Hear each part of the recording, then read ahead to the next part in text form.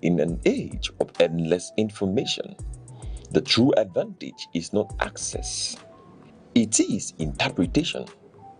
Welcome to Aneke TV, where journalism goes beyond headlines, beyond reaction, beyond speculation. Here, stories are investigated, issues are analyzed, voices are challenged, because an informed society is a stronger society. A discerning audience is a powerful audience. We are live, daily broadcasting, relentless clarity. Aneke TV, where knowledge meets broadcast.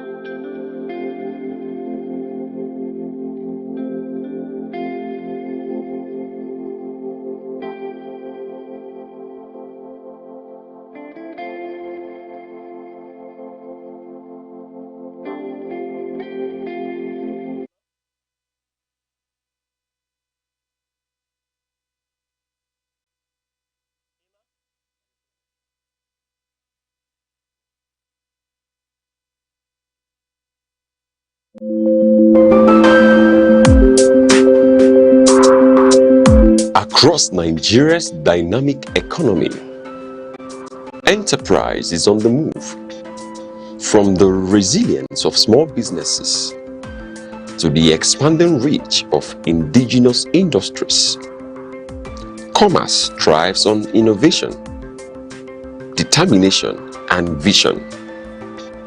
Finance is evolving, powered by technology and driven by a new generation of entrepreneurs. In a rapidly changing world, digital transformation is redefining how we save, invest, and grow wealth.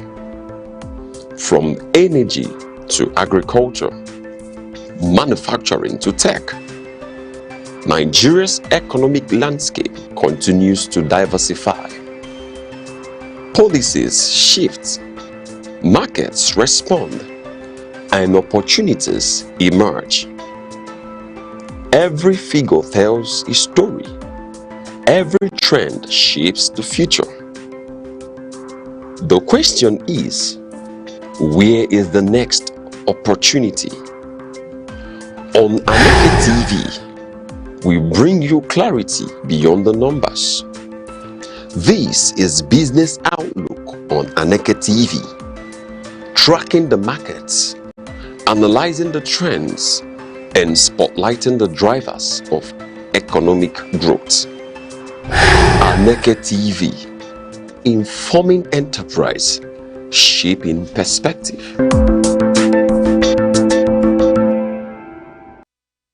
Many thanks for joining us today on market segment here on Aneke TV.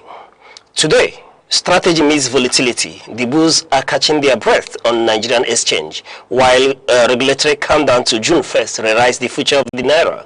On the global stage, Brent crude at $109 a barrel forces a total rethink of corporate overheads. In a market moving this fast, hesitation is a liability, and clarity is your only currency. We don't just report the numbers, we decode the forces driving them. And this is the business desk, where destiny meets data, and your weight finds its voice. I am Uche Osai. The market is open. Let's get down to business. Starting from the Nigerian exchange. Yes, the Nigerian exchange is expected to show cautious trading on Monday, being this morning, as investors continue to balance the broader bull, the broader bull run with tactical profit taking.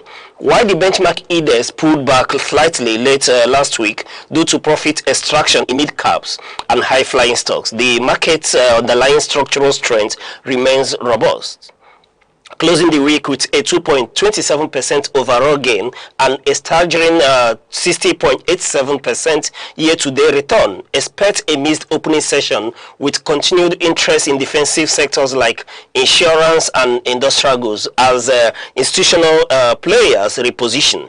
And looking at the all-share index as at Friday, yes, which it closed around 250,330.92 points, declined by 0.76% from 252,243.11 points. The market capitalization stood at 160.444 trillion naira on a volume of trade, nearing 1.084 billion shares, valued at 44.288 billion, executed across 65,744 deals. And the market rate, as of Friday, was positive. 47 equities advanced versus 28 equities that declined. And quickly looking at the top market movers as at Friday, yes, talking about top gainers, May and Baker, closed at 47 naira 30 kobo, making a bullish adjustment of 10%. ABC Transport, equally bullish as well, made a 10% positive adjustment to close at 6 naira 27 kobo. Score, yes, equally bullish, closed at 3 naira 5 kobo, making a positive adjustment of 9.98% as well. And then quickly taking a look at the at the losers or the decliners, yes, we see Zikis. Yes, Zikis Agro Allied, it was in the dip as he made a negative adjustment of 9.97% to close at 29 naira 43 kobo. FTN Coca, yes, was equally bearish as he made a dip of a negative 9.95% to close at 8 naira 96 kobo. Now, the Initiate PLC is another stock that was equally in the dip. Yes, a very big dip as he made a bearish adjustment of a negative 9.90% to close at 32 naira 30 kobo. Yes, that was the market for Friday. So in all, we are looking at a market that opened this morning, looking as a little bit stable, to cautious outlook across the market in all. So we urge you to enter the market, being cautious, as we look at the exchange as it opens this morning. And quickly moving to the forex market, yes, the naira is expected to open today with a stable to cautious outlook across both the official and parallel windows. Market sentiment is heavily supported by ongoing central bank reforms and strong autonomous inflows, which have significantly built up external reserves. Crucially, policy transparency, took a major step forward over the weekend following the Central Bank of Nigeria's unveiling of the revised 2026 foreign exchange manual, set to take effect on June 1st. Yes, this structural development is expected to reinforce institutional confidence and curb speculative trading. Analysts anticipate the naira will maintain its current consolidated range as the market digests these operational guidelines. And looking at the naira performance as at Friday, starting with the official market where the naira closed at 1,370 naira 49 kobo against the US dollar, showing marginal intraday volatility but holding firm within its established 2026 trading band. And looking at the parallel market, which hovered between 1,450 naira against the dollar and 1,480 naira against the dollar, keeping the premium between the official and alternative windows relatively narrow. The key driver here, yes, looking at the key driver, we saw strong foreign capital acceleration and a steady decline in systemic speculative demand, reinforced by the expansion of domestic refining capacity, which continues to ease, energy-related forex pressure. And quickly moving on to take a look at the Brent crude performance. Yes, starting with the outlook, the Brent crude opens today with a strong bullish momentum, underpinned by a severe structural deficit, in global energy markets. A wave of late week buying pushed prices up over 3% to settle near $109 per barrel.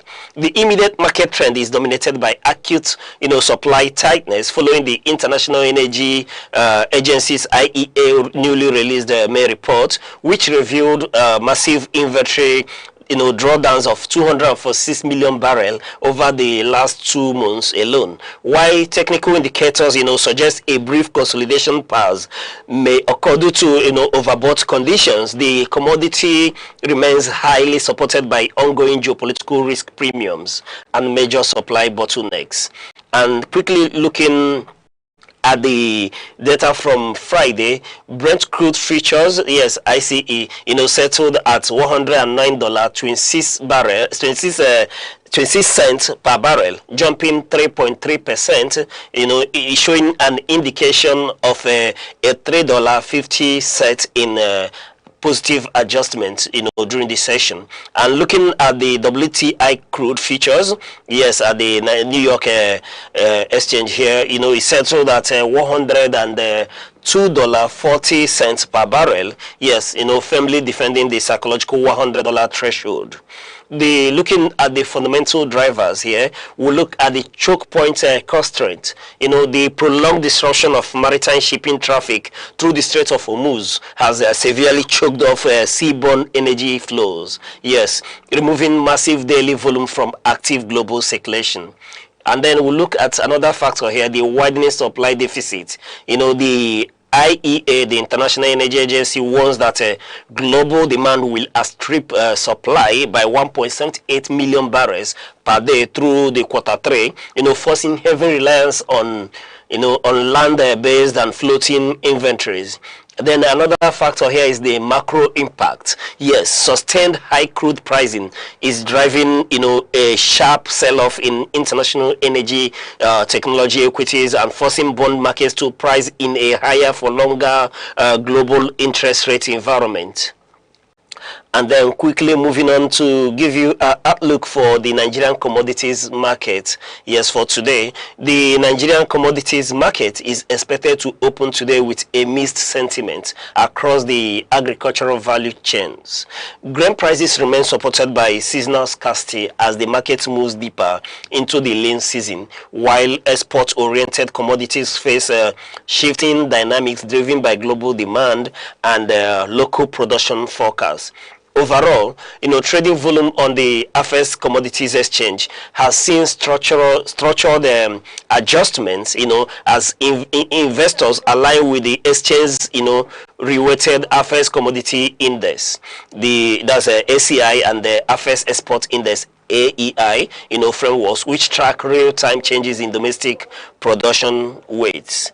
Now, quickly looking at the FS Commodities Index, ASI, which closed around 40 naira 68 kobo, gained marginally by 0.04%. The FS Export Index AEI stood at 32 naira 22 kobo, jumping significantly by 9.57%. Then looking at domestic food crops, due to the lean season, maize, the white one of it, settled around 302 naira 93 kobo. Yes, 302 naira 93 kobo, experiencing a sharp 15% surge. Dwindling market arrivals and high demand from poultry feed millers, continue to drive severe upward price pressure. And then looking at Shogun, yes, Shogun settled at 292 naira 16 kobo, climbing 6.53% as industrial breweries, compete aggressively for available buffer stocks. And then moving on to take a look at the performance of paddy rice. Yes, the paddy rice, it settled at 417 naira 13 kobo, advancing 1.45%. High input costs from the previous wet season and import reliance, keep local prices highly elevated.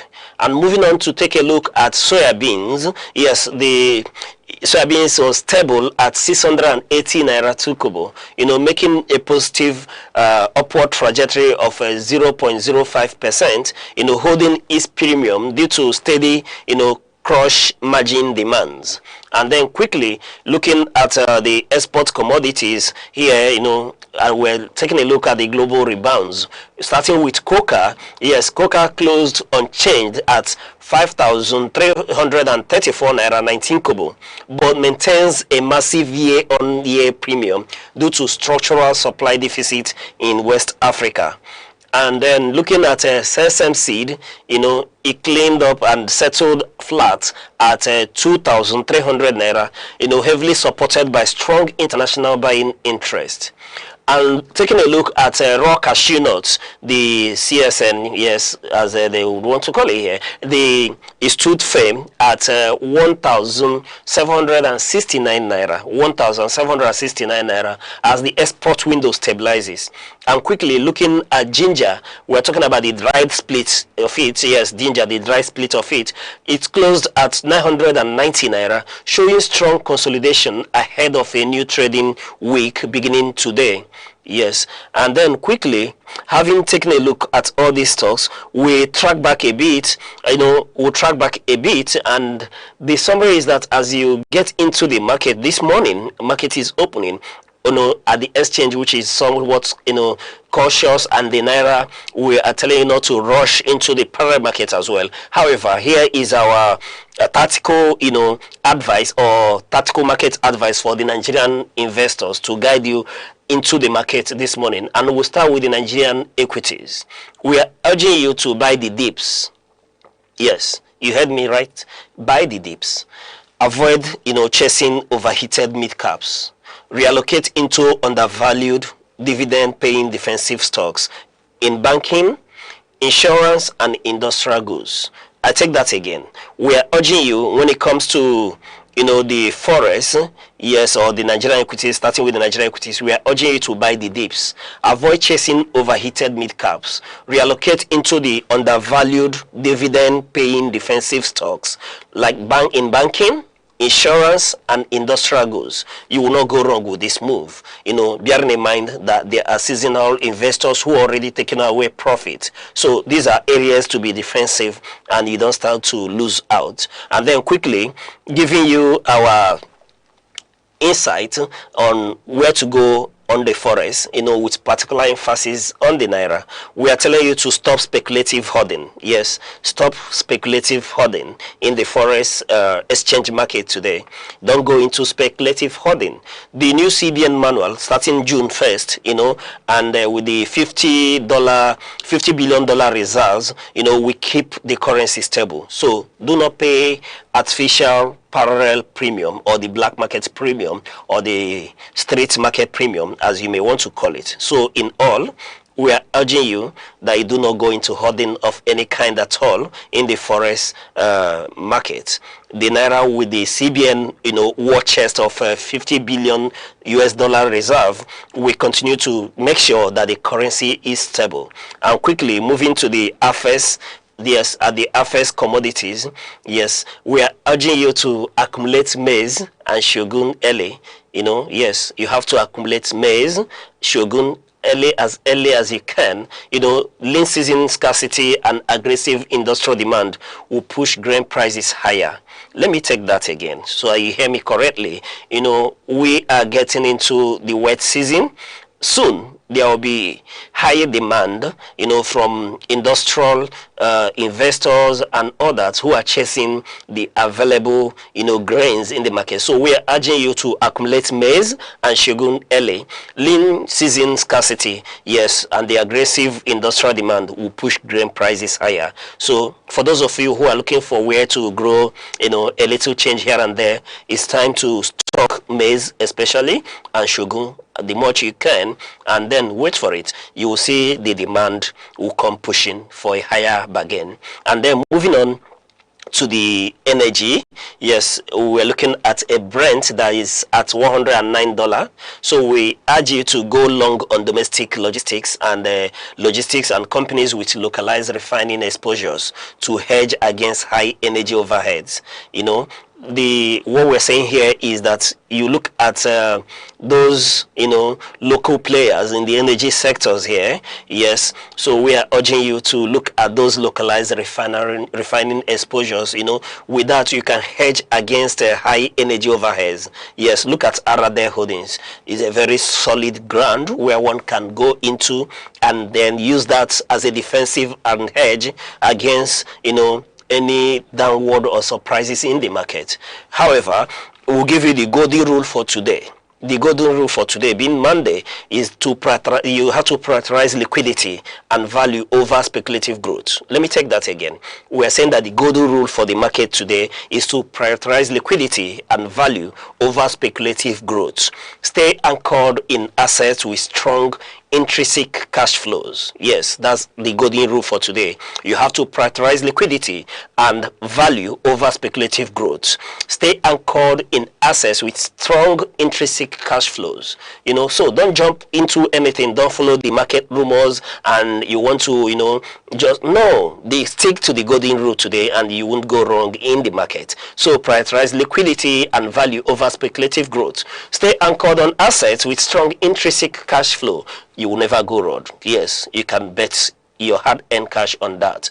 And this is where we'll be drawing the curtains on the Aneke TV market segment. However, we urge you to, before you make incursion into the financial market, do well to consult a certified financial expert. And this is due to the volatility of the market.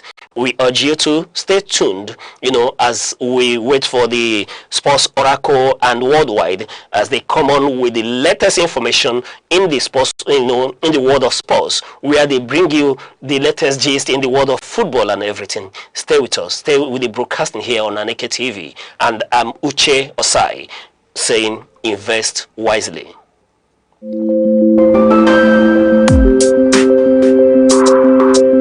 Across Nigeria's dynamic economy, enterprise is on the move.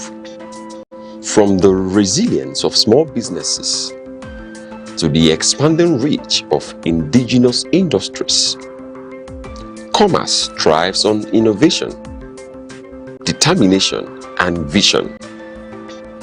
Finance is evolving, powered by technology and driven by a new generation of entrepreneurs. In a rapidly changing world, digital transformation is redefining how we save, invest, and grow wealth.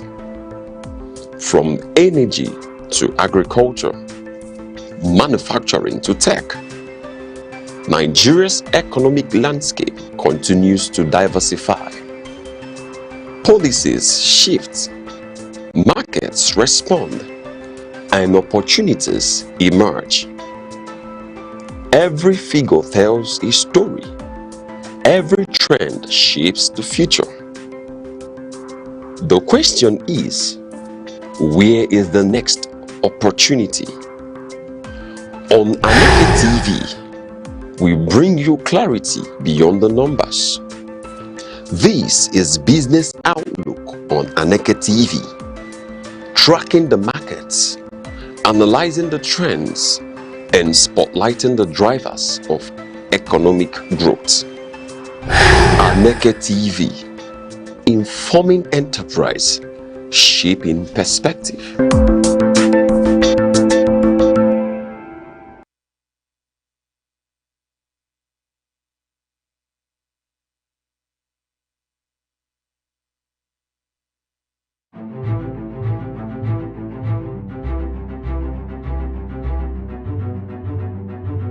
Morning headlines before you step out. Midday updates while you work.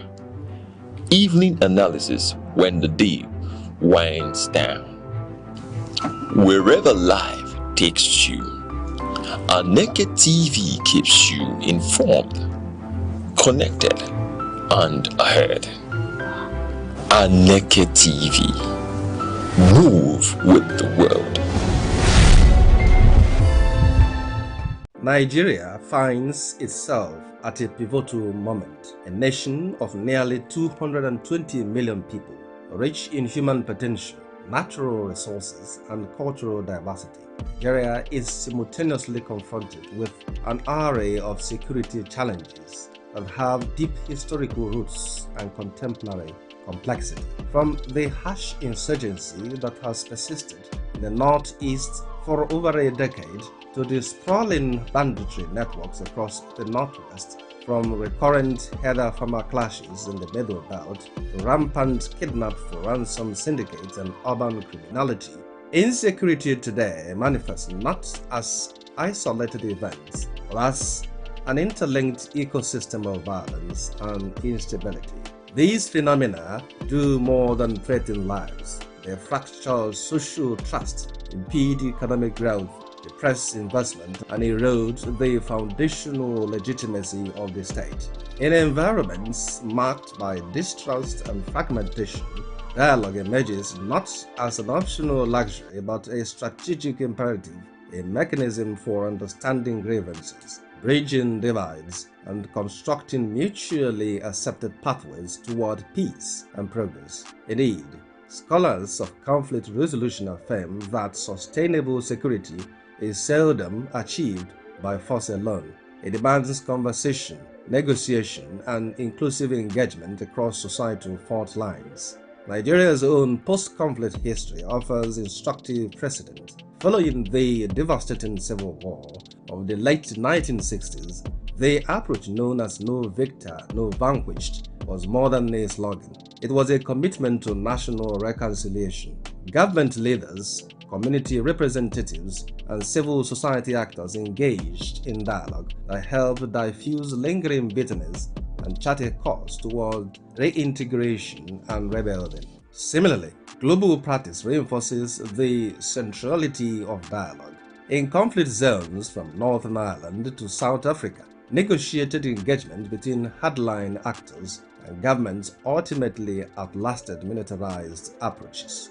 These examples illustrate a foundational principle. Dialogue humanizes the other and transforms entrenched antagonisms into space for shared problem solving. In the Nigerian context, dialogue must operate at multiple levels: local, state, and national, each tailored to the specificity of its environment. At the grassroots, structures like traditional council forums, community peace committees, and youth roundtables serve as critical platforms where grievances can be heard and understood.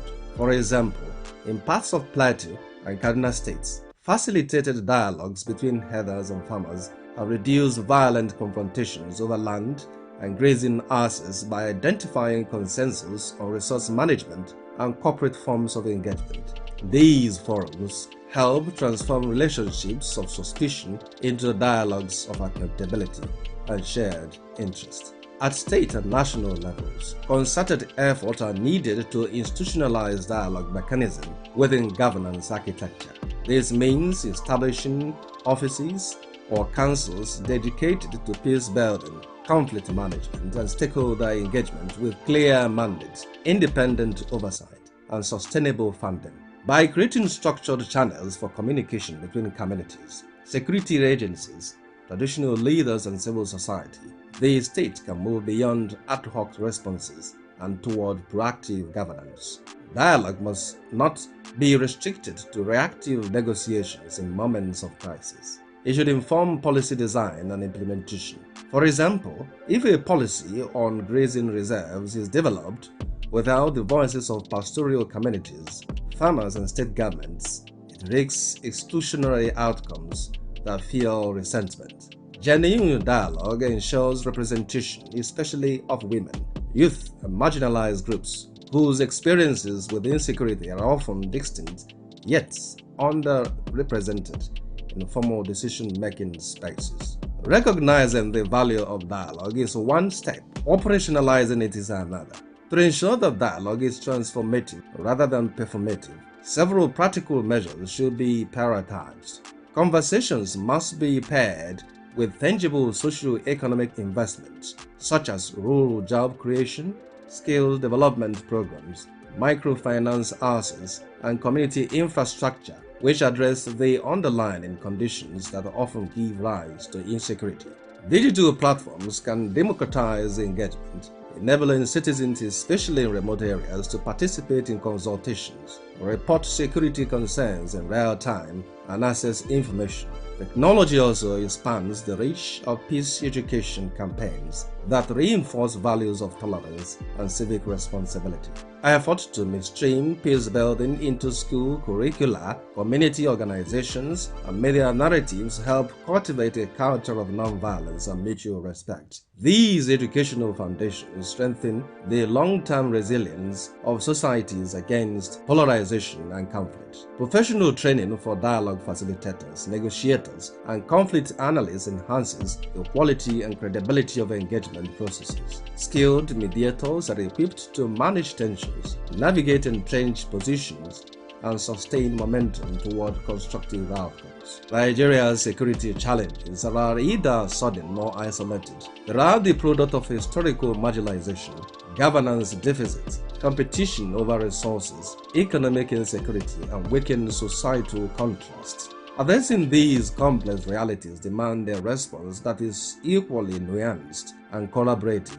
Dialogue offers a means of confronting not just the symptoms of insecurity, but these root causes. As the nation contends with these present trials, the urgency of inclusive conversation cannot be overstated. In bridging divides, building trust, and co-creating solutions, dialogue becomes not only a pathway from violence to peace, but a foundation for progress. A secure, peaceful, and prosperous Nigeria is not a distant aspiration. It is a collective project achieved through the persistent work of engagement, understanding, and shared purpose. The eagles stand as a majestic symbol of strength, clarity, and vision. Its ability to soar above storms signifies resilience, while its shaped sight represents focus. This is why many nations, including Nigeria, use the eagle as an emblem of nation pride. Eagles do not fear challenges, they embrace them. They fly higher when the winds become strong, rising above obstacles rather than avoiding them. This teaches us that problems are not barriers, but stepping stones for those who dare. To live like an eagle is to stay focused, courageous, and disciplined. It is to see opportunities where others see only difficulties. The sky is not your limit, it is your launch pad. Every second, the world changes, markets rise, leaders speak, stories unfold. To keep up, you don't just need news. You need clarity. You need speed. You need perspective. That's why Aneke TV brings you the global pulse. Accurate, reliable, right when it matters most. Aneke TV. Move with the world.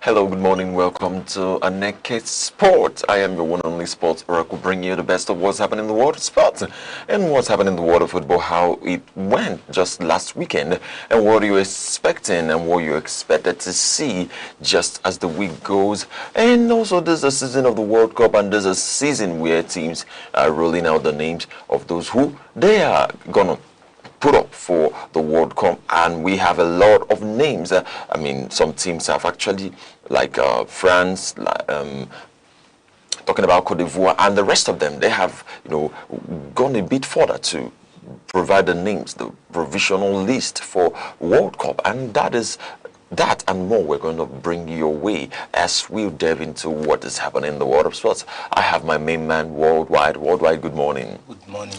Yes, you look very morning. Yes, I'm sharp. You are sharp, yes, you are sharp. It was a great weekend for me. Yes, it was. If not for anything, for Manchester City beating Chelsea. Okay. I told you on Friday that Yeah. if Man City can get me 3-0, I'll be happy. But unfortunately for me, they got 1-0, but at least the weekend was nice for me. Okay, but what is it about Manchester City winning Chelsea for you? Chelsea, they are my, let me just tag them my enemies for now. They are my rivalry. Mm-hmm. So I know my rivalry because they have not gotten to that extent where I've gotten to, but they don't used to allow me to, have my breathing space. Anytime they win, I can remember when they won that Club World Cup. Though I did not play in the competition, but they refused to let me to see road. I couldn't breathe. Okay. Anything, my status, Chelsea, this one, Chelsea, if I'm talking to somebody that is a Chelsea fan, I will not have a good day. So, yesterday, they cured that, in fact, the world was peaceful yesterday. Yes, there was no noise pollution. The world was peaceful. Very peaceful. I slept well. Peaceful. There was nobody putting status or calling me to remind me that Chelsea won. Actually, that would have been worse. If Chelsea won. You know why? Adding to the fact that they now have Xabi Alonso. Yes, of course. It would have been a kind of introduction. Two-way victory. They have a new coach. And a better coach, we will say. No, a better coach. Yes, we're going to get to Xabi Alonso, but let's take a look at the Punch Extra Sports newspaper. What is actually happening in the world of sports? Because you have a lot of Nigerians like Vito Osimhen and the rest of them who have lifted trophies. Even the senior man yesterday. Senior man yesterday says, if you need a trophy, call me. Call him. Yes, call me. He has delivered. I believe Chelsea should call him. Chelsea should call senior man. Of course, senior man can bring them a trophy. If not, Well, let's just take a look at that update and see what is happening in the world of sports. Let's see, Onuachu is making the headline today and says Onuachu shares lead in Turkish Golden Boot chase. Onuachu has scored a lot of goals in the Turkish league. He is basically the league top goal scorer in Turkish league. Now he has made a lot of progress. What do you even think about this Onuachu guy? Because you know, when you talk about Paul Onuachu, he came to AFCON. Yeah, he was president. Yes, he was president, but he didn't really. Nobody really felt his impact. You know, even till now, we won't say we are feeling the impact, because some people don't even know that he's in Turkish league. We only hear more of Osimhen. Yes. But this guy in the same league where Osimhen is, he's topping the goal chart. You know, at least he deserves some recognition.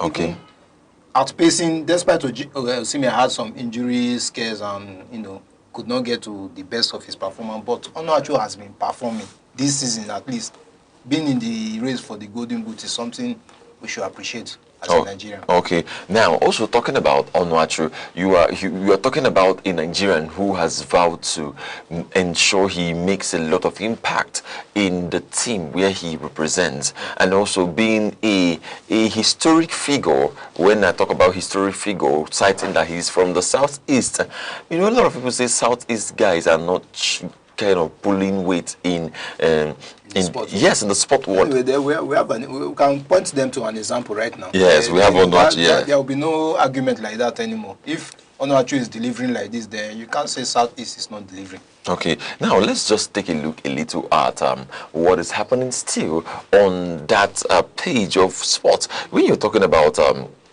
Onuachu, you're talking about somebody who he plays for Trabzonspor. Yes. Now, I wonder what has been happening between him and Onana. Between him and Andre Onana of Manchester United. They will be in a good relationship, of course. You know, Onana is trying for them. Funny. Yes, Onana is trying. Some good results. Onana is trying, but he's taking more goals. No, he's taking goals, but at least he's trying. You know, for a club like if not for the names that we have there now, we might not even get to know that there's a club called the Trabzonspor. But having Paul Onuachu as their talisman, then Onana as the keeper, you expect to be conceding more goals, but it's not like that. Onana has really improved though. Maybe Manchester United should call him back. They should just call him back to see what he can offer. All right. Now we go on a short break. When we return, we're going to bring you what is happening in the world of sports and everything you need to know. Stay with us. Don't go anywhere. We'll be right back. Every second, the world changes, markets rise, leaders speak, stories unfold. To keep up, you don't just need news, you need clarity, you need speed, you need perspective. That's why Aneke TV brings you the global pulse. Accurate, reliable, right when it matters most. Aneke TV. Move with the world.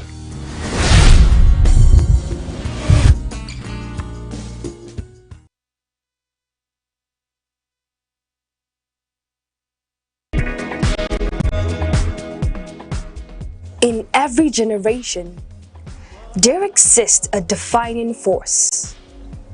A force shaped by curiosity, driven by ambition, fueled by possibility. Where ideas evolve into innovation, skills transform into enterprise, and vision becomes impact. Because empowerment is more than progress. It is transformation. The voices shaping tomorrow. The idea redefining possibilities. The generation building the future.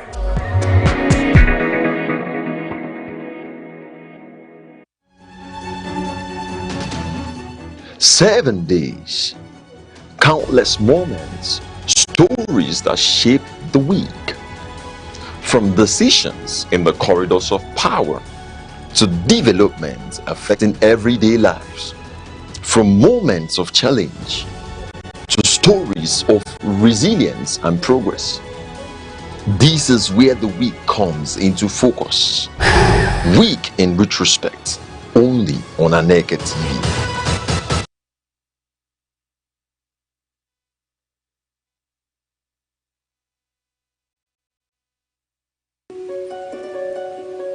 In a world that never stands still, where stories break in seconds and moments shape history, one station keeps you connected to your nation, to the continent, to the world. From breaking news to powerful stories, from business and politics to culture, lifestyle and entertainment, we inform, we inspire, we keep you ahead. This is more than television. This is your window to everywhere that matters. Aneke TV. Move with the world.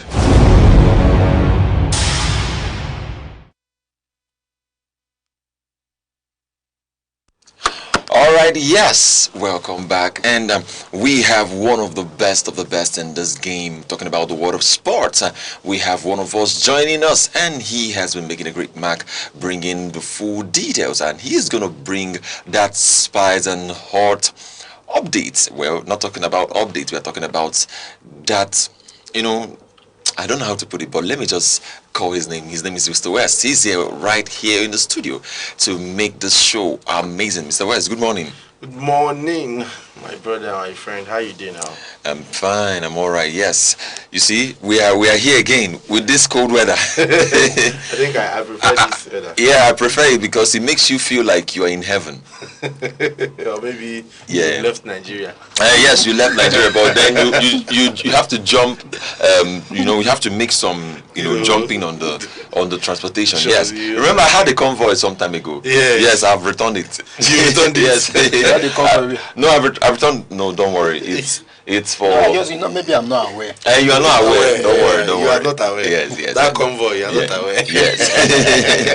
All right, let's go to the world of boxing, where we have talking about McGregor and Holloway. McGregor and Holloway, they are set to fight, and it's one of the world fighting game that you ever have, boxing game you ever have.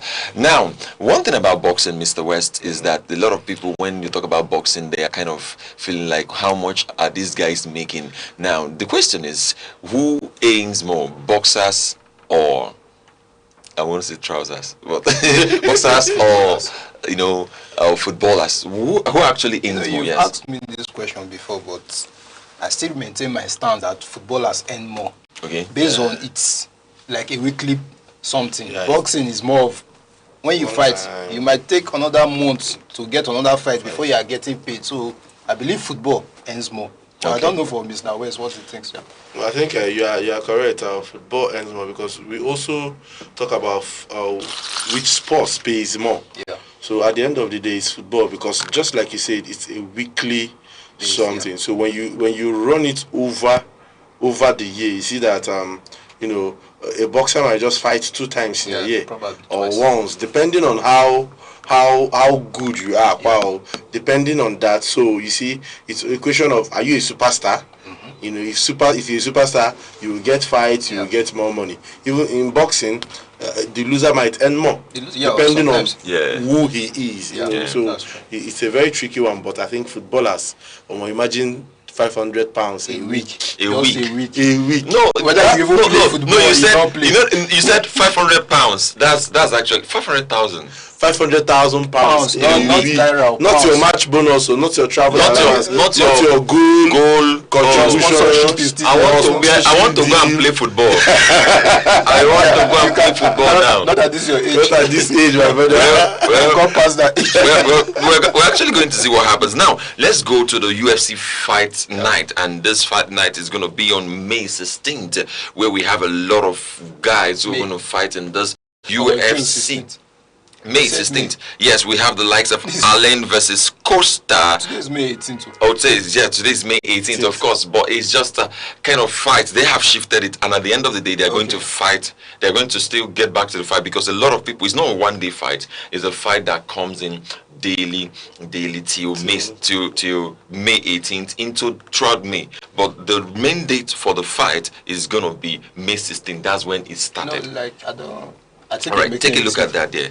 Now we have Allen versus Costa.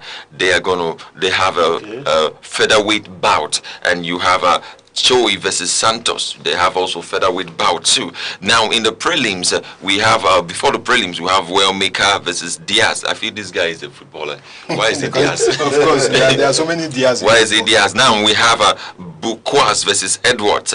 They are going to get their fighting. You know why this battle is not the same day? Because if it's going to be the same day, all of them will not. They can't fight the same day. So it's going to is a posting of. It's like a tournament. Yeah, it's like a tournament. Now also we are going to have. That's what I'm telling you. It will end on July 11th. That's a Saturday with McGregor versus.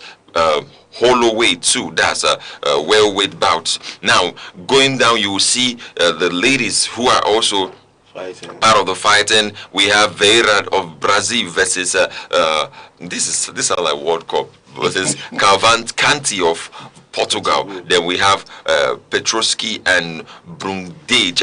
We have Tokos and Eslam. We have Gant and Milne. Then we have Abdelaine versus Vienna. Then we have Barres versus Gurule. Then we have Banon versus Kala. Now, taking a look at this fight, you're going to see that there's a lot of women are kind of showing up in this game. Yes, UFC fights many years ago involved women, but right now they are much more open to having more women, and they are now doing it cross-Atlantic. It's very important, very, very important. Because they should balance, women like all this gender-based issue that they are not being involved in. Sometimes in politics, sometimes in sports. So it's good that there's been a balance, of course. Yes, it's good that bringing everybody in, but for me, I feel like we need to also understand that somebody's teeth can be lost. Of course, they are aware of They understand. Yeah, somebody's teeth can be lost. They are ready to lose one of their teeth. They are professionals. They are well trained. I think I watched one of these UFC fights, and it was the female fight. At the end of the fight, the woman that won, her daughter came, to celebrate with her. I'm like, wow. So it's not just about women being part of this sports. They can also be part of this sports and also have a normal human woman life. Okay. Have a husband, have children, and still be an athlete. So and still not beat up their husband. Of course. Yeah. But talking about that, imagine marrying a woman, and you don't just a boxer, a UFC professional fighter. Maybe you are just one man, just doing your normal thing, and you provoke your wife. You go to provoke her from a distance. All right. On Friday we had this is talking about the world of F1. We had the Red Bulls. Max Verstappen on Friday he clocked 10 years driving for Red Bull. Wow. Have you ever watched that Red Bull games? I mean, Red Bull is a very crazy sport. Like their side of sports is very, very different and distinct. Have you watched their competitions? The F1? Not just the F1, the kind of sports Red Bull brings. Yes, like sports. I think there's one they use. The bikers. That's why they say it's extreme. Jesus. I said Jesus, yes. Somersaulting on train, on a moving train. Oh my God. It's something you don't want to venture into. It's something you don't want to venture, but then Max Verstappen, he on this day in 2016, he claimed his first F1 win at the Spanish Grand Prix, and he had 70 more wins, 120 podiums, 48 pole positions, 13 sprints, 6 Grand Slams, 14 hat-tricks, and 4 world titles. Wow.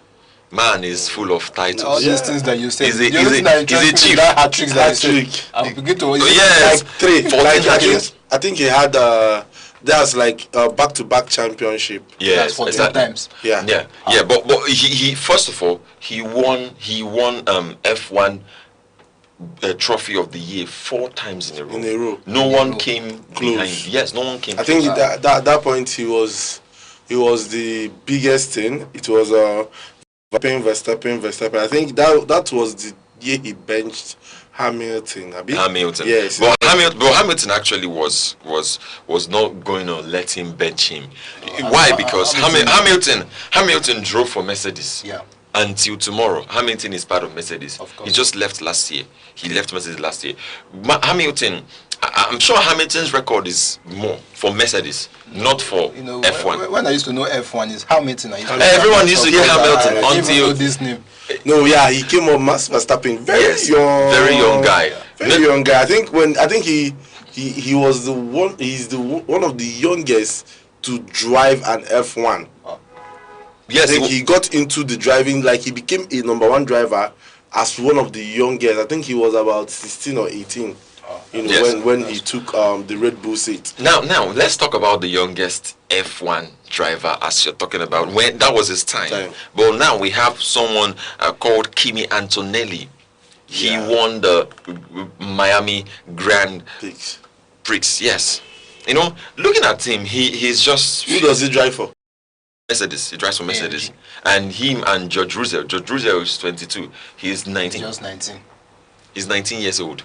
Wow. And Kimi Antonelli, he won he had to, in fact, he's the first young person in the history of F1 that has converted 2 pole positions. That's the Yamaha of F1. He should be the Yamaha of F1. Yes, he has actually had 2 pole positions, Kimi Antonelli, and he's so good with this. Well, talking about this, we're still talking about F1, and a lot of people don't watch F1 games, and you remember, especially here in Africa. In Africa, I don't know why. We don't have the roads. But want to get F1 to bring F1 to Enugu. It's not something that we are familiar with. Yes. So because of that, it doesn't make sense. It's just like tennis, the clay. All those Roger Federer. Why will you just leave your wonderful football, maybe basketball, then you don't go and watch F1, somebody driving, when you don't even have the road. You don't even understand practice. You don't even understand what's going on. You can't even predict the score. You don't know what's going on. Like, really I don't know, there's this movie about they made a movie about F1 with this guy. Is it Matt Damon or the Smith? This Mr. and Mrs. Smith. I've seen that movie. Yes. Yeah. So I think it was just that movie that gave me a little glimpse of, what it means to have a Formula 1 season, because just like football, they have a full season. Everything doesn't happen in a day. Of course. You take some parts here, you take some parts here, there are positions, and at the end of the day, your points gather to sum up who wins the season, who comes second, who comes third, and you have to score a particular point to be able to continue to compete at the Formula 1. If not, you are relegated out of the Formula 1. Maybe you go somewhere lower, because we have the lower versions of Formula 1. Formula 1, I think, yes, they have the lower leagues. Yeah. Now, still talking about Formula 1, we're looking at what is actually, how we can make this sport, bring it down to let Africans see. Is it a cultural thing, or just like a more of a foreign thing? This is not our thing, so everybody should know. Take a look at it. Because you remember, even in the 1990s, people used to watch Formula 1. Mm-hmm. Africans watch Formula 1. In fact, right now, we have not had that African vibe on the Formula 1. However, we have not really had someone, driving. I mean, in the past 10 years, we've not. To be a driver at the Formula 1. Yes, to represent except the person is going to be practicing outside. When you say he's from Africa, they can practice in Europe. Where are the roads to practice? So we don't even have roads for keke na pepe. And you want to go start driving to practice. So except he's going to be doing his practice outside. But for Nigeria, where is he going to be doing the practice? If you ask me, I'll ask you back. All right, let's just move up a bit and just talk about football. You know that in just on Saturday, Manchester City had to trash Chelsea. I was in the ceremony when that event took place, and I was told the score. I don't know how I felt. I felt like things were like. Had joy. Yes, I had no joy because I don't rejoice when my enemies are So when do you not rejoice? Well, I will when tell your you. enemies are winning. I will actually tell you when. But my most important feeling, I had to, start to divide my feelings for Manchester City and Chelsea, seeing what Chelsea had been through this season, and also seeing what Manchester City has achieved. Yeah. Now, Mr. West, I want to ask you, what do you think about the team Manchester City in 2025-2026 season as a trophy team? Okay, I think they really started showing the vibe of a champion towards the end of the season. Yeah, it's just like the drama that happened in the Scottish League. Yeah. I think that broke everybody's heart. The hearts were broken. Yeah. The hearts of the hearts were broken. You understand? Yeah. Staying on top of the league for 200 and something days, only for Celtic to go top in a day and win the league. That's the mark of a champion.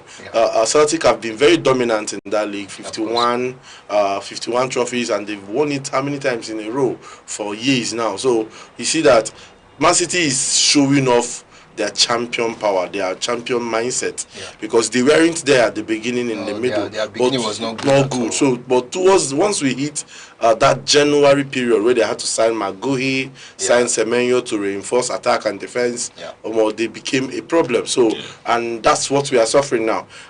This Man City FA Cup with Chelsea, I didn't want any of them to win. I didn't want. Yes, I was in between. Not supporting anybody. I wasn't supporting it. I didn't want. If there was a way the two of them would play the match and they will give somebody else the cup, I would have wanted it, because why do I not want Chelsea to win it? Chelsea has had a very terrible season. Yeah. Very, very terrible, disastrous. They've had an abysmal season. So if they had gotten that cup, it would have covered the fact that they had a terrible season. Yeah, that's true. And I know how their fans behave. There will be noise everywhere. There will be noise everywhere. So they have to live with the fact that they had a terrible season and they go home with nothing. Yeah. They don't get that lucky. So for Man City himself, Man City is hungry. Man City is furious. I believe he's angry because they pushed him out of the Champions League. So he's going for everything that is in his road now. I think the only thing remaining is the EPL that he is trying to steal from Arsenal too. That would be and then Arsenal is just like, you cannot steal my shine. They cannot just steal it this time around. Someone was asking this question: if Pep Guardiola trained Arteta, why won't Pep let Arteta win something? Well, it's football. If they don't let you win something, you fight, have to fight. It's just like politics. You fight for it.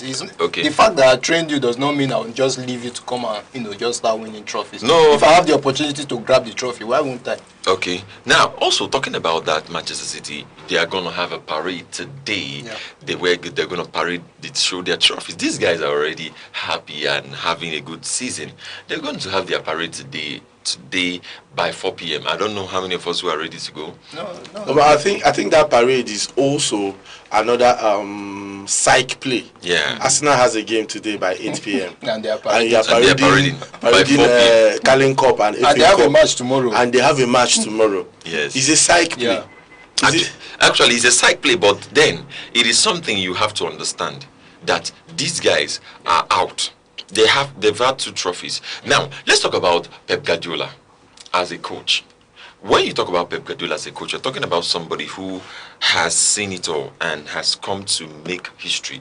He has made history, citing that it could be that he will leave Manchester City at the end of the season. But right now, there are rumors that he will not leave. He's going to stay. Mr. West, what do you think about Pep Guardiola in Manchester City in 2026-2027 season? I think it will be a really interesting one. Why? Because a whole lot of people now believe that they can get results against these people. Yeah, one of the things that puts him off is the ability of Man City getting players the way he wants it. If he says, let's go for this guy, we'll go for him. Just like Real Madrid. Real Madrid don't sign you to come and start giving you a chance. They sign you when you've proven yourself. They sign the best players. Yes. So that's what he did. You can't be signing Anthony Semenyo in January for 65 million. Signing Maguire in January. And most of the other clubs, nobody made any signing in January. That's the kind of man Guardiola is. He is never resting. He doesn't want you to have anything. he doesn't want to give you any. Everything he wants to collect it. Why will he give Ateta trophy? For what? For what? So you see that it's a question of if you want it, you take it. Yeah. I know how many jogging club pursued him. Of course. I think out of 5 or 6 or even 7, jogging took one. 6, yeah. He just took one. He managed to take one. So every other time it's him coming second, then Arsenal joined in coming second a couple of times. I think it was just the last season that they were relegated to 3rd position, and it was between Arsenal. He won it back to back. Yes, four straight times, you know, and that's the kind of man he is. I think the other day I was seeing a recap of his time in Barcelona. Yeah. You know, I think there was this Clásico between Pep Guardiola and Jose Mourinho. Yeah. You know, it was fight, it was war, but somehow he's still he's a guy that doesn't want to leave anything for you. He wants to take that it winning on mentality. Yeah. Like the thing is scatter heads. He just wants to win. Okay, to tell you how bad he is, he had to promise Burnley players that each of them will get a Rolex watch from him. Yes. They get a result against Arsenal. Do you know how much one Rolex watch is? Yes, I actually saw the and I was like, really? Everyone, wait. Yes, he's ready to do it now. If Burnley players just get a draw against Arsenal. Get a draw. They don't even need you to win. Eventually get a draw against Arsenal. Arsenal is doomed. The league is now open. It's not like you have to win your last match. I have to win my last match. Then it's a matter of goals. And I believe Man City has more goals. So if Burnley wins, not really. I think they are tallied. They're tallied. But now let me just make it clear that Arsenal and Manchester City going head to head for the league. Yeah. I mean, the Premier League is the one thing we have not seen in history. When I mean celebrating in history, I would still tell you that some people are saying if Arteta eventually loses the league, that he should, be let go by Arsenal. And I said no. Mr. West, what do you think? Why you let him go? Okay, I don't think. As someone who is always already coming behind is like Haaland or what's his name, coming from behind to score. So I don't think. For me, letting him go is not the issue. Who will you bring? Yeah, of course. Who will you bring? I think one thing that the football world is lacking now is inventional coaches. Yeah. We don't have a lot of them anymore. We've seen Chelsea bring a couple and it has not worked out. Madrid themselves are in that place. Lost Ancelotti to the Brazilian national team, and replacing him has been a problem. We've seen Man U suffer for coach issues, even with Carrick doing so well. Yeah. I don't think they are going to settle for Carrick. And if they are not going to settle for Carrick, who would they bring in? No, they are going to settle for Carrick. Actually, it's one of the things we're going to talk about. But then continue on your part. We're going to come there. Okay. So it's a question of how many world-class coaches do we have? So if you are going to let Arteta go with everything he has done, Arteta met that Arsenal team in 2019 in 15th position. Yeah. And from there, he took them to qualify for the Europa League, I think from 15th, with the kind of lackluster players that he got. So it has been a journey, a very good journey, young team, young coach. And when you see the people he has been competing with, it has not been an easy one. You are trying to win a league where Jurgen Klopp was competing at the same time. Pep Guardiola, Jurgen Klopp left. There was still Pep Guardiola, and this brought in Slot again. He brought in Slot. This Pep Guardiola guy is not somebody that lets you win. They don't let you win. So it has been amazing. Look at the Champions League. Last year semi-final. This year he's in the final. And this year he did something extra. He has gone unbeaten in the Champions League up until this point. So if he goes on to win the Champions League, he means he won it without losing a single game. So I don't think it's a question of letting him go if he loses this league. It's a question of improving the team and going again. Yes, it's a question of improving the team and going again. But looking at the kind of players Arsenal has, recruited for the season, you would see that sometimes it looks like there's no drive for them to win. Now I'm talking about the strikers. We're talking about until Labourparty came and started making a mark. It was as if there was nothing that was. You have money, Madueke. I will not say there was no drive because these players just came in. They have not been there for like two seasons ago. You don't understand what it means to. You understand, but I mean in that moment where this is what we came for. We are losing and we have to win. we have to put away, we have to stop sliding our hair back. But what you would understand, I don't know how many of Arsenal games you saw during the season. Yes, I there are games we shouldn't have lost, that we lost. There are games we shouldn't have drew, that we drew. We shouldn't have lost the Wolves game. We were 3 goals up and somehow, we lost that match. We were 2 goals up and somehow we lost that match. Then Bournemouth, they came to our house, scored first, we equalized. Somehow we lost that match. We shouldn't have lost the Man City games. But then, I want you to understand something. You are a Man U fan, you're a Man U supporter, and your team plays you went out early in the FA Cup, left the Carling Cup, you had just the Premier League, but you still come and you lose games. This is a team that plays FA Cup, plays Carling Cup, plays Champions League, and plays League. You find them play on Wednesday, they are playing on Saturday or Sunday, the next week they are playing on Tuesday. So sometimes this player loses it. Of course, no. They lose it. Even Man City lost it at some point. Like we said, they didn't have a good start. Why did they not have a good start? Because the players were not finding their leg. This thing, Haaland went a couple of games without scoring a goal. Yeah. So their goals were coming from either Bernardo Silva or somebody on the outflank, Mamouche or Aneke. So, but he continued playing. So, then Arsenal itself has suffered a lot of injury, especially in the midfield, which damped their creativity. Odegaard has been far from himself. Very, very far. This season, Odegaard is so very far. When you watch Odegaard this season, you'll be like, who is this guy? So then, when you say he's very far from himself, he has also been coming in, play a game, go out 3 games, 4 games, you don't see him. He comes in, Eze the same thing. Yeah. It's as if Eze only comes alive when we play Tottenham. Yes, when you watch him against Tottenham and you watch him in the next game, like, it's just the consistency. Actually, that's what I'm saying. It's the consistency. Martin Zubimendi has made a lot of. Martin Zubimendi lost us a lot of points with some lackluster passes. So you find out that the team. It's a question of how consistent you are. That's how you become a champion. Yeah. We've lost Timber, we've lost Declan Rice. Timber is just coming back. So when you look at these things, it's now down to the coach to become innovative with what he has. He had to introduce Miles Lewis Kelly in the midfield, use it against ATM, and maintained it in the next game. So guys, okay, I played Fulham with this team, got 3 goals in the first half. I'm going to use the same thing against ATM. Miles Lewis Kelly in the midfield. Now, let me just bring it home when we are still talking about Premier League and what is happening. You're talking about an Arsenal team that plays 3 games, up to 3 games, different competitions in a week, right? Up to 4. Up to 4 games. Now, and there could be issues. Things could just come up. You are talking about them losing out, or them losing the game, or them winning the game. That's awesome. We're not talking about the Premier League title coming towards the end of the league. Who actually would see the league? When a player is playing and the player is at the end of the tunnel, because this is actually the end of the tunnel where you see the light. Yes. Where you see the light. Where you see the light. So I mean, you actually have to go out your way to ensure that your team registers it. That's the same thing I'm talking about.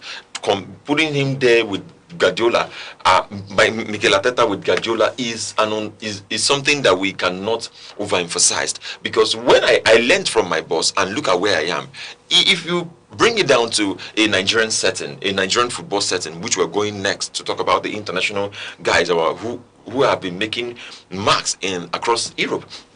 Bringing it there, you will see that there's a progress for Mikel Arteta, and you don't take away someone who is trying. Of course, that's actually what I feel. You don't take away Arteta, you can't say he has not been underperforming. You can be. It's not comparing with comparing with Guardiola. Like when I mean comparing with Guardiola in this season is actually important, because look at where he is. Look at where Guardiola is. He's boss, and he has finished at the top for 4 seasons.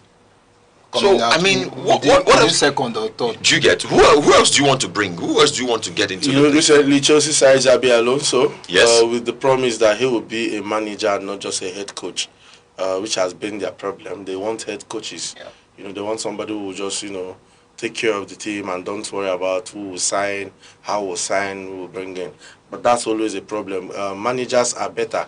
They get to tell you, please bring this guy, because they know the football better. So, Arteta was still playing when Guardiola was already performing magic with Barcelona. Arteta was still playing when he went to Bayern Munich. So when you look at it, I think trying to like take these people, these two men head to head, is not balanced. This season I'm talking about. It's not balanced. So you see, that's why it's balanced. The amount of money Man City spend is crazy. Of course, it's crazy. These people have 3 people for each position. When he wants to rotate a team, Guardiola can play 2 games and not field the same exact 11, and he will still be fine. I'm telling you, a team that has Manuel Akanji on loan in Inter Milan. Yeah. I don't know. A team that has somebody that lifted trophy. You understand? So you have a whole lot of good players on loan. People that have not come back to the team. People that they loan them out. Jack Grealish is on loan at Everton. Yes. The team is filled. There's no space. And there's no and nobody is remembering it. Everybody has forgotten that Jack Grealish is still a Man City player. Yes, everybody is just seeing him as an Everton guy. But he's still a Man City player. The 3-3 draw they had with Everton, he was in the stand. He didn't play because of his loan clause. Because of his loan clause. So to be throwing. You understand? So this is the last run. Yeah. Yes, but teams will not hand you results. Yes, okay. Teams will not hand you results. Man City will still. They are traveling to Bournemouth tomorrow to go and play Bournemouth in Bournemouth's home, and Bournemouth is a team fighting so hard to get into the Europa spot. Currently, they're in the conference spot. They want to enter into the Europa spot. They've been in fine form. Trust me, if Man City win tomorrow, they have to earn it. Bournemouth will not hand them any result. The same way Arsenal has to win at home against Burnley. Burnley will not hand them the result. Man City should worry more than even Pep Guardiola worrying about Burnley getting it. You understand? He want to worry. No, but that's the man he is. That's the man he is. He's a guy that believes he has the result. He will win. So he needs. When we expected him to win against Everton, he did not. And then he shifted it to West Ham to get a result. To get a result against Arsenal, which West Ham almost did. Yeah, almost did. Almost. All right, we go on a short break and we'll be right back with this update and more. I hope you're having a wonderful time here on Aneke Sports. See you and don't touch that dial. We'll be right back. Join us on Arena, Aneke TV's premium current affairs program, where politics, development, and governance come alive. Every Monday, Wednesday, and Friday, we host top professionals and thought leaders who speak their minds on issues shaping Nigeria and the world. It's inclusive, enriching, and absolutely captivating. The roadmap is, let's have our environment secured so that investors can come. If you don't know what economic security is, kidnapping will tell you what it is. You kidnapping, ransom. Customers are going to get these meters, and like we said, it's at no cost. There are things that the law can handle. But when you leave it, you want to use a kinetic approach alone. You cannot. For discussions that promise insight and deliver truth, stay tuned, stay informed, and keep watching Arena, only on Aneke TV. All right, welcome back. Still on Aneke Sports. We're going down to our Nigerian nationals, guys, who has been making a lot of impact. I'm talking about the likes of Victor Osimhen, Paul Onuachu, and the senior man. You know why I did is because there's this guy that called him senior man. He's the senior man. He's the senior man, of course. He's now the senior man. He has been called the senior man. He said if you need a trophy, call me. I'm talking about the Kelechi Iheanacho of Celtic, who made that history yesterday. You are seeing that Celtic struggled past the season. They actually struggled this season. Yeah, that's the winning mentality. It's just like Man City now. They were struggling this season, and look at them coming out with 2 trophies. You see? Imagine after struggling. For Man City, will I say this has been their worst performance for over 5 seasons, and they still got 2 trophies. That's the winning mentality they have. It's actually because of the divorce. That person has not. Is it the one that caused him to be struggling this season? No. You know, these things are psychological. But if he did not come out with trophy now, I will have agree with you that it's the devil. You know, he was going through that moment where he needs to find out what he's actually. Then now he's out of the moment. Now he's out of the moment. I don't think he's out. The devil. But let's talk about Victor Osimhen. Let's talk about Victor Osimhen. But before we talk about Victor Osimhen, let's take a look at that Punch Extra where we have our Nigerian nationals guys who are there, who are making marks, and people who have been making a lot of impact across the world of football. I'm talking about the likes of Paul Onacho, Victor Osimhen, Senior Man, and our guys at Fulham. Yes, of course. Three of them, he will be Basi.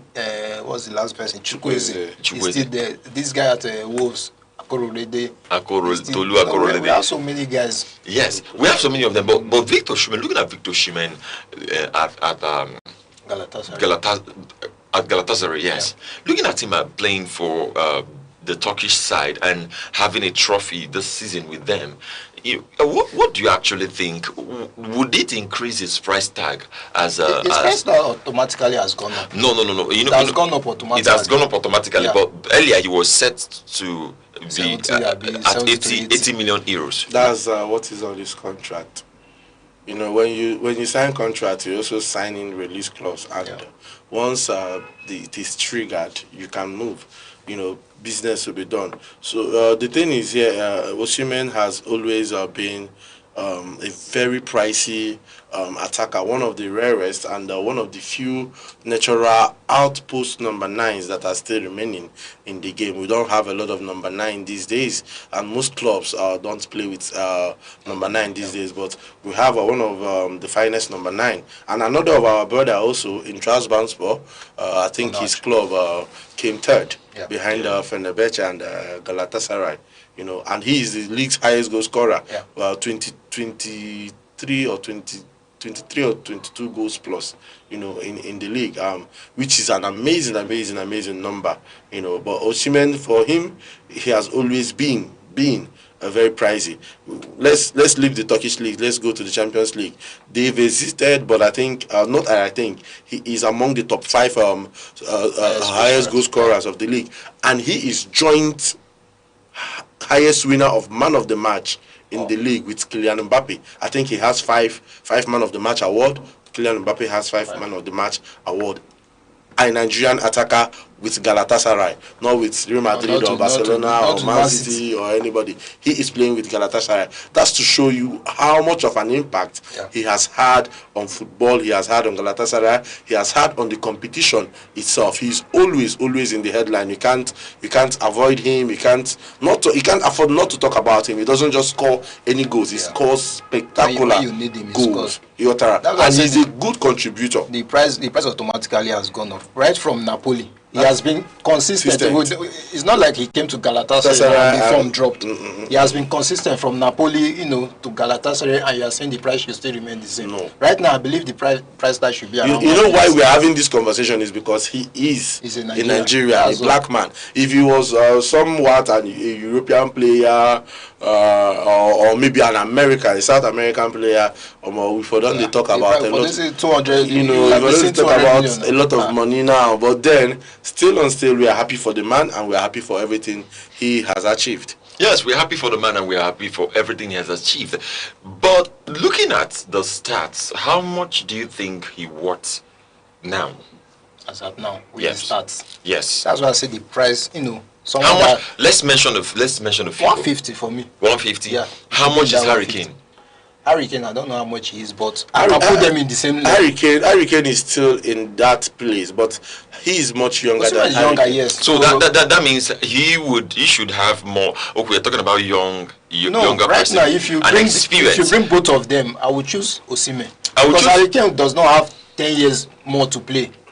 But Osimhen has 10 years more to play. Well, I wanted to give a kind of humor because if you look at it, there are teams that are not meant to lift trophy for 10 years. No, he will not remain at Galatasaray. He will not remain. That's why people are urging him to leave Galatasaray. People are telling him to leave Galatasaray. Do you think are you too urging him to leave Galatasaray? Yes, I would love him to. I love him to leave there. I am urging him to take a step, but he should really look at it very well, because most times he's loved at Galatasaray, guys. Yes, he's loved. But he need to be showcased. You He not is win loved Ballon at d'Or at Galatasaray, Galatasaray now. You can't win Ballon d'Or at that is, you just Galatasaray. have You to can't move. win Champions League at Galatasaray. You will just be limited. You'll be shining in the league, enjoying yourself. You will be feeling the love. But we need you to win some other trophies. We need to win the We need you to medals. come outside. If you are not winning Ballon d'Or, you should come outside. How many things you are pushing this guy? I don't He's understand. No, he's not pushing. At least, should not stay one place. he should be in a club that will get him into top 10. Of course. Top 10 Ballon d'Or list. Yeah. We can now further dream of top 5. Yeah, Then bigger dreams now. we can take the dream to top 3. Top 3, of and course. maybe dream of having the second African winner of the Ballon d'Or after George It's Weah. possible. Okay. And that's Victor Osimhen that we have now in Nigeria. Okay, He's just our best for player. example, who won the best player in Bundesliga this season? Wike. Olise. A player from where? From France. From Africa. But No, not from Africa. A player from Crystal Palace, a middle table club in England. Yes, of went course. to Bayern in his first and one player of the season. What does that tell you? He really played though. Now, He has been playing. He has been playing, but you are in Crystal Palace. It's nothing compared to being in Bayern Munich. That's what we are saying. That's what we call. That's what we call football PR. Go and check now. Bruno Fernandes. Everybody is tipping him to become the PFA Player of the Year. But look at the PR. The PR is selling Declan Rice. I'm an Arsenal fan. You should, but then the truth remains that the PR is selling Declan Rice because he's an English player. Bruno is not. He's not.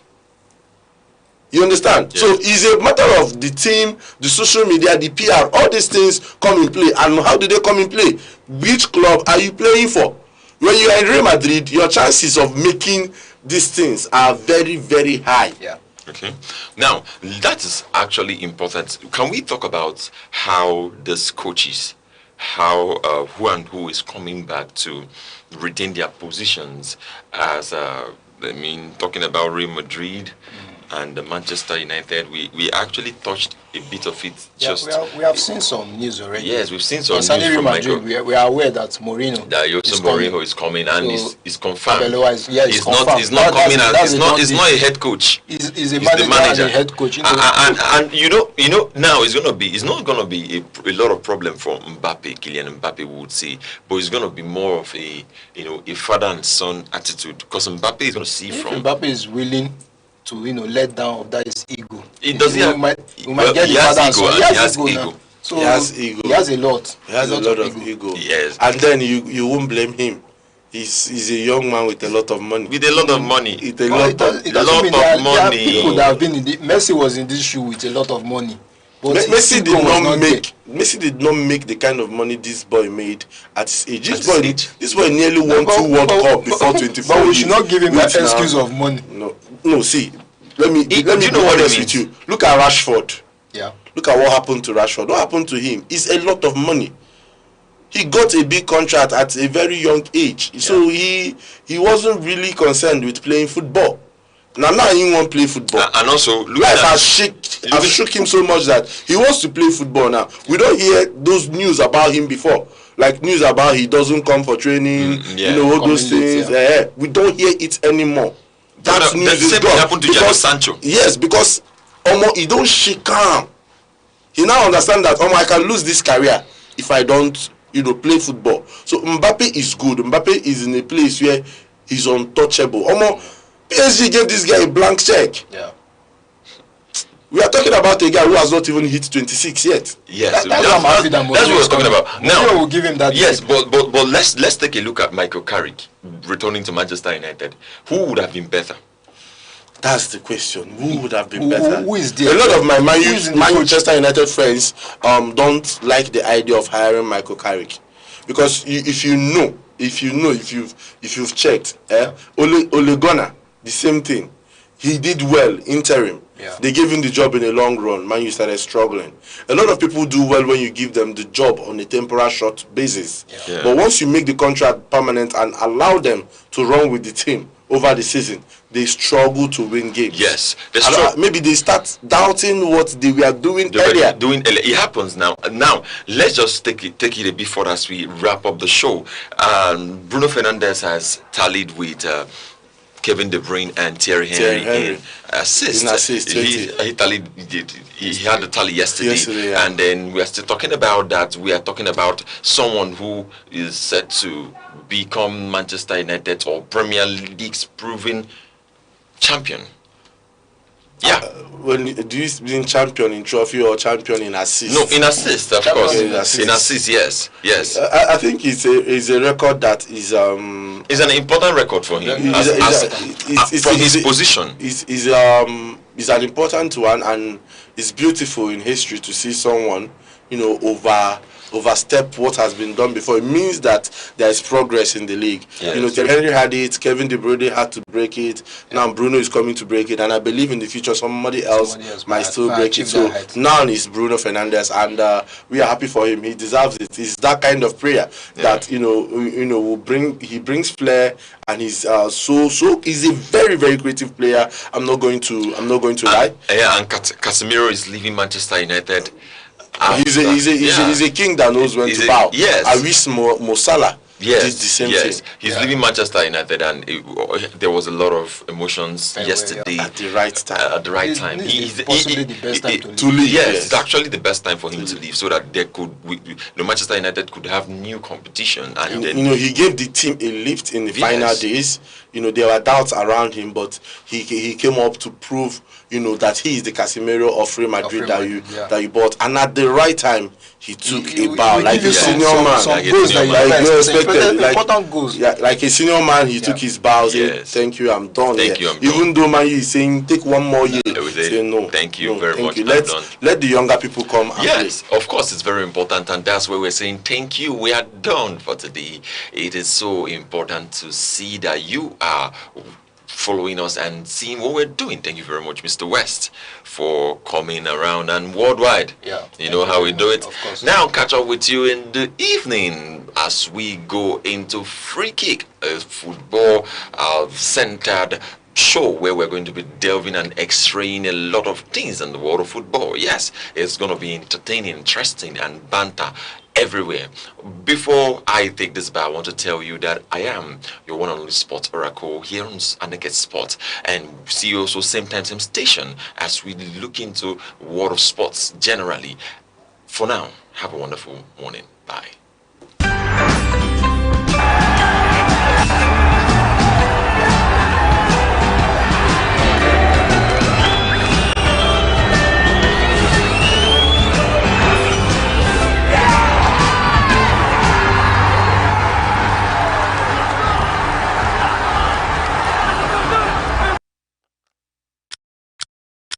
Every second, the world changes, markets rise, leaders speak, stories unfold. To keep up, you don't just need news, you need clarity, you need speed, you need perspective. That's why Aneke TV brings you the global pulse. Accurate, reliable, right when it matters most.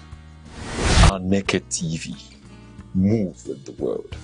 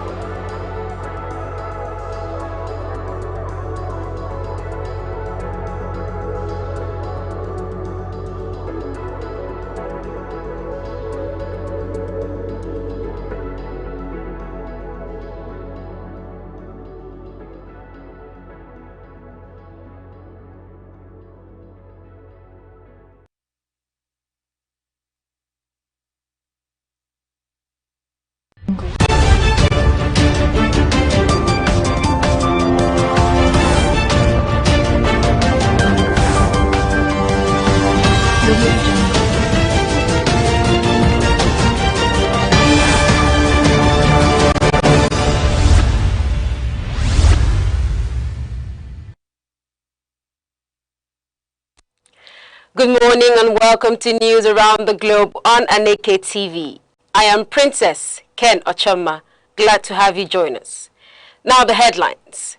The Senate and security agencies intensifies calls for urgent action following the abduction of students and teachers during an attack on schools in Oyo State. The Nigerian Center for Disease Control and Prevention places airports and border entry points on high alert over the Ebola outbreak in the Democratic Republic of Congo and Uganda. On the foreign scene, at least 2 people are killed and thousands displaced over a magnitude 5.2 earthquake struck Guangxi region in southwestern China. On business, the federal government introduces stricter procurement controls, barring ministries, departments, and agencies from unauthorized contract variations and inflated project costs. Now the news in details. Nigeria has activated emergency health surveillance measures following the Ebola outbreak in the Democratic Republic of Congo and a confirmed imported case in Uganda. Director General of the Nigeria Center for Disease Control and Prevention, Dr. Jide Idris, says there is currently no confirmed Ebola case in Nigeria, but authorities are intensifying border monitoring and nationwide preparedness to prevent possible importation of the virus. According to the agency, surveillance systems for Ebola and other infectious diseases have been strengthened across the 36 states, while laboratory readiness, emergency response coordination, and the infection prevention measures are also being upgraded in health facilities nationwide. Dr. Idris urged Nigerians to remain calm, maintain proper hygiene, avoid contact with bodily fluids of infected persons, and report suspected symptoms promptly, assuring that the agency is working closely with port health services and relevant stakeholders to safeguard the country. Security agencies in Oyo State have intensified rescue operations following the abduction of students, teachers, and other school workers during an attack on schools in Orire local government area. The Oyo State Police Command says armed men riding motorcycles invaded the schools over the weekend, killing an assistant headmaster and a commercial motorcyclist before abducting an unspecified number of victims. Video circulating online showed some captives appealing to President Bola Tinubu and Governor Seyi Makinde for intervention.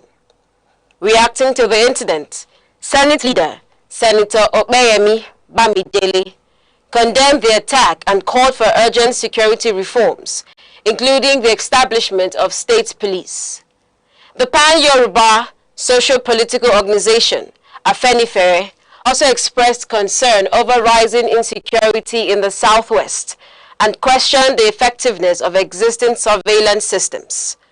Oyo State Deputy Governor, Mr. Bayo Lawal, who visited the affected communities, assured residents that security forces had launched coordinated operations against the attackers, adding that 3 suspected criminals had already been neutralized during engagements in the forest.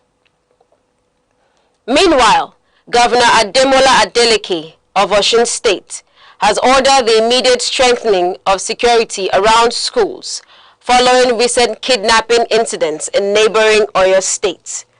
The governor directed the Ministry of Education and security agencies to intensify surveillance around public and private schools, particularly in border communities and rural areas considered vulnerable to criminal attacks. The Osun State government says the directive includes expanded intelligence gathering and closer collaboration between the Omoteku Corps and community-based security groups to prevent any spillover of criminal activities into the state. Governor Adeleke assured parents, teachers, and school administrators that his administration remains committed to the protection of students and educational institutions across Osun State. In the meantime, the Defense Headquarters says troops of Operation Hadinkai have intensified rescue operations for abducted residents of Ngoshe community in Goza local government area of Borno State.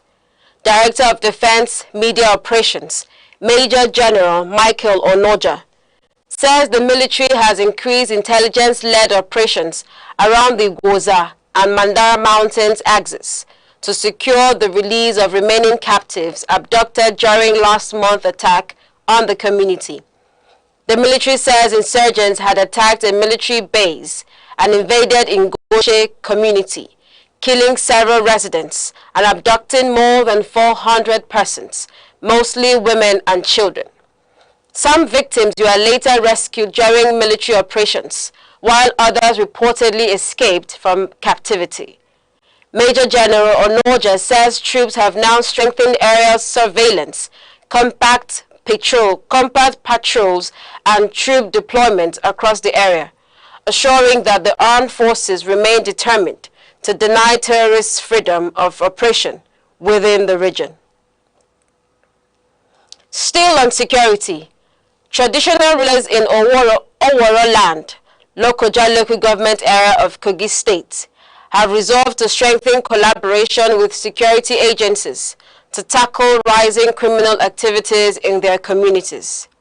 At a stakeholders meeting in Lokoja, Chairman of the Oworo Land Traditional Council, Malam Mohammed Bayirohi, said the area's proximity to the River Niger had exposed communities to attacks by kidnappers and other criminal elements using the waterways as escape routes. The traditional rulers commended Governor Ahmed Usman Ododo for ongoing security operations across the state and pledged continued support for efforts aimed at restoring peace and protecting residents. The Enugu State Police Command has commenced investigations into 2 separate murder incidents involving members of the same families in Igbo-Etiti local government area of the state. Police spokesman, Mr. Daniel Ndukwe, says operatives responded to reports that a 40-year-old man, Onyebuchi Anikwe, allegedly killed his mother, Mrs. Felicia Anikwe, at Mborogu Ukehe community. The suspect was rescued from an angry mob and taken into police custody for treatment and investigation. In a separate incident at Agwe-Kwebe community, another suspect, Joshua Eze, allegedly killed his sister, Mrs. Nwabuchi Eze, and her daughter, Favor Eze.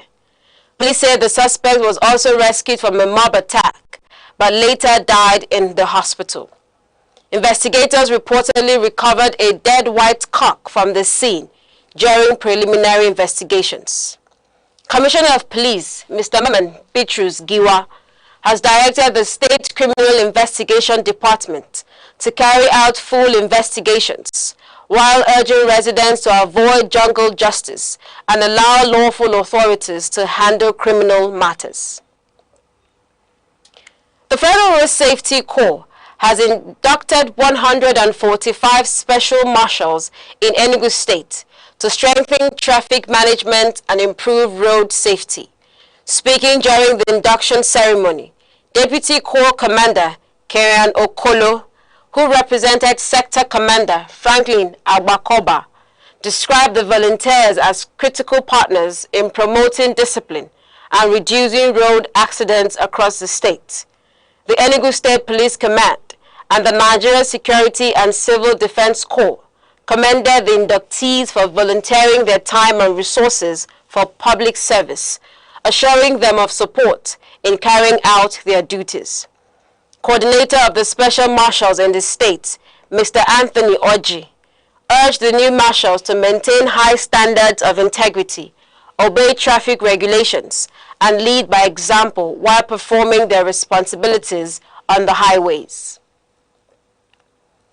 Governor petermbah of Enugu State has inspected ongoing road and infrastructure projects across the state ahead of their planned inauguration later this month.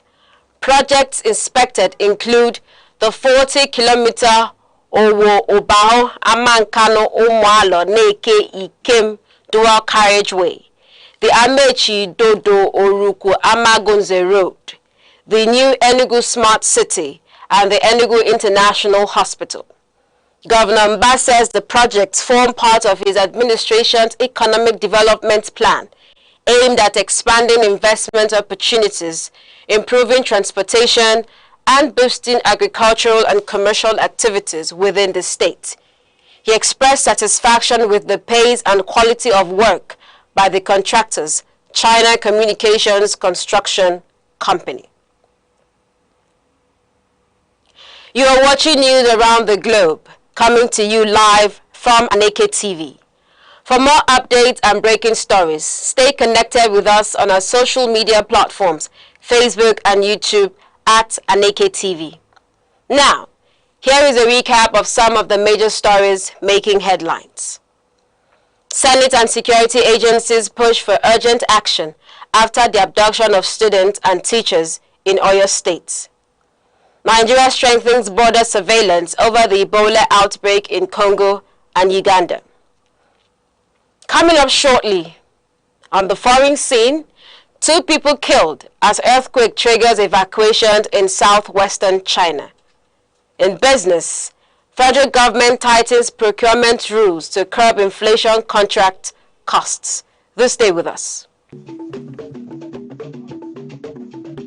The Insight with Uche Osai. Having the political will to confront whatever is the challenges. Igbo man wrestles with the tortoise that had a lot of ingenuity, a lot of ideas, and the tireless. It will take the broad mind of government in power to say, let there be electoral reform, no matter whose heart is God. I was there. We did everything. All of us came and supported him with our last blood. In-depth analysis, expert views, real voices, uncover the stories shaping Nigeria today. Deep dive, honest, unfiltered, only on The Insight with Uche Osai on Aneke TV. Join us. Welcome back. Taiwanese President Lai Ching-te has reaffirmed Taiwan's commitment to democracy and self-governance following renewed tensions between the United States and China over the island's future. In a statement posted on social media, President Lai said Taiwan would not provoke conflict, but would also not surrender its sovereignty or democratic values under external pressure. He maintained that the Republic of China, Taiwan, is already an independent democratic entity whose future must be determined solely by its people. The remarks follow a report that Chinese President Xi Jinping warned United States President Donald Trump that Taiwan remains the most sensitive issue in relations between Beijing and Washington. President Trump later said he was not seeking Taiwanese independence and suggested he could review a proposed arms deal with Taipei. Despite rising military pressure from Beijing, including frequent military drills near the island, President Lai said Taiwan remains committed to peace and dialogue across the Taiwan Strait, provided such engagements are conducted with equality, dignity, and mutual respect. North Korean leader Kim Jong-un has ordered the strengthening of military defenses along the country's border with South Korea amid rising regional tensions. According to the Korean Central News Agency, KCNA, Kim issued the directive during a meeting with senior military commanders, where he called for expanded frontline combat readiness and modern military training to prepare for evolving warfare challenges. South Korean officials say North Korea has intensified fortification activities near the border in recent months, including the construction of large defensive structures and increased troop deployments along strategic positions. South Korea's Joint Chiefs of Staff say they are closely monitoring developments while maintaining efforts to prevent escalation on the Korean Peninsula, where both countries technically remain at war since the Korean conflict ended with an armistice rather than a peace treaty. Emergency teams in China are continuing rescue operations after a magnitude 5.2 earthquake struck Guangxi region in the country's southwest, killing at least 2 people and displacing thousands of residents. Chinese state media report that the earthquake hit near Liuzhou city, damaging several buildings and forcing more than 7,000 residents to evacuate affected communities. Authorities say at least 1 person remains missing, while rescue workers continue searches in the collapsed structures. Officials say 13 buildings collapsed in Taiyang village and surrounding areas, while 4 injured victims were rescued from the rubble and taken to hospital for treatment. Temporary shelters and relief centers have also been established for displaced residents. Railway services in part of the region were suspended for safety inspections following the tremor, although authorities say electricity, communication, water and gas supply systems are still functioning normally in most affected areas. And now to business. The federal government has introduced stricter measures to regulate contract variations and curb cost inflation in public projects across ministries, departments, and agencies. Under new guidelines issued by the Bureau of Public Procurement, BPP, all requests for contract adjustments, variation orders, and fluctuation claims must now receive prior clearance from the Bureau before approval by any authority. Director General of the BPP, Dr. Adebowale Adedokun, says the policy is aimed at preventing abuse of public funds through inflated project costs and unauthorized additions to existing contracts. He explained that only variations arising from genuine unforeseen circumstances would be considered.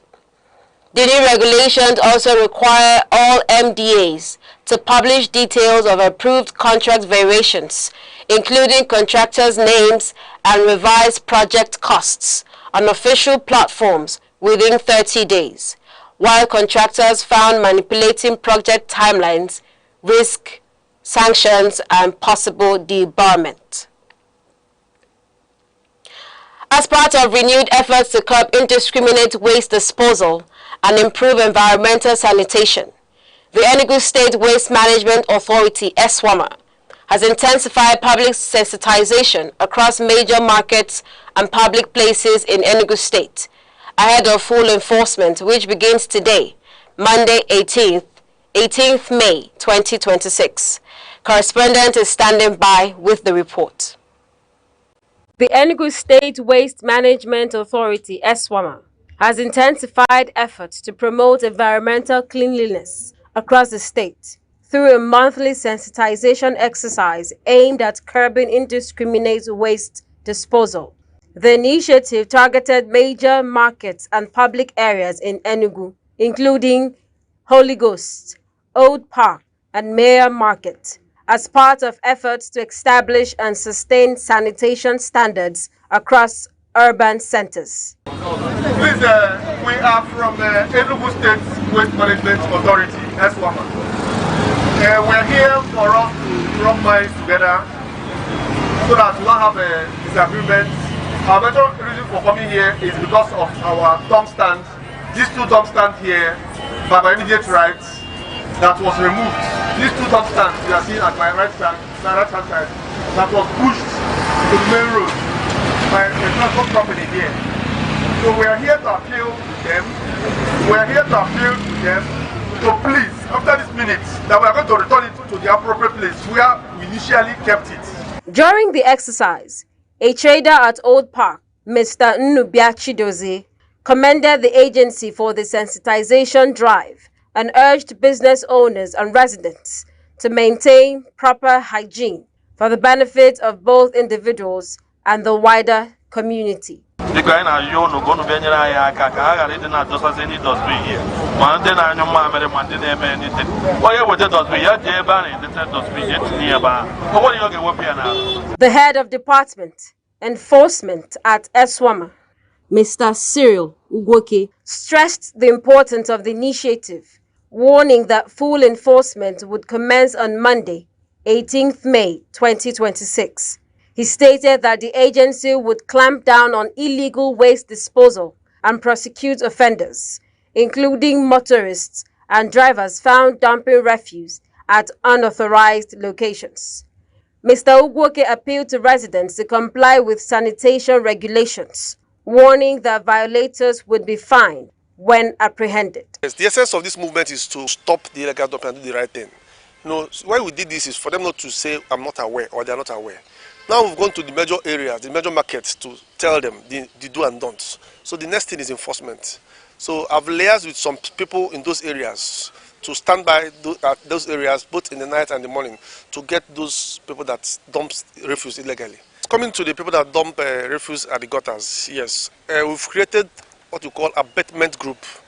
You know, when we get to your shop or your business area, in front of your business area, we'll check the gutter. If it's not clean, we'll serve you what you call abatement notice, whereby you are expected to clear the mess within 7 days and get back to the office. If the 7 days elapses and the needful is not done, we'll now get you enforced and bring you to the office to pay a fine. Also speaking, the Public Relations Officer of Eswama, Mr. Joshua Ozioko, commended the efforts of the Enugu State Government and the leadership of the agency in strengthening waste management operations. He noted that plans were underway to improve service delivery through a door-to-door refuse collection system. Since the inception of this current administration in Enugu State, His Excellency Dr. Petermbah has vowed to see that Enugu is clean. On inception, he has invested a lot in Eswama. Recently, he provided us with compactor trucks, road sweepers, and increased our capacity. So all these things he did to ensure that Enugu is cleaned up. Now, you may have noticed also that we've embarked on what we call door-to-door evacuation of waste. Now, we have a tricycle move into the streets, go to people's houses on daily basis, collect their waste, and then go to where we have the dumpster stations, that is where we have the compactor trucks, and then dispose and then continue again until that particular tricycle is done with clearing the assigned location for each day. This we do every day of the week. Mr. Ozioko further encouraged residents to adopt a strong culture of cleanliness and environmental responsibility to keep Enugu State clean and sustainable. Eswama, the government agency responsible for waste collection, sanitation, and environmental management in Enugu State, said the campaign is designed to create awareness on the dangers of illegal dumping of refuse in streets and marketplaces, with enforcement measures to follow. In Enugu, Princess Ken Ochoma, reporting for Aneke TV News. And now to end the news, here are the main points again. The Senate and security agencies have called for urgent and coordinated action following the abduction of students and teachers during attacks on schools in Oyo State. The Nigerian Center for Disease Control and Prevention, led by its Director General, Dr. Jide Idris, has placed airport and border entry points on high alert following the Ebola outbreak in the Democratic Republic of Congo and Uganda. On the foreign scene, emergency teams in China are continuing rescue operations after a magnitude 5.2 earthquake struck Guangxi region in the country's southwest. Chinese authorities say at least 2 people were killed, several buildings collapsed, and thousands of residents were evacuated from affected communities. And on business, the federal government has introduced stricter procurement regulations to curb inflated contract costs and unauthorized project variations. Director General of the Bureau of Public Procurement, Dr. Adebowola Adedokun, says ministry, departments, and agencies must now obtain approval before processing any contract review or adjustment. That concludes news around the globe on Aneke TV. For more updates and breaking stories, follow us on all our social media platforms, Facebook and YouTube at Aneke TV. I am Princess Ken Ochoma. Good morning and thanks for watching.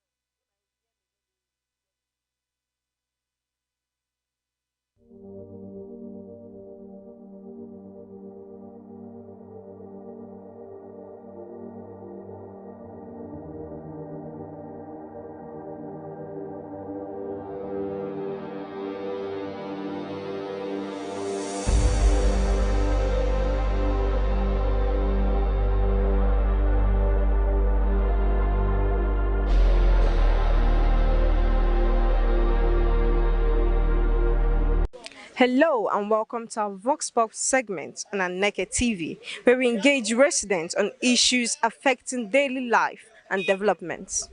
Today, we are speaking to residents about electricity supply and how it affects homes, businesses, and other daily activities, from small business owners to students and workers. Many people say stable electricity remains essential to productivity and quality of life. We went out to hear their experiences and concerns.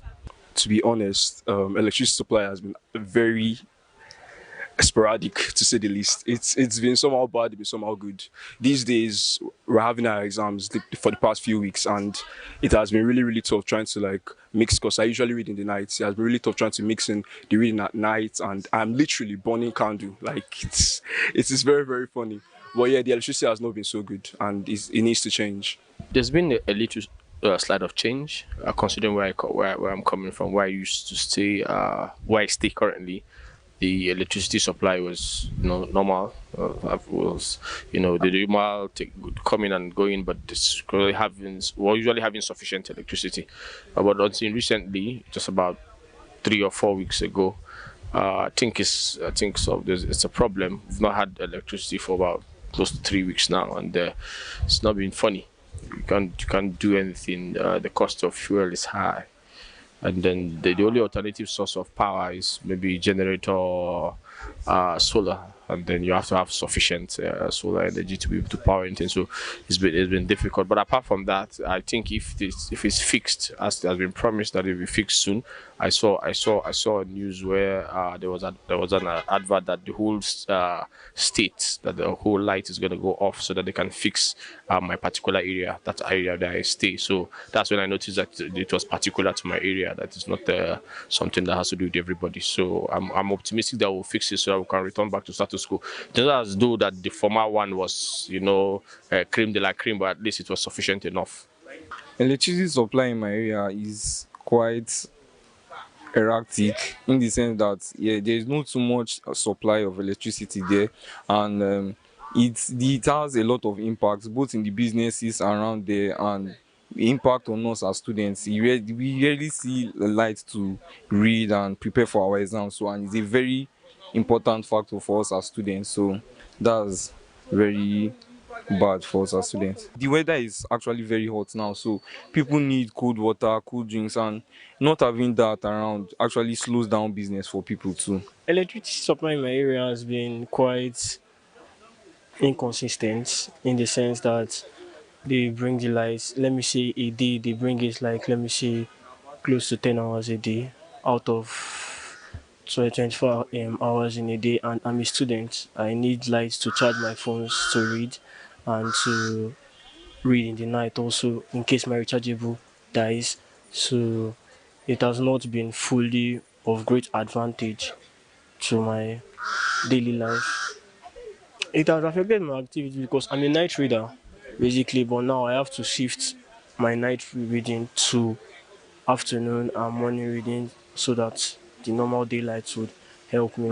Electricity remains a major factor in economic growth and everyday living. The opinions shared by residents today reflect the challenges many people can continue to face and the importance of improving power supply in Enugu and across Nigeria. Thank you for watching. I am Sharon Uche, Aneke TV. Across Nigeria, electricity has become an everyday struggle. Blackouts are no longer occasional, they are part of daily life for millions of Nigerians.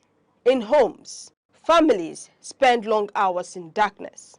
Parents worry about keeping food fresh.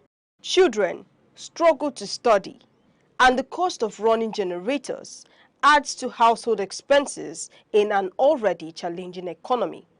Businesses are also feeling the pinch. Shops, restaurants, and small factories often spend more on fuel for generators than they earn in daily revenue.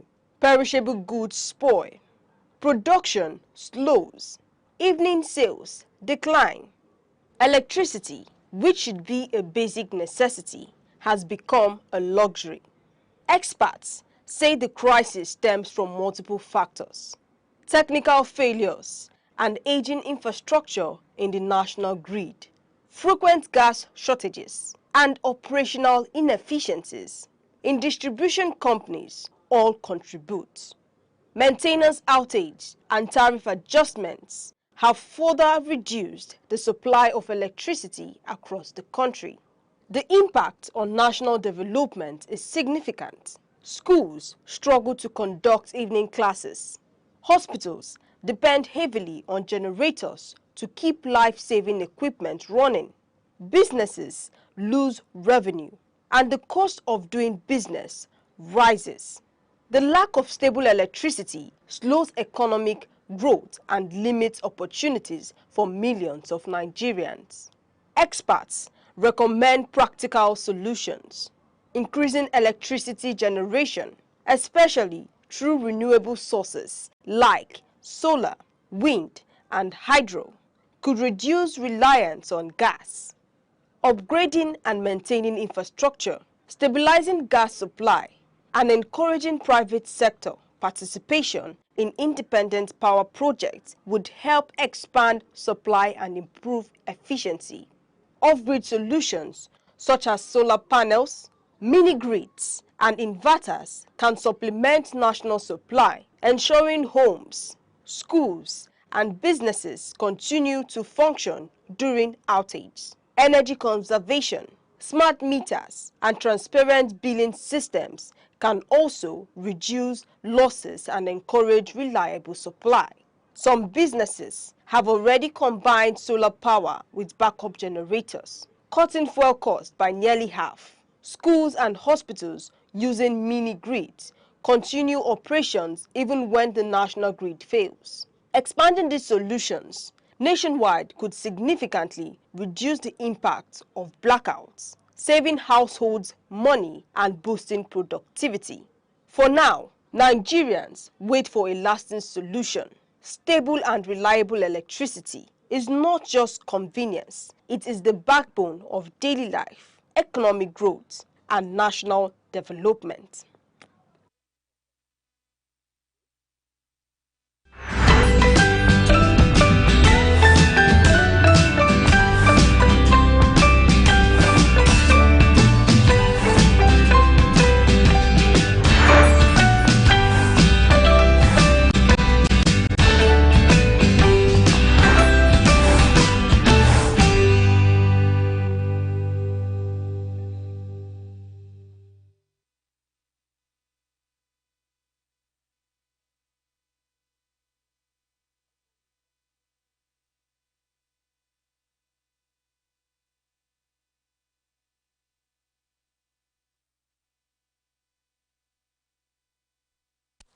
Good morning, Nigeria. Good morning, 042. How are you this morning? It's Monday. It's a bright and, rainy, cool Monday here in the southeast, Enugu. It's Monday, the 18th day in May. The month is already halfway through, and I'm glad that we are here to see another day this morning. This is Sunrise on Aneke TV. Thanks for joining us this morning, and I want you to sit tight. Grab a cup of coffee or tea or whichever one that makes you feel better for today, and sit with us as we take you on a ride this morning. I am Princess Ken Ochoma. Thanks for joining us this morning. With me in the studio is... Yes, I'm Peter Chukuma. Thank you very much for joining. It's Sunrise on Aneke TV, where every sunrise begins with purpose, love, and delightfulness, bringing you that daily dose of brightness and joy. This is where we skate off and stay right there. Don't go anywhere. And thank you, our wonderful viewers. I'm Uche Osai. So wherever you are joining us from, be at home, making breakfast, or in transit, thank you for letting us into your beautiful space. We're here to refresh, inform, and motivate. All right, like we already said it, it's a bright morning. I mean, coming to work this morning, I was scared I was going to be beat by the rain, because from last night into this morning we've been seeing rain back to back, and it's just giving. Finally, the weather is here. Just want to cuddle and lay in bed. But it's the wet season, so it's expected, and then I am enjoying the weather really, because it's been very hot since I got to this place. I didn't know Enugu was this hot before now. But seeing this wet season, everywhere is cool and all that. I'm enjoying it. All right, seeing that the weather is cold, I wonder what the newspapers and what Nigeria has to present to us this morning. Mr. Uche, what do you think we will be expecting this morning? Well, the usual. It will range from the politicians being politicians, politicking, and then security issues, which is not abated, right? So these are the issues you look to, and then perhaps Mr. President, telling you about being given a second chance, that he will do much more. So, like I did say, it should just be, dominated by the politicians, security challenges, and then the common man who is welling about, having to pay out of pocket from the, as a fallout of the crisis from the Gulf, where the subsidy is gone. Yes. The energy sector is in crisis. The petroleum is not subsidized. You have to pay more for transportation, and it's having tremendous impact on the cost of food, the staple foods that you know. All right, good one. I mean, the weekend has been long. The internet has been buzzing. Saturday was APC primaries. So what are your hopes for this week? It's Monday, and it's a very long way. So what are your predictions for this week? Basically, my predictions would not be far from what Mr. J has said, because we are living in a political arena where things can change, and anyone can go and join someone. So I'm expecting a lot of dramas, a whole lot of intriguing events, a whole lot of issues that will really come up in the national architecture of our nation. That's something I'm expecting, and I would see. Of course, Mr. President, be young and healthy, trying to make some moves again to secure some deals for our nation, which is very important. These are the things I'm expecting. That's wonderful. Yes, be young and healthy and securing deals. I know you won't ask me for my prediction, but if you do ask, I will let you know that in Ogbete market or Chanja market, that the shops will open. In Alaba it will open for the week, and main market in Enugu will still open for business as well, and I will have more of them hooking up to Aneke television. Of course. For me, the weekend was quite intense. People still grieving and posting their messages about the death of the actor. Down to the APC primaries on Saturday, it has just been a lot. And for this week, I agree with my colleagues. It will bring more drama. But of course, we pray and hope for the best and for better things. And on that note, we'll bring to you our quote for the day. Our quote today is from Judge Jean Nathan. He says, "Bad officials are elected by good citizens who do not vote." Honestly, whenever I see this quote, I'm just reminded that elections are coming. And there is a lot of responsibility that is expected of citizens of a given country. So this one, we are also reminded that bad officials are elected by good citizens who do not vote. Mr. Uche, your input. Yeah, speaking to elections and then bad officials, yeah, they're elected because there is a party. People don't want to participate. And when you cede your right to participate, then you've ceded your right to complain. So, they say the people get the leadership they deserve. And which is that when you do not participate, you've lost the voice to complain when the individual who are the helm of affairs are not living up to expectation. And you will continue to have bad leadership if good people continue to shy away from participating in politics, which is why we encourage everyone to get involved in the process, participate, get your PVC, vote, register, vote, you understand? And in this instance, you now have the authority, the moral right to question the leadership when they go wrong, when they are doing the wrong thing. Remember that it's our civic responsibility. And like I did say, and it rightly in this quote, it says bad officials are elected by good citizens who do not vote, right? So, irrespective of where you stand in society, irrespective of how good a citizen you are, and you do not, participate in this civic process to electing leaders, you are part of the problem. And let me go to market, please. My people in Ochaja market or main market in Onitsha or Ogige market in Osoka, or you are here in Obete market or Ariere market in Alaba International, we encourage you, go get your PVC. Yes, INEC offices are opening. They've started registration again. Get your PVCs, and if you do have it, please keep it handy. It is our power to choose the right leaders, and without us getting involved, then we'll cede the right to complain. With it, we'll determine the future of this nation, the sort of nation that we want to bequeath on our children, the future generation. Remember, the likes of Nnamdi Azikiwe, Awolowo, Shehu Shagari, and you talk about the great Sardauna, men, Herbert Macaulay, they bequeathed to us the nation that we enjoy today. We need to get involved and make sure that we live a nation that the next generation will be proud of. And there's only one way to go about it, by getting involved, getting the PVC, and voting the right people into position of authority. All right, good hope. Yeah, this is very clear that when bad officials are elected by good citizens, it's those citizens who do not vote. It's very clear.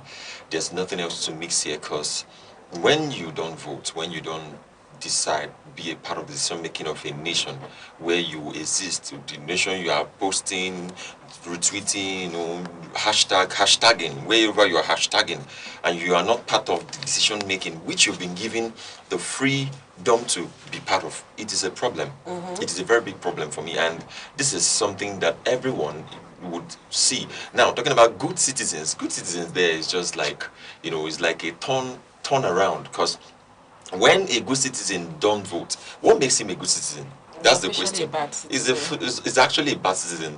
So that's important this morning, that everyone has to take what the right that has been given to them, freedom to be elected and vote during an election, so that we can elect the right leaders and the leaders you want, of course, because everybody don't want the same leaders. We all don't. I think that's the irony of it. Yes, everybody don't support the same. Yes. It's a government. Usually, when you talk about democracy, it's government by accredited representatives. The few minority would have their say, but the majority will always have their way. What matters in this instance is that we all participate. There is no way all of us will make the wrong decision at the same time. Yes. I mean, let it be said that you did your part. One of the fundamental duties of a citizen of any nation, I think I learned this way back in secondary school, is the right to vote and be voted for. Yes. So that, to vote comes before to be voted for. So in order to get a certain government, you have no say in a certain government if you did not have a say in putting them in. All right, we'll take a short break. When we come back, we'll be getting right into our weather report for this morning. Do stay with us.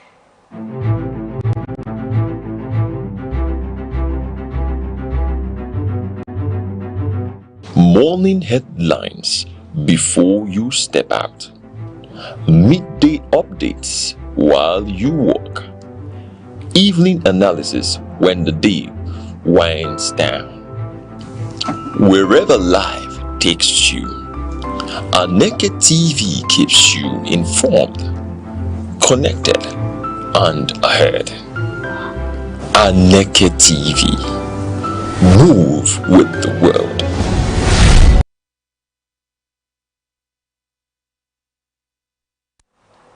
You're still watching Sunrise here on Aneke TV. Next, we'll take a look at the weather report across major cities in the southeast today.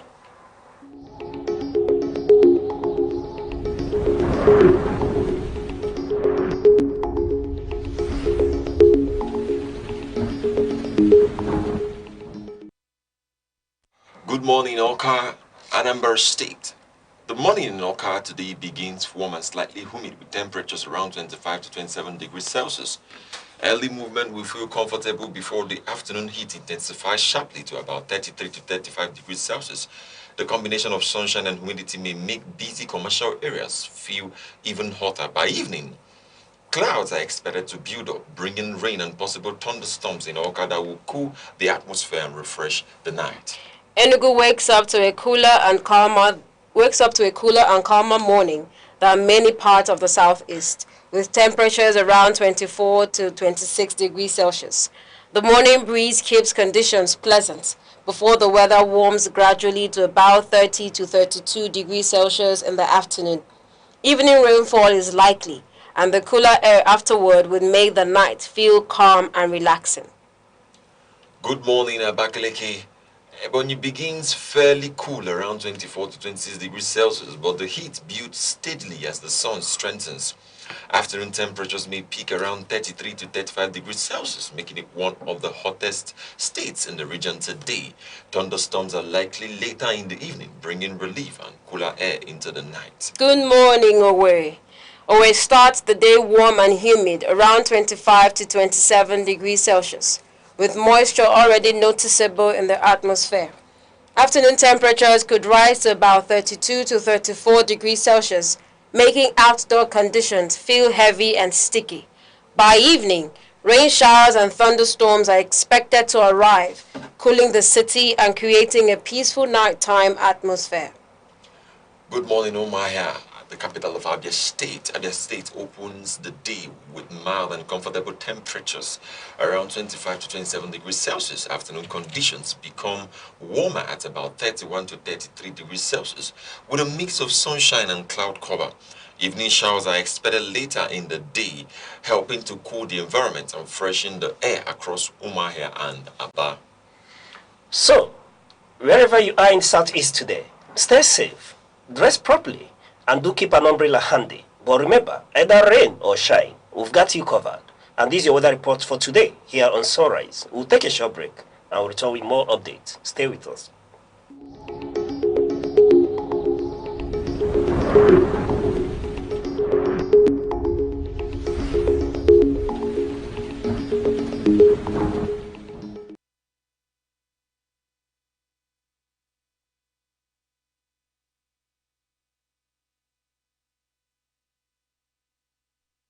Welcome back. This is still Sunrise. We'll be going right into our newspaper headlines for this morning.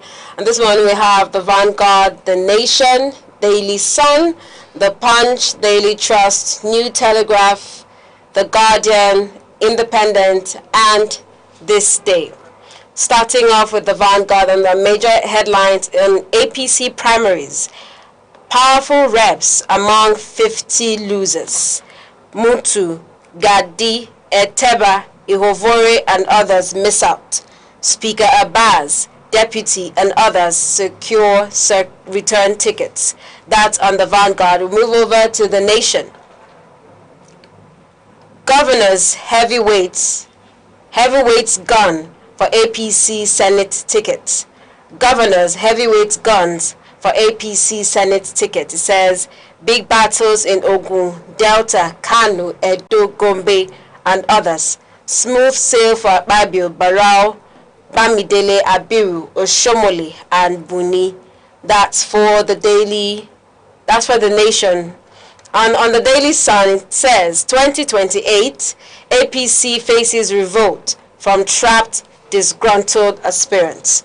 Hundreds of aspirants decry imposition and deceit. That's on the Daily Sun. Senate Yoruba leaders demand action as distress videos emerge. This is the front cover page on The Punch on the Oyo school attack. Senate and Yoruba leaders demand action as distress videos emerge. And on the Daily Trust on APC reps primaries. Irregularity claims shock defeats for incumbent. This is from the APC primaries. Irregularity claims shock defeats for incumbents. And on the New Telegraph, APC House of Reps primaries, mixed wins, confusion across states. Says Reps Chief Whip Kumo unopposed. 4 incumbent lawmakers, Akume's wife, David Mark's daughter returned. Others lost in Benue. Result declaration stalled in Ondo. Alright, and on The Guardian, Tinubu faces 2027 pushback as opposition targets strongholds. Tinubu faces 2027 pushback as opposition targets stronghold. And on the Daily Independent, Naira for jet fuel policy may spark fresh aviation crisis. Naira for jet fuel policy may spark fresh aviation crisis. That's on the Daily Independent. And lastly, on this day, on easy calm at APC after first phase of primaries across Nigeria. On easy calm at APC after first phase of primaries across Nigeria. All right, that's our newspaper headlines for this morning. We'll take a short break, and when we get back, we'll be delving right into the reviews and analysis. Stay with us. Every second, the world changes, markets rise, leaders speak, stories unfold. To keep up, you don't just need news, you need clarity. You need speed. You need perspective. That's why Aneke TV brings you the global pulse. Accurate, reliable, right when it matters most. Aneke TV. Move with the world. Time. The silent witness to human courage. The keeper of memory. The archivist of greatness. Across the vast landscapes of Africa, from the savannas to the bustling cities, voices once rose, ideas once bound, and visions once dared to challenge the limits of their age. They were not merely individuals. They were epochs in human form. In literature, minds such as Chinua Achebe, Wole Soyinka, and Ngugi wa Thiong'o reclaimed the African narrative. Through ink and imagination, they dismantled distorted histories and restored the dignity of African identity. Their words were not just stories. They were mirrors, reflecting a people long misunderstood, and windows opening the world to the depths of African civilization. In the realm of science and knowledge, pioneers like Philip Emeagwali proved that African intellect could reshape the frontiers of computing and technology. Their work was a quiet revolution, reminding the world that innovation knows no geography. And in leadership, towering figures emerged when history demanded courage. Men like Nnamdi Azikiwe, Kwame Nkrumah, Nelson Mandela, and Julius Nyerere redefined freedom, not as a privilege bestowed, but as a right reclaimed. They spoke for millions. They endured prisons, exile, and resistance. Yet, their vision transcended the politics of their time. They dreamed of a continent awakened, Today, their echoes travel through generations. In every African classroom, in every curious mind, in every dream that refuses limitation. For history is not merely what has passed, it is the foundation upon which tomorrow stands. The past still speaks. Its lessons remain. Its voices endure. This is not just remembrance, it is inheritance.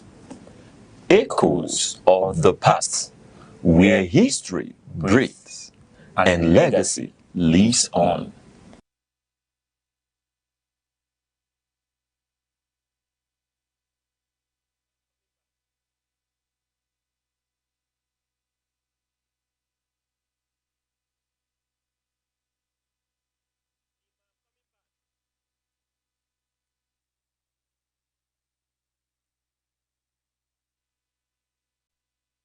You're still watching Sunrise here on Aneke TV. And joining us with the newspaper reviews and for in-depth analysis is Aneke TV's in-house analyst, Emeka Odom. Emeka Odom, how is the weekend? Very well, thank God. It's a pleasure to have you on Sunrise. Thank you so much. And then my signature question. How has Nigeria been treating you all this while? We are coping, it's a country that we could say new things every day, something springs up, but the most important thing, people all over the world, from around Africa, there's this feeling that Nigerians are very resilient people. As much as I want to agree to that fact that Nigerians are very resilient people, but we should also understand that we are human beings. There's always a limit to what human beings can take. But thank God, so far we have a way to, we always have a way to, wriggle out of very difficult situations, and sometimes even turn it to become an advantage for us. All right, it's a pleasure to have you on Sunrise. Thank you for having me. All right, we take a look at the Sun headline, which says APC risks anti-party revolt from trapped disgruntled aspirants. The All Progressives Congress may face internal rebellion and anti-party activities from the certified aspirants who feel sidelined or unfairly treated during the party's primary and candidate selection processes ahead of the 2027 elections. So this is about the APC primaries that was just concluded on Saturday, where some party members who were not selected, who were not, who are not taken to the next level, they've started to, voice out their dissatisfaction, how nothing was going to work towards their side. Remember on Friday we talked about this, where we are talking about that in this particular side, when people were moving to the APC, I don't know what they were expecting.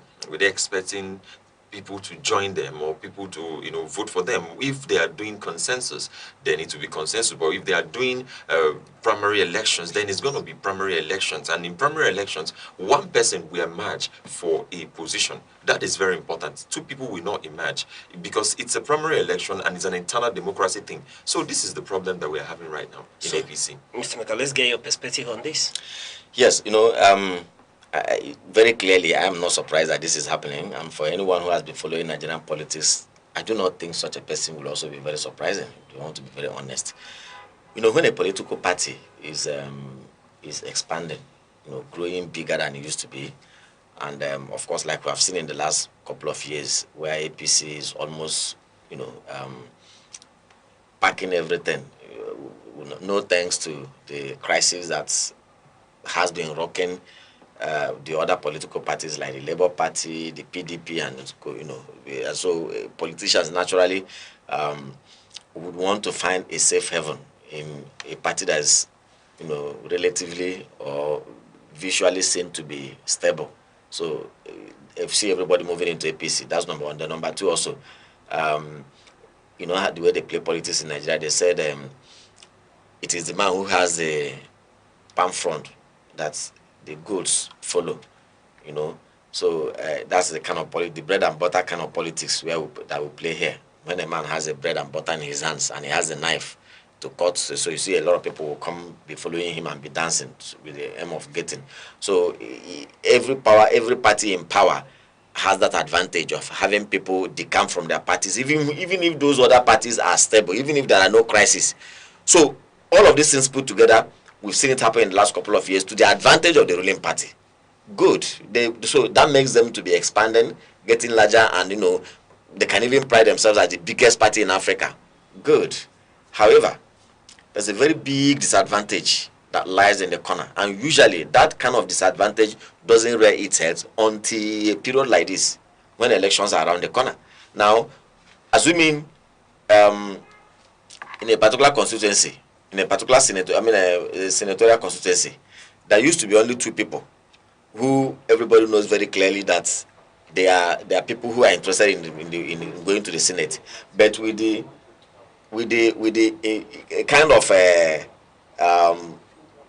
kind of growth that we have seen, seemingly growth we have seen in quote, where many other people have come to join the party. So you may end up having about 8-9 people all eyeing one position in that constituency. So it becomes a very much more difficult issue for the party to handle. And if they don't handle it well, what we have is an implosion. This kind of thing we're having now. So, and it makes it far more difficult when you have, consented to follow the consensus approach. If you were doing a direct election, a direct, direct election, then it would be very safe to say, well, this is the man that the people voted for. So if all of us have gone to face the party electorate, and the party members have nominated or they have voted for A, so I think everybody should respect that wish. It becomes easier like that. But in a situation where that decision to say, oh, it is Mr. A that will have to go, is determined by a body of people, then those who fail will certainly call to question and say, what were the parameters that they used? How did they arrive at this? Who gave them the mandate? Who gave them the authority? And where satisfactory answers are not provided, then tempers will rise.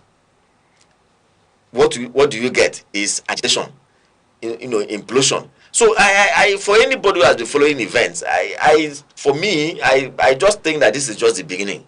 This is just the beginning, because whether we like it or not, politicians will always want to have their way, and the other parties are going to reap, because very soon you see what is likely going to happen. All right.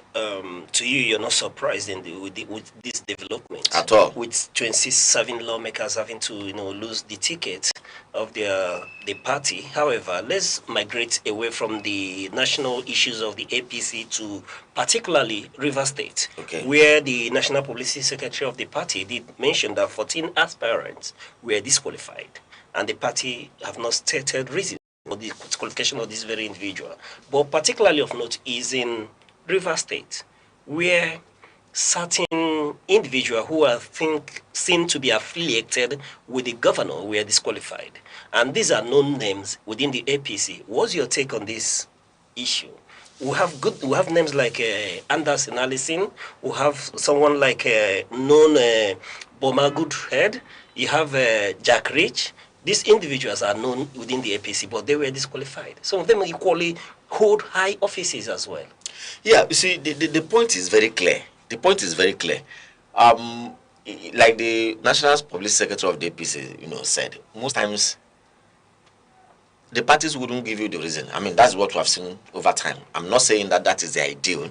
Of course, like I've always said, our brand of democracy here requires some research for people to actually, tell us more about it, because sometimes it appears as if it doesn't follow the course of, how we have known democracy in other climes, how we were taught of what democracy is. Sometimes here, it appears as if it's a different kind of democracy. So, if you have been following events as well, you discover that in times past, parties will come disqualify and they wouldn't give you a reason. Sometimes even they may just give us a headline, oh, they were disqualified on security reasons. Now, what constitutes that security issue? Probably we won't get to know. And so those affected are now left to either lick their wounds and probably seek alternative vehicles to convey their ambition. Now, beyond that, getting down to River State, I've said it before. That the issue in River State is a bit complex. It's a bit complex because what's happening in Rivers State, to my own understanding, is an interaction of several forces. You have ego there, you have ambition, you have priority, and a lot of other forces come into play. The governor himself, he has his men. Now, if I put together all that has been happening there over time, and I have to, probably make some analysis, I will tell you that perhaps the powers that be do not want to disqualify the governor, because if they do, the signals and the issues may be a bit difficult for them to. They will have to shop for very cogent reasons to give in respect of that if you disqualify a sitting governor. Because you see, all over the world, and more so in Nigeria here, incumbents are always given that right of first refusal. You when they are, because the man is already an election winner, right? Yes. And he's already tested and he's on the job, so he has a lot going for him.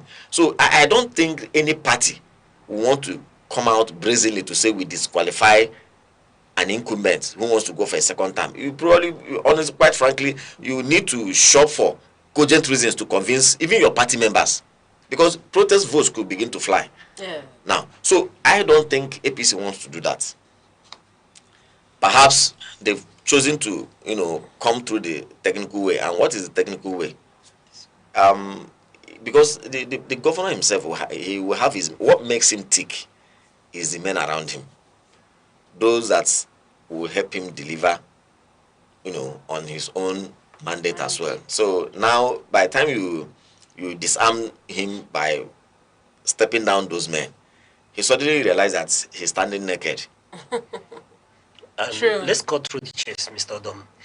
Are we seeing that the APC, in reality, favors the FCT minister, who seems to be a more of a power broker than the governor in this instance? Because we are seeing that even the former deputy governor under the FCT minister was cleared.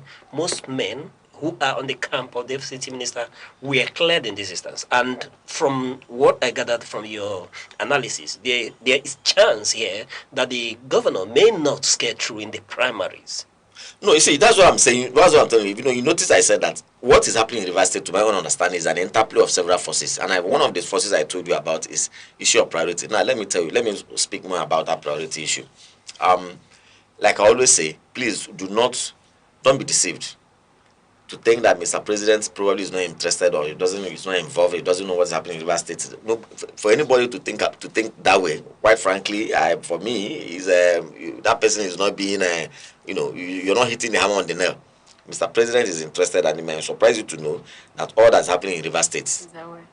Not just that he's aware.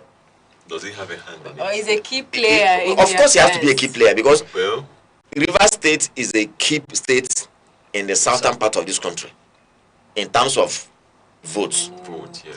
Now, his henchman, remember that since 1999, Rivers State was giving their, reportedly, gave their vote to no other party than PDP, to PDP for the first time in 2023, and that was Mr. President himself, right? Yes.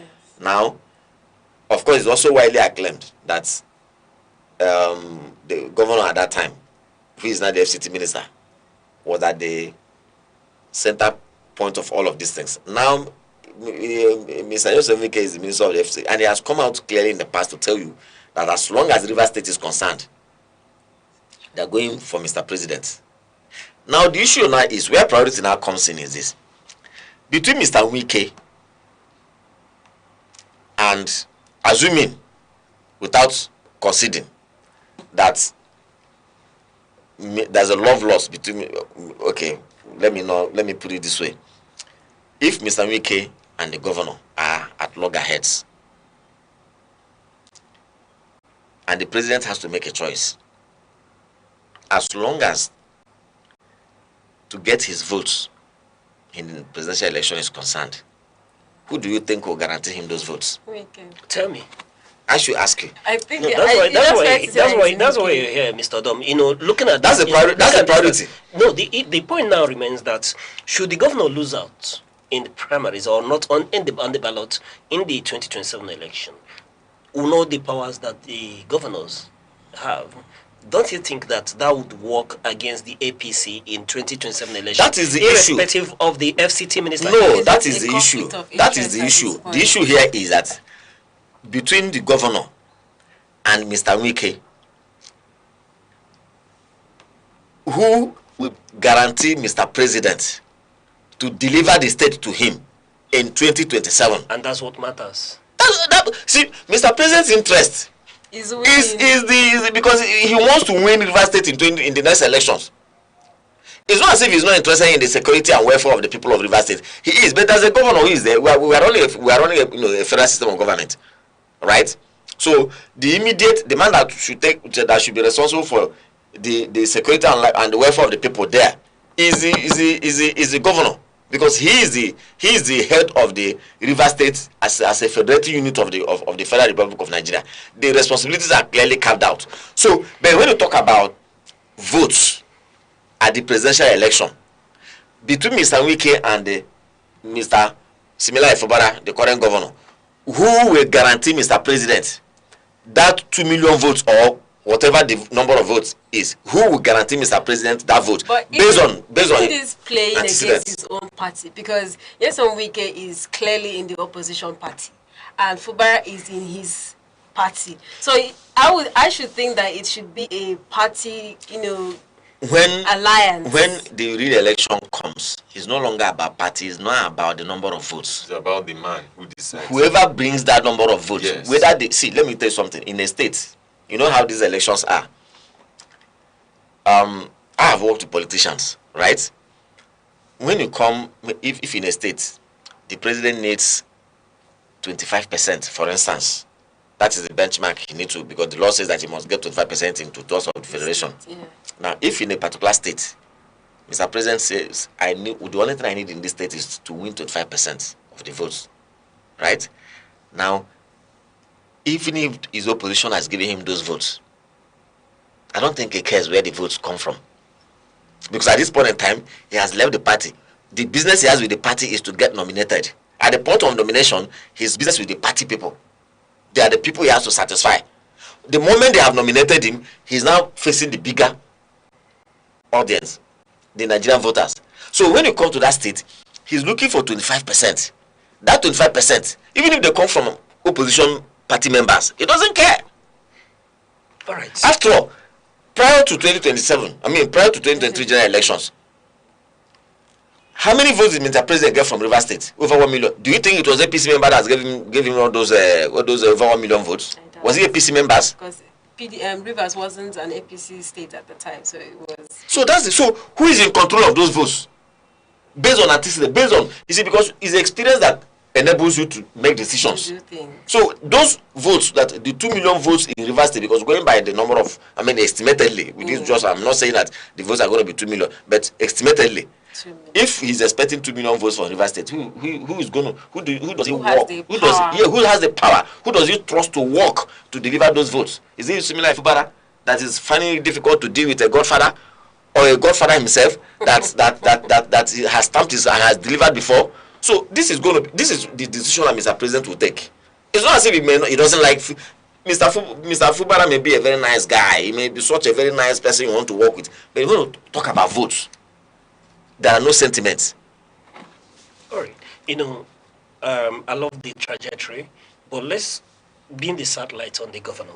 In this instance, he is the only governor who has not been officially among the campees, the governors that decamped from the original political party into the APC. He seems to be the only governor that wasn't officially welcomed into the APC, and we saw the challenges he had to go through to get, cleared to be a runner under the banner of APC in primaries in this election.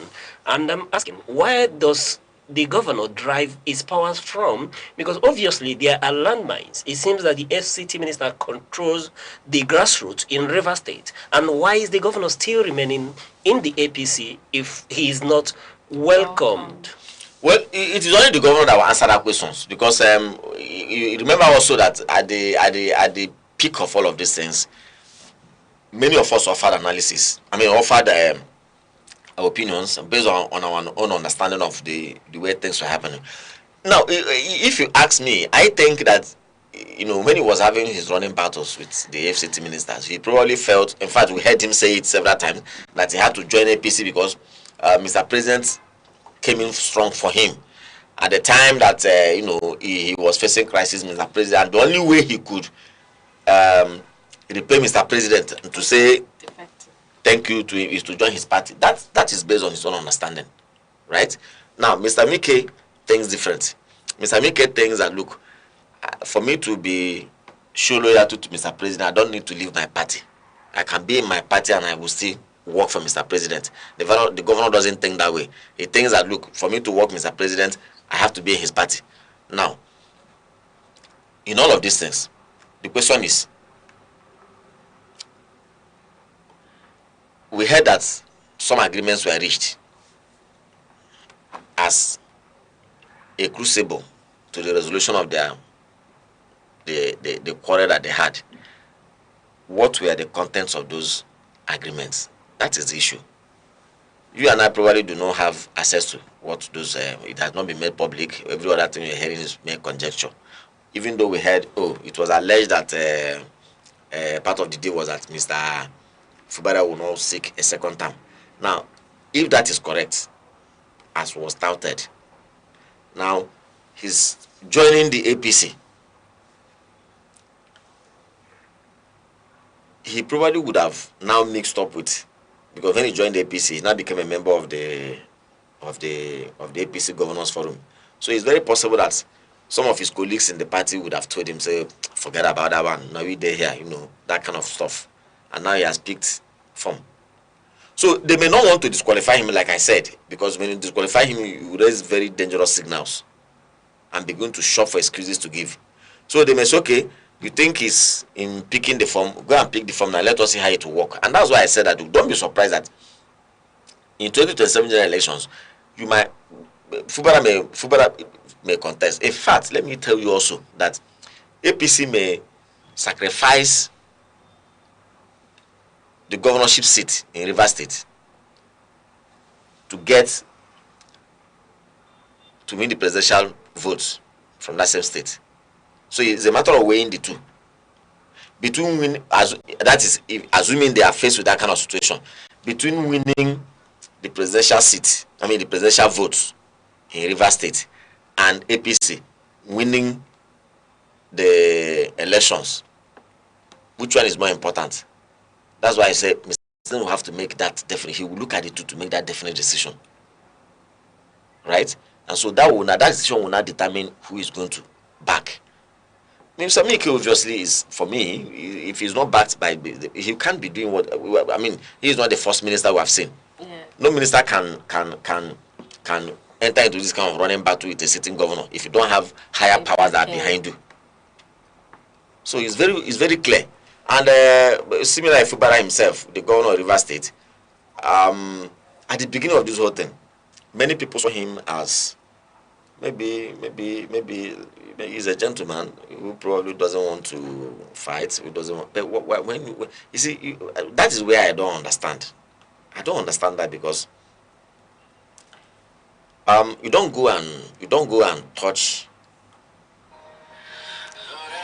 a tiger on the tail and say you don't want trouble. How can that happen? How can that happen? Because the moment you go and touch a tiger on the tail, you must be prepared. That means you're already prepared to battle with the tiger. It's either the tiger deals with you or you deal with him. So that is where, if he knew that he was not going, he would have probably not bothered to ruffle the shoulders and become a gentle lamb all through. So that is why I really don't understand him. That is the truth. Thank you very much. All right, we'll move over to the nation. I mean, still on APC primaries. Governors, heavyweight guns for heavyweights gone for APC Senate tickets. So prominent governors and influential political figures are intensifying efforts to secure Senate tickets under the All Progressives Congress, setting the stage for fierce competition and political maneuvering ahead of the 2027 elections. So having completed the first round of elections, now we are seeing senators, we've seen Akpabio, we've seen Hope Uzodinma all trying to get into the race. And it's looking like it's going to be, a repeat or a similar incident that happened with what happened on Saturday. So are we seeing, a more stable, more clear, credible in-house election primaries, or is it going to be survival of the fittest? Yeah, the Senate somehow, when you look at if you look at the senators and the House of Rep members, you can't help but give it to the senators in terms of being a bit more gentle in approach to issues and being a bit more, because the senators are in terms of age, many of them are far more elderly. Yes. Many of them have probably held higher positions and seen it all, and so they are regarded as far more. It's a higher chamber. That's even though the House of Reps will not tell you that. Look, that they are just all legislators. Yes, we know, but the truth is that there may not be that kind of agitation you're seeing. Even when they are not happy, the senators, those who lose out, may just quietly either fight silently. They wouldn't want to fight dirty. They wouldn't want to come to the public space, to begin to display, because many of them are former governors. Many of them are former party bigwigs, this, that, and this, that. So there are things they cannot do, right? But in terms of whether there's going to be this dissatisfaction, certainly there's going to be dissatisfaction. The only thing that may happen there is you see a lot of them might want to begin to do one or two things to look for alternative routes, to go. But by and large, APC is going to experience some kind of upheavals. You can't take that away. You can't take that away, because you see, when the reason why people join political parties is because they want to meet their own personal goal, their political goals. And so yes, so if you are there and you're not meeting your goals, why continue to be there? In fact, these are the main reasons why politicians move. And the kind of politics we play in Nigeria here, the Godfather kind of politics. Somehow, no matter what you do, as long as the Godfather thinks that, look, it can't be you. I mean, it just can't be you. Unlike a situation where it's okay if you work very hard. And how do you work hard there? By presenting yourself to the people, do all the things that naturally you should do to endear yourself to the people. But unfortunately, no matter how much you do those things, as long as the Godfather says it can't be you. So these are the kind of things that breed frustration. These are the kind of things that bring resentment. These are the kind of things that breed implosion, disagreement, and agitation. And definitely you're going to see them. You're going to see them, because we're also moving into an era where a lot of young people are having a say in the politics of the land. Remember, no matter what happens, we have a multi-party system, and yes, a few other parties one or two parties may be dominating, but we have a multi-party system. So there are an array of opportunities for politicians to get into, and there are those who they will tell you, say, look, let me just be on the ballot as a way to prove a point. Yes. All right. Very keen with two states, Imo State and Ogun State. Governor Abiodun would have to battle former Governor Benga Daniel in Ogun State for the ticket of APC. And coming down particularly quite interesting is Imo State, where the sitting governor's tenure would expire, his second term in office will expire in 2028, January 2028. But he has gone ahead to pick the senatorial slots form for his zone, and is said to have to battle it out with the former governor, Rochas Okorocha, in this instance. Let me get your perspective on these two states. Yeah, let me begin with Ogun State. Benga Daniel is a senator, and the Governor Abiodun is a serving governor. Yes, in that their senator, I think he's Ogun Central also. It's going to be an epic, fight. However, what I do expect the two of them to do is, the two of them have had the privilege of presiding over the affairs of the state. It's a great privilege, you know, and they have built loyalists over time. Of course, the man who is there now probably, you know, may be on top because he's the power of incumbency and everything may work for him, but at the end of the day, it's only going to generate tension. It's only going to generate tension, and I do expect that the two of them should sit down and talk. That is the truth. And also, the people of that, I think it's Ogun Central, the people of Ogun Central should, they have seen the two men. If they want to be very honest with themselves, they've seen the two men. They've been governors. One has been a senator. Why don't they give other people a chance? Yes, they are qualified to contest. Nobody says they are not qualified. Why don't they create the chance for other people? They are not the only two people, the only two politicians in that place. So, but you know, again also, the kind of policies we play here, resources, how much resources we have to dole out, go a long way to influence voters and their voter psychology. So, unfortunately, that's going to happen. Then coming to Imo State, that is my state, you know, and if you ask me, I think there's something wrong with that whole arrangement. You have a sitting governor. Yes, a sitting governor who many people believe have fairly done well as a governor, who came with a lot of criticism, the manner in which he came in his first tenure. But all that is past now, and the state has moved forward, and he has fairly stabilized the state.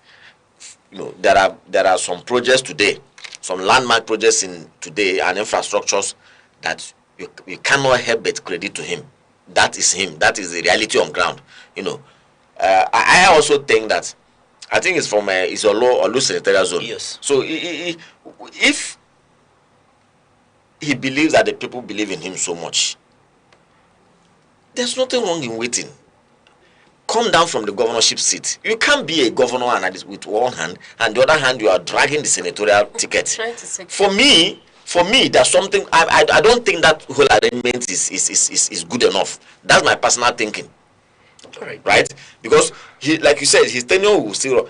At the time we are going to conduct this election now, he's the governor. He will be the governor of Imo State. Now, as the governor of Imo State, you cannot be the sitting governor of Imo State and a senator elect. At the time your contemporaries will have been sworn in, you will still be denying the people of that senatorial zone the opportunity to start making contributions on the floor of the Senate from day one.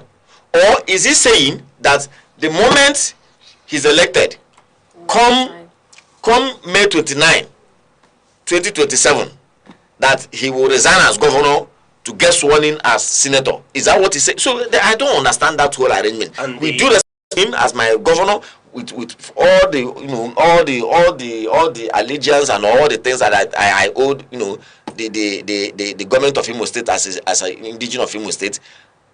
We do respect. I think, Mr. Governor, you need to. There's something wrong. There's something that's morally not right. Except if we have a high explanation about this. And constitutionally not right as well, because he can't hold two positions at the same time. I was about to ask that. I mean, Yeah, why would the reason why I don't want to go to the issue of constitution, and because when you talk about constitution, you begin to talk about lawyers and the Supreme Court. I mean, the court session and things like that. Honestly speaking, with what we have seen in Nigeria these days, I think you can't even come to say this thing is legal or illegal, even when you are being advised by a son. Even when it is written down in the constitution and you look at it in plain language to say, as long as you understand the language, this is where I think this thing goes. While we're still deliberating the status of the FCT in the Nigerian constitution. All right, we go on a short break and we'll be right back with other updates. Stay with us.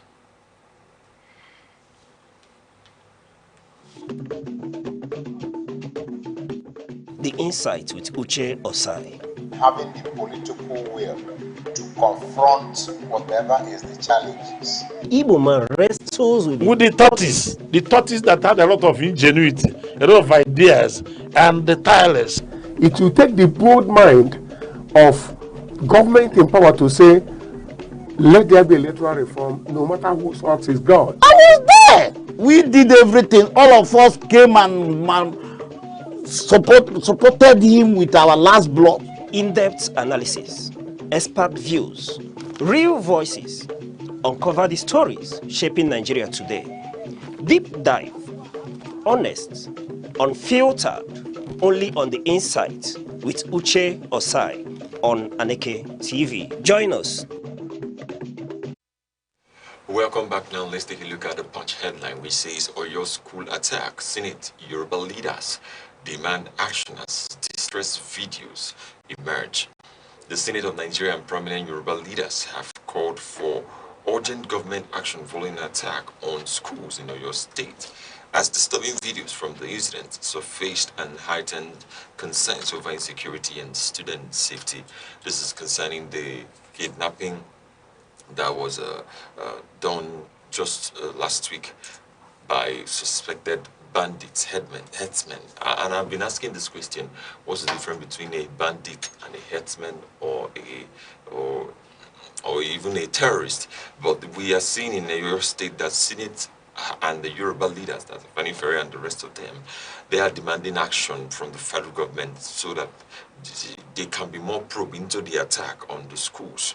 And looking at this, it is very important that the schools have shut down every activity around that local government has to call to, it has to be on quit for now because of the issues that have risen from the attack, and investigations are being said to start from the side of the federal government, because seeing the videos is very gory, and it wasn't something. It's when these children, I really wish that there would not be these videos where they can see it too, because of the trauma that will come out of this event. Yes.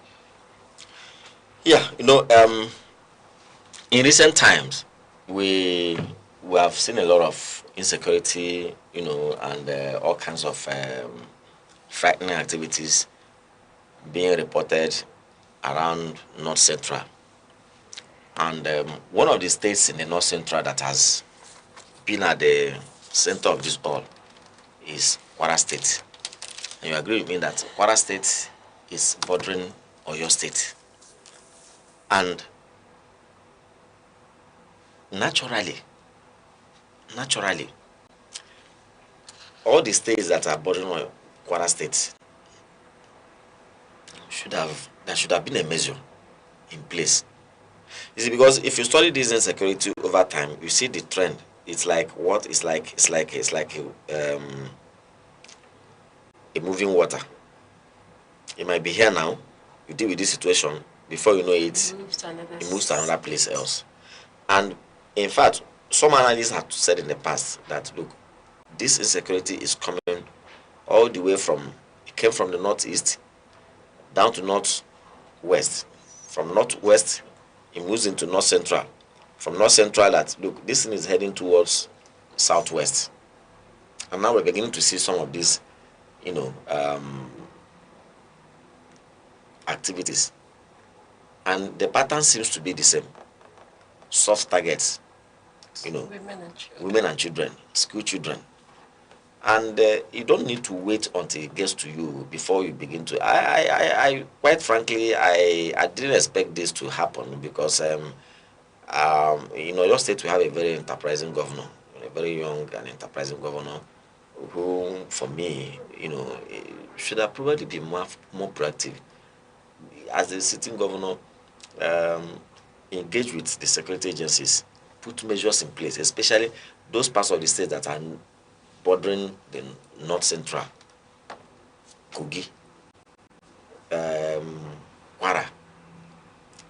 Put measures in place to forestall some of this. You don't wait until it happens. But unfortunately, here it is now. The elders are demanding that while all these demands are going on, the children are in captivity. That is the funny thing. And nobody will wish for him to be in captivity for even 1 hour. Yeah. 5 minutes. Because of the things they're going through. You don't know what they are being told to do. You don't know what they are eating. You're dealing with people that you can't really define who they are. Yes. It's very unfortunate. It's very, very unfortunate. Very unfortunate. I think I like the fact that Senate has really demanded, the Yoruba, the Yoruba community has demanded that the Senate go into investigation, that they lead the investigation. So that, because this is should they be demanding for this? That's actually the. And apart from that, you see, this also is one of the things that happens in Nigeria that is not good enough. At the end of the day, people come to when you see, and the same way too for me. You don't.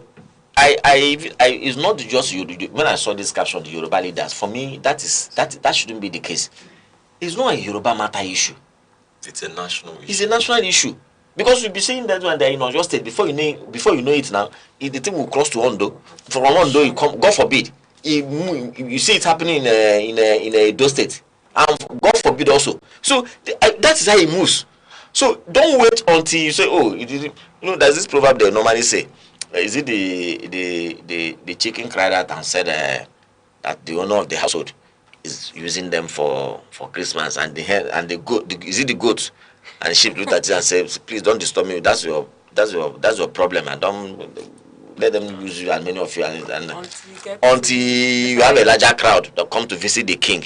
And now other that they should before you know it, and now the goats themselves have become. So that is, don't wait until you become a victim. Don't wait until it gets to you. Once you see this, it's not a Yoruba matter issue asking Yoruba elders. Yes. It should be Nigeria asking that please, something should be done. The government may be trying, but we need to hold them more, accountable, so that let them do more, because we shouldn't be experiencing these kind of situations at this time. Yes, the governor of Osun State has already said putting things in place, speaking with, it was in the news this morning, speaking with security agents so that it doesn't exactly because that's another southwest state that's also bordering some states in the north central. So you let there be contingency plan. Don't wait until it happens. Basically, what I'm thinking is from the grand scheme of things, Nigeria is underpoliced. I would say it, and I'm saying it. Nigeria is underpoliced. Why Nigeria is a nation, a great nation, we're underpoliced. This, before you call a security agency to arrive at a scene, takes a lot of time. And then looking at how sophisticated, they're underpoliced in infrastructure, they're underpoliced in welfare, they're underpoliced in social services, they're underpoliced in response. And this is actually the issue that we are facing as a nation, because when we're talking about insecurity, we're also talking about how well we're doing in the political order, in the policing order. Yes. You see, the thing is, some of these issues you highlighted now, and more, these are, when you say you are the third world, well, with due respect, when you say you are a developing nation, these are the things that they say when you say you are a developing nation, because in some other climes they are done differently, they are done differently. So we just pray. Where do we start from? Which one are we going to say? Yes. So they are the reason why we say we are a developing nation, because you see, sometimes you ask yourself, what is our population? What is our population? And what is the population of? What is the number of our security agencies? What does the UN Charter say in terms of the number of the population ratio to security agencies? See, the thing is, even the security agencies, even those of them that are there, what is their welfare? How are they motivated? How are they trained? What tools are given to them to work? And when you leave them and you begin to ask, even the larger society, how is the environment? Is the environment one that's encourages hard work? Is the environment one that induces people to begin to think of all kinds of things? They say an idle mind is the devil's workshop. Now, this is not to encourage anybody to begin to behave like the devil. But the truth is that there's a reason why you make sure you provide employment, engage the people. Nigeria has one of the fastest growing youth population in the world, and this youth population you're talking about, we all know the characteristics of youth population. They are restive, they are active, they can be very agitating. Now, how well are they engaged? These youths that are roaming everywhere, leaving school, how many of them are being productive? Now, what are the rest of them doing? Those are not productive. What are they doing? You know? So, my brother, there are too many things to. We just pray and that God will help us in this country. God will indeed help. All right, let's look at this headline from This Day newspaper. It says, uneasy calm still on APC primary. This Day says, uneasy calm at APC after first phase of primaries across Nigeria. An atmosphere of tension and uncertainty has settled within the All Progressives Congress following the first phase of its primaries across Nigeria. Complaints, political grievances, and concerns over the outcomes in several states. So, I mean, we've discussed part of it, but I'm thinking that after this, or I feel like after this primary, some persons are still going to protest and contest the decisions of the party because there's a lot of, tension in just the first stage of primary. There's a lot of tension. Of course. And which shouldn't be expected from a party where everybody is for me, everybody actually, has so much power and authority. I mean, one would think that if you lose, you take it in good faith. No. You see, that is not politics. You see, politics is a very contentious game, and you see, the truth is that what you're seeing now in APC, these are things that naturally is expected. I love what the editor said there. He said uneasy calm. You might think nobody's talking. Just like when you walk into a graveyard, nobody is talking, and you have the tendency to believe that all is well. Of course, all cannot be well. When people are quiet, they can be quiet for a couple of reasons.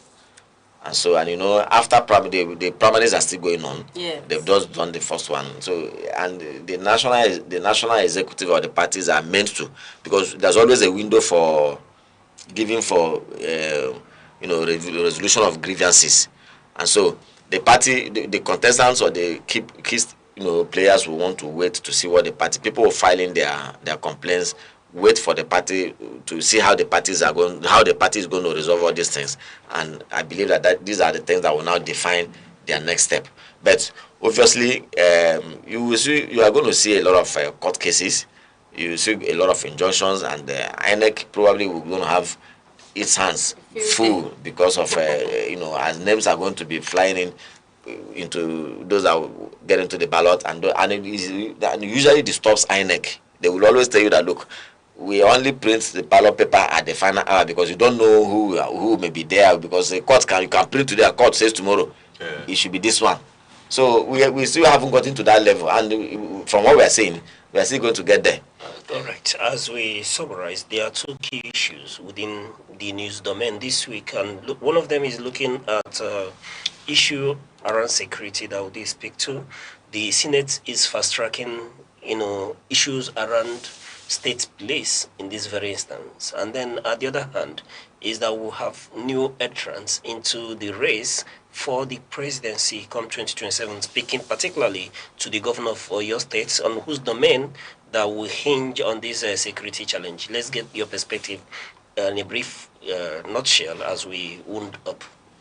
Yeah, the issue of the first question you asked is borders on the issue of state police. We've seen the Senate, they are beginning to fast-track the issue around state police. I have said before, the state police is a welcome development. We have talked about it several times, and everybody agrees that that is the right way to go.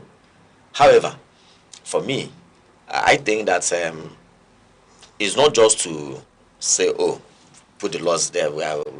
Even when you are making the laws, people have expressed some fears about state police, and those who express some fears about state police, their fears are legitimate to a certain degree. So, in making these laws, how far have you gone to take care of those areas? Are you just going to do a copy and paste? What we have now, in terms of the, excuse me, the appointment of the Inspector General of Police, the removal, the retirement of the officers, just like we have it now, is are you going to take it like that and paste it for the state level? What about the fears that people have raised? For me, if those fears are not, if the structures, the legal framework is not clear enough to take care of some of those areas, we may be creating more problems that we are solving, right? And so they said the devil is in the details. Until we see the draft, what the law says, experts will look at it. Experts will now have opportunity to say on so and so clauses, this is likely going to be an issue. Please, they should take a look at it and things like that. But all the same is a welcome development. It's the right way to go. Then on the issue of Makinde joining. Governor Makinde is a very young. I've always said, look, we have gone to a point in Nigeria where we should have those who should be our president should be people standing in between. In between, maybe not too old and not too young. You're right. So those who are old have the advantage. There's no doubt about that. They say men are like wine. The older, the better. But the demands of that office also, is that a certain part of you must connect with the younger generation, because that is the future of the country. I don't have any issue with the candidature of Makinde. He has joined the fray. Let's have as much people as possible, so that, because that's the beauty of democracy. Really, people have opportunity to profile the candidates, ask questions. Because what for me I do not like, and this is the quarrel I've always had in some of these African countries, a situation where the country has just one or two people to choose from. You limit the right of the citizens. There is no longer democracy. Democracy, at the heart of democracy is alternatives. So when all those alternatives are not there, so anybody, let them join the fray, and we'll look at it. I look forward to a very healthy and a healthy presidential debate. I hope it happens. Okay, now seeing that he has declared to run, and then we are hearing that there was a situation in his state currently. Do you see this and some sort of indictment on his image, seeing that he's about to run for a presidency? No, why would that be an indictment? There are many states in Nigeria have security issues, and there are people coming out from those states. Among all the top presidential candidates now, which state does not have which of them?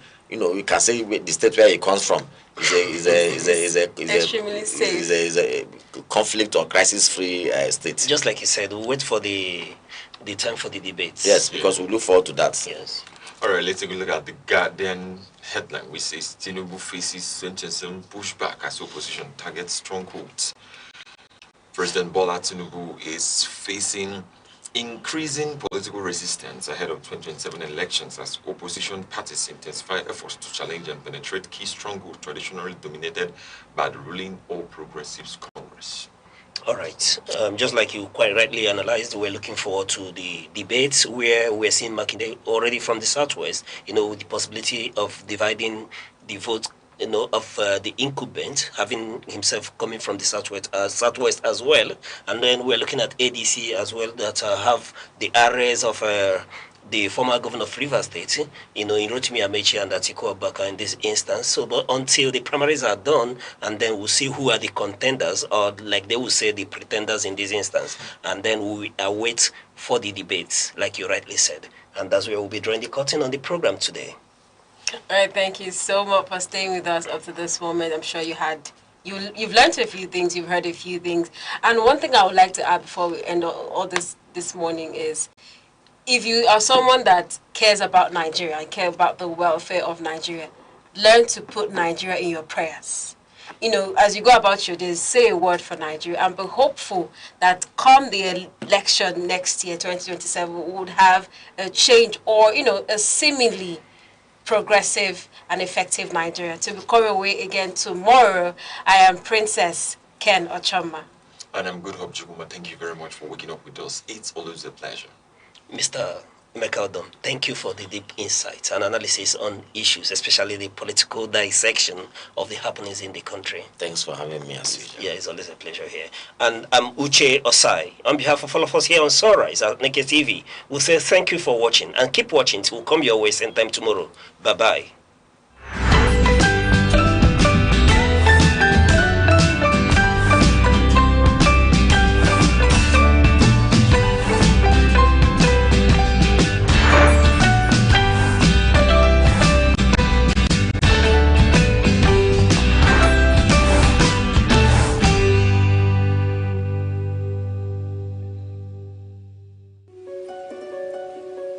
In a world that never stands still, where stories break in seconds and moments shape history, one station keeps you connected to your nation, to the continent, to the world.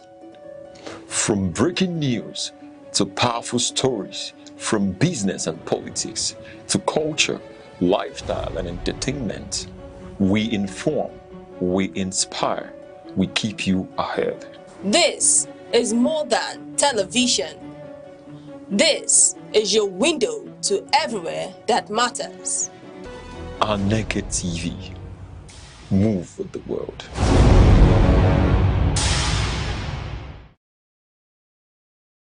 Security is not just police on patrol.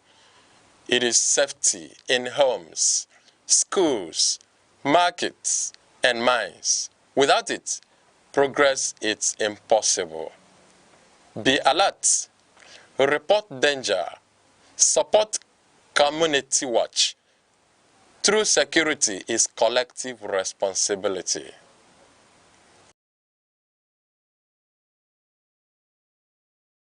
Nigeria's governance challenge is best understood as a deep and persistent crisis of institutional trust, supported by consistent empirical evidence, global governance indices, and everyday lived experience. Despite its significant human capital, natural resources, and economic scale, there remains a widening gap between state authority and citizens' confidence in its fairness, predictability, and effectiveness. International governance metrics consistently place Nigeria in the lower tier of global corruption perception indices. Transparency International's Corruption Perceptions Index typically scores Nigeria in the range of about 24 to 26 out of 100, indicating a sustained perception of high corruption and weak institutional integrity. This is not merely symbolic but reflects a broader pattern of diminished public confidence in governance structures. Survey-based evidence reinforces this picture. Afrobarometer findings over multiple rounds show that a large majority of Nigerians believe corruption has increased over time, with some surveys indicating that up to 80% of respondents perceive rising corruption. Trust in key institutions remains low, particularly in the police, where as many as 70% of respondents in some waves consider officials to be corrupt. In addition, only a small minority, around 10% in certain data sets, believe that reporting corruption can be done without fear of retaliation. These figures point to a systemic trust deficit that extends beyond perception into behavioral reality, where citizens often expect inefficiency or bias before engaging with public institutions. From an economic perspective, trust functions as social capital, an invisible infrastructure that determines how efficiently a society operates. In low-trust environments such as Nigeria, transaction costs rise, informal payments become widespread, compliance with public systems weakens, and investment confidence declines. The World Bank and IMF have repeatedly emphasized that weak governance structures reduce the effectiveness of public expenditure, especially in critical sectors such as health, education, and infrastructure delivery. Even when physical allocations are significant, the absence of institutional trust limits their developmental impact. At the level of everyday experience, this distrust translates into a behavioral adaptation. Citizens increasingly bypass formal systems in favor of informal alternatives. Public services are often supplemented or replaced by private solutions, while access to bureaucratic processes is frequently accelerated through personal networks or unofficial payments. This reflects a gradual informal substitution of the state, where former governance structures remain present but are no longer fully trusted as the primary mechanism for solving public needs. The drivers of these trust erosion are structural rather than incidental. A major factor is the widespread perception of inequality before the law, where accountability is seen as selective and dependent on status or influence. Another is persistent service delivery failure, particularly in electricity, healthcare, transportation, and education, where repeated reforms have not consistently translated into reliable outcomes. A third is weak enforcement credibility, where misconduct is not always met with consistent or visible consequences, reinforcing public cynicism and normalizing institutional avoidance. Philosophically, this situation represents a weakening of the social contract between citizens and the state. In theory, citizens surrender compliance and taxation in exchange for fairness, protection, and predictable governance.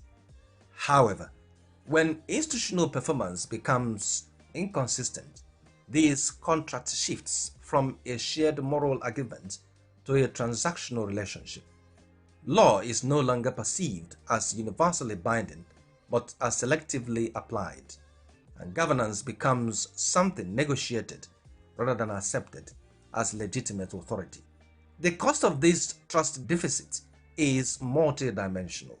Economically, it reduces efficiency in public investment and weakens long-term growth potential by increasing friction in both public and private transactions.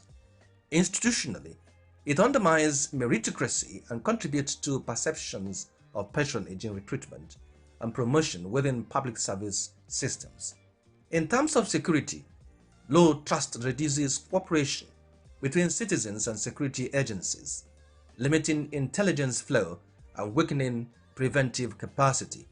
Socially, it fosters generational disagreement from formal institutions, encouraging reliance on informal systems as the default mode of survival.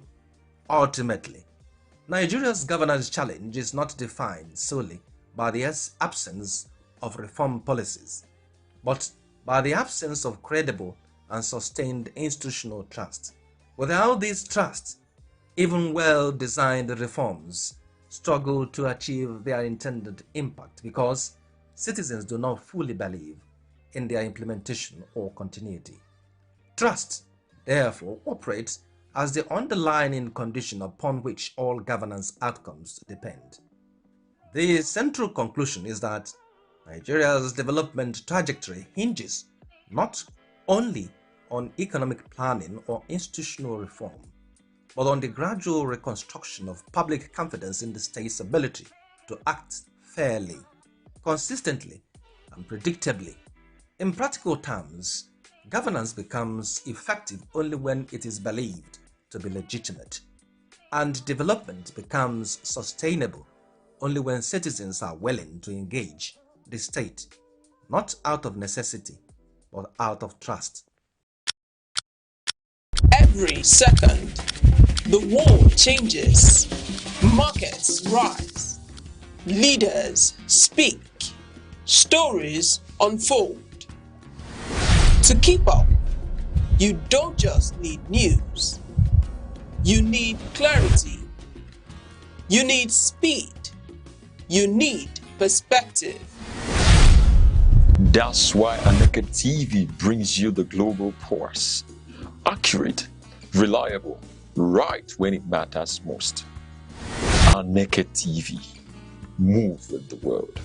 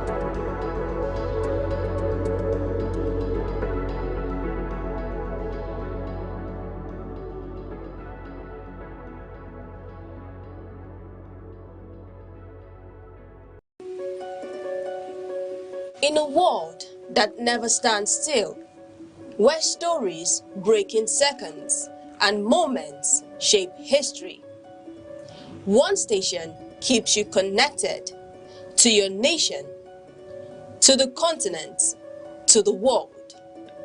From breaking news to powerful stories, from business and politics to culture, lifestyle and entertainment, we inform, we inspire, we keep you ahead. This is more than television. This is your window to everywhere that matters. Aneke TV. Move with the world.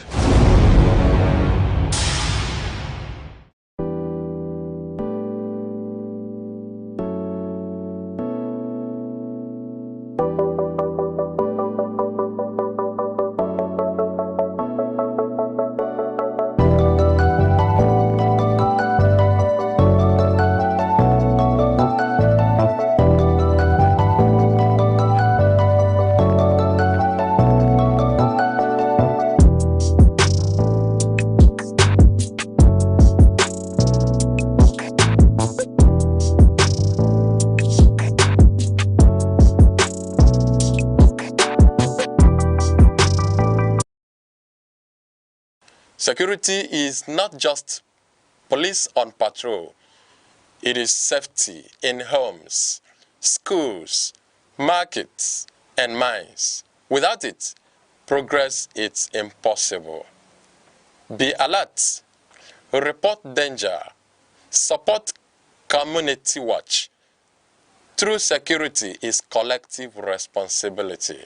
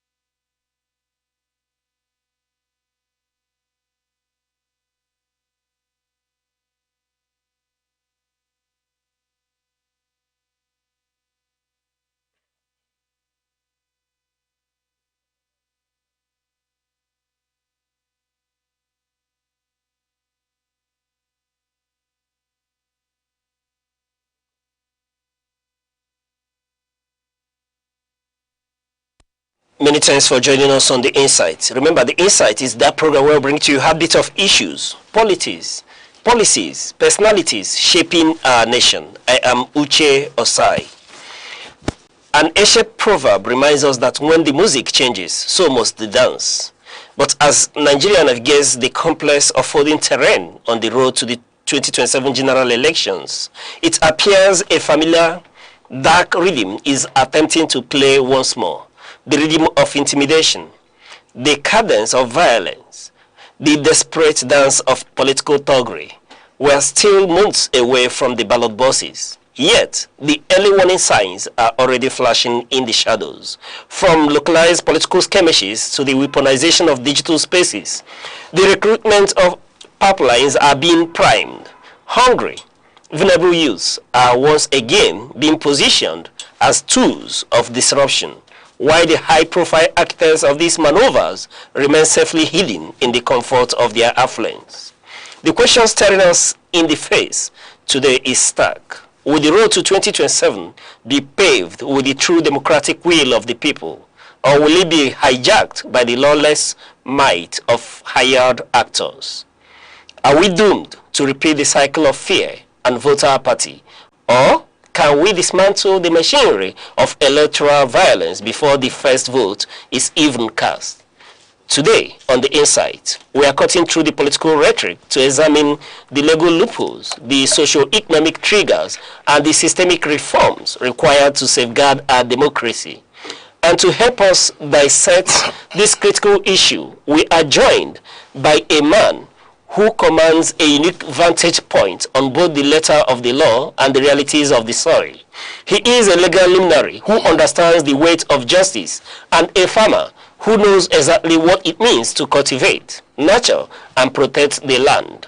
Please join me to welcome to The Insight Ozon Nadume of Okansi on political thuggery and the road to 2027 election. Ozo, it's a pleasure to have you on The Insight one more time. Thank you very much for this beautiful intro. We are going to look at how it goes. Thank you for having me, and thanks to our viewers. All right, Ozo, let's dig straight into it. Yes. You know, when ordinary Nigerians on the street talk about thugs in politics, they usually mean the young men with chains, knives, and dangerous, faces we see at the party rallies and police units. But from where you sit, how would you define political thuggery in today's Nigeria? Well, political thuggery is like, people being sent to a war front. No war starts on the war front. Everyone starts on a table like the table we are sitting here now. People plan how to rig, how to commit fraud, how to exhibit thuggery on a table, and then I'll send out the foot soldiers to go and do their bidding. The foot soldiers are just about the end point of the issue of thuggery. So the thuggery of a thing starts from the drawing table. And somebody paid somebody to come and carry out that thuggery. So it is the only thug that pays himself. Besides, most of the thugs are not contesting any election.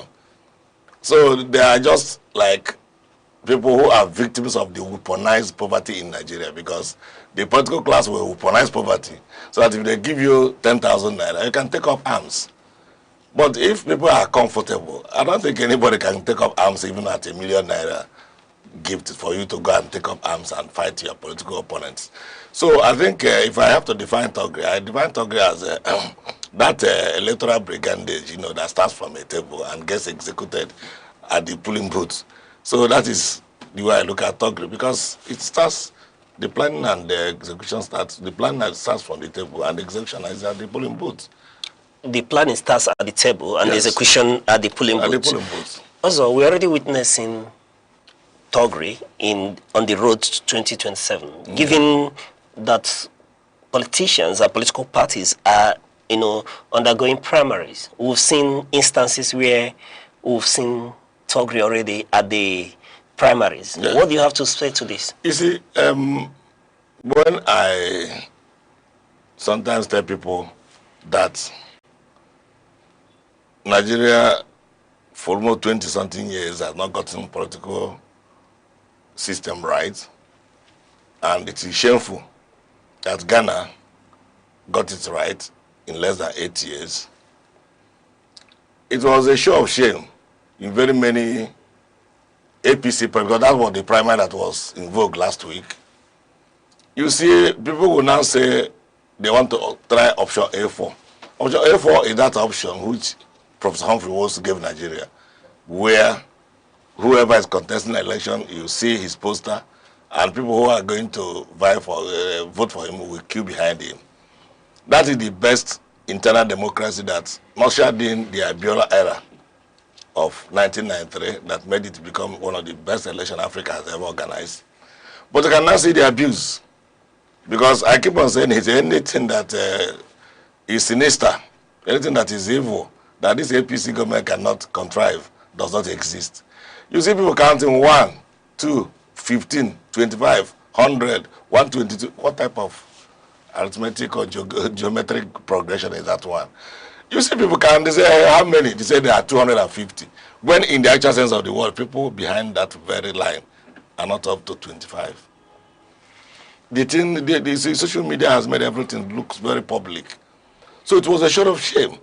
And yet, that's a record. I tried to verify on my own whether actually APC recorded that record, especially the ones got in with some parts of Ebonyi State. And lo and behold, that's what the thing that was reflected. That thing that the returning officer was counting 1, 14, 25. That thing, the last number he counted was what was recorded. And he was in front of camera. And they were doing this thing brazenly before the camera. The world was watching the shame we impose on ourselves in Nigeria. Also, looking at Togri, are we returning to the 1999 era where the talk seems to, determine the direction of our ballots? Yes, you see, sometimes I also blame Obasanjo. Remember, it was Obasanjo who said in his second term that this is going to be a do or die fight, that you should not allow anybody. The other one, Tinubu said in 2023 that power is not served a la carte, that you have to grab it, snatch it, and then run away with it. You see, these are leaders. Unfortunately, 2 of them have become presidents. Obasanjo, when he said his own, he was a president. Tinubu eventually became a president, whether by hook or crook. He's a president. He has been declared and sworn in. Now, these things are the things that encourage the talks. Now, look at the shenanigan of Wike in 2023 in Rivers State. Wike, you recruited returning officers. Somebody who presided in Obiakpo area of your own local government, where you came from. You don't even know whether he's a lecturer or whether he's not a lecturer. The name of the young man was never reflected in any school. And now, you see the mutilations when the man eventually brought the whole from EC8A to the government house, and they were all mutilated. And lo and behold, INEC accepted the mutilated copies and used it to declare somebody winner. Now, Tokre is not the only people who shoot, not only MC Olumo, when he shoots gun in a polling booth. The dangers, the ones, the people who sit in that office to plan the talk and pay people who are going to carry it out, the ones they do, it's worse. Because the worst talk is the chief electoral officer of the state who allowed polling clerks to mutilate polling booth results in from EC8A. And that was why we were clamoring about direct capturing of voter data from EC8A and the polling booth and transmission to the IRF. And they now say where there's no network, they now put the proviso just to nullify everything they have done about electronic transmission. In fact, it was because we now started clamoring for electronic transmission to become law that they now put this proviso. Otherwise, in 2023, that was what was used to do the declare the result of the Senate and the result of the House of Reps. And it went smoothly well. And nobody protested. Those who protested were in the minority. And the Supreme Court allowed those ones. And when it came to the presidential election, they now said they had a glitch. And despite that their glitch is why they now put this proviso. And that proviso is now going to encourage the very Togre we are trying to run away from. Because if a talk can grab it, can snatch it and run away with it successfully, that is as good as the result declared. Even if you capture anything and send to IRF, the one they brought by manual, that from EC8A, because the authentic result. Also, from your analysis, one will see that Togri, is now assuming multi-dimension because it's no longer those who see with cutlass, machete, and guns. In this instance, you're talking about the clerks who equally you describe as thugs who mutilate results and then give wrong figures in this instance. You see, Uche, when we talk about Nigerian corruption system, people see corruption system on the surface. Like we say, Nigerian police is corrupt. Now, I will ask anybody, how do you say Nigerian police is corrupt? Is every time they stand on the road and start collecting 200 naira, 100 naira. That is not even the corruption in police. Is it when you go to the hierarchy police formations, you go to the various state commands, you go to the federal commands, the force CID, the state CIDs, the various area commands, you now find the volume of money being exchanging hands. You shudder.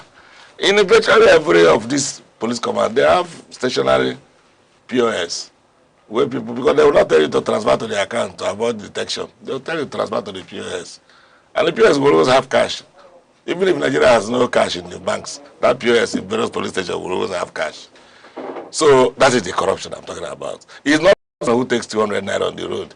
At best, he will get 10,000 naira in a day. But the other man collects in millions. They'll tell you, I want to take somebody on bail. Don't you know that this is a first CID annex? You should go and look for 1 million. All right. Given the rates of inflation in the country and the current cost of living biting hard, it seems that we may be fighting a lost cause here, because there has to be an arable number of vulnerable youth who are looking for ways to make ends meet, who would subject themselves, make themselves available for political thuggery in this very election. That's why I said that the political class deliberately weaponize poverty. Deliberately? Yes, it was deliberate. They make people poor so that you can do their bidding at the smallest amount of money given to you. If they make Nigeria comfortable, which nobody will accept even 1 million naira to be a thug, because you will be comfortable where you are. You will be eating good food.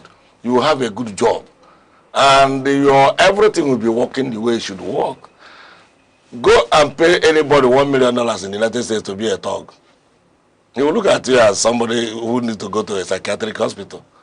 Because it is strange. As far as it's concerned, it's strange.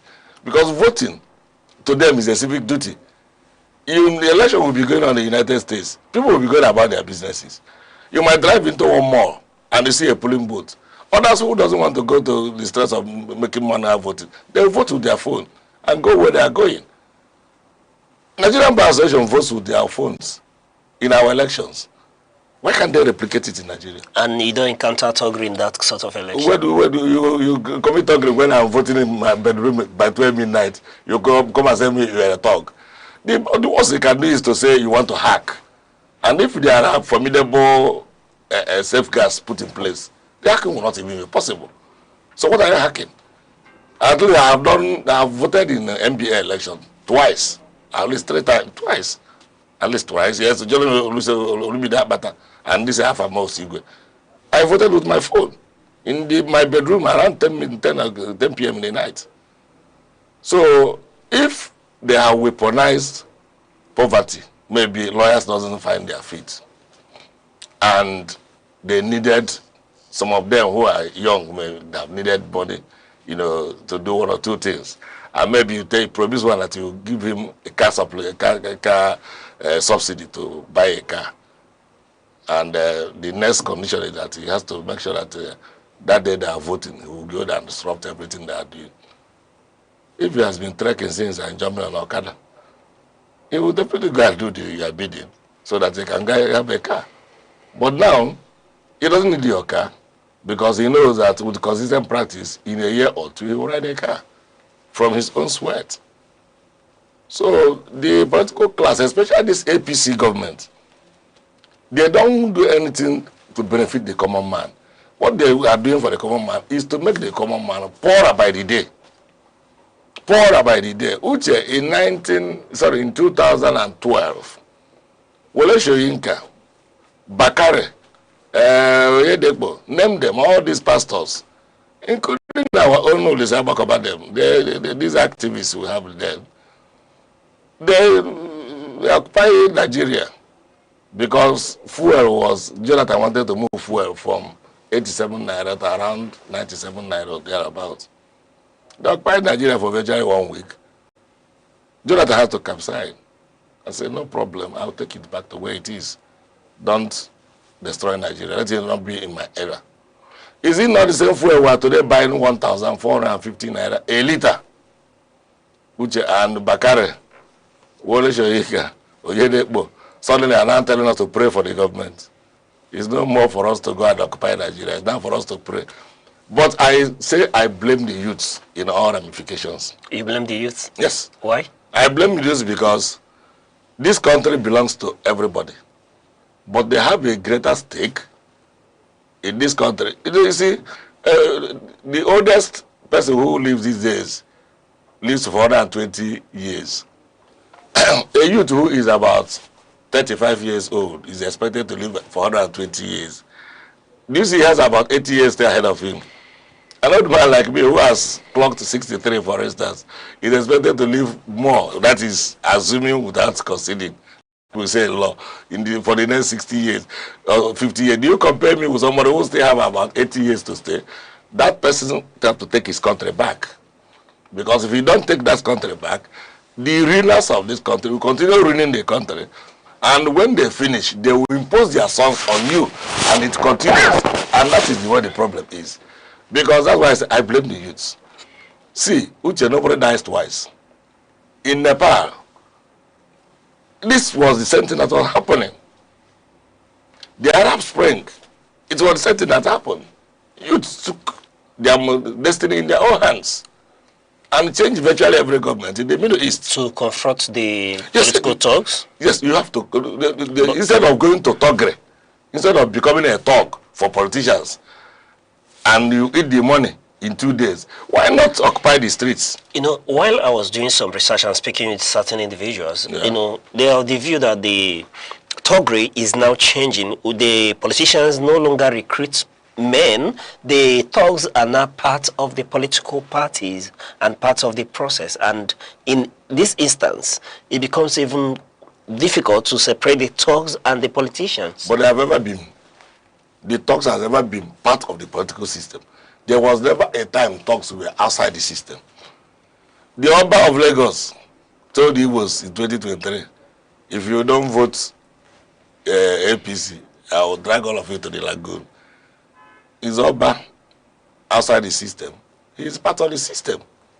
MC Olumo is the chairman of the National Union of Road Transport Workers in Lagos State. He is the liaison transport officer for the APC. He organizes the transport that carry inec officers to wherever they are going to conduct the poll. Somebody who is a thug, you cannot trust him with the carry your ballot, safety of your ballot boxes. You can see where we have degenerated into. So they have ever been part of it. Was Wike not a former governor? Is there any thug that is bigger than Wike? Is he not a minister?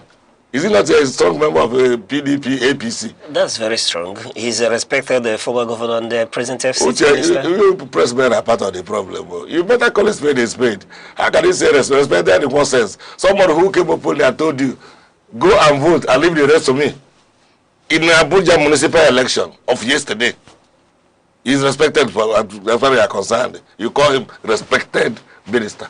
Also, from the way you sound, I meant to understand that Togre, you know, has become part of the process that has been there historically. We've always had Togre in our election, and from where you're going, it seems that it may be difficult for us to do away with Togre in our elections. INEC staff also talks. Go and take it to the Mapo. Let me tell you how. In April, that was April last year, Supreme Court of Nigeria gave judgment that Namadi Usman is the authentic, recognized leader of Labour Party. And the tenure of Julius Abure has expired. It took April, May, June, July, August, September, October, November, December. Uche, how many months now? 9. INEC said they are studying the judgment for 9 months. Immediately peterobi left Labour Party because they have refused, even though they have been served with the court of judgment. Immediately he left Labour Party on 31st of December 2025. The next week, early January, INEC now recognized Namadi Usman. Meanwhile, peterobi has drifted to APC. You described that as Togre. What type of Togre is bigger than that one? Chasing real political actors and gladiators who you know has the magic wand to even move toward the direction of the youths. You don't want to change them, and so that the makers of our common patrimony will continue. That's what I know. I said INEC is there. Let me continue. INEC, the man peterobi got into ADC. ADC was stable before peterobi got into it. Immediately he declared for ADC, and one person came in there too. The fire got ignited. The same INEC now recognized an ex parte ruling gotten by Balana few Gombe. Some few case that was buried and forgotten. They now went and dusted it. Now nephew Gombe dusted it and got expert order to maintain the status quo antebellum and served it, and Aneke implemented it immediately, removing ADC from their portal immediately. Remember, it took them 10 months to put Namadi Usman, whom Supreme Court gave final judgment to. I'm not talking about for expert like that of what do you call him, nephew Gombe. Now, before you know it, people were scheming. How do we do presidential zoning in ADC? ADC says it is still the turn of the South, and peterobi have promised to do 1 turn. Before I can say Jack Robinson, Atiku threw himself into the ring. Despite all advice and all odds, and he knows that. It was him who insisted during the time Buhari was coming in, that it has to come to the north. That it is north and south. That after Jonathan, the south, it has to come to the north. And they insisted virtually that the only people who run for that election that time will come from the north, including Zerify. Now, it is now the turn to go to the south. Article 927 into the ring. Now, peterobi pulled out again from ADC into NDC. And now, the NDC, not knowing what to do again, because time lag, you can't register a party again after 10th of last 2 Sundays. They got stuck. Inec got stuck. The traducers of peterobi got stuck. They don't know how to go about it anymore, because they can't tell anybody to leave NDC again. They can't tell peterobi not to contest for the election again. Now, the next thing they do, according to Sirach Dixon, talking himself, I'm not saying what I heard from Grapevine, that it was presented by the presidency, that look at your file, that your file is in EFCC and the ICPC, or either you do this or you stop peterobi from appearing in the ballot. Of course, the man told them that he's not the chairman of NDC. He's just a stakeholder and the principal member of the party. Now, whatever you want to prosecute, go ahead. Is it not court that to prosecute me? I know Asarok will not prosecute me. It will still be the court. So when you go there, I put my defense. Then I'm let that one rest. Now, what type of... You see, Uche, if you think war front, war is only when you shoot somebody with a gun, then you're making a mistake.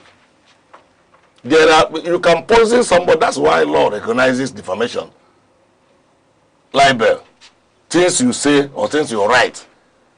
It's not only when you beat somebody that you have destroyed somebody. You can say something and you destroy somebody permanently. And that's why the law says if you defame somebody and the person feels injured by what you say in your mouth, you pay for it. So it is not only when you fight with gun that you do thuggery. Thuggery can come in different forms. INEC practices thuggery. Political gladiators practice thuggery. So every person who is in APC could be classified as I have not seen a gentleman in that party who will ever come and say, look, oh, I'm so sorry what you have done. It will never repeat itself again. I'm still waiting to see one. Unless when they deny you ticket, like they denied a lot of people now.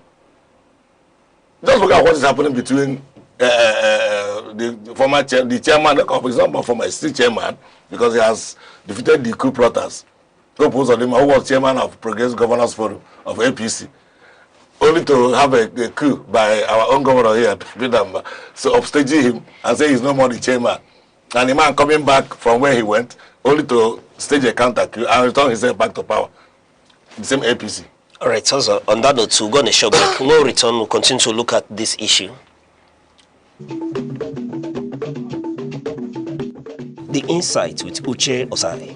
Having the political will to confront whatever is the challenges. Igbo man wrestles with the tortoise that had a lot of ingenuity, a lot of ideas, and the tireless. It will take the broad mind of government in power to say, let there be electoral reform, no matter whose heart is God. I was there. We did everything. All of us came and supported him with our last blood. In-depth analysis, expert views, Real voices uncover the stories shaping Nigeria today. Deep dive, honest, unfiltered, only on the insight with Uche Osai on TV. Join us. Many thanks for staying with us, and if you just been joining us, we'll be looking at political thuggery and the road to 2027. And with us analyzing this issue is a legal luminary and a farmer, also Nadume of Okansi.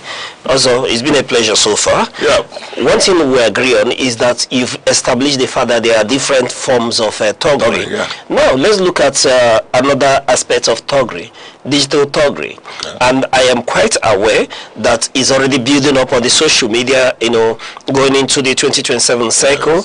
And one thing I'm also quite certain about is that you're a stakeholder in the group that is described as the mob, the obedient movement. Yeah. And should we, therefore, ascribe this mob as part of the thugs or the thuggery that we'll talk about in route to 2027? Because we've seen a lot of bullying, a lot of deep fakes with AIs on the social media going into the 2027 election. Yes, social media bullying, all right, is part of political thuggery.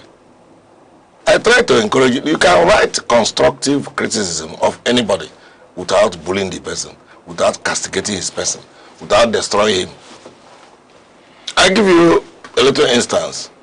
In 2022, we threw all our weight to Labour Party because of the presence of peterobi, the obedient movement. I still remember vividly that the man who contested for Udi Ezeago Federal Constituency was just a young lawyer who actually the obedient wave carried into the National Assembly. Now, having got into the National Assembly, we were all relating very well because I told him, personally, I don't have anything I'm demanding from you. I'm not looking for any appointment from you. But whatever constituency projects you can attract to our area where you are represented, do so. Because we border Anambra State, so we can link ourselves up. So we have access to each other's villages. He accepted it and said he's going to work towards that. I even went a step further by meeting the person representing Oka North, who is supposed to be his pally, so that two of them can have an interface. If we are looking for maybe a road on the south so that you can link through that and get together. So the man agreed that if he comes that they work together. I got back to him. He told me that I should help him send that in a text message. I printed that my demand. Demand on the constituency project or not money for my pocket, remember. Good. I printed it, I sent to him. He saw it, I had acknowledged it. 2 months or 3 months later, I was driving home one day, my phone rang, it was him. He was telling me of what he intends to do about moving from the Labour Party that got him into the National Assembly to the other party, to APC. I told him why. He gave his reasons. He said people who came from Plateau, they were all sworn in the National Assembly. After swearing them in, some people went to court and they said it is not the right faction that nominated them and their swearing was nullified. That he doesn't want such a thing to happen to him. Well, it is so hasty. If because of the crisis in Labour Party that we are running away, to be with whom you use his wave to get into the National Assembly, it's not a fool. At a time, it might get to a point where it might require that he will leave the Labour Party. If he leaves the Labour Party, you live with him. Bearing in mind that it is his wave that swept him into the National Assembly. Well, he didn't listen. He took his own choice. But I told him, I don't follow anybody. I follow, in fact, I am an obedient member by principle, based on the fact that P2B's idea resonated with my own idea of politics. That was why I kept faith with him. Later, they all moved, including the state governor, moving to APC. And now they say they are sharing, what do you call it, the primary election ticket and who goes and who doesn't go. They now brought in somebody else. And I saw a lot of things people were writing on social media, you know, castigating. You see what you have done to yourself, blah, blah, blah. I keep on telling them wherever I can that it's not necessary. The man made his choice. He has a right to his choice. You don't need to kill him because he made his choice. If his choice is just like a gamble, choice is just like someone's taking a game. You might win, you might lose. He has gambled it, maybe he lost out. So people should not kill him for making that choice of going to the other party. So cyberbullying is toxic. I don't encourage it. The obedient movement, greater number of very intelligent ones there are very good at it because they are so crafty with this AI. They can formulate anything. Sometimes you laugh over it, but I don't see it. But nonetheless, I must also have to say that the APC government is not the kind of government you bath with cold water. Truth. You don't need to bath them with cold water. They need real hot water. The one that got to 100% centigrade in boiling point. Because if you bath them with cold water, they will see you as amenable to being given money. Because they believe money can buy everything. Also, but this may amount to, you know, encouraging online intimidation. No. I said, that's why I said APC government. I didn't say every political party. You don't have PRP. You have ADC. You have ADC. You have very many other. There are 20-something parties that were registered by inec that are going to contest this election, including Labour-party. What I'm saying is that if the APC government, there are certain things people do, you see they have no human face. Now, a bag of cement, Google it, in Nigeria is about 11,700 naira a bag. In the Republic of Benin here, just across Badagry, you buy the same cement for less than 5,000 naira a bag. Is it not sheer wickedness on our part? Cement that is produced here, Dangote cement that is produced in Nigeria here. The government will now take about 3,000 something from the cost of the cement Dangote is going to sell, which Dangote said himself. So Dangote had to buy diesel to ferry the thing by road because he also cost it. Because when they were talking about this haulage by road, I said, why not encourage rail lines that has ever been there before? Maintain the one from Kaduna to Bayelsa to Port Harcourt. And this knowledge will be cheaper for you, so that people can now carry it from the rail lines. But they didn't. They wanted to make quicker money using vehicles. Now, you have to fuel the vehicle for a vehicle that for Ajana, I think it's in Benue State also. Ajana, where the factory is, to Enugu. Kogi State, right? Yeah, Kogi State, okay. From Ajana to Enugu here, if you want to fill that Dangote truck, it will not take you anything less than 200,000 naira to fill the truck, and they are sure that it cannot take you back because you need to go and carry another one if you sell the one you have brought down south here. I'm not talking of going to Lagos from Ajana.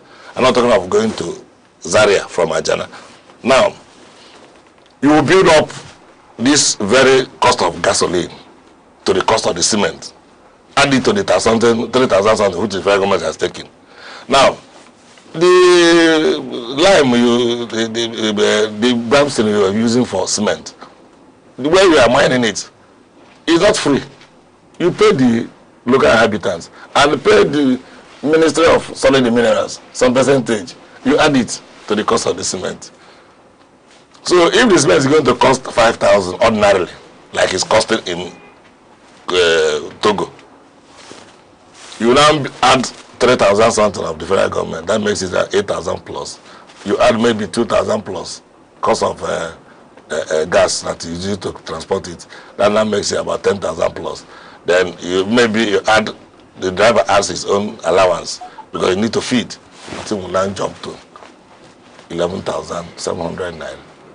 Now, government that doesn't have the sensitivity of the people at heart, do you think that government needs to be battered with cold water? But we can't encourage any form of intimidation, irrespective of the government in power. But if you tell the world this is what this government is doing, is that intimidation? You tell that this government is stealing from us, Uche, that is not intimidation. If you tell the world that the government is stealing from us... Do we have the proof? They are the courts. You are a prince of the law courts. What are you talking about to prove again? When I'm telling you that the producer of cement himself is telling us how much he's paying to the federal government. This is a public domain, Uche. All right, also, let's backtrack a bit. You know, now that we're talking about this very issue, looking at the issue of thuggery itself, let's look at the justice system, because when these individuals are moving away from the online intimidation, we'll come back to that. But when you move away, you know, and arrest the very individual that you know and are accused and seen of being thugs, and you keep them behind bars, before you know it, they are released. And in this instance, one begins to ask the question, where is our justice system complicit in all this? You see, the justice system is a chain. You don't just rush and blame a judge for whatever judgment he delivers. No. There is a chain. I'm a lawyer. If you the first thing in any crime is arrest, and that arrest has to deal with the police, which is part of the executive. Now, having arrested, you also, in fact, you investigate before you arrest. So investigation and arrest lies with the police, which is part of the executive arm of government. Having arrested and having investigated, you want to check the court.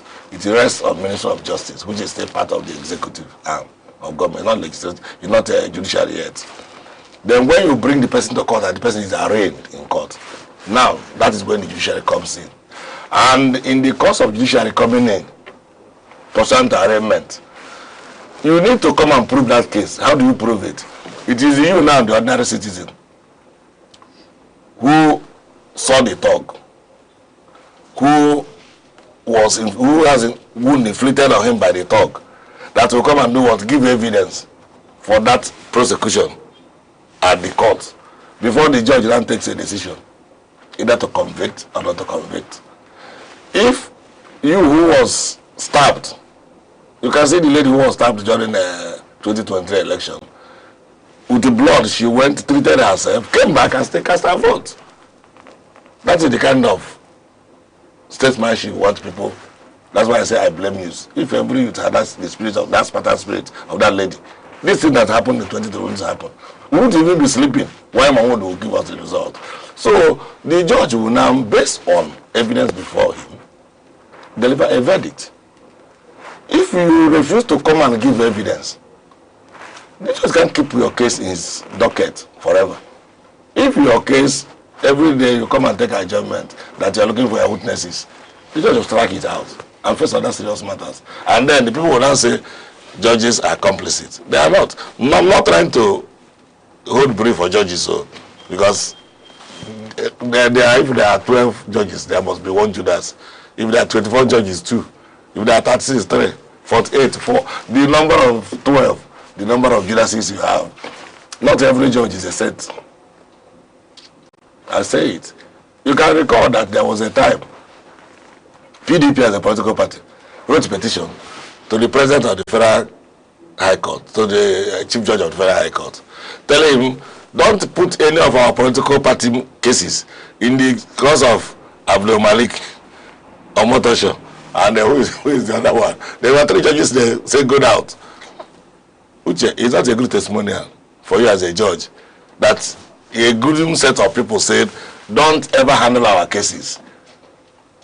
That implies that that justice that you epitomize is dead already. If anyone can say, my lord, don't handle my case, I suspect you will be biased, or that you are biased, or there is likelihood that you will be biased. That takes away that toga of justice which you wear as a judge. You know, judges have the power of life and death like God Almighty. You should know that is the difference between legal practice and every other profession.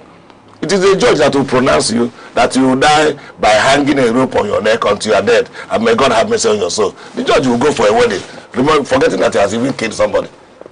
If an engineer builds this house and this house collapses and kills anybody, the engineer will go to jail.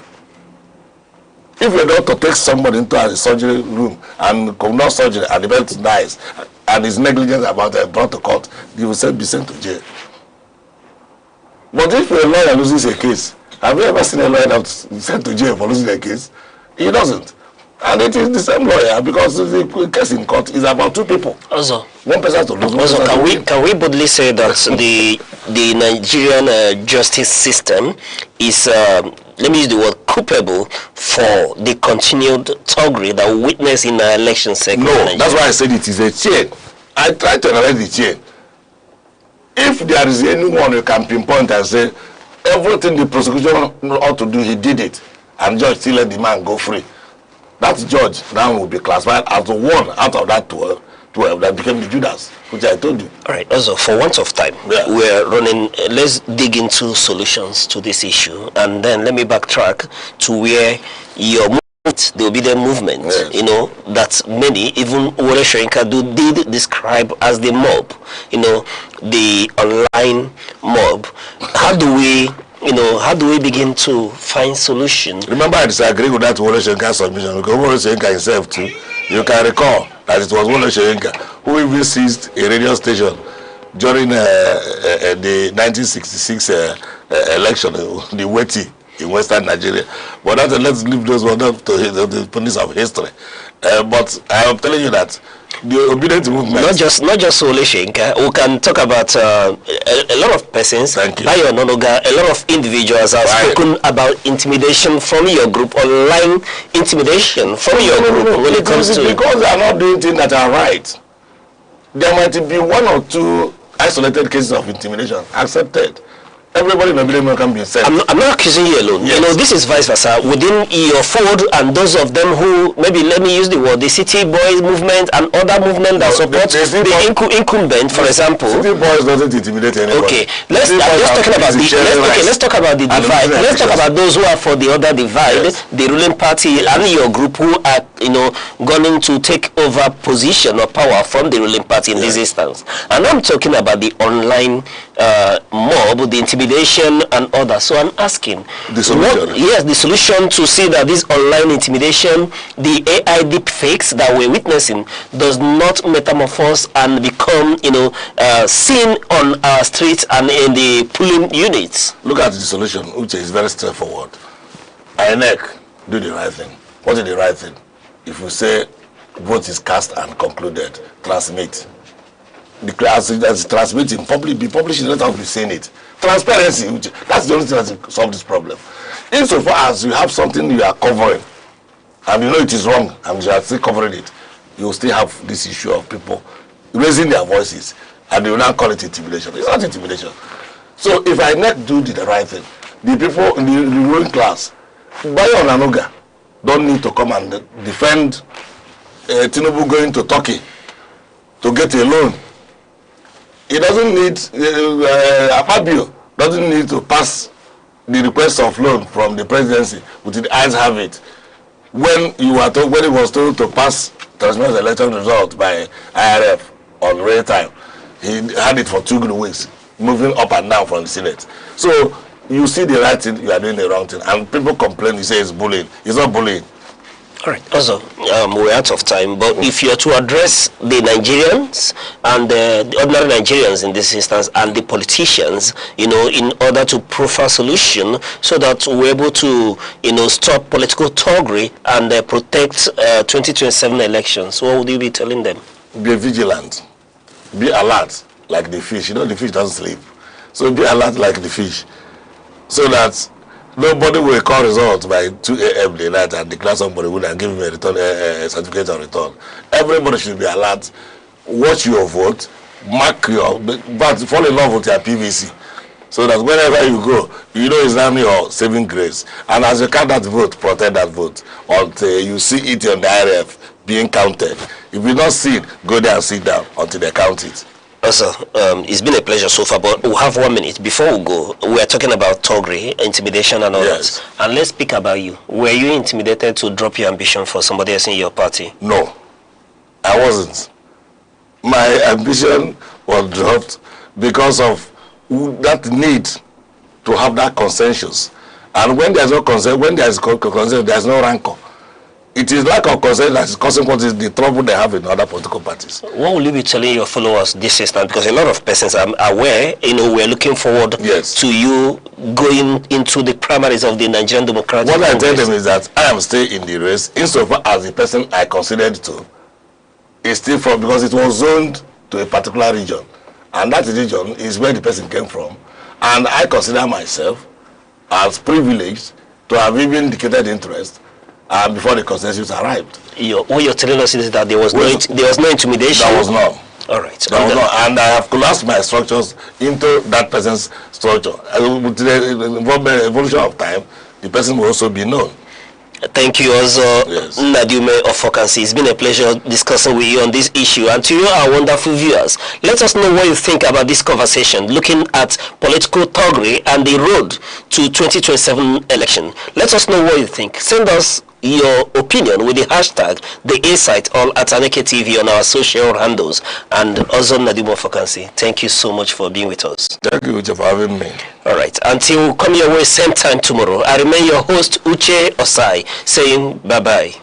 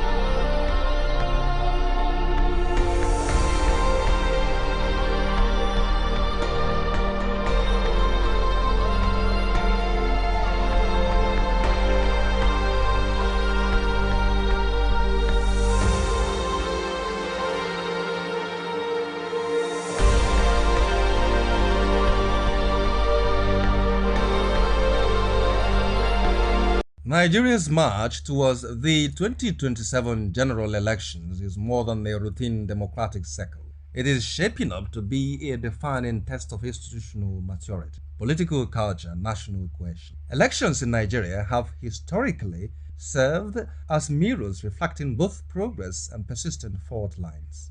As political actors reposition and citizens recalibrate expectations, the stakes are unmistakably high. The 2027 will not simply be about leadership transition, it will be about whether Africa's most populous nation can consolidate democratic credibility, deepen governance accountability, and manage intensifying socio-economic pressures without destabilizing its fragile political equilibrium. Public expectations heading into 2027 are likely to be unusually elevated, driven less by campaign rhetoric and more by lived realities. Chief among these is the demand for economic stability and opportunity. Inflationary pressures, currency volatility, unemployment, and cost of living anxieties have reshaped political consciousness.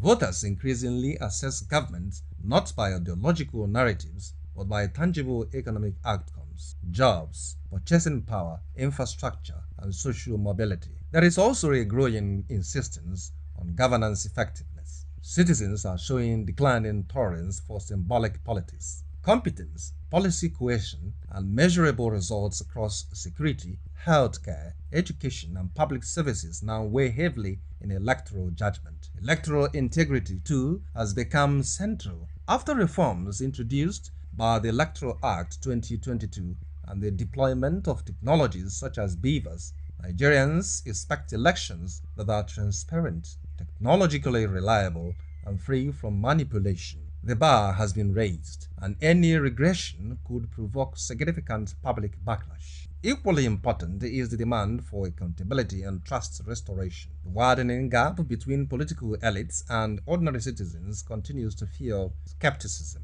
Consequently, the 2027 elections will be judged not only on who wins, but on whether democratic processes are widely perceived as fair, inclusive, and credible. Several issues are poised to shape the contest. Economic performance will dominate political discourse, with debates likely to revolve around fiscal management, debt sustainability, industrialization, youth employment, and diversification beyond oil dependency. Security will remain an existential concern. Persistent challenges ranging from insurgency to criminal violence have placed state authority under strain, compelling voters to scrutinize strategies for restoring stability and strengthening institutional capacity. Nigeria's demographic realities further complicate the landscape. The youth population, increasingly digitally connected and potentially and politically expressive, is defining electoral engagement. Political parties that fail to adapt to issue-driven, technology-mediated mobilization risk strategic disadvantage. Questions surrounding federalism, restructuring, and resource governance will also continue to animate debate, reflecting enduring tensions within Nigeria's political architecture. Underlining these dynamics are structural challenges. Despite technological improvements, skepticism regarding result collection, judicial outcomes, and political interference persists. Perception gaps can be as destabilizing as actual irregularities. The influence of money in politics remains deeply corrosive, while identity-based polarization continues to shape electoral alignments, sometimes transforming competition into conflict. Technology itself presents a paradox. While in a world that never stands still, where stories break in seconds and moments shape history, one station keeps you connected to your nation, to the continent, to the world. From breaking news to powerful stories, from business and politics to culture, lifestyle and entertainment, we inform, we inspire, we keep you ahead. This is more than television. This is your window to everywhere that matters. Aneke TV. Move with the world.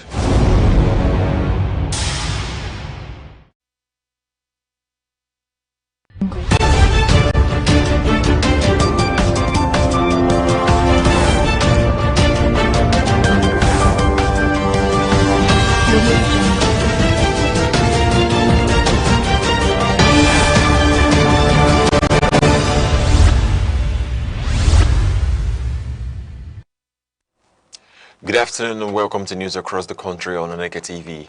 I'm Good Hope Chukuma. Headlines. Federal High Court grants former Kaduna State Governor Nasir El-Rufai bail in the sum of 100 million naira. Sultan of Sokoto declares Monday as first day of Zulhijjah 1447A8. Fire destroys sections of a plastic manufacturing company in Owo, Anambra State, with property worth millions of naira lost in the incident. Details of the news. A federal high court in Abuja has granted bail to former Kaduna State Governor Malam Nasir El-Rufai in the sum of 100 million naira with one surety in like sum. The ruling was delivered by Justice Joyce Abdulmalik. The court ordered that the surety must reside in Maitama or Asokoro in Abuja and must deposit the original certificate of occupancy of a landed property with the registry. The surety is also required to be a federal civil servant not below grade level 17. Justice Abdulmalik further directed that the surety must provide evidence of salary payments for 3 months, a bank verification letter, affidavit of means, passport photograph, and a duly executed bail bond. The court also ordered Malam El-Rufai to deposit his international passport and report monthly to the Department of State Services, while warning that failure to meet any condition will lead to bail revocation.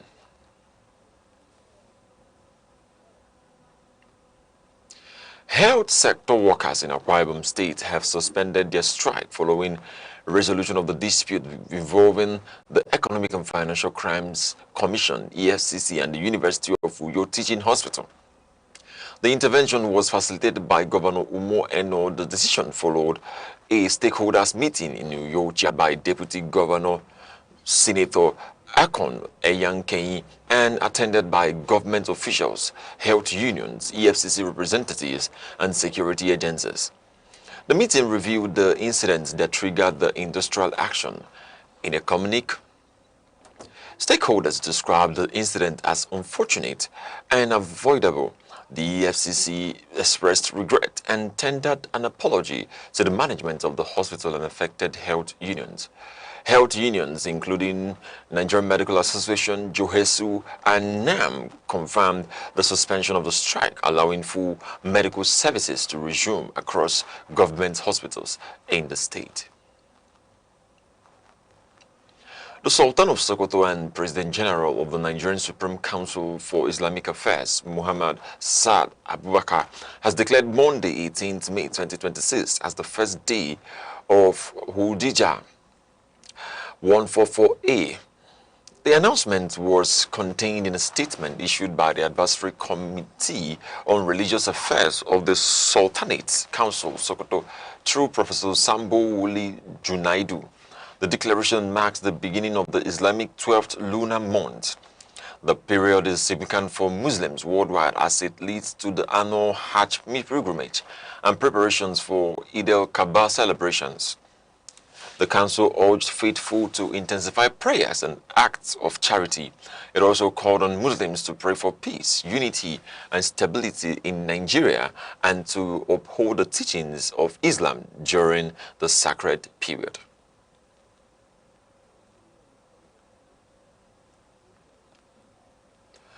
The Industrial Training Fund, ITF, has commenced international certification examinations for 296 artisans under its Skill Up Artisans program in the Federal Capital Territory. The exercise has been supervised by Albak Kyo A Technique of Turkey. Participants are being assessed in over 20 vocational areas, including welding, fashion design, carpentry, auto mechanics, and cybersecurity. The program is designed to align local skills with international standards. International Trust Fund says that certification will improve employability and global competitiveness of Nigerian artisans. The agency notes that prior mock assessments were conducted by the City and Guilds of London Institute. Director General of the ITF, Dr. Afiz Oluwatoyin Ogun, says the initiative will strengthen Nigeria's industrial development and enhance the value of technical skills in the economy. The National Pension Commission has proposed a major upgrade of the retirement package for Nigerian police force personnel under the contributory pension scheme. The reform aims to address long-standing concerns over low pension payments. Under the proposal, retired officers would receive 100% of their final salary as monthly pension and a gratuity equivalent to 200% of annual emolument. The government's contribution is also proposed to increase from 10 to 20%. The Commission says the reform will improve welfare, morale, and financial security of police officers, while aligning retirement benefits with other security agencies. Organized labor has expressed support for the proposal. The plan is awaiting approval from the federal government and is expected to significantly reshape the pension structure as required if adopted. The Igbo Unity Forum has called for a judicial panel of inquiry into recent attacks and killings in Eziobodo and surrounding communities in Owerri West local government area of Imo State. The group made the appeal in Enugu. The organization says the affected areas, which host students of the Federal University of Technology, Owerri, have been thrown into fear following the attack by unidentified gunmen. It called for swift government action. The group urged Governor Hope Uzodinma to ensure perpetrators are arrested and prosecuted. It also called on federal authorities to support restoration of peace in the area. It further advised communities in the southeast to strengthen local vigilante structures to improve security and early response to attacks. A male pedestrian has died after being knocked down by a Toyota Coaster bus at Imowo along the Imowo-Ibadan Road in Ogun State. The accident occurred over the weekend. Officials of Trace and police operatives from the division of Obalande responded to the scene and managed traffic congestion caused by traffic. The victim was confirmed dead at the scene. Eyewitnesses said the pedestrian attempted to cross the road highway without checking for oncoming vehicles. Authorities also noted ongoing road diversion in the area due to construction work. The bus has been towed to the police command for investigation while traffic flow has since been restored. Authorities have urged road users to exercise caution, especially in construction zones. You're watching Aneke TV news across the country. Remember, you can follow us on Facebook and YouTube at Aneke TV. Now, a quick reminder of major developments in the news. Former Kaduna State Governor Malam Nasser El-Rufai has been granted 100 million naira bail by a federal high court in Abuja. The Sultan of Sokoto Alhaji Muhammad Saad Abubakar has declared today, first day of Zulhijjah. Coming up shortly, fire has destroyed parts of a plastic manufacturing company in Anambra State, with losses running into millions of naira. We'll be right back shortly.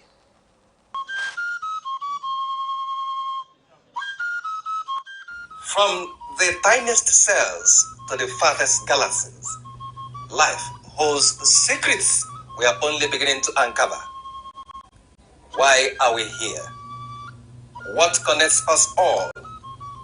What unseen forces shape our destiny? Join Professor Jude Udenta as he explores the wonders, the questions, and the revelations that define existence. Mysteries of life, where every answer sparks a new discovery. Watch now on Aneke TV every Monday.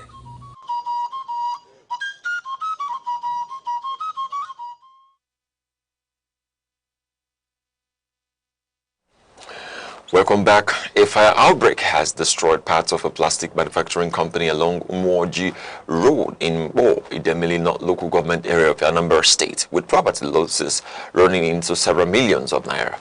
The incident occurred on Saturday evening. Eyewitnesses said the fire spread rapidly across the factory, destroying raw materials, finished products, machinery, and chemical storage units before emergency response teams arrived. Thick smoke was seen rising from the industrial area. The Anambra State Fire Service confirmed it received a distress call and deployed firefighters to the scene. The team succeeded in preventing the fire from spreading to nearby buildings. The head of media and publicity, Chukwudi Chiketa, said the fire was caused by welding activities and confirmed that no lives were lost. He added that firefighting operations are continued overnight until the blaze was fully contained. The federal government has set a target to grow Nigeria's livestock industry from an estimated $32 billion to $74 billion within the next decade. The plan was outlined by the Ministry of Livestock Development, the Minister Alhaji Idi Mukhtar Maiha in Abeokuta, Ogun State. The minister said livestock production is being repositioned from subsistence farming to a commercial and technology-driven sector. He noted that the reform is anchored on the National Livestock Transformation Plan. The minister announced that the African Development Bank has provided a $300 million support facility for feed production, animal health and breed improvement, while additional investments are flowing through agro-industrial programs in Ogun State and other regions. Stakeholders at the event warned that poor storage and weak logistics remain major challenges, urging stronger partnerships between government and academic institutions to improve productivity and reduce post-harvest losses. As part of renewed efforts to curb indiscriminate waste disposal and improve environmental sanitation, the Enugu State Waste Management Authority (ESWAMA) has intensified public sensitization across major markets and public areas in Enugu ahead of full enforcement, which begins today, Monday, 18th of May 2026. Princess Ken Ochoma is standing to bring you the report.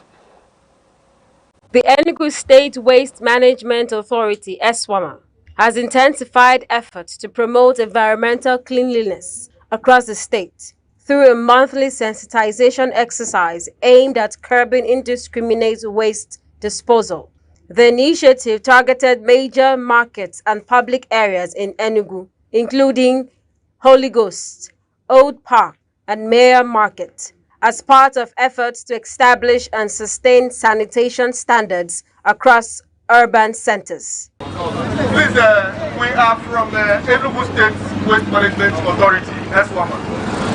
We are here for us to rub minds together so that we don't have a disagreement. Our major reason for coming here is because of our dump stand.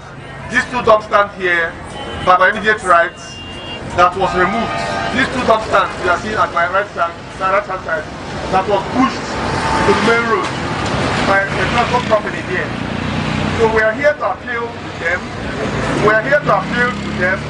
So please, after this minute, that we are going to return it to the appropriate place where we initially kept it. During the exercise, a trader at Old Park, Mr. Nnubiachidozie, commended the agency for the sensitization drive and urged business owners and residents to maintain proper hygiene for the benefit of both individuals and the wider community. The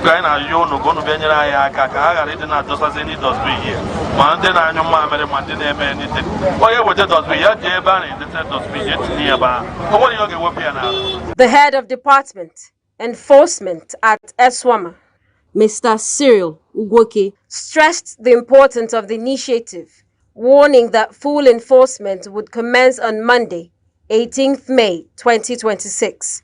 He stated that the agency would clamp down on illegal waste disposal and prosecute offenders, including motorists and drivers found dumping refuse at unauthorized locations.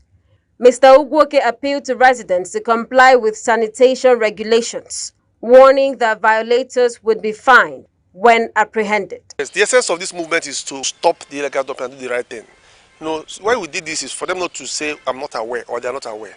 Now we've gone to the major areas, the major markets, to tell them the do and don'ts. So the next thing is enforcement.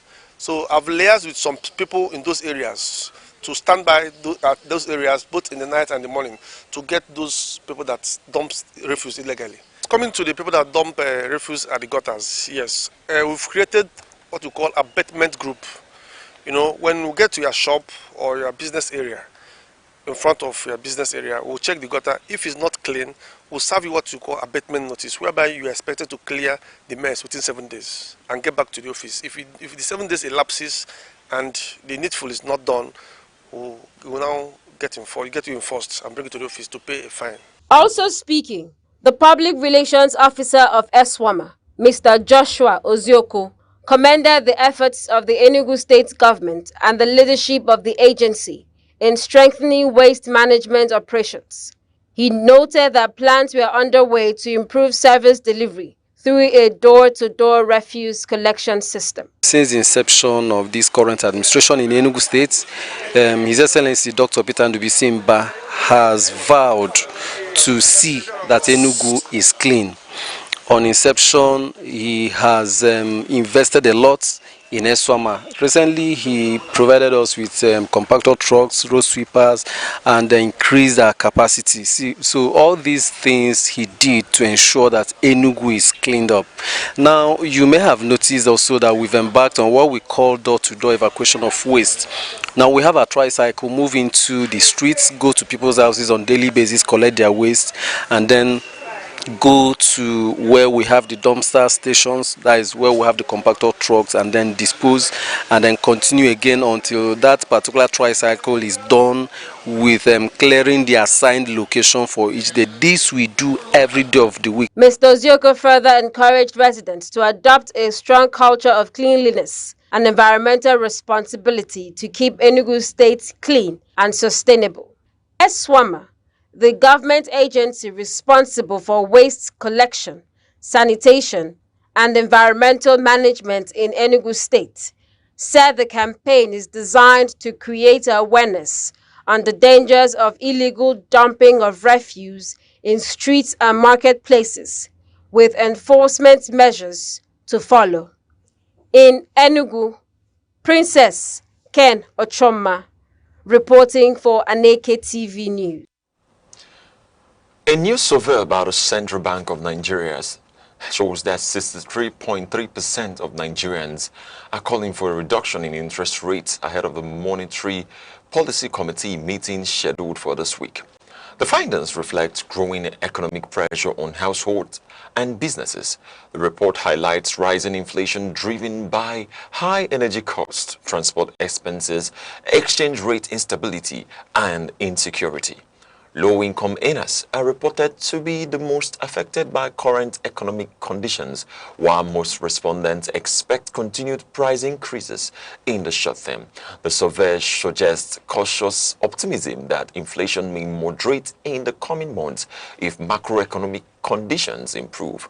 Economists have urged the central bank to maintain the monetary policy rate at 26.5%, warning that further tightening could slow investment and deepen economic challenges in the private sector. The Nigerian Navy has dismantled an illegal oil refining site along the Rivers-Bayelsa border, recovering about 8,500 liters of suspected stolen petroleum products. The operation was carried out under Operation Delta Sentinel.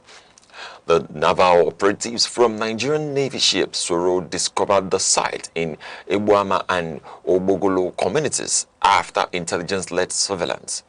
The camp contained crude oil and illegally refined diesel products. Authorities also recovered generators, welding equipment, and other tools used in the illegal refining operation. The Navy says the site had previously been shut down but was secretly reactivated by criminal elements. Naval spokesman Captain Abiodun Folorunso confirmed that the facility has been destroyed and surveillance operations have been intensified to prevent further illegal activity in the area. Lagos State is set to host over 1,000 global investors at the Invest Lagos 3.0 Summit scheduled for June 8 and 9 at Eco Hotels and Suites. The event is part of efforts to position Lagos as a leading investment destination in Africa. Commissioner for Commerce, Cooperatives, Trade and Investment, Mrs. Folashade Ambrose Medebem, said the summit will focus on infrastructure, technology, manufacturing and renewable energy. She added that it will also feature direct engagement between investors and government leaders. The program is being organized in partnership with the Commonwealth Enterprise and Investment Council and will include participation from nearly 50 countries. Officials say it will promote global capital inflow into the state. Delegates will also tour key projects including the Lekki Free Trade Zone, Lekki Deep Sea Port, Dangote Refinery, and the Lagos Blue and Red rail lines as part of investment promotion activities.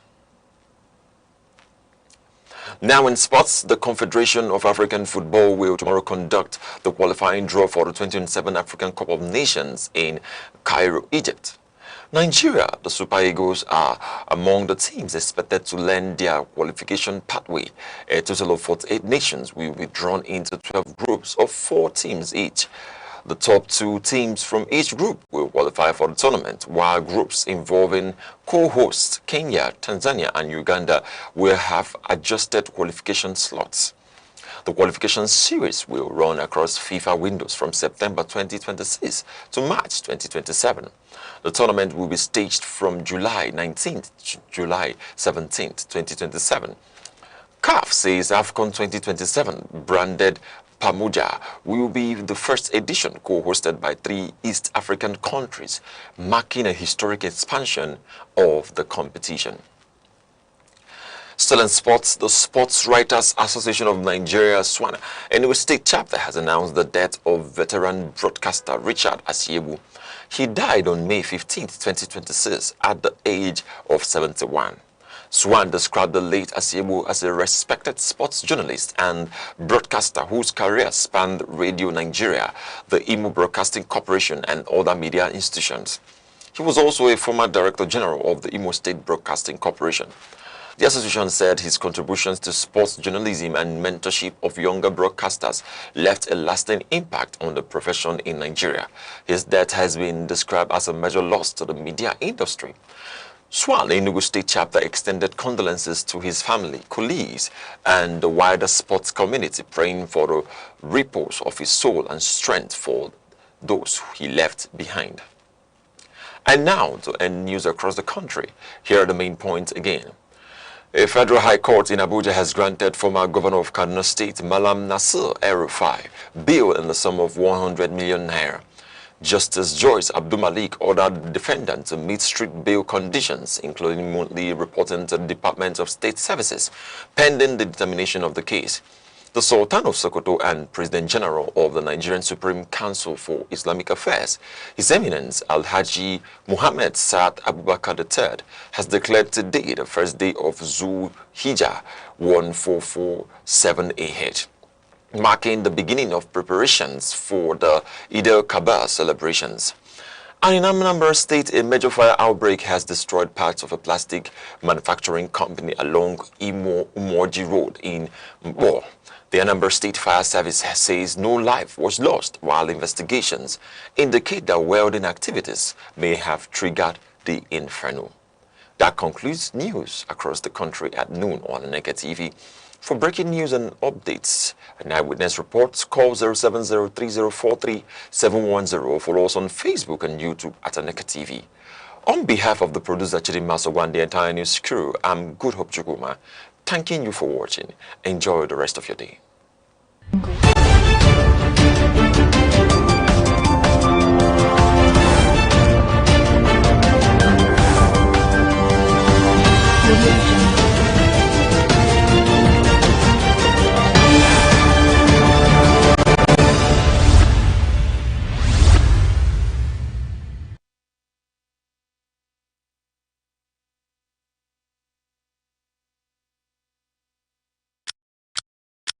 Every second, the world changes, markets rise, leaders speak, stories unfold.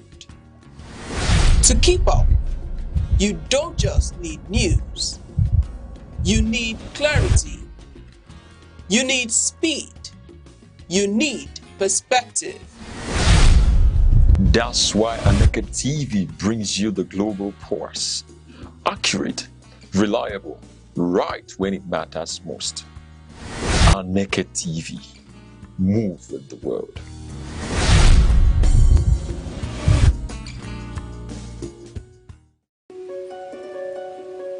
In a world that never stands still, where stories break in seconds and moments shape history, one station keeps you connected to your nation, to the continent, to the world.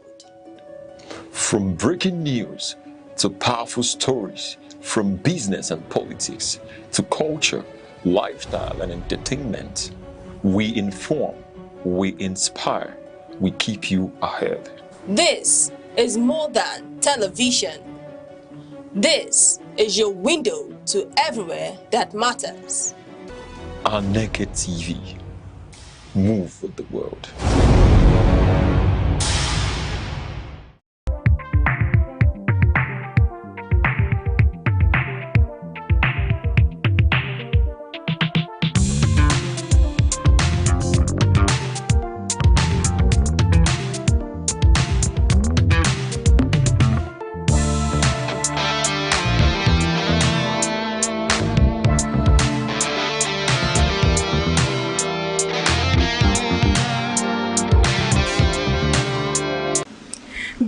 Viewers, and welcome to Aneke TV, where we bring you real voices from the streets. Today, we are focusing on the current situation in Nigeria, looking at how it affects everyday life, from economy and cost of living to security, transportation, and basic needs. We went out to hear directly from Nigerians about their experiences and opinions about the present state of the country. Let's hear what they have to say. The situation currently in Nigeria is very demeaning and appalling, in the sense that as youths of this country, we sometimes wish that we are not born in this country. And me, as a person, a young graduating from school, now trying to start up life and facing the situation so hard, thinking of how to, cope along with the high cost of living, stuffs in the market, high cost of transportation, a little distance from your place to another, you'll be paying a huge amount of money because of hike in fuel price and all of that. So it's actually draining us as youth, especially when we are unemployed, having nothing to do, and we are the little you're able to get from one menial job or the other, you are spending it as if like you are plugging the money from tree every day. So, but we thank God that at least we are surviving it. People who have been before us survived it, and we believe that Nigeria will soon become a better place to live. While at the same time, we as youths, we won't relent. We keep pushing and try to make things out of the little things we are doing to make things better in the country. So it's when you have something doing, you can actually, think of better things to, offer to the society. Because the situation in the country can actually frustrate you to do things which at the end of the day, the government will say, okay, the youth are not doing the right thing, you understand? But as much as we still have people thinking positively for the country, which I believe I myself am included. My goal for this country is that if I'm able to get my hands on things that I can, use and empower myself and empower others, I believe this country would be a better place for we, the youth, and every other person to, bank on at the end of the day. The current state in Nigeria now is very difficult economically, and anyone with one wonders where they are, because anyone who has the plight of the fellow human beings who is very vivid and visible. It's no more something someone can say is hidden. Now, coming to me personally, because of my own revolutionary orientation of things, I see this thing as a positive, because I feel like for a long time Nigeria has been bedeviled by complacency and apathy. So I feel like as things begin to tighten up in the country, is beginning to increase the consciousness of the people to get to the threshold it needs to get to for us to be able to take matters into our hands as the people and move to the next level. I feel like the future of Nigeria is very, very bright. I feel that because I know that normally as in Igbo parlance, they say chukujeku, which basically means dialectically, there are contradictions. Everything that you see is progressive and is moving us towards where we need to be going. Even the hardship that you have are for a reason. So I feel like in Nigeria right now, no matter how hard things are, is a step forward, because dialectics is not always a straight path. Sometimes it goes up, it goes down. So I feel like even though things are hard, is moving us forward to the threshold we need to get to before we can change our condition. The current situation in Nigeria now is very, very bad. It's very, very bad. Like for instance now, for transport, like from here to Ababa, before is 200, but now it's 500. Do you see the difference? So for instance, like I'm into printing, the cost of the material that we are buying before is not what we are getting it now. So the whole thing is changed, everything changed, and everything is very, very bad. And when it comes to electricity, before light used to, but now there is no light. The way I'm seeing this country now, I don't think there is hope. Do you understand? I don't think there is hope. The whole thing now is kind of, the thing is like, kind of, we are just getting it as if it's our culture. So it's mastering us. So that's it. Everything is hard. Like, that's the main point. In every aspect, monetary, lights, like everything. From my house to my workplace, the transport fare, feeding, Jesus Christ. My salary doesn't last up to 2 weeks. Honestly, it's a terrible situation. I don't even know where to start because the thing affected the entire economy. I don't know. For instance, now, for the past 3 to 4 days, we've not gotten light. And you know, light is the major thing that helps in, a business, So as anything stands still, fuel also is the high increase. So the thing is affected, and once something like this started happening, it's affecting the entire economy. It's only God that can tell, because from the way I'm seeing it, I think it's like the thing is getting worse on a daily basis. It's getting worse. I'm not seeing unless by the intervention of God Almighty. But now, I don't think there's any hope for us now. From the responses gathered, it is clear that Nigerians are facing a range of challenges in their daily lives, especially in areas of economy, transportation, and access to basic necessities. Despite these difficulties, many still express hope for improvement and a better future for the country. I am Sharon Uchi, Aneke TV. In a world that never stands still, where stories break in seconds and moments shape history, one station keeps you connected to your nation, to the continent, to the world. From breaking news to powerful stories, from business and politics to culture, lifestyle and entertainment, we inform, we inspire, we keep you ahead.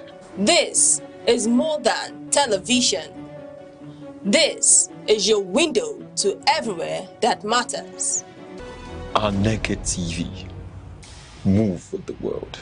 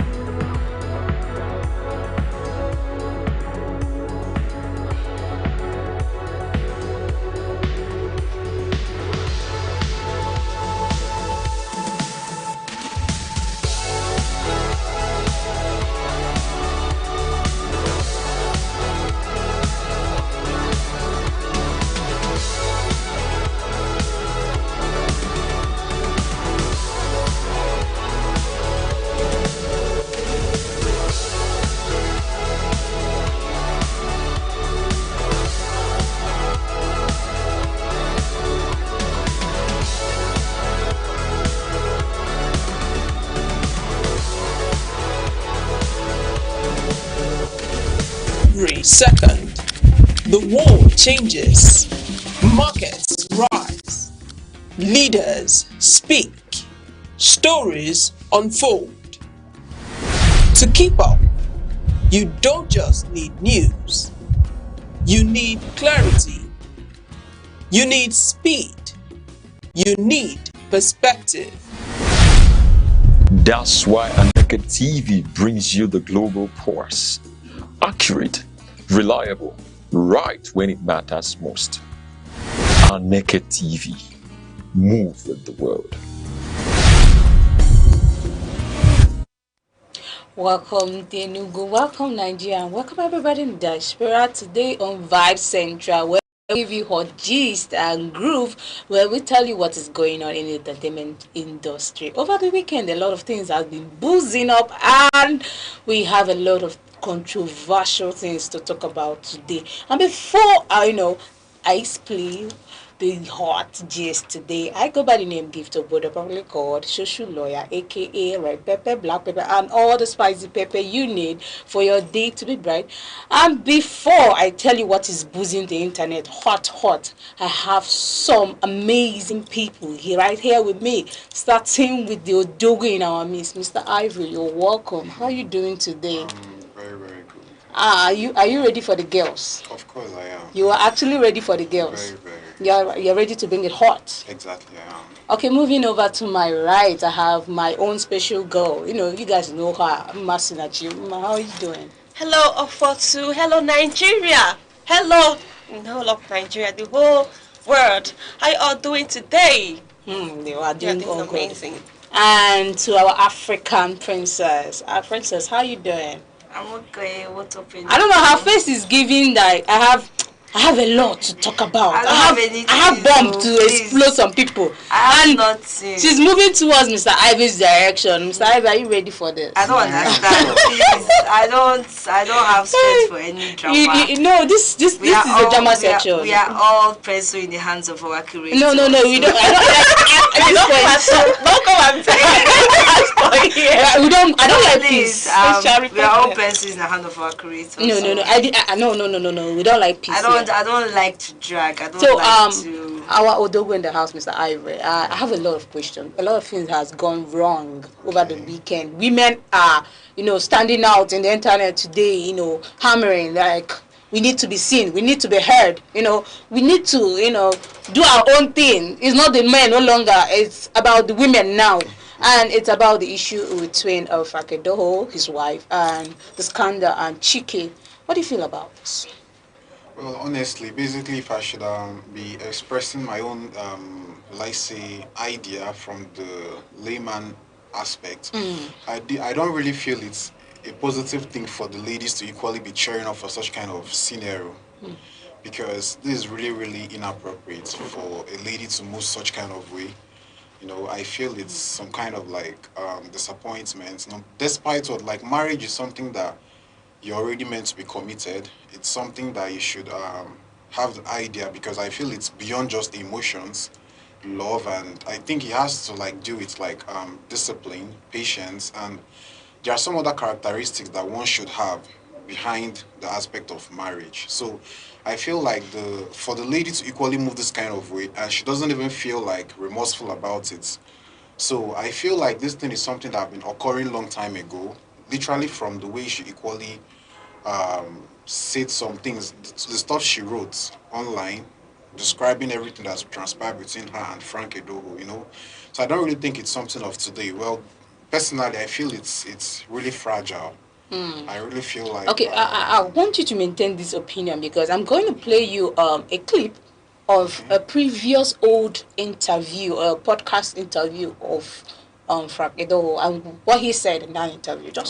You need to watch this, because it actually made me understand that he actually knows what he's doing at this point, because he said a lot of things in that podcast. He made mention of men are the ones that are meant to be, polygamous in nature. It's unlike for women. He can actually cheat, kind of supporting it. Okay, they're going to play this short clip. Watch and see if you still have the same opinion over here. Be in love with one woman and still cheat, but still be in love with that same woman. That he will tell you when it's time, when he feels he's losing, he will just say, you know what, everybody go. We'll be in love with someone. So, I love you. You can be on the phone now. I love you. And then see another one. I'll call you right back. You know, and he's already invested. But women are not really like that. Now you see.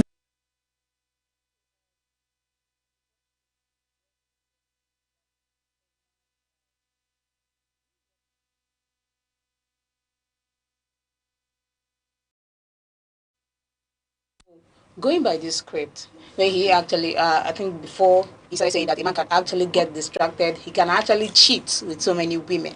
He himself said it.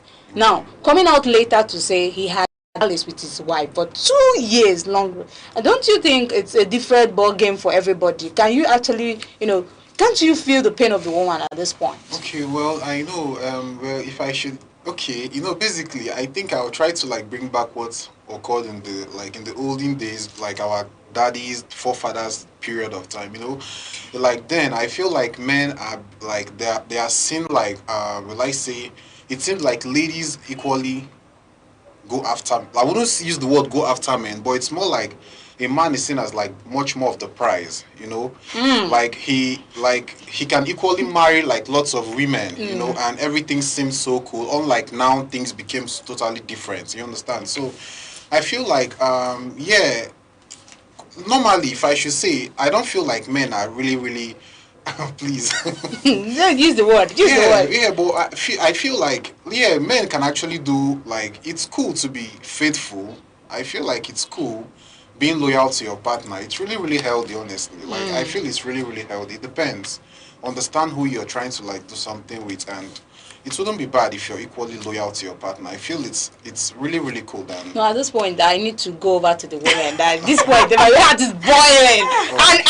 And Princess, my heart is boiling. Help me out at this point, because men are overdoing it this day. Well, what he said, the days of our forefathers then.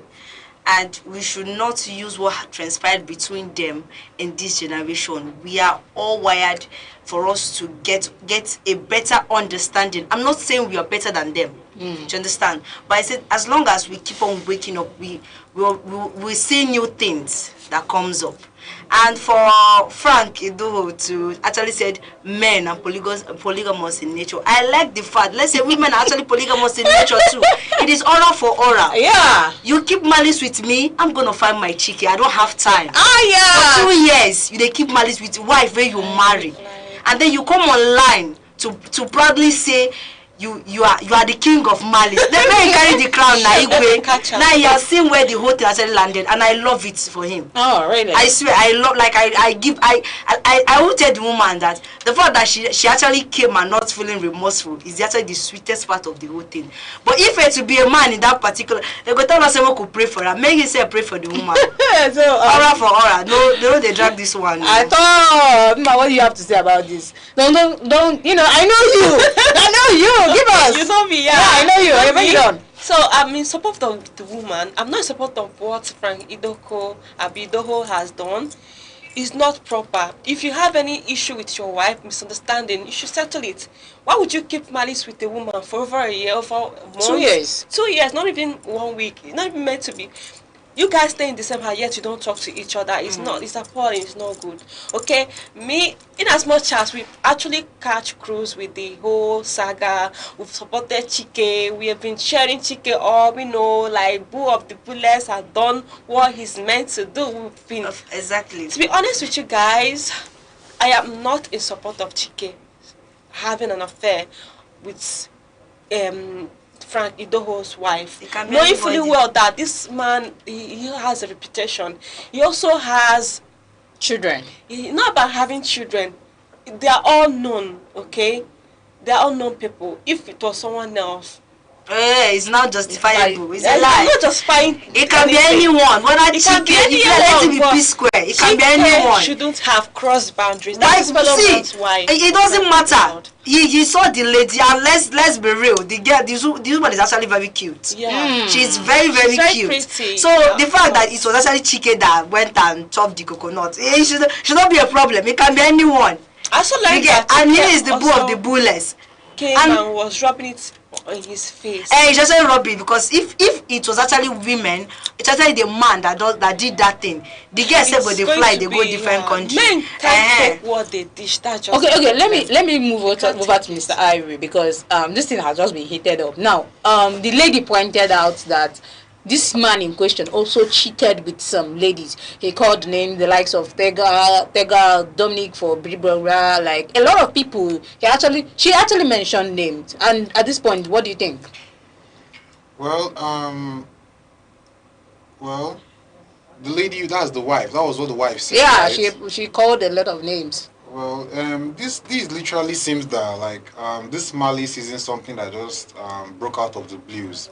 That means it has been nurturing for long, you know. So I believe, like I heard that like ladies don't really like, they'll keep nurturing the pains, the heartbreak, and one day they just get off everything. So I feel like those period of like that 2 years, that malice was going on. The wife was already getting tired. If now you not tired, it's really you'll be tired. If you are the one which you get due to get 2 years, you know, another thing I feel like, you know, relationship and some certain things, it is like it requires some characteristics beyond just love, you know. So they really didn't like pay attention, and maybe they were careless, and they didn't really like feel or think much. Do you think it's a situation of being careless at this point, or do you think it's a situation of that two people already have something in mind and they just executed it?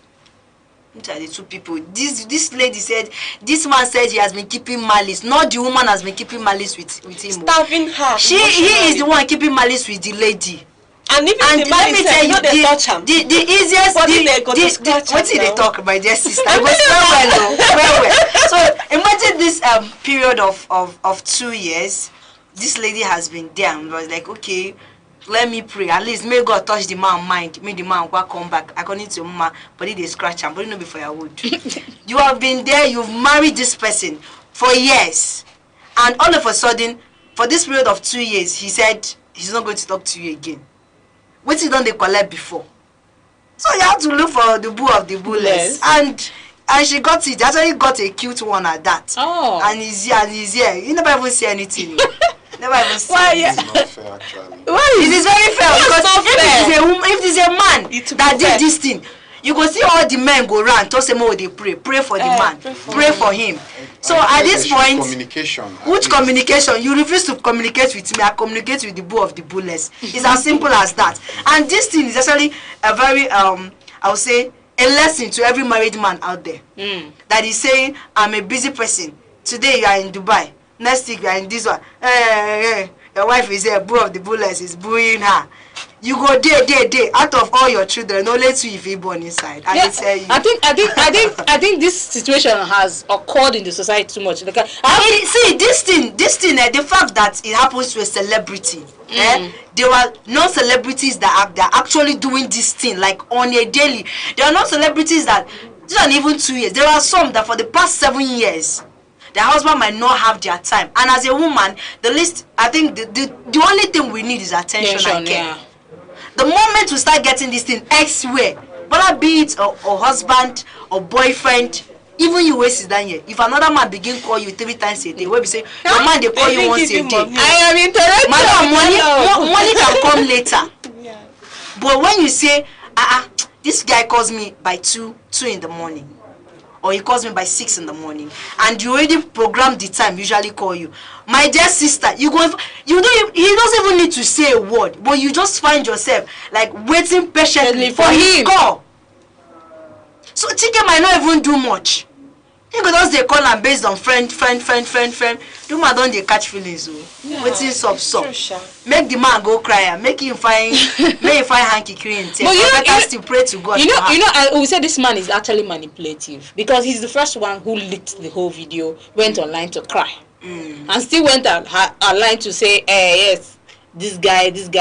Why? He has his own. Divine just define sympathy, and I just love the fact that ladies are not giving men even the single. But let's change this topic to the narrative.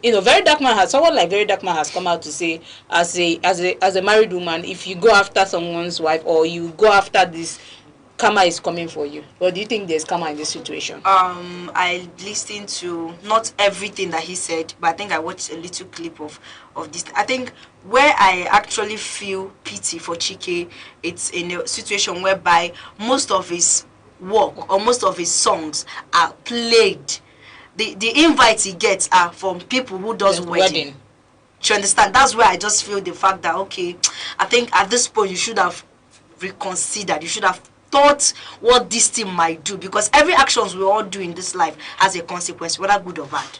That's one thing we should know. So when I heard the review of Very Man saying that this whole career surrounded about the young couples, for me, I wouldn't want to invite Chike. If I were to be a man, let's be real. If I were to be a man and maybe I'm about getting married and then we invite, and my husband said, "Well, am I going to? Let's invite Chike." I'm not going to invite them. Let's be real. I'm not going to invite them. I don't know we've actually accepted the fact that we should invite Chike. So that's just the whole thing. But if he's dishing out what this man gives to us, let's dish it out. Bomba to bomba. Aura for aura. You give me, I give you. But if ladies equally follow this path, we are not going to have a very secure relationship. You people are not making us secured in the relationship, for goodness sake. I can't be in a relationship with you and I'm thinking and I'm driving nuts. Why? You can actually talk to me this minute and the next minute you're with someone else. You understand?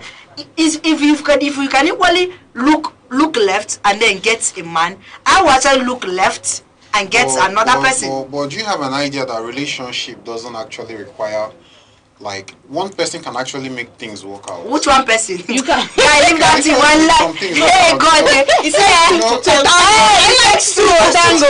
It takes two to work together. But you know, you can influence someone. You can never, not when it comes to a man. See, let me tell you. This thing that you can actually influence someone to fall in love with you, it's when, let's say, you're at least one of his options. Yeah. That's where you can maybe tend to change his sense of love or reasoning. But as long as you are never in the picture, you just say nobody they wash man.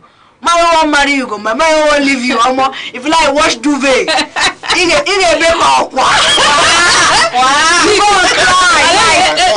I know something equally brought them together. Nothing brought them. Some can actually say you see your shape like her. If she could think back what brought them together, you know, she could still try. Why is it only her to what brought the man? Actually, if you look at the voice note, Chike was actually asking him, is he talking to her? Have you tried talking to him? And then she said, no, he's not responding. And you see the problem. No, but you don't cry like Okwa. Wow, like his body. You know what is paining me is that she's actually the second wife. He accused the first one of cheating, and the second wife, he's coming out. He's the problem. He's the problem. He's the problem. He's actually the problem. King of malice. King of malice. King of Igwe of malice. So actually, this is just the part one of this discussion, because actually part two is because I know the princess has a lot of them. Mma has not said it because I have not triggered Mma's mouth today. Because Mma have a lot of things that she has to say out to the public. And thank you, Mr. Ivory, for joining this conversation. It was all splendid, all fun. Yeah, Mma, thank you so much for always beckoning to our call and to our princess. Aura to aura. That's what I'm going. Aura to aura. If you give me, I give you back. Nothing missing. Nothing broken. Ladies now should speak up. Like we ladies. You won't speak up. If they speak up, you men will come back now. Do you know that men will support polygamy? Then polyandry, the when they reach to the woman's turn, the polyandry. Yes. Make them. Let us implement it. Women should not be married. We actually implemented it. Well, you never start. Me, I don't start. How many want married? And today, that's the end of the show today. Like if you leave me today, I'm not going anywhere, but I have to because you are going to come back here tomorrow to give you what's up or to tell you what is going on. You can always follow us on Aneke TV, subscribe, follow our handles on social media, on Instagram and Twitter, YouTube, and all to get. You can always send in your comments and be part of this conversation. I remain your #1, your best of us. I call myself Gift of Wood. I probably call you your social lawyer, aka the red and all spicy pepper you have. And I'm going to say a good day, good day, good day, good day here. And I'm going to draw the curtain close. We'll see you tomorrow, same time, same station. Stay tuned. We love you. Bye. Every second, the world changes, markets rise, leaders speak, stories unfold. To keep up, you don't just need news, you need clarity, you need speed, you need perspective. That's why Aneke TV brings you the global pulse. Accurate, reliable, right when it matters most. Aneke TV. Move with the world.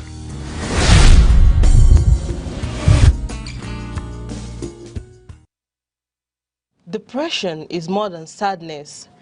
It is a medical condition that affects thoughts, emotion, and daily functioning. Many people struggle silently, masking their pains with smiles or busyness. This silence often makes the battle harder. Recognizing symptoms like fatigue, isolation, and loss of interest is an important first step. Depression is not a sign of weakness. It is a health challenge that requires care and understanding. Just like any illness, it deserves proper attention. Help exists through therapy, medication support groups, and open conversations. When society treats mental health seriously, more people find the courage to seek help. No one should suffer alone. Compassion can save lives.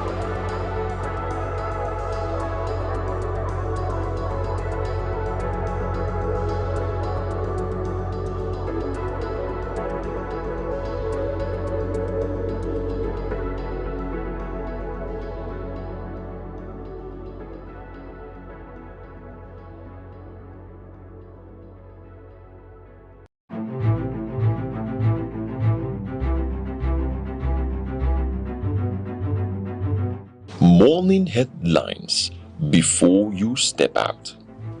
Midday updates while you work. Evening analysis when the day winds down. Wherever life takes you, Aneke TV keeps you informed, connected, and ahead. Aneke TV. Move with the world.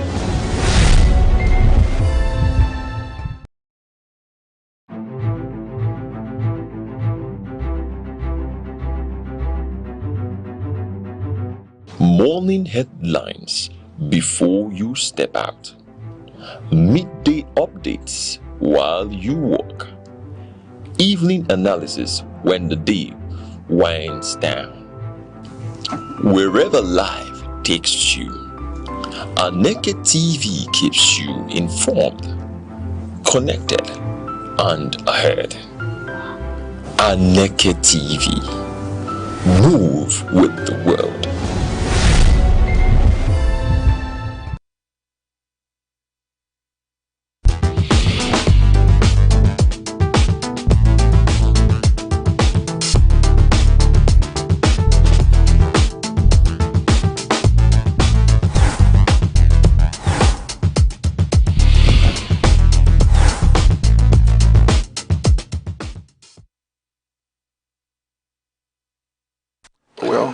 You're welcome to another edition of our program, Arena, on Aneke TV, Enugu, Southeast Nigeria. And today we're going to discuss one of the topics that is very much in the front burner.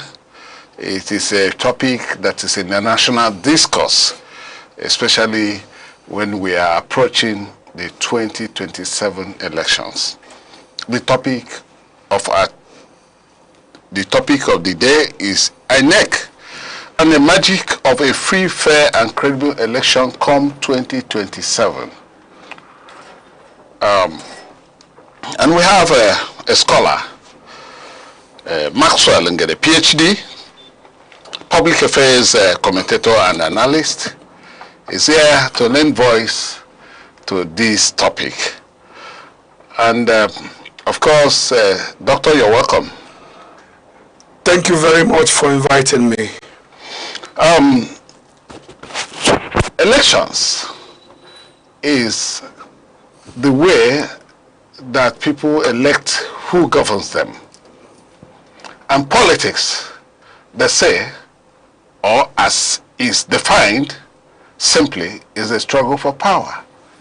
So as the various political parties struggle for power in Nigeria come 2027, people are watching and looking and watching at the umpire, which is the Independent National Electoral Commission. And the umpire is seen to be independent in such a way that they will, of course, conduct a free, fair, and credible elections. Consequently, the coinage of our topic, INEC and the magic of a free, fair, and credible election. This is because from some schools of thought, INEC is not truly independent. And from others, INEC has a leader, or the head, that has somehow acted in such a way that has eroded some level of confidence from that agency of government. And they say that he who pays the piper dictates the tune. That is to say, he was appointed by the incumbent administration, and such they will actually manage him the way they want. And that is shown in some aspects of the actions of the INEC chief, or the INEC as an agency, which, misinterpreted the Court of Appeal ruling on the ADC crisis, and therefore removed the leadership of the party from the INEC portal.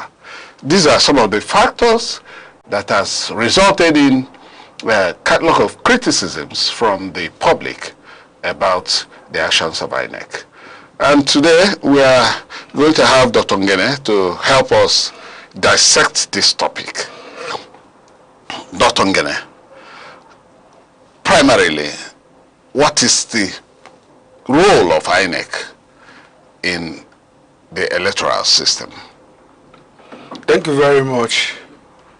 Let me start first by saying that the coinage of the word magic in the title of today's program, evokes a lot of meanings, and it begins to call into question whether or not Nigerians should believe that an institutional umpire like INEC can truly deliver an election that will meet the expectations of Nigerians, or whether it will be the same old story, new leadership, old challenges, in terms of the kind of elections we've had in our country, which in most cases are flawed.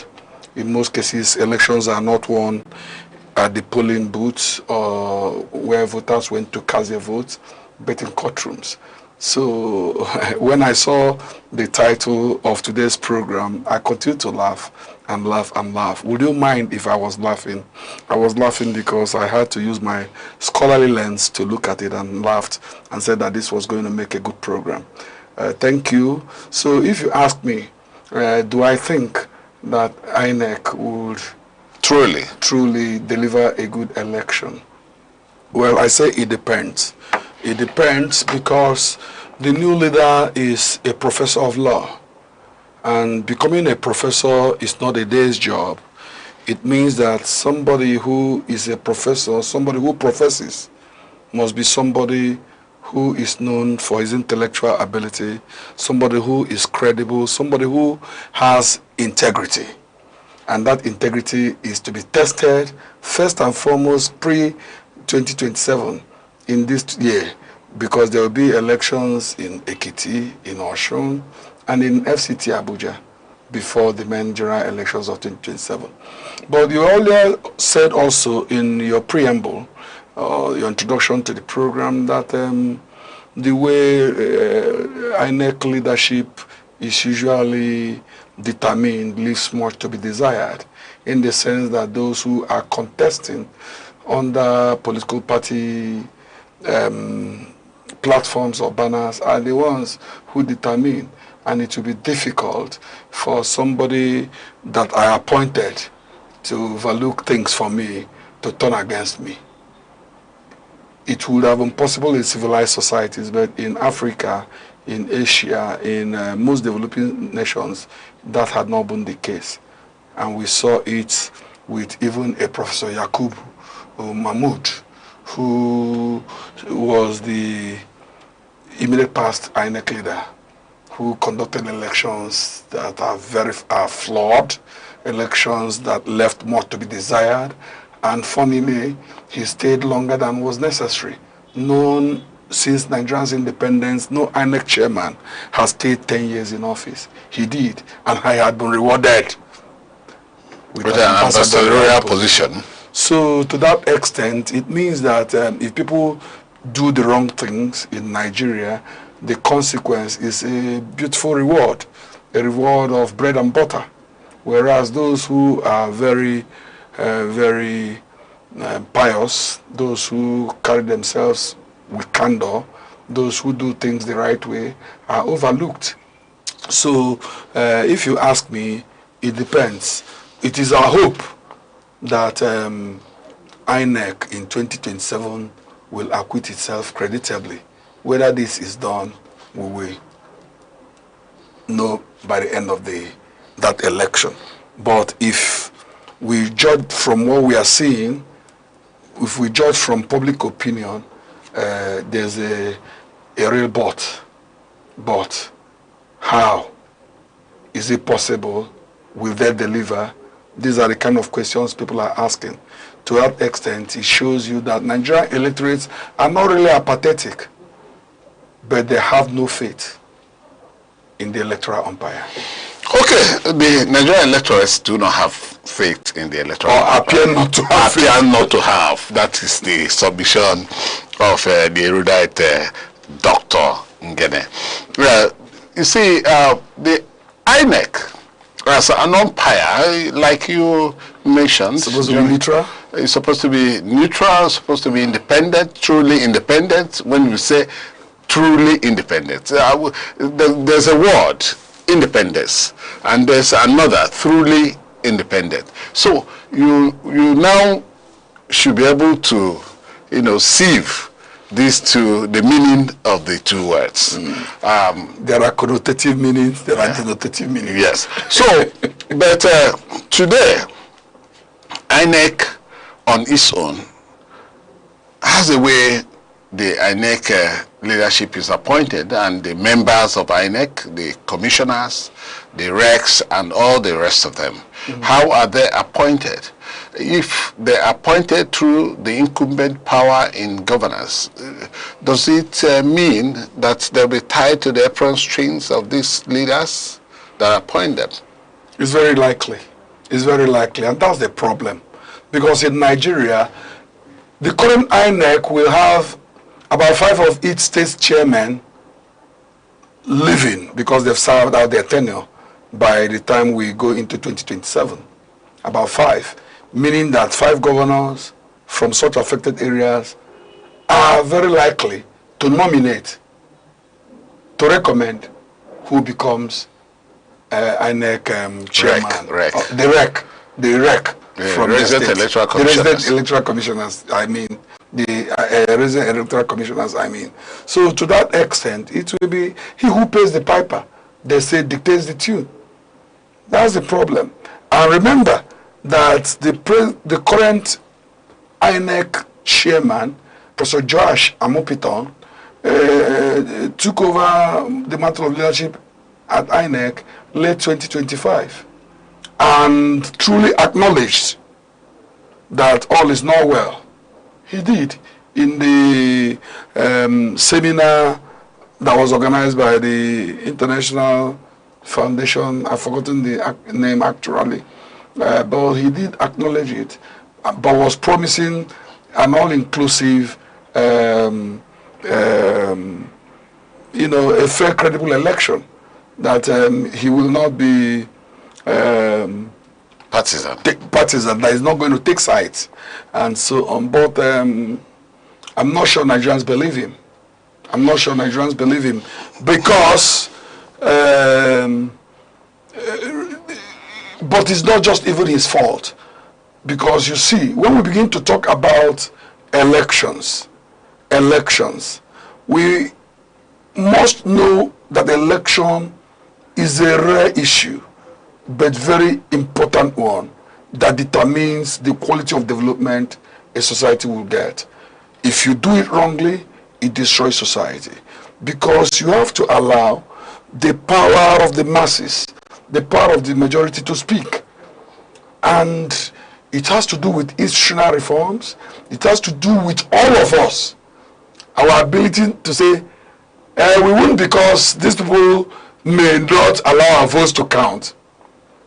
It will be because the Nigerian people, the Nigerian population should know that no amount of officials, whether they are REC, whether they are collecting officers, whether they are presiding officers, can overturn an army of votes. An army of votes. Because if you vote overwhelmingly, it will be difficult for any architecture, any design to change it. So the Nigerian citizens must know that we are doing ourselves a lot of disservice when we sit at home without going to register. Because if you judge from what has happened now, you would have noticed that if you check from 2015 to 2023, what has happened, you would have noticed that we are dropping in terms of the number of people that voted, even during this last registration. You know what it means when 30% of the population is one that is voting. So where are the other 70%? What else are you asking? It shows that the people... Aneke television live broadcast. It shows that... Television broadcast briefing dossier.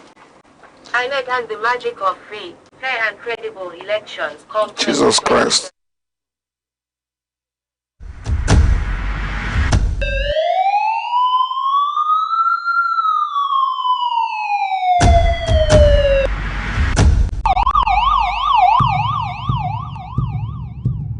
In a world where safety matters and vigilance saves lives, Information is power. Awareness is protection. from our streets to our homes, from local communities to national security, Security Watch brings you timely reports, expert analysis, and trusted updates on security issues that matter to you. Stay alert, stay informed, stay safe. Security Watch, every week only on Aneke TV.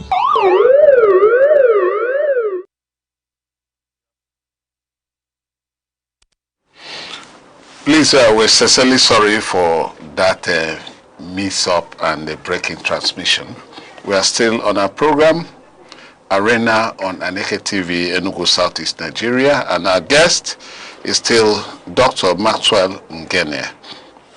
Of course, you must add Menkiti Ngene, the public affairs commentator who is here to lend voice to our topic, INEC and the magic of a free, fair, and credible election come 2027.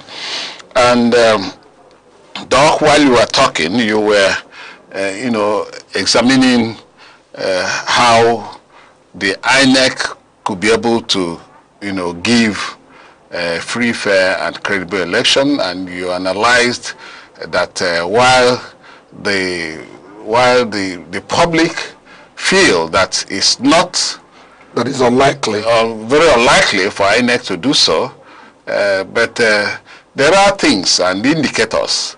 There are indicators that shows that many other things should happen the different way, which you actually mentioned how an army of votes, when plenty of people have given the votes, it may not be turned, even if you have all the recs in the world, monitoring and trying to do something that is not the right thing to do. They may not be able to turn those votes. So now, when you say they may not be, but we have had elections in Nigeria where votes are cast and it became turned, not from the polling unit, but after the polling to the collations, then the results are now doctored and doctored and doctored. We have seen several of them on screen where results are doctored, which shows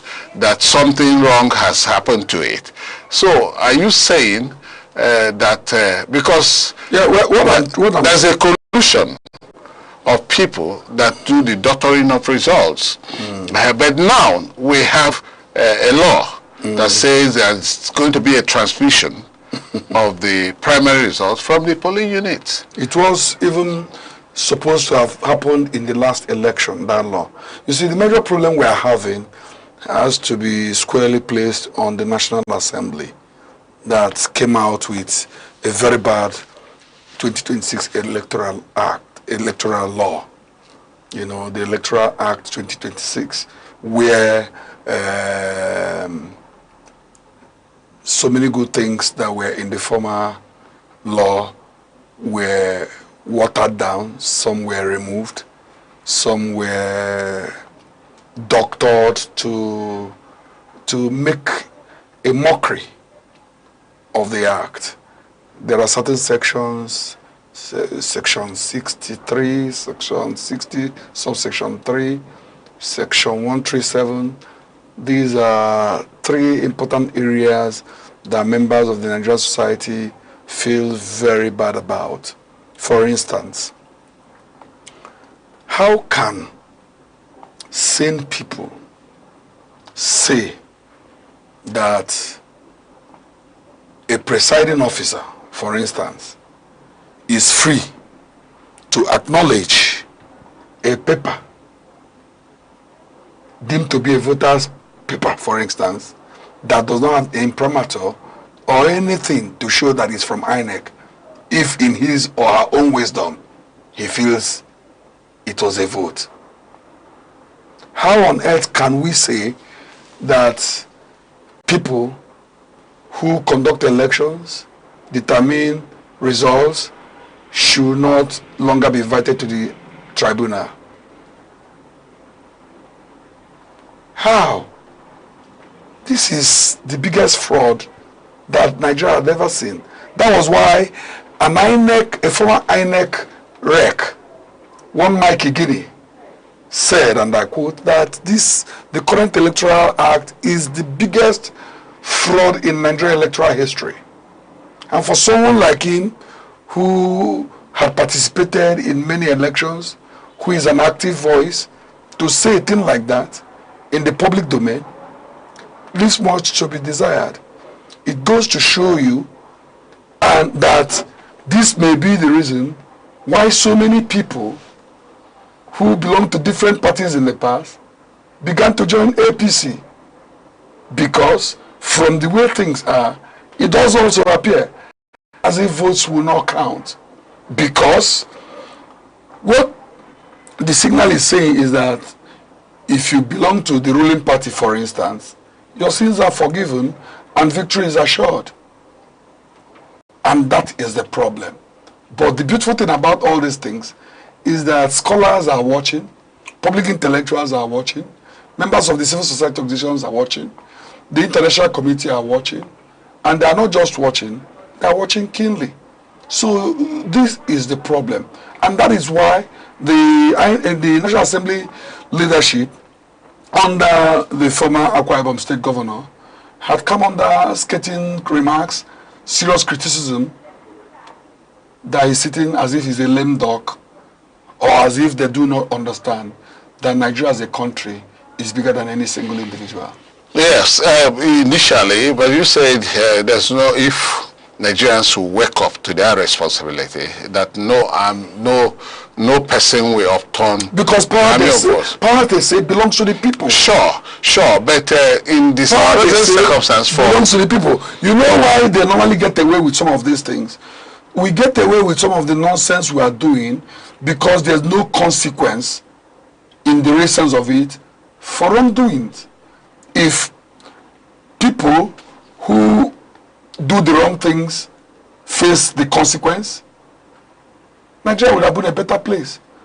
For instance, if we truly believe that minority can have their way, but majority should have their voice, then we must know that whatever machinations, whatever architectural design to defraud Nigerians or to make votes not to count, that it will come to nullity, that it will be a mere illusion if indeed Nigerians come out to vote, to protect their votes, if indeed the security agencies realize that in extinguishing the hope of voters, that you're shooting yourself on the foot, that your family will also suffer and will keep suffering as all of us are suffering today.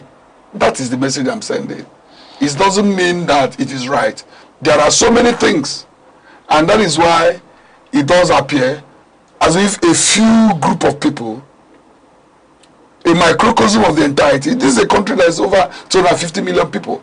If you check 36 governors plus FCT, you check 109 senators, you check the other one, maybe when you check the ministers and so on, the total number of people may not be up to 1,000 before you begin to talk about special assistant, this and that. But the majority of Nigerians should be the one whose voices should be heard. Yeah, incidentally, I do not, the way you are saying it, I do not think that the voice of the greater number of Nigerians is being heard in this present circumstance. I think their voices have been submerged by violence, by by just implementation of laws, by intimidation and so many other things like that.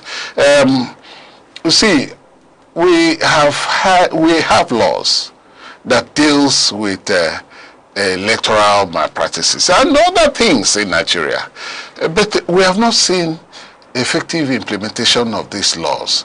That is why, because we have a law on how much you should spend during your electoral process. That's also a big problem. We also have laws. The funding. If you are found to involved in electoral malpractices like vote buying, and so on, ballot snatching, and so many other things, the presiding officers and ad hoc inec officers and so on, you go to jail, and so many other. But how many who has been convicted since we've been having electoral malpractices in Nigeria? Because we have gone to jail. Yes, 1 or 2 persons out of the entire number. Yet, many people are still crying foul because of electoral malpractices. So, from what you said, from what you have said, there's this problem of apathy, because people believe that their votes do not count, and as such, they tend to run away from participating during the electoral process. What could be done about that, from your perspective? Well, it's the job of the media, it is the job of the National Orientation Agency to continue doing the good work they are doing, to continue with massive awareness creation campaigns, enlightenment programs, educating the people, trying to change their perception, trying to give them hope, trying to use different strategies to do that, bringing in people that can create good programs that can be targeted at Nigerian audience at different cadre in terms of different demographics, different psychographic characteristics of the people, looking at it from their lifestyle, looking at it from ages, sex, income level, background, educational attainment, all those things, and produce programs that can be very effective in making them know that the more they feel bad about our country, that the more they abdicate from the lawful obligation of participating in elections, the more we create opportunities for those who have continued to be our pharaohs to do the damage they've been doing. So the work of the media people have been cut out. And thank God there are media outfits like Aneke TV and other private media outfits, because over the years, a lot of Nigerians had since lost faith even in the media, particularly government-owned media. If you ask them, they say it's government says so and so. How would you expect an NTA or even an FRCN to speak against Tinubu? Because people who work in such places, they wrongly believe that if it's a federal government-owned media or medium, that they should serve the agenda of those in power. If they are in the state, it's the same thing. But you do not even blame them, because by one memo, a professional is removed from his seat. By just one memo, they just thank him and say that he's a saboteur, that he's serving the interest of party A or party B, and so on. So that had been a problem in our society. Why these things are very difficult to even change is because of the level of poverty. Nigerians are really suffering intolerable hardship. Nigerians are suffering, they've weaponized poverty to the extent that sane people are no longer thinking properly. That's the problem. However, the media people, because God has blessed you people with enormous talent, you people must find a way of reaching the people, particularly at the grassroots, trying to send the right message. But at the same time, the INEC as an institution, and also trying also to target the judiciary. The INEC. You also need to target the security agencies, trying to make them know that power is transient. that governments come and go, but Nigeria will remain. Okay, in that case, you are advocating for the effecting of very strong institutions in Nigeria. Yes, institutional reforms. So, institutional reforms. And then INEC also has an education department where that educates the populace on what to do during elections and what not to do. And also, I'm also advocating for ICPC and the FCC to do their jobs. Anti-graft agencies? They are corruption-fighting agencies, but they have failed. They have failed because they have not been doing the work they're supposed to do. Have they? How many people who are holding top government positions but failed to submit their, what do they call it now? Are you talking about Code of Conduct Bureau? The Code of Conduct Bureau. It's an anti-graft agency on its own? Yes, the Code of Conduct are not doing their work the way it should. Because if they do, heads will roll. And that could, to a large extent, reduce the nonsense, the stench going on in our society. Because you see, even in some places, you see people who are holding top government positions, but while asset declaration, when on the seat, they still do things that only business people could do, or people who do not earn salaries. That's a problem also. So you can see, that is why in our country, now that the election is becoming very close, you would have noticed that government have become liberal at almost all levels.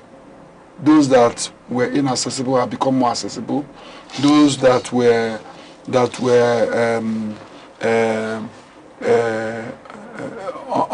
not thinking about the masses are beginning to think about the masses. Even the federal government, people are beginning to share rice.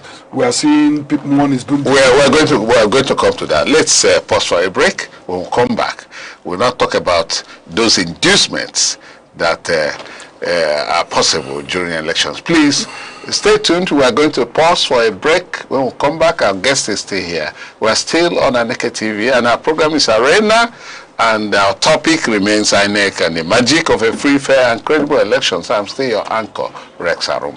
Stay tuned. Join us on Arena, Aneke TV's premium current affairs program, where politics, development, and governance come alive. Every Monday, Wednesday, and Friday, we host top professionals and thought leaders who speak their minds on issues shaping Nigeria and the world. It's inclusive, enriching, and absolutely captivating. The roadmap is, let's have our environment secured so that investors can come. If you don't know what economic security is, kidnapping will tell you what it is. You kidnap your ransom. Customers are going to get these meters, and like we said, it's at no cost. There are things that the law can handle. But when you leave it, you want to use a kinetic approach alone. You cannot. For discussions that promise insight and deliver truth, stay tuned, stay informed, and keep watching Arena, only on Aneke TV.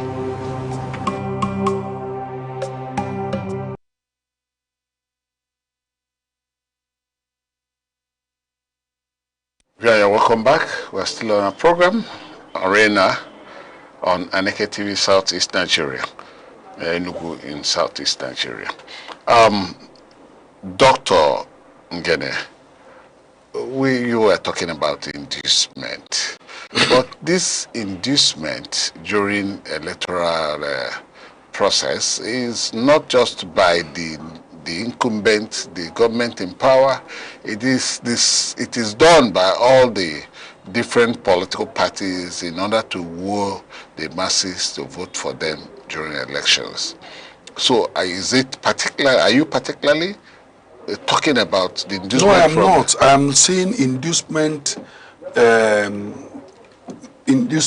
as a very negative, a very disturbing trend in our electoral process, something that must be checked. Because you see, in our society, a lot of people are poor and hungry. So when you bring a little thing to them, it's like a carrot. They jump at it without knowing the deeper consequence of accepting small bags of rice, accepting monetary inducement, accepting one form of patronage or the other. One form of patronage or the other. So it's a problem. It's a problem that should be checked. I'm not saying that it's just an APC thing or a PDP thing or a Labour thing. It is a problem that has been here with us that needs to be tackled. It's a problem because they know that those who are hungry do not keep food for tomorrow. Okay, you initially talked about the Electoral Act. You said it's defective, it is called a fraud and all that. And you think the Electoral Act does not support a free, fair and credible elections. That is the implication of your statement. So why are you saying that the fraud is a fraud of the members of the National Assembly? Yes. And why has the populace, which is about 70% you said, have not risen up to the occasion? Because the only way to allow evil to subsist is for honest men to stay aloof and stop talking and do not do anything to it. So why has that? Because these members of the National Assembly are people who have been elected primarily by their constituencies or zones to represent them. And of course, that whatever they're going to decide in the National Assembly will be after consulting the members of their constituencies. That is, they will now come into. But have they abdicated in their responsibility? Have they abdicated in the social contract? Have they thrown away the franchise ceded to them by the people? Yeah, that's the problem. The truth of the matter is that the average Nigerian does not have any faith in the current INEC, even in the INEC before. Remember that when a former president of Nigeria, talking about late Yaradua, came to power, he acknowledged that the election that brought him to office was flawed and promised to bring about reform. This reform was in progress, but the man died while in office. You see the problem we're having with the current INEC. It had to do with that Electoral Act. For example, Section 63 of that INEC Act made it made a provision where it allows presiding officers to accept and count ballot papers that do not bear INEC's official marks. It's a problem. It's a problem. So where are they going to get the papers from? The voters, we won't see it. It now depends on what the presiding officers, what they say is right. So long as they are satisfied, they authenticate it. And that is what critics are arguing, that this effectively legalizes the use of unauthorized ballot papers. And you know, it is a way of opening a gaping door for fraud. You understand? It's a major problem. And rather than 63 also, Section 63 also say that rather than mandating unambiguous real-time electronic transmission of results from polling units to result portal, the clause introduces conditionalities and loopholes that civil society groups and tens of thousands of Nigerians who demonstrated publicly before the bill's passage demanded a clear mandatory real-time transmission requirement. How come if we want to go to bank, we're able to make withdrawals, even from the POS, in rural areas, in every place? How come the IREF, the BVAS, all those things, we spend huge sums of money, and they are not yielding the results we want? And INEC will always come out with and how come we are allocating all these billions of naira and dollars to INEC? And we won't have the kind of results where we can beat our chest and say democracy is truly in action. Are you advocating for a complete use of technology? Of course, yes. Of course, yes. As a communicator, I understand the beauty of technological innovations. You're asking me. The answer is yes. That is the way to go. Because everything will happen in real time. And from your perspective, has INEC actually set up such use of technologies? But remember, the electronic voting has been bad. It is not included in the Electoral Act. So when you are advocating for use of technology, it means that of electronic voting has not been accepted by the members of the National Assembly. And thus, why people in that group didn't accept it had continued to baffle critics like myself. But I want to also say in today's program that when you talk about Nigerian election, it is not INEC duties alone. It's not INEC duty alone. There is a triangle of compromise. We need to do a kind of structural analysis. Because when we are talking about electoral credibility, we must be looking at not just INEC. We are looking at INEC because INEC should conduct an election that is impartial. INEC should also conduct an election that is transparent, that is technologically sound or technologically driven. INEC should ensure that voter registration through result management is what we get. But again, we need also to look at our security agents. Security agents, they should be able to guarantee the safety of voters. A lot of times we were talking about intimidation, we are talking about violence. That happened the problem.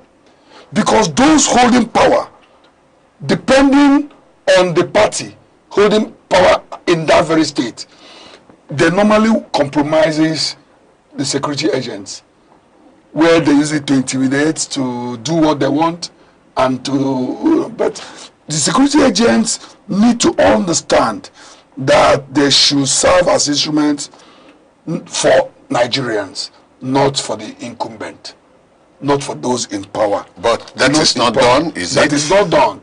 It remains to be seen whether they will change in 2027.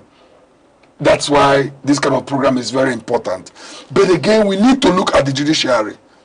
The Nigerian judiciary must resolve disputes based strictly on law and not just on technicalities. Okay, we'll come to the judiciary if our time permits, but INEC. Because any of these three pillars, once they are compromised. INEC, I believe, has a series of problems. You have said that they are funded, they are effectively funded. Yet, the release of these funds, like they said, that the release of the fund is not coming when it ought to. Sometimes... That's not what I'm even saying. Okay. Because whether it came when it's supposed to come, you would have noticed. If you conduct a content analysis or even a survey of former members of INEC staff, they are living above poverty line, which means that they are the big fat cows that benefited from all the rubbish that happened. How are staff of INEC recruited? Who determines who is an electoral officer, presiding officer? How do we know who? When they change people a few months to election in 2027, like I told you that about 5 current electoral commissioners are due to leave office, how will those people emerge? Wouldn't they work for the government in power? These are problems. These are the issues. So in our country, we need those reforms that we have been talking about year in, year out. But those reforms have not been done. Okay, since you're advocating for reforms, is there any particular way you think the leadership of INEC should emerge, not being just appointed by the president? Is there any other way you think, or the process you think anybody who should be INEC chairman should come through maybe... Maybe we need to do a research on it to find out the thinking of the people of Nigeria. because Nigerians must be the ones who determine it. But the important thing is that they are unsatisfied with the current process where the president of the country determines who becomes. Because the problem in our country has to do with power, money, and defections. That's why people are crying. Because if, for instance, that you have different political parties in different parts of Nigeria, rather than what we are seeing now, a scenario that have never been seen in our country in the past, where about 33, 32, 31 governors now belong to the same party, a multi-ethnic nation, a multilingual nation, a multi-religious nation. It tells a story that the ordinary man is yet to understand. Okay, and what will INEC do to convince the masses that truly they are set to make that magic of ensuring a free fair? Because that's exactly the problem of Nigeria, that leadership is a problem.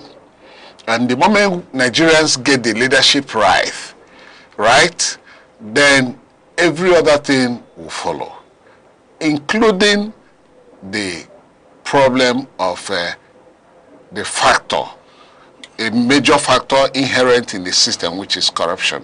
The moment you get the leadership right, that's correct, will fall in line. That's so what will INEC do to convince Nigerians of their resolve to ensure that they will give true, free, fair, and credible election in 2027, such that will begin to take Nigeria to another level? Okay, from what you're asking me, you want me to articulate a clear standard against which INEC's performance should be measured. Thank you. Well, free, fair, and credible elections in our country, come 2027, will depend, at minimum, it will require one, a genuinely independent INEC, insulated from partisan appointments and executive pressure. Two, we need a mandatory real-time electronic transmission of results from polling units with public and civil society people having access to unit-level data. Three, we need an amendment or a reversal of the most dangerous of provisions of the 2026 Electoral Act, particularly Section 63, Section 60, Subsection 3, and Section 137. We need a reversal or a change, a removal entirely, if we have to get it right. We need an INEC that will work with accountable security agencies. Accountable security agencies in this sense are those that will protect voters rather than serve incumbents, with credible sanctions for electoral violence and vote buying.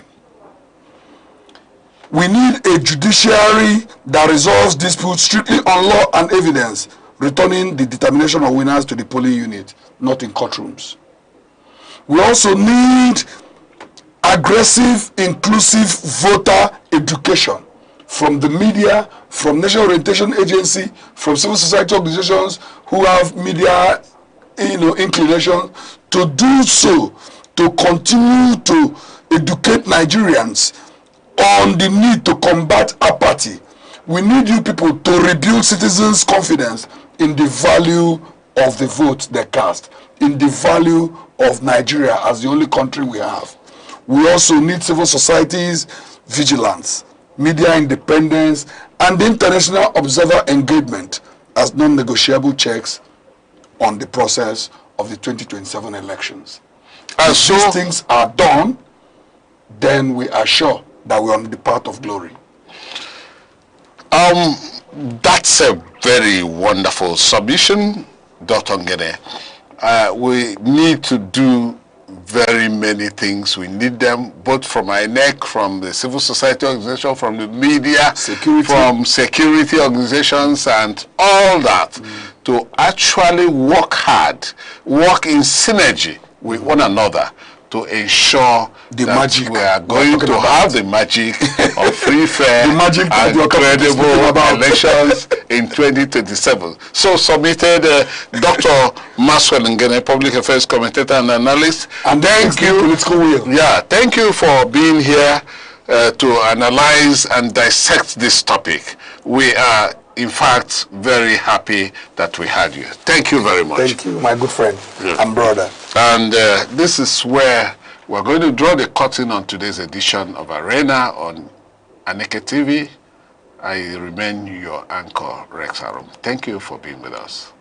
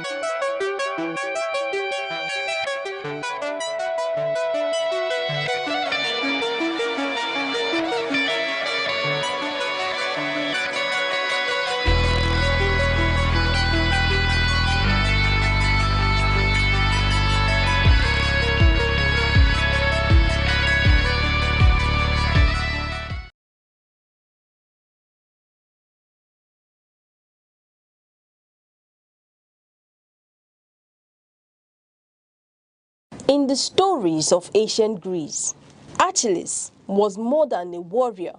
He was a hero whose strength could turn the tide of war, whose courage inspired loyalty, and whose presence commanded respect. His name had endured across millennia, a symbol of valor, power, and influence, a figure whose actions shaped destinies. Yet, Achilles' legacy was not only in the power he wielded, it was in how he used it. He fought not for personal glory alone, but for the honor and protection of those who depended on him. His might was purposeful, guided by responsibility, and measured by the lives he safeguarded. Today, Nigeria faces battles of different kind. These are battles fought not with swords, but with policies and principles. Our enemies are corruption, insecurity, inequality, and leadership that too often prioritizes ambition over accountability. These are struggles that affect millions, shaping the future of a nation rich in potential but fraught with challenges. The story of Achilles carries a lesson for our time. Strength without wisdom and responsibility is hollow. Power without vision can destroy more than it builds. Leadership in Nigeria demands more than force. It requires courage, foresight, and a commitment to the people. True heroism is not in personal triumph, but in the welfare of those entrusted to your care. The heroism Nigeria needs is tangible. It is reflected in leaders who listen to their citizens, govern with accountability, and deliver policies that empower communities, safeguard livelihoods, and create opportunity. It is measured by children in classrooms, families with secure futures, and communities that thrive. It is heroism that transforms potential into progress and challenges into triumph. Achilles' greatest victories were those that protected his people and honored his obligations. Similarly, Nigeria's most enduring successes will be those that prioritizes its citizens, safeguard their future, and uphold accountable people-centered leadership. Strength exercised for the common good, rather than personal gain, is the truest measure of greatness. As the nation charts its path forward, the message is clear. Leadership must be courageous, visionary, and responsible. It must fight not for applause, not for legacy alone, but for the prosperity, security, and dignity of every Nigerian. When strength is wielded for the greater good, it becomes enduring. When power is guided by principle, it inspires. When leadership is accountable, it unites. The chapters of Nigeria's destiny are still being written. Its future rests not in the triumphs of a few, but in the collective progress of millions.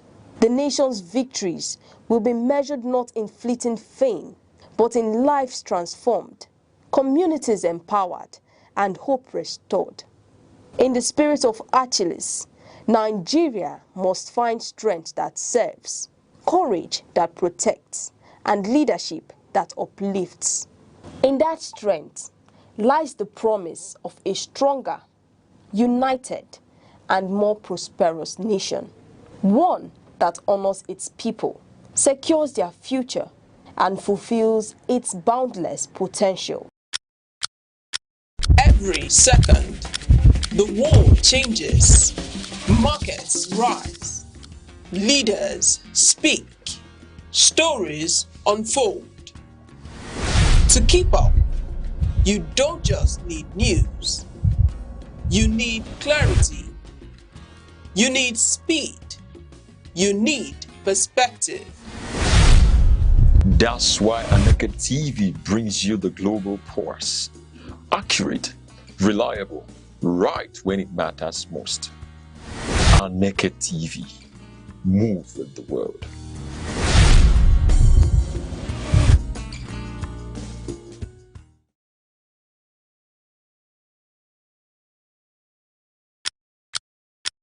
Every second, the world changes, markets rise, leaders speak, stories unfold. To keep up, you don't just need news, you need clarity, you need speed, you need perspective. That's why Aneke TV brings you the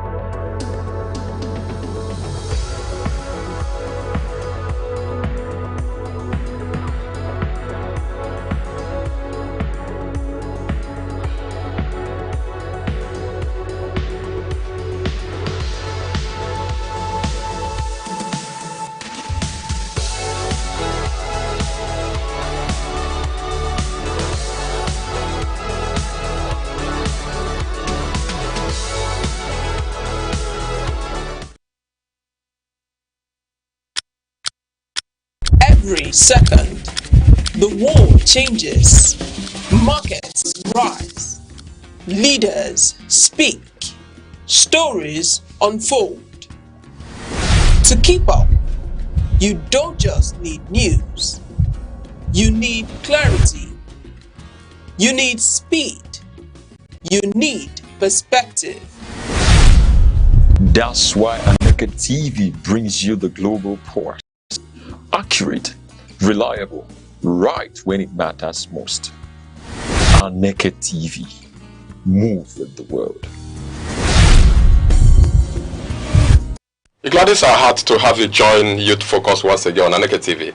It is a program that has brought the interest of the young people to a limelight, making them strong partakers in all of the things that will determine their future, especially on the electioneering processes. To achieve this, we make opinions, we give commendations, motivations, criticisms, and as a matter of fact, give kudos to you for being a regular participant on the program. Thank you so much. You can find us on our socials, Facebook, TikTok, Instagram, and YouTube, all at Aneke TV. My name is Chukwuemeka Obasi, and today our focus is on the power of PVC. Having done justice to the part 1 of it, today we are on the part 2 of this particular topic. Permit me to introduce to you another set of administrators I have on the studio today. By my right is Mr. Samson Okwo. He is an admin, Lead Network Africa. Samson, you're welcome. Yeah, thank you so much. I have Wilfred Okeke, who is a youth administrator. You're welcome on the show. Thank you so much. My pleasure being here. All right, from the first episode, we were able to unravel the importance of the PVC, especially during elections. And again, the role of the young people during election period. And as a matter of fact, what you are, the reasons behind your becoming a vote, you are becoming one that should vote or be voted for as an active voter. Then the essence of mobilizing peers to boost the voter turnout, and again to demand accountability in the democratic process. We didn't stop there. We went through the act as an election observers, that's the young people, and again to run for political offices, yes, and engage in civic and voter education. At the end of the day, we concluded that as youth, that the young people must have the PVC to be able to change unwanted democratic processes. That was where we ended it. What do you have to say about this? Well, I think the first edition was really, just from what you've said, PVC is really key. You know, it's really the passport to determine who would govern you or who will not.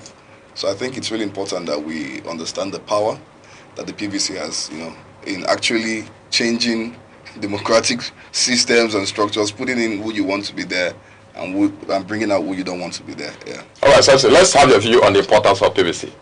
Yeah, right now, you can't say that you are in Nigeria and the things happening, politics, governance is affecting you.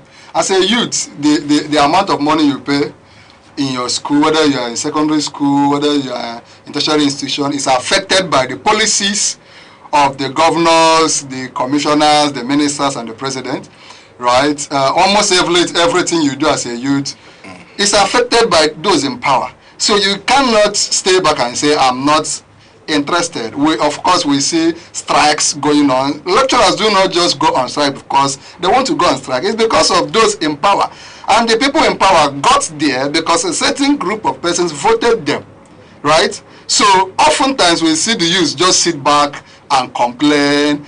At most we'll come out and protest. But the best form of protest is voting, deciding who leads you and what gives you the power. You can't just come out and vote. There's a process to everything. It is your PVC that gives you that power to decide who leads you. Okay, thank you so much. Wilfred, I want you to take it off from the angle of the consequences of not having the PVC as a young person.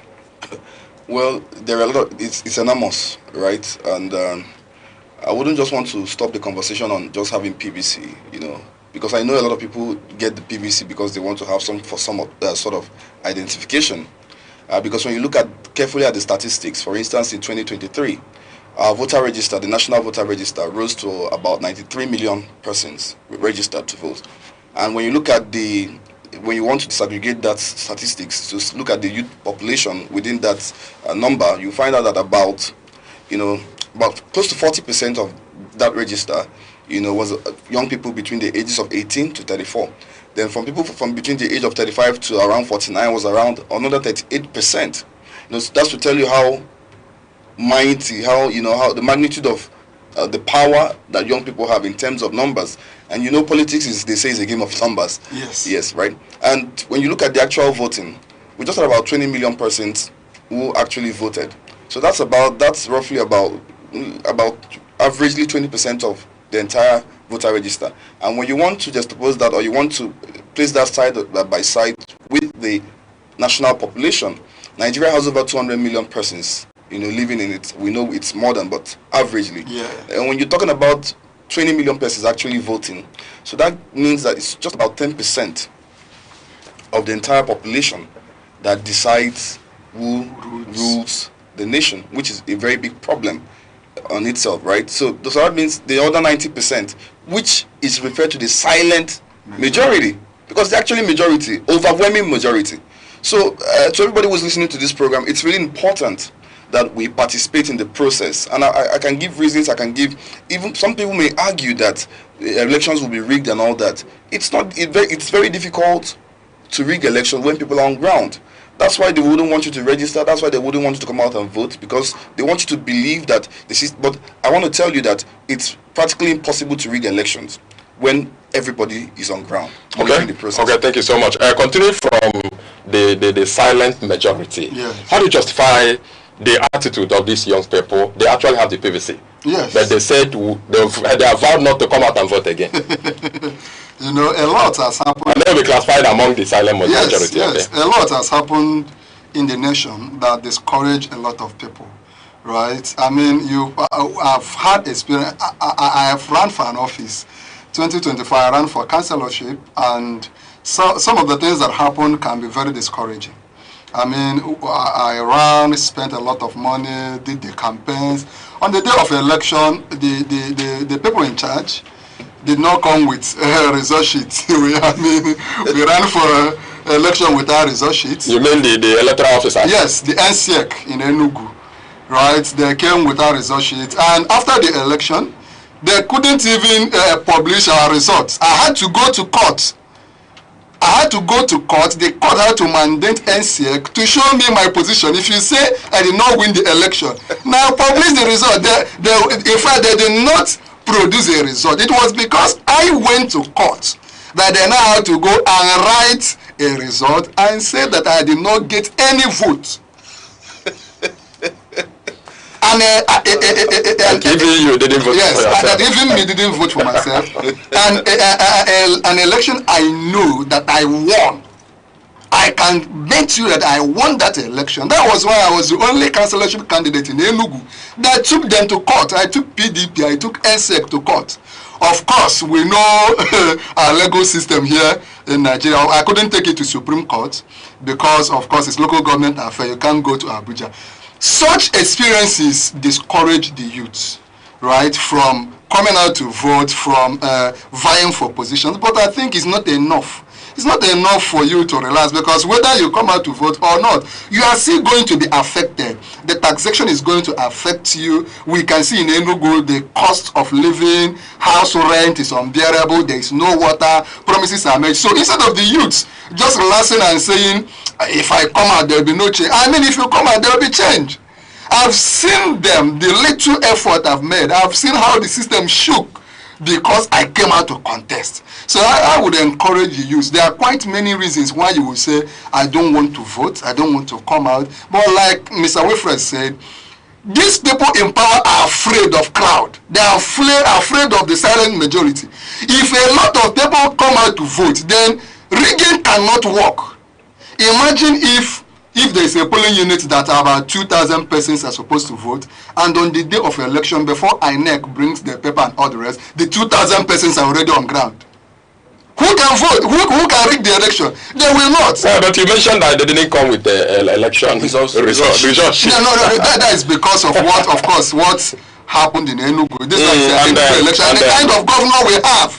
And I wouldn't believe that will happen again. because it's just the norm here that the who won the election has to be pronounced. I think the INEC has the prerequisite power to pronounce who won the election. That's why when you are saying you know you won, INEC didn't say. NCEC, sorry. Okay. This voter apathy. He has mentioned that it is really a problem. It is, yeah. And when the young people refuse to come out and vote, the consequences are innumerable. You are aware of that. Okay. Following or looking for accountability in the electoral processes. How can people who don't want to come out and vote follow up the vote and then say we need you to be accountable in all of the votes that we have cast? Yeah, well, I think trying to answer your question, first, people need to understand that this is a process. You know, the only way you can get into power in a constitutional democracy such as we operate in Nigeria is to probably run for an election, be voted for, declare the winner, and you assume and you take up that position. So young people should understand that there is no other way with the kind of constitution that we run at this point for us to have leaders who may say are credible, you know, leaders who would think maybe who have the character, the competence, the commitment to take our nation forward, our country forward, our state forward, our constituencies forward, if we do not participate in that process. Right? So that is it, because there's no other way. We have to participate in that process. So everybody should understand that this is our process. You know, personally, I've been very active in the last 2 elections, and some of the outcomes of that election didn't go in a way that favored me. And I said to myself, why are you wasting your time, at some point risking your life, trying to better this system? I mean, is it not time for you to give up and move on with other things? But I said, if I give up, that would be that we have allowed the system to beat us. There is no good country anywhere. There is no bad country anywhere. When you have more number of persons who are maybe perceived bad, you say this place is a bad place. When you have more number of persons who are good, you say this is a good place. So Nigeria electoral system has continued to function the way it is. It has continued to be the way it is because a lot of people have continued not to be concerned. In 2023, there was a wave. We saw a wave that saw a new party, you know, per se, you know, sweeping a lot of positions, you know, and all that. Now, that was made possible because in the build-up to that election, there was a lot of awareness. I'm aware of some places in Enugu where people came out to vote, not just that they voted, they ensured that their votes were counted, they mobilized themselves, followed the votes from the polling units to the World Collation Center. Some even followed to the local government collation centers, ensuring that the writing was done. That's how to do it. So we must enlighten people that it doesn't just stop in, you know, in fact, if you do not come, when you come to a polling unit, you demand that the polling officers will show you the result sheet, for instance, ensure that every material is in place. You have the numbers. When you have the numbers, nobody can come. In fact, one of the elections, I saw one of the guys, a very prominent person, I don't want to call names on air, you know, who lost that election.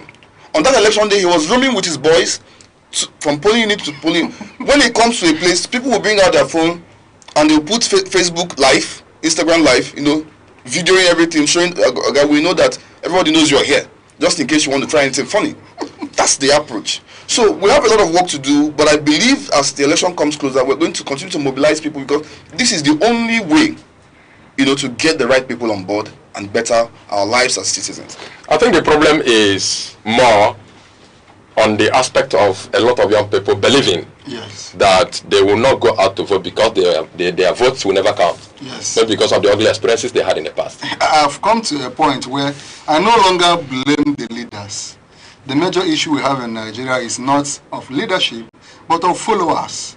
The followers are not involved. They are not concerned. Before the election or after the election? Throughout the process. Throughout the process, before the election, during the election, and also holding accountable those that eventually make it into those offices, whether it is those you wanted to be there or not. Because whether your candidate eventually wins or not, the person's moves is going to affect you, right? And I've continued to tell people that look at every nation that is working today, call it the first world nations, US, Singapore, and all the rest. The people there are involved. they get so much involved in the policies, in running the affairs of the state, that the political leaders are afraid of them. Right? It's not that the politicians there are better than our own, but they were conditioned by the people, because the people demanded that they must account to them. By getting involved in such places, you don't beg people to get PVCs. You don't beg them to come out and vote, because they know that you are not voting to support somebody. When I ran for office, and even right now that I'm getting ready for 2027, I see a lot of Nigerians, they feel they are doing you a favor by getting PVC. Right? You want to contest. For instance, a person like me that wants to run for House of Assembly, and we're encouraging people to maybe contest and register in a particular party, they feel they're doing you a favor. In fact, people want you to buy food for them or transport them to a place where they will get the PVC. And when you call for political meetings, when you want them to come and vote, people want to know, what will you give me? I mean, when I ran for councillorship, I will be in a place where I want to talk to people. Before I know it, people are already ordering drinks. I mean, I have not said I want to give you drinks, but because there's a nearby beer parlor to where we are, guys are already drinking on my head. Because I said, I want to represent you. I want a better policies to represent our people very well in the local government. The Nigerians believe in getting, they feel they are doing the politicians a favor. When in other climes, it is the other way around, because you take a lot of risk. You spend a lot, your time, your reputation, you put everything in the line to represent your people. In places like Singapore, people are pleaded with to come and contest, to vie for positions, right? But in Nigeria, the people are not concerned. On election day, in fact, many of the people that will even take that your drinks will not even show up. Not because something happened on the day of election or that they forgot, but had an issue. They never had intention of coming to vote, but they want to take 1 or 2 or 3 bottles. Okay, but then coming to think of it, Wilfred, are there no ways this permanent voters card can be registered online? And then stop people from moving from place to place to register. No, the point is that, for instance, now you can do what is called you can go, probably update your details online. You know, even it was sold in 2023. You know, you go online, register. What you just go to do at the office is to validate your biometrics. You know, but I think moving forward, you know, we're advocating that we have multiplicity of identification forms in Nigeria. You know, we have the NIN, we have the voters, whatever. We're also advocating that going forward, let's have a unified identity system. And the advocacy is also that, I don't know what the guidelines are really sure right now, but so long as you've registered, you know, because sometimes people could register and they maybe before election you've lost your PVC, you don't know where it is, and that would disenfranchise you. So part of the advocacy is that once you are eligible and registered, because your details are on the server. We have the BVAS, for instance, that accredits voters. So it should be, once you turn up there, you put in your biometrics for accreditation, whether you're there with a card or not, so long as you are being registered to vote in that particular locality, you'll be validated. So that's what we should be talking about now, so that we don't have reasons of disenfranchising people, right? We just need to make the process very seamless. And of course, I know that in 2023, in the build-up to 2023, there were a lot of awareness. I saw people even mobilize themselves. We saw people at Moran Square, people that didn't have political interest whatsoever. They will support themselves, provide refreshments for people, provide snacks for people. Just come and vote.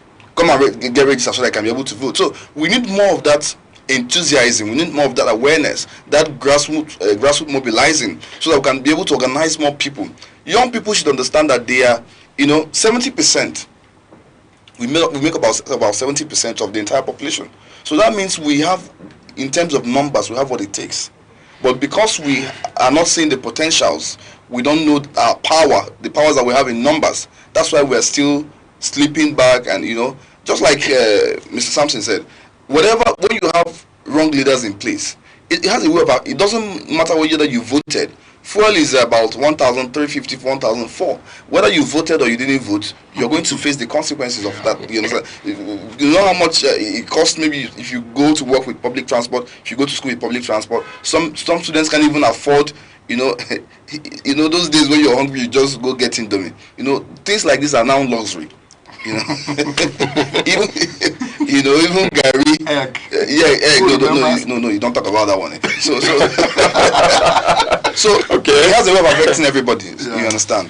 Okay, so thank you so much. Looking at the scope of this program, it is good. We are encouraging the young people to go get their PVCs, and then some of them that have the PVC already, they should come out and do what and vote and forget the past experience. We're not only here to encourage them to avoid voter apathy and get your PVC and vote. We're also here to encourage them to be voted also. To vote and be voted. But Samson, it is good you have run for an office, and you mentioned that you are going to run again. Maybe you have a good or a level playground. That is why maybe it's possible for you. Don't you think that young people have some barriers in picking the interest form to start with? Of course, see, politics in Nigeria is like a system that those in power, those that has sworn not to make this nation work, has made in such a way that good people will find it very, very difficult to enter. Let me give you an instance. When I ran for councillorship, of course, you have to expression of interest form, get the form and all the rest. Then when we went for screening at the local government, because the state government, Enugu state government, of course I think they're often afraid of opposition. They don't want good guys like us to come and get involved. Then we went for screening. After everything, we started hearing about tax clearance. And of course, this is something that shouldn't be so much. And it was pegged at 250,000. Right? 250,000. And we just had a window, just few hours or a few days before if you don't do that, you wouldn't be able to move ahead. A lot of young guys that couldn't meet up with the payment, wouldn't scale through going forward to contest. There are a lot of bottlenecks, but it should not be enough to discourage you. We are youths, and this nation, these old men that are causing this, in the next 20, 30 years, they are not here, right? This is our place. This is our nation. Not all of us will run our way to UK, US, right? We need to get involved. And we can't wait to be given permission. There will never be a time where the oppressor will get tired of oppressing you and say, okay, I've repented. In fact, what is happening in Nigeria is that these people bulldoze their way and become governors. After governorship, they go to Abuja for Senate and stay there all throughout. And while in Abuja, they get these forms. They make a way for their children and grandchildren and girlfriends and bring them into House of Assembly. From House of Assembly, such person becomes governor, and that the child from governor enters Abuja, and the system continues. When the children of the common man keeps looking and salivating and complaining and agitating, the best way is we must find a way. Express that interest. I was shocked when I made up my mind to run. I started getting endorsements within and outside Nigeria. There are a lot of people that want good governance, but they are afraid. So when they see one youth that really want to give it a shot, many of them will rally around you. Some people may not come out openly to support you, but at the background they'll be giving you a lot of support. So I want to encourage people that you are angry with what is happening. Not every one of us can run away, travel to UK. If we are still here, come out. Don't be afraid. Look at what happened in the last election. A lot of persons that came out under the Obi wave scared through. Of course, some of them still decamped, but not everybody decamped. So the same thing could happen again. Come out, show interest. Today I'm a stakeholder in Commonwealth politics. My father is not a politician. I did not have that background, but I came out and started talking. I started going to media houses. I formed a parallel political structure. In my place, when I lost, of course, I won that election, but you know what happened. Immediately I lost. I started preparing for 2027. So I formed a parallel political structure, started meeting with them. Everything is not money. There are people that have like minds, but they are looking for a leader that will that will organize the movement. So when I started today, they are calling us for meetings. They need to see us, right? Because see, rigging is not easy. Ask these politicians, if it was not easy, we saw governors that in the last election, governors that did 8 years that wanted to go for Senate. People collected their money and still did not vote for them. They lost out to unknown faces. In the coming 2027 election, it will be very difficult to rig, and even these people know about it. So let the youth come out. Put your face there, and the youth will say, Doyiru there. Doyiru there, let it be that it did not work, because it may work. Okay, Wilfred, I think it is good we narrow this down to practical terms. Yeah. The young people we are talking about, I think it was possible for Samson because it was Samson. Yeah. I know this, that the purchase of the interest form is relatively difficult to a lot of youths. Yeah. People are hungry. That is why you can use OPA, 500 naira OPA, and change the mind of somebody you have convinced to vote for you on the election day. A bottle of Coke, adding to it, to ask you, do you have another place I want to vote? And the person have taken can I vote 2 times from you before? or more than that? So people are hungry. People are hungry. It was possible for you, but I don't know the number of young people here that it's going to be possible to pick the form. What happened to the young, not young to run bill that was passed in the National Assembly before now? It's still there. You know, the point really is, I personally have come to have some kind of re-evaluation of the whole system. And I've come to discover that age is not necessarily the problem, right? We've seen a lot of young people, for instance, a lot of young people have been members of the House of Assembly. What change have they necessarily brought to the system? It's non-existent. You know, what have they done differently per se that you say others have not done? You know, what are they bringing? So we really need to begin to look beyond just age, you know, because I really think, okay, go to schools, for instance, look at student politics. How do they play politics, even the SUG? So you see that we're just trying to we're copying these guys, these elites, as much as we can. Yeah. You know, when you belong to student associations, for instance, and you're the financial secretary, you've been entrusted as little as 50,000. Oh yeah, the day you're supposed to give account, you suddenly fall sick. You won't come, you know, and that's the same person that will graduate from SUG, for instance, and somehow get, you know, the opportunity or maybe nominated to go to the House of Assembly. So he continues that pattern. Of course, he has learned from SUG.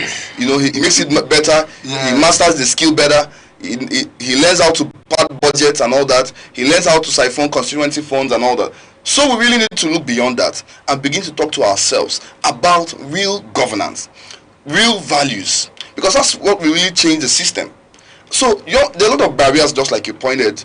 Cost of nomination forms are expensive. But then, if we're able to identify people who have potentials, you could belong to a system or a society wherein they're looking for somebody who is going to be in charge of handling money. Everybody's pointing to one person. Yeah. You know, give it to this person. Can we identify people like that who are tested and trusted? You know, I think it was in Uganda somewhere where somebody ran, a young person ran, you know, against an incumbent with several years of experience. People rallied around him, people crowdfunded his campaign, and eventually he won. So when we identify people like that, sometimes people post on social media, people raise funds on social media. You see the manner and speed when we may not have. So when we see people, individuals that we can trust, we can rally around them, you know, support them. If we have maybe 3,000, 4,000 persons who are willing to donate about maybe 1,000 to 10,000, that will make a lot of difference in funding this campaign. Then we would know that it's really not about, it's not a give and take kind of system. You know, wherein because I sponsor the election, when you go to get there, you must do this for me in return. When we crowdfund people to positions, we don't necessarily expect any personal, you know, benefit from them. What we're demanding is for the collective good of the people. Yeah. That's a model that will work better than just, you know. So let's begin to look beyond that. Let's begin to build our value system, not just as people who want to run elections, but as citizens as well. You pointed out that people give you OPA. on election day and you change their mind. I saw videos on social media of one of the parties that just conducted their before you tell us more about the video on social media, let us observe just a short break. Sorry. We are coming back. When we come back, then you continue from where you stop. Abia, thank you so much for being there. It has been a wonderful outing discussing the power of the PVC part 2. Thank you so much. We shall be right back. Please don't go away.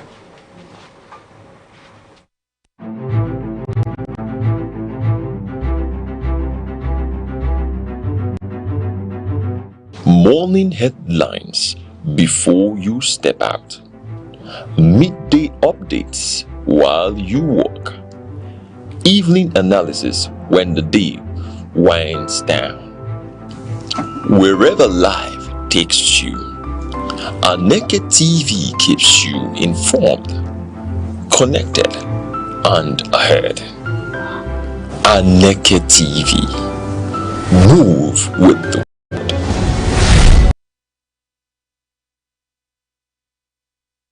Back from the short break is still the program Youth Focus on Aneke TV. Our topic for today is the power of PVC, part 2. Thank you so much for being there. I want to tell you and I assure you that we are here because you are there.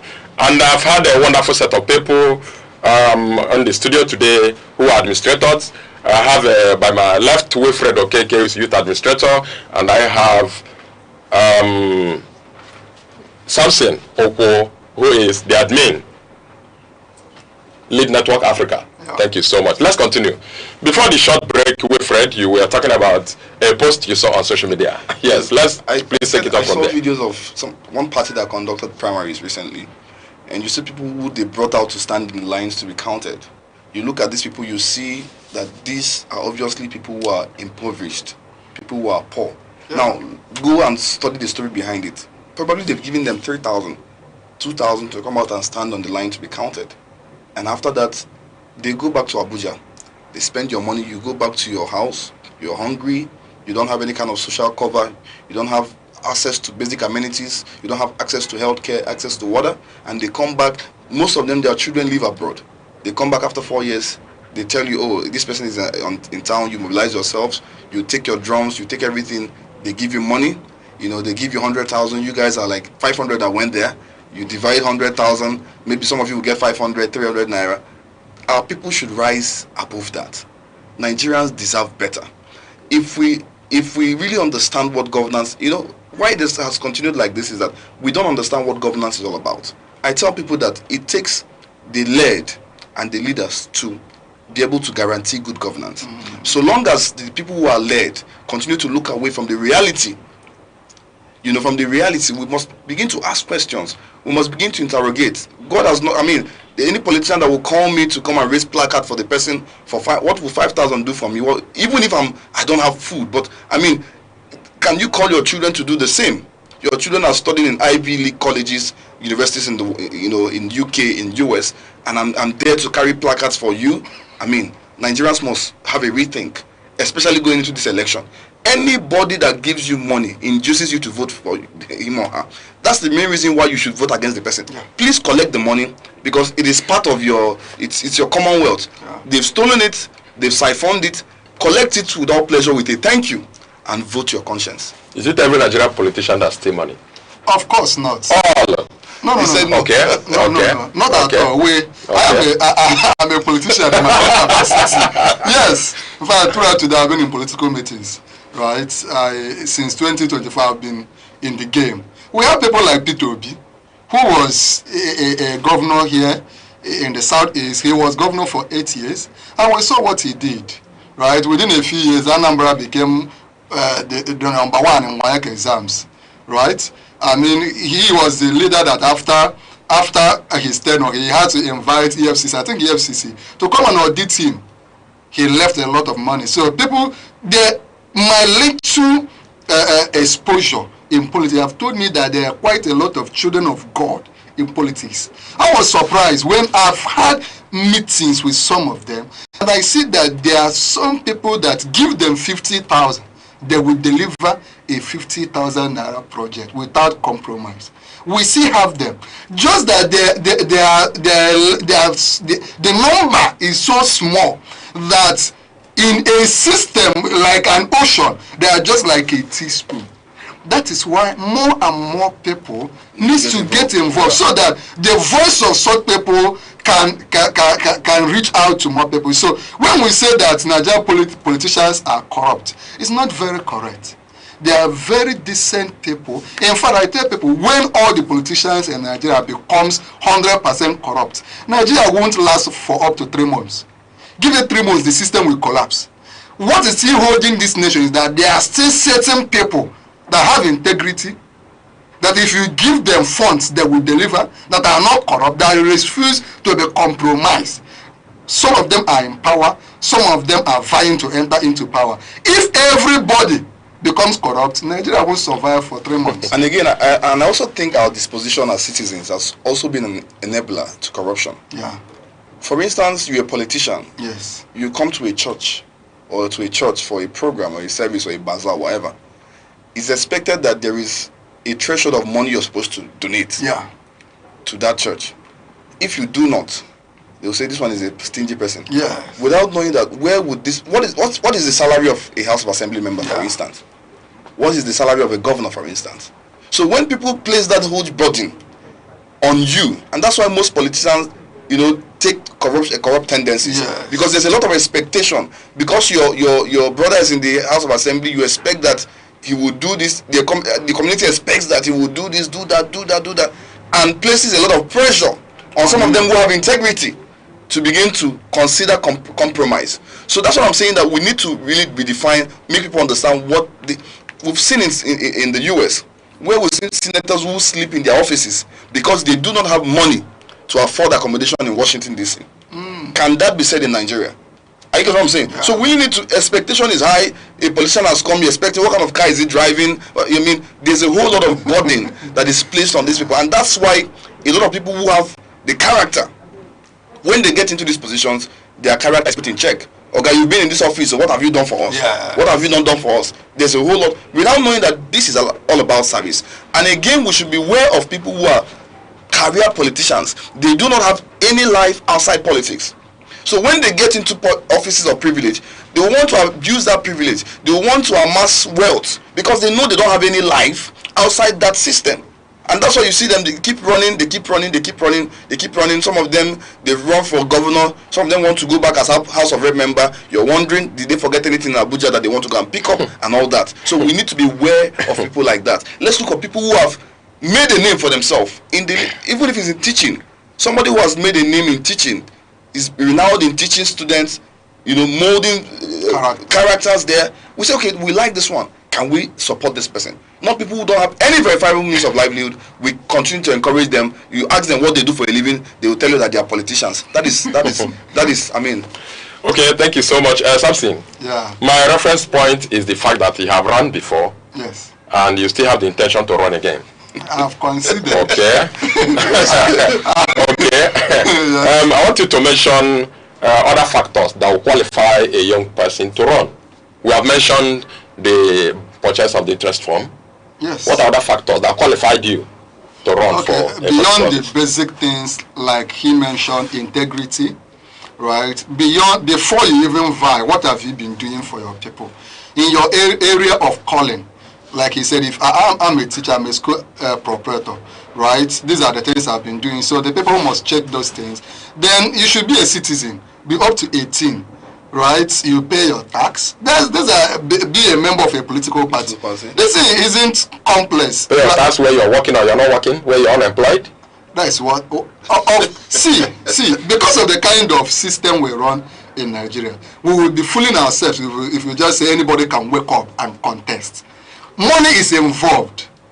Do you understand? Because of the way political parties in Nigeria are being run. Abroad, members pay dues, right? I'm a member of the NDC, right? Abroad, we expect that monthly. Members pay monthly dues. But here in Nigeria, members expect to get money from the party, right? When a representative from the party is coming, they expect to get money. Because of that, all the political parties wait for a 4-year cycle when it is time for politics. People will now come and buy nomination form. That is why they make it so hard. In the US, if you want to run for governorship, the form is about 1 to 2% of your annual salary, right? That means if you are supposed to make 100,000 at the end of a year, your annual salary, then you just pay 1,000 or 2,000 to get your form, and you even pay to the states, not to the political party, right? And there's nothing like expression of interest form, but here you have interest to represent your people. You have to pay 1 million. For my party is 1 million. You have to pay 1 million to express your interest before you now get the form 1.5 million for my own party, and my party is among the lowest, if not the cheapest. So we'll be fooling ourselves if we say anybody needs to just wake up. If you want to do politics, you need to build yourself to an extent. That doesn't mean you have to be a billionaire. That doesn't mean you must have all the wealth, but you must be able to feed yourself. Okay, I'm taking a reference point from him that before you become a politician, even as a young person, that you need to build yourself to an extent. Somebody that is unemployed, somebody that is a youth that is still dependent on the parents, living with the parents, being fed by the parents. How do you build yourself to an extent to be able to join politics?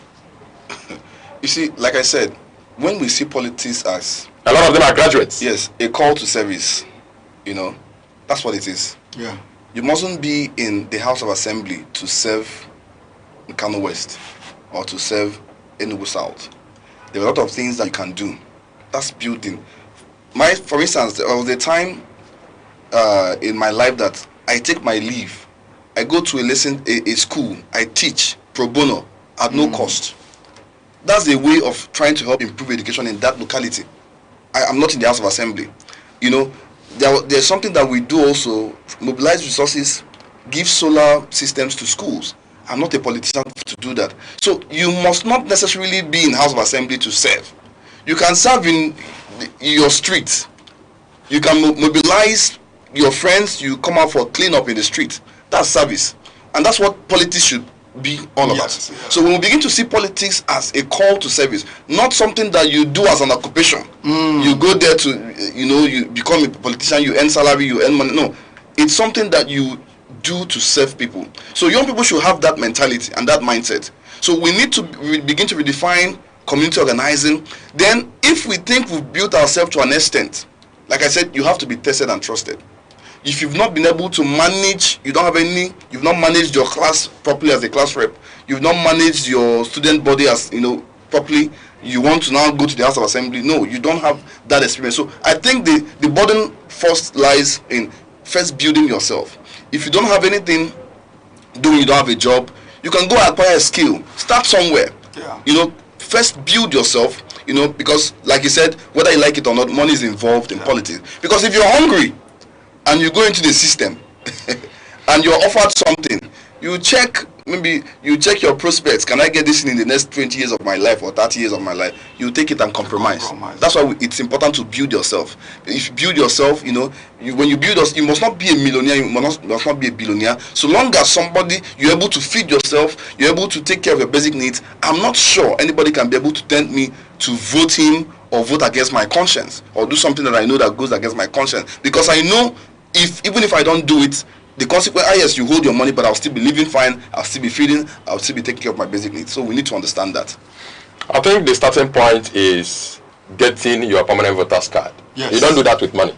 No, it's free. You don't, it's free. Yes. Are there things that government are expected to do to facilitate that? They are already doing some of it.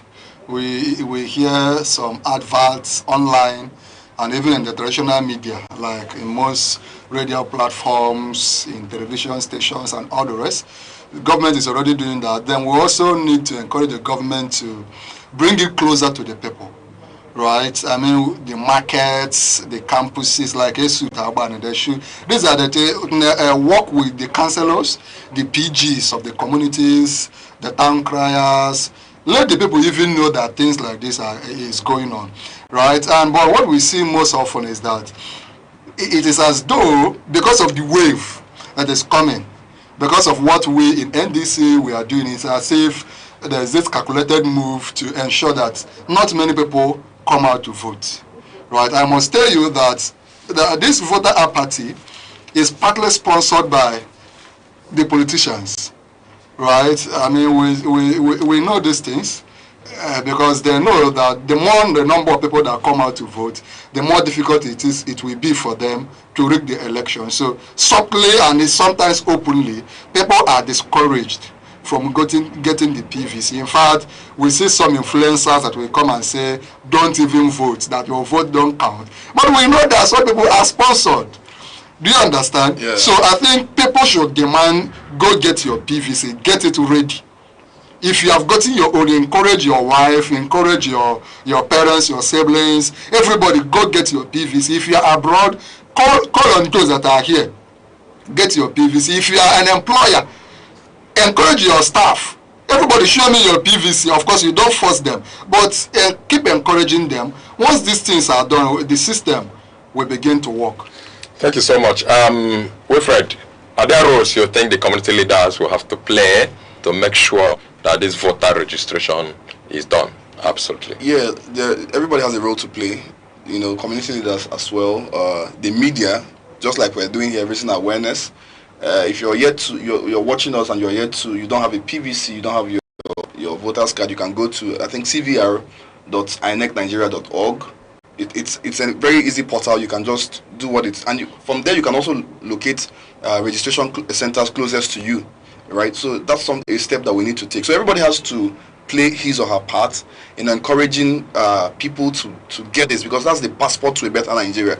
You know, we'll just have to continue doing it, even in the churches. The reverend fathers, the priests, the pastors, we need to talk about it. Just like you said, you know, you're an employer of labor, you talk to your employees, go get it. In the families, once you're 18, you know, and some people may have, you know, maybe you were in Kano before, you were in Lagos, you need to go and update your records. Yeah. So you check where are you going to be in the 2027 elections, you know, January period. If you're going to be in Enugu, go transfer your records to Enugu, to somewhere that is close to you. Or maybe you've left Nsukka, you're now in Enugu town, or you've left Enugu and you're now in Nsukka. You have to make those updates so that you are not disenfranchised from voting. You don't disenfranchise yourself. And we must bear in mind that if Nigeria must change, it has to start with us. And it has to start with us by we voting, you know, the right candidate. So we have to bear that in mind and know that this is the only passport that we have to a better Nigeria. Okay, when after the electioneering processes, and the election is won, how is the young people expected to be part of the governance? See, governance and being part of what is going on doesn't just end with voting and campaigning. We need to keep looking at those people that we voted in. You need to keep following them up. Look at most other nations, things do not just work. Even when you vote in a good person, the person will relax if they are not being followed up.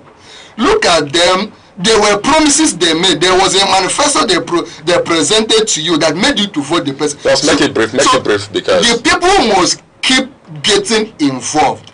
Keep following them up. Keep demanding those things that they presented in their manifesto. And if they do not do those things, remind them that after 4 years, they are coming back to you and they will not get back to that place. Thank you so much. Wilfred, what's your parting words?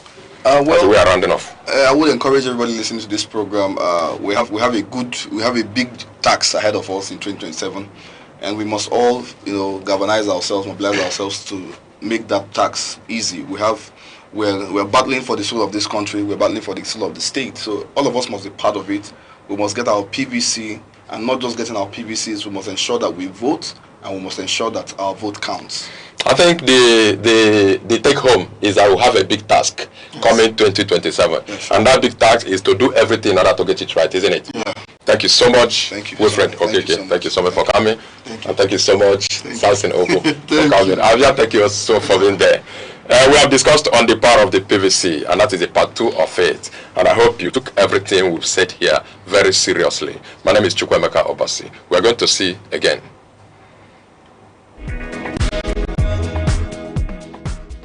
In every generation, there exists a defining force. A force shaped by curiosity, driven by ambition, fueled by possibility. Where ideas evolve into innovation skills transform into enterprise, and vision becomes impact. Because empowerment is more than progress. It is transformation. The voices shaping tomorrow. The idea redefining possibilities. The generation building the future. Humility. Humility is not thinking less of yourself. It is thinking of yourself less. It is the quiet dignity of those who serve when no one claps and rise when no one cheers. In a world shouting for attention, humility whispers truth. It chooses peace over pride and silence over show. It knows that value isn't in volume and honor isn't always visible. The humble carry unseen power. They lift others without needing a pedestal. And in doing so, they rise higher than ego ever could. In every age of human organization, there exists a question older than modern management itself: what makes a system endure? Not merely to grow, not merely to succeed, but to remain strong, coherent, and alive under pressure. The answer, again and again, returns to one principle: teamwork. But not teamwork as slogan, teamwork as structure, teamwork as philosophy, teamwork as the hidden architecture of what we call a virile organization. To describe an organization as virile is to speak beyond growth metrics. It is to speak of resilience, the capacity to absorb shock without collapse, to innovate without disintegration, to expand without losing identity. A virile organization does not merely function, it endures intelligently. And within that endurance lies a paradox. No single mind, however brilliant, can sustain it alone. In Japan, the philosophy of continuous improvement finds expression in Toyota. Here, strength is not concentrated at the top. It is distributed across every worker who is empowered to halt production in the pursuit of quality. A system where even the smallest voice can protect the integrity of the whole. In the United States, Google operates through a different but related logic: cross-functional collaboration, where engineers, designers, and researchers converge, not as isolated experts, but an interconnected problem solvers. The philosophical implication is profound. Intelligence, when shared, becomes structural power. A virile organization is tested not in comfort, but in disruption. At Amazon, small autonomous teams, often described as two pizza teams, operate. Its expansion across complex financial landscapes is sustained not by individual brilliance alone, but by coordinated teams navigating engineering, regulation, and partnerships as a unified system. Here, teamwork becomes something more subtle: the acts of controlled ambition. A virile organization is not held together by structure alone, but by belief. At Microsoft, a cultural shift towards collaboration redefined its internal logic. Competition was replaced with shared problem solving. Silos gave way to systems. And in that transformation, performance returned. The eagles stand as a majestic symbol of strength, clarity, and vision. Its ability to soar above storms signifies resilience, while its shaped sight represents focus. This is why many nations, including Nigeria, use the eagle as an emblem of nation pride. Eagles do not fear challenges, they embrace them. They fly higher when the winds become strong, rising above obstacles rather than avoiding them. This teaches us that problems are not barriers, but stepping stones for those who dare. To live like an eagle is to stay focused, courageous, and disciplined. It is to see opportunities where others see only difficult.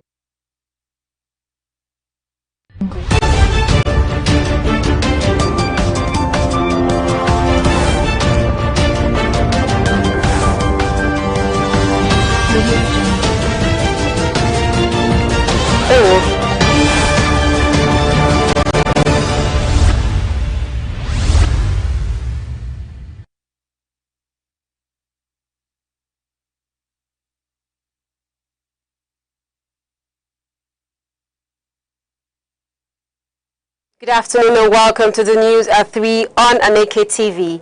I am Princess Ken Ochama. The headlines.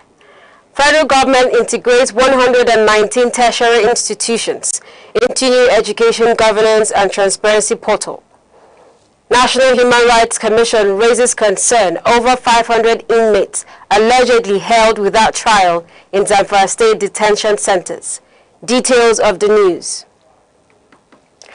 The Federal Capital Territory Administration, FCTA, has raised concerns over the growing use of beggars and destitute persons by criminal networks involved in drug trafficking and other illegal activities across Abuja.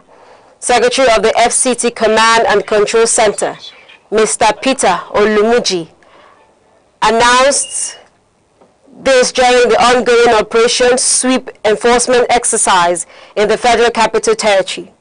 He said intelligence reports show that vulnerable persons were being exploited by criminal groups to transport illicit substances, especially at night.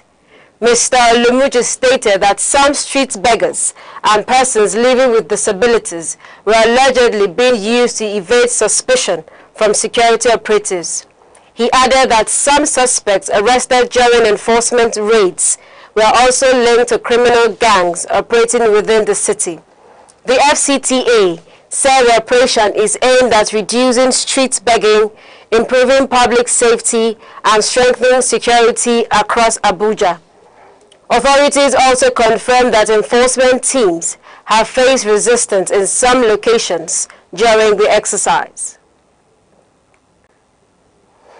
The Federal Ministry of Education says 119 federal tertiary institutions have been integrated into the Federal Tertiary Institutions Governance Transparency Portal under the Nigerian Education Data Infrastructure Project.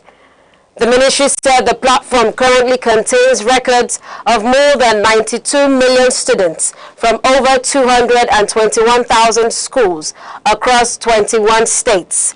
Institutions already connected to the portal include 57 universities, 35 polytechnics, and 27 colleges of education. Minister of State for Education, Professor Suwaiba Ahmed, said the federal government will now adopt a performance-based funding model for tertiary institutions. She explained that institutions with student populations below 1,000 may no longer qualify for interventions from the Tertiary Education Trust Fund, TET Fund. Executive Secretary of TET Fund, Architect Sani Echono, said future allocations will depend on transparency, research output, academic standards, and institutional performances. Stakeholders say the digital platform will improve accountability and support better planning in the education sector. The Chief of Army Staff, Lieutenant General Waidi Shaibu, has reaffirmed the commitment of the Nigerian Army to intensify operations against terrorism, banditry, and other security threats across the country.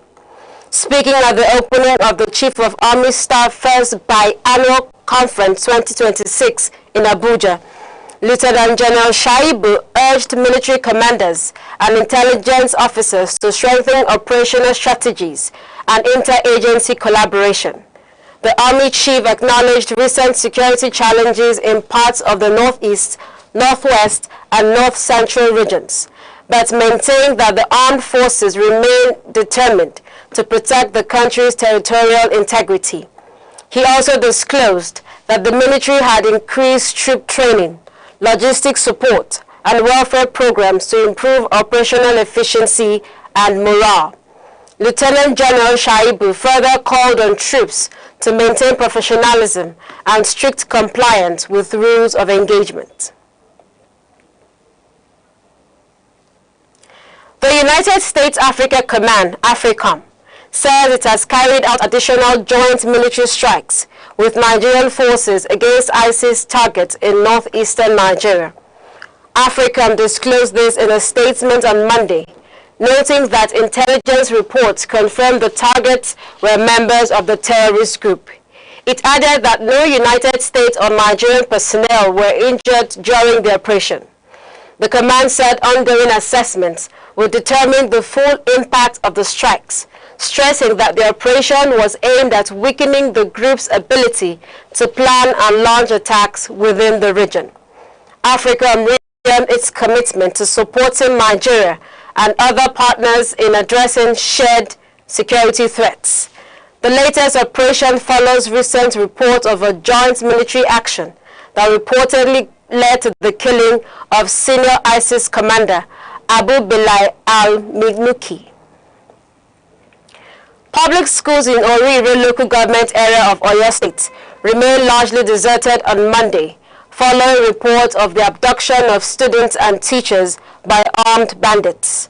Residents said the incident occurred on Friday, when gunmen reportedly kidnapped 39 students and 7 teachers from communities within the area, creating widespread fear among parents and education workers. Teachers staged a peaceful protest on Monday, demanding the immediate rescue of the victims and improved security across schools in the local government area. Protesters called on security agencies and the state government to take urgent action. Some teachers and students who arrived at schools reportedly refused to enter classrooms due to fears of further attacks.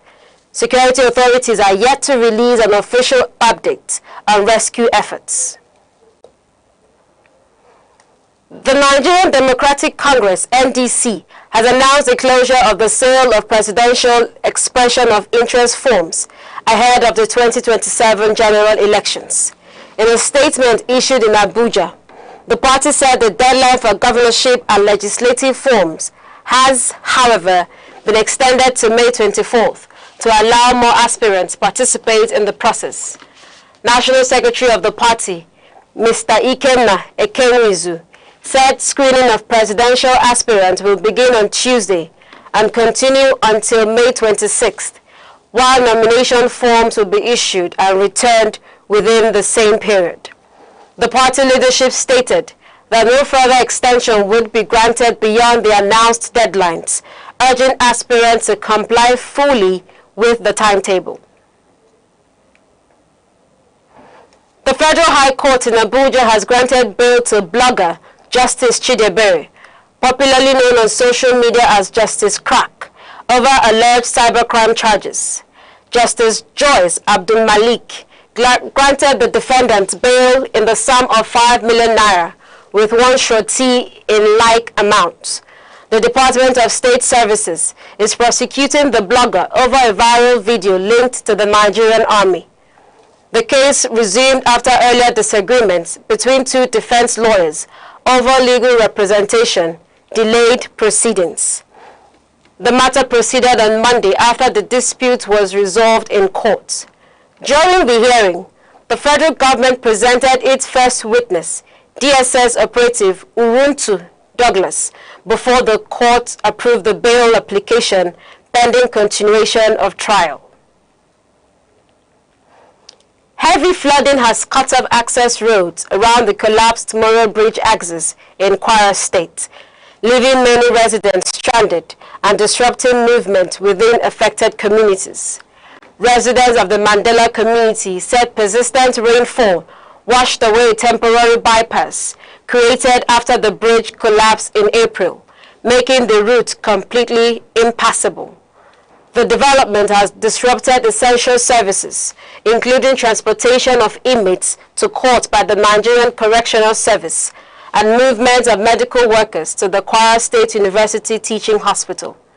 Commercial activities linking Kwara State with parts of Oyo State and neighboring Benin Republic have also remained affected. Residents are calling on government authorities to urgently restore access and begin permanent repair works before conditions worsen further. You're watching Aneke TV, News at 3. Remember, you can follow us on Facebook and YouTube at Aneke TV. Now a quick reminder of major developments in the news.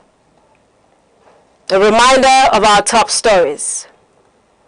Federal government integrates 119 tertiary institutions into new education governance portal. Coming up shortly, Human Rights Commission raises alarm over 500 inmates allegedly held without trial in Zamfara State detention centers. Do stay with us.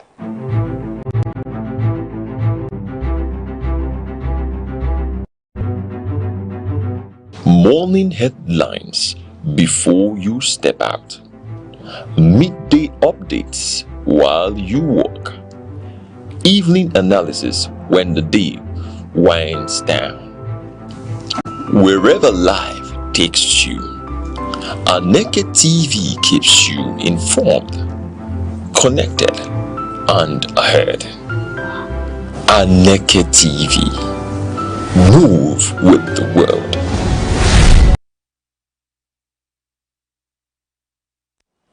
Welcome back.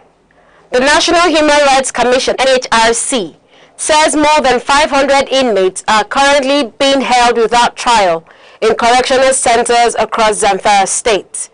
The concern was raised in Guzo during the presentation of the 2026 Implementation Plan by the National Action Plan on Human Rights. The Zamfara State Coordinator of the Commission, Abdullahi Abubakar, described the prolonged detention of suspects without trial as a violation of the 1999 Constitution and called on judicial authorities to speed up the handling of pending cases. He also urged reforms in the state's criminal justice system. The Commission further linked the development of the worsening security situation in the state, noting that persistent bandit attacks have increased cases of human rights abuses, including gender-based violence and displacement of residents. A former inmate also alleged poor living conditions in some detention facilities, including overcrowding, inadequate feeding, and limited medical care. Prison authorities are yet to officially respond to the allegations. The Academy of Medical Sciences, Nigeria, has called for tighter health surveillance following fresh outbreaks of Ebola virus disease in parts of East and Central Africa. The warning was issued in a statement released on Monday. The Academy said recent reports from the Democratic Republic of Congo and Uganda showed renewed cases of the disease, raising concerns about possible cross-border transmission into neighboring countries, including Nigeria. The medical body urged the Federal Ministry of Health, the Nigerian Center for Disease and Control, and Port Health Services to strengthen screening at airports, seaports, and land borders. It also recommended improved diagnostic capacity and emergency preparedness across the country. The Academy advised hospitals to enforce strict infection prevention measures and called on Nigerians to maintain good hygiene practices and avoid unsafe contact with bodily fluids. It noted that public awareness remains essential in preventing panic and misinformation. At least 10 persons have been injured in a road accident along Ipaja Road in Lagos after a speeding vehicle collided with two motorcycles on Monday morning. The crash occurred near the Federal bus stop axis during peak traffic hours. Eyewitnesses said the female driver of a Honda car reportedly lost control while attempting to avoid a Lagos Waste Management Authority street sweeper operating along the road. The vehicle struck the sanitation worker before crashing into incoming tricycles, leaving several passengers injured. Emergency responders and bystanders assisted in rescuing victims who were taken to nearby hospitals for treatment. Officials of the Lagos State Traffic Management Authority, the police, and other emergency agencies later cleared the affected vehicles from the road, while investigations into the cause of the accident continues. The Committee of Pro-Chancellors of State-Owned Universities has called for accelerated digital transformation across Nigerian universities. The appeal followed the committee's 8th biannual conference held in Kano State. Chairman of the committee, Professor Ayodeji Omole, said universities should establish dedicated artificial intelligence and digital governance committees to strengthen academic administration, data protection, and financial management. The committee also advised institutions to collaborate with security and anti-corruption agencies to improve cybersecurity and protect university digital infrastructure from growing online threats. It further urged state governments to increase funding for tertiary institution education while encouraging universities to develop research, innovation, and intellectual property systems that can support independent revenue generation and national development.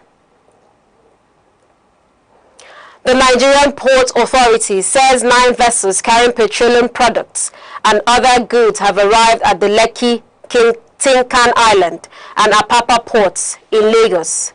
According to the authority's daily shipping report, the vessels are expected to discharge products including petrol, diesel, aviation fuel, fertilizer, and other industrial materials after clearance procedures are completed. The NPA also disclosed that 35 additional cargo vessels are expected at the port before May 22nd, bringing commodities such as wheat, crude oil, bitumen, and containerized goods. The authority says the increased maritime activities are expected to support supply chains, commercial trade, and distribution operations across the country.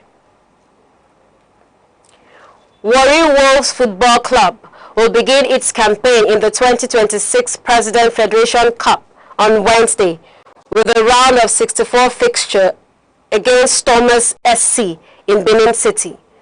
The Delta State-based side will play at the Samuel Ogbemudia Stadium as it seeks to secure a strong run in this year's competition and compete for a continental ticket. Club officials say the team is determined to improve on last season's performance after exiting in the round of 16. The club's best outing in the tournament came in 2016 when it reached the quarterfinals. The winner of the competition will represent Nigeria in the CAF Confederation Cup, increasing the significance of the tournament for participating clubs. Nollywood actress Kemi Afolabi has expressed appreciation to her families, friends, and supporters for standing by her during her health challenges. In a message shared on social media after her recent birthday celebration, the actress thanked her mother, husband, daughter, and fans for their encouragement and support over the years. Kemi Afolabi publicly revealed in 2023 that she was battling lupus, an autoimmune disease, and has since continued to speak openly about her recovery journey and mental health struggles.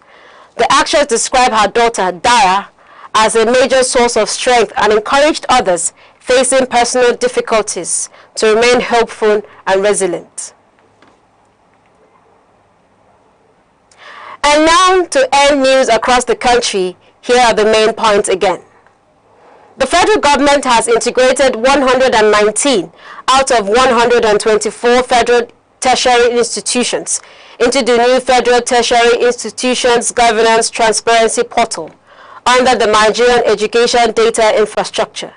The system is designed to strengthen accountability by capturing academic and financial records across institutions nationwide. The National Human Rights Commission has raised concern over the situation in Zamfara State, where over 500 inmates are currently being held in correctional facilities without trial. The state coordinator of the commission, Abdullahi Abubakar, made the allegation in Gusau during the launch of the 2026 National Action Plan on Human Rights, calling for urgent judicial reforms and faster determination of pending cases. That concludes the news. For breaking news, eyewitness reports, and story updates, please call 0703 043 7110. You can also follow us on Facebook and YouTube at Aneke TV for more news and current affairs updates.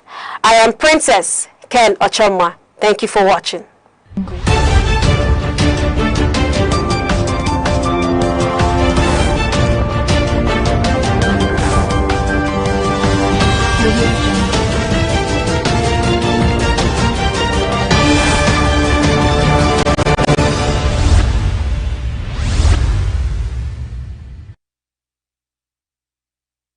The eagles stand as a majestic symbol of strength, clarity, and vision. Its ability to soar above storms signifies resilience, while its shaped sight represents focus. This is why many nations, including Nigeria, use the eagle as an emblem of nation pride. Eagles do not fear challenges, they embrace them. They fly higher when the winds become strong, rising above obstacles rather than avoiding them. This teaches us that problems are not barriers, but stepping stones for those who dare.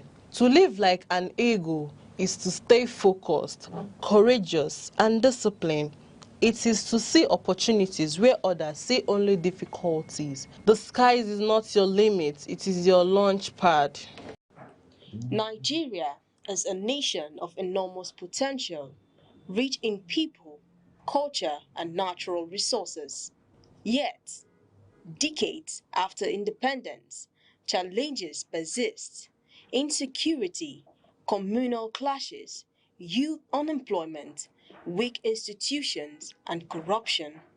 Many of these problems stem from a deeper issue: the difficulty of managing Nigeria's diversity and translating competing ideas into practical solutions. At the heart of solutions is mediated convergence, bringing government, communities, and civil society together to find common ground. In Plateau State, local leaders, youth groups, and security agencies are negotiating grazing routes and implementing community-led peace initiatives. The result: reduced violence in areas historically prone to clashes. During the COVID-19 pandemic, collaboration between federal and state governments, traditional rulers, and religious institutions ensured that health directives were respected, showing how coordinated action saves lives. Nigeria's cosmo-philosophical ideologies combine indigenous values with global governance principles.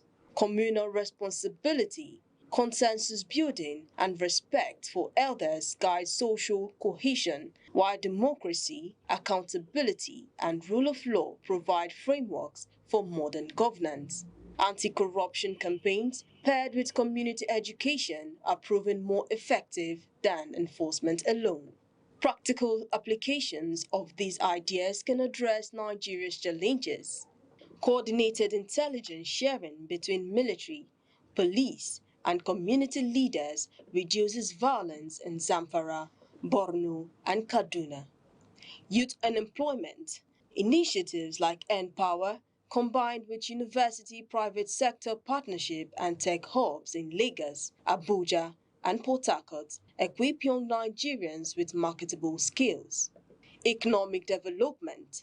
Supporting smallholder farmers with cooperative models, access to finance, and modern supply chains strengthens local economies while preserving community structures.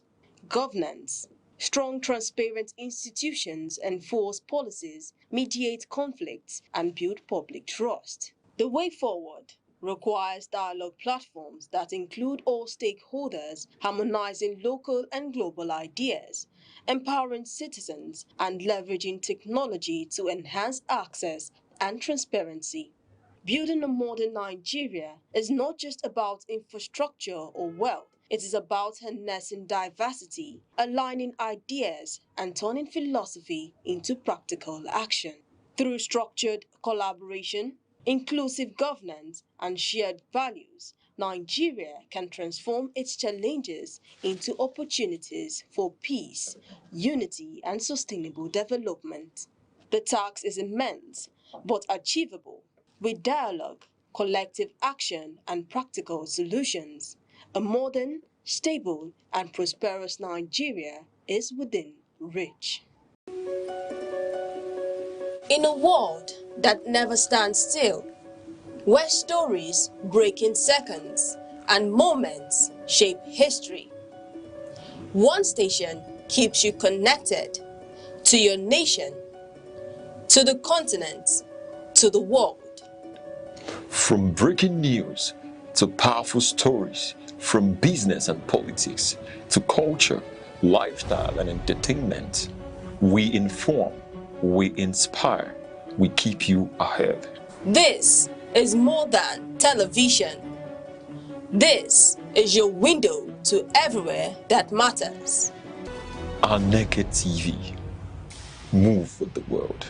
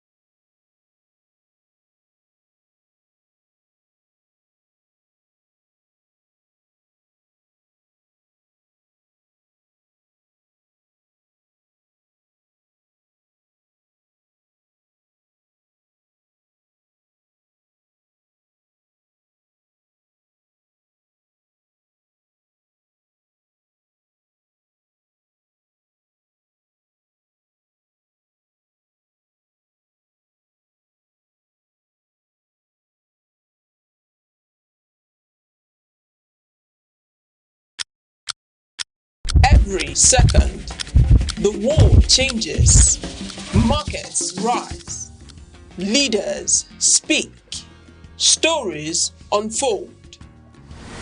To keep up, you don't just need news, you need clarity, you need speed, you need perspective. That's why Aneke TV brings you the global pulse. Accurate, reliable, right when it matters most. Aneke TV. Move with the world.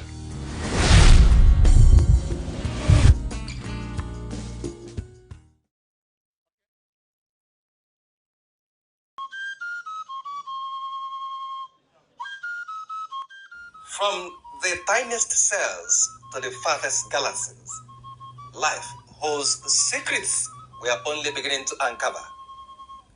Why are we here? What connects us all? What unseen forces shape our destiny? Join Professor Jude Udenta as he explores the wonders, the questions, and the revelations that define existence. Mysteries of life, where every answer sparks a new discovery. Watch now on Aneke TV every Monday.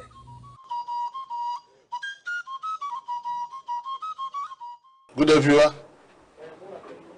Once again, welcome to your darling television station, the Aneke TV, and to your darling program, The Mysteries of Life. There are so many mysteries of life. Many, many, many. You know, as Bob Marley would say, we got so much things to say.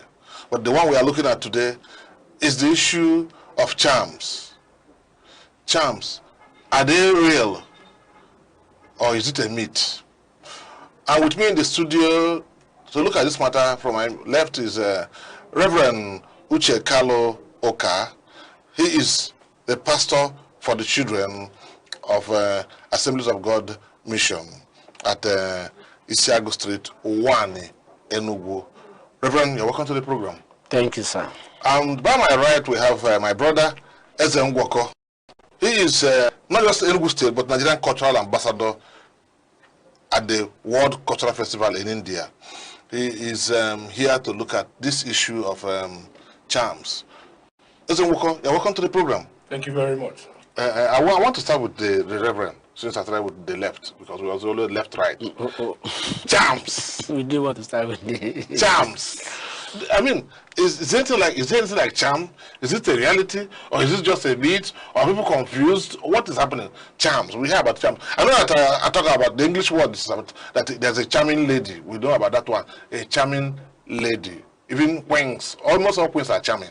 But we are going beyond that simple charming lady. We want to look at this concept of charms. Ogwo. Otomo Ogbo. And the Jemife. When men were men. Was there ever any time like that? Or is it still around? All right. I think I will answer it in two dimensions. Okay. Charm is real. Charm is not real. Okay. Charm is real for those that believe in the ideology and practice of it. Because you have the positive side of it and the negative side of it.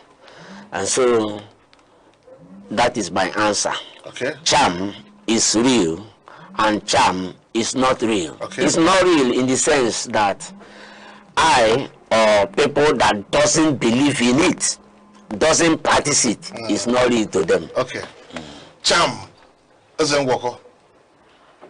You know, he has said it is real for those who believe in it, and a myth for those who don't believe in it. Well, charms are objects that have some high level of vibrations in it, and then that can be used for protection, that can be used for good luck, that can also be used to mesmerize. Okay. As the case may be. Yeah, mesmerism. Yes, mesmerism, yeah. And it all depends on one's system of belief and also one's level of vibration at the time the charm is being conferred to the person. And again, it also depends as well on the conditions given for the use of the charms. For instance, if there's a charm that is given to someone, and the charm, whoever the person that's having the charm fails to abide by certain principles that govern the charm, and it could have a failure. Okay. It could render it impotent. Okay. You know. Like brake failure in a vehicle. Exactly. Okay.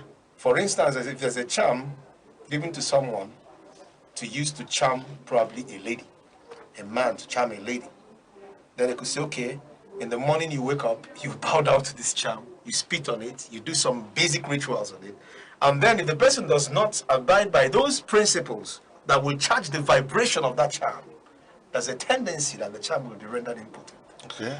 Okay, like recharging your battery, your phone, your whatever you have, like those who use solar, they have to recharge the solar battery, the panel. Yes. Okay. Now, you know, he has tried to look at this charm issue. Because sometimes we hear about what they call magun in Yoruba land, you know, don't climb. So if you cross another person's woman or wife or whatever, there's going to be trouble. In, you know, Reverend Father, I don't want to mention his name but I know he wouldn't be feeling bad about it. He said, when my grandfather was alive, during those tribal wars, he would just say, these people are not going to cross here. And he would just go and lie down, and it will happen. He would tell these people that these people that are coming, they are not going to cross here. And he would do one or two things and go back and be sleeping. And those people will not cross that place. So, you know, with the coming of Christianity, would you say that the efficacy of charms have reduced or what? What is going on?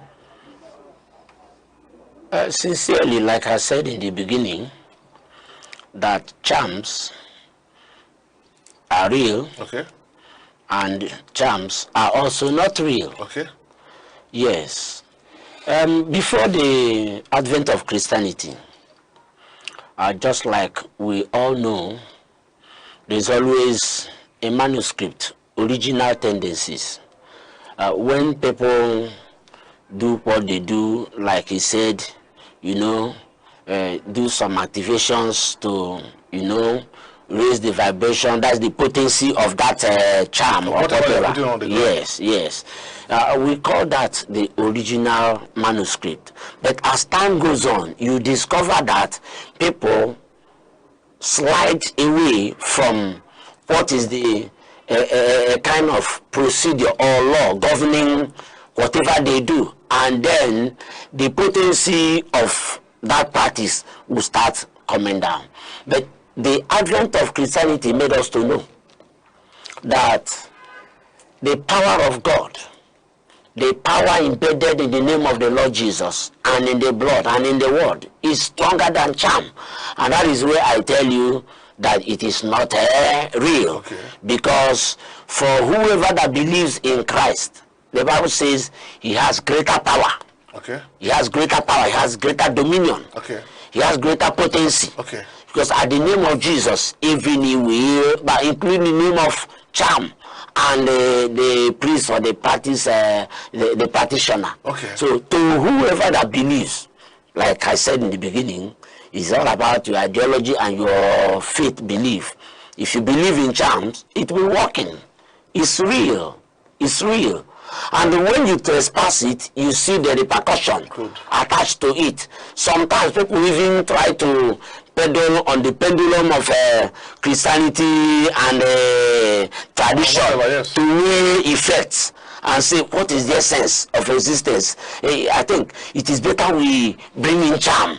And if we had had charm, people will not mess up. You know, Christianity has a way of mercy. That if it is charm, you give to Caesar. They say if it is charm now, people will be more serious. You know, what they say is what they do.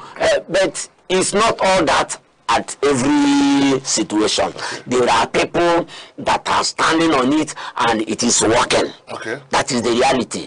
Then there are people that are not standing on it and it is not working for them because they don't believe it.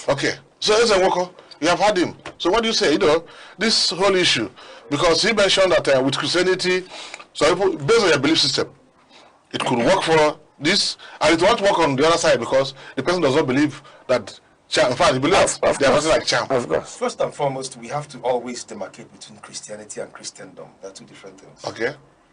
A Christian, first and foremost, is an ardent follower of Yeshua HaMashiach. And the principles of Christianity is love. Simple. Now, when somebody begins to do things that are contrary to the principles of love, when somebody begins to look for power, when somebody begins to look for things of manipulative tendencies, that is when they begin to delve into things like this. And then, if we call ourselves, or people who call themselves Christians, if they begin to tend towards capitalism, profiteering, materialism, then that gives rise to the use of charms and manipulations. Because materialism would bring about idolatry. Greed. Idolatry. And greed. Okay. So, if we say we are following Yeshua HaMashiach and say we are Christians, then there were laid down principles that the man himself kept on the ground. And he said, I know my sheep and my sheep know me. You cannot be a follower of Christ and then you are going contrary to what he said. Now, if charms are just like my fellow discussant here said, that anybody who believes in the charm, it will work. In the charm, it will work. If you don't believe it, will not work. Will not work. Okay. There are people who don't believe in the charms, but it works for them. And it works on them. On them, okay. Do you understand? So, if we understand it has to do with one's vibration. If your aura is not charged, everybody has his aura. And that was why our ancestors in the ancient times, when someone is born from childhood, what do? They first of all pass him through the rituals of life.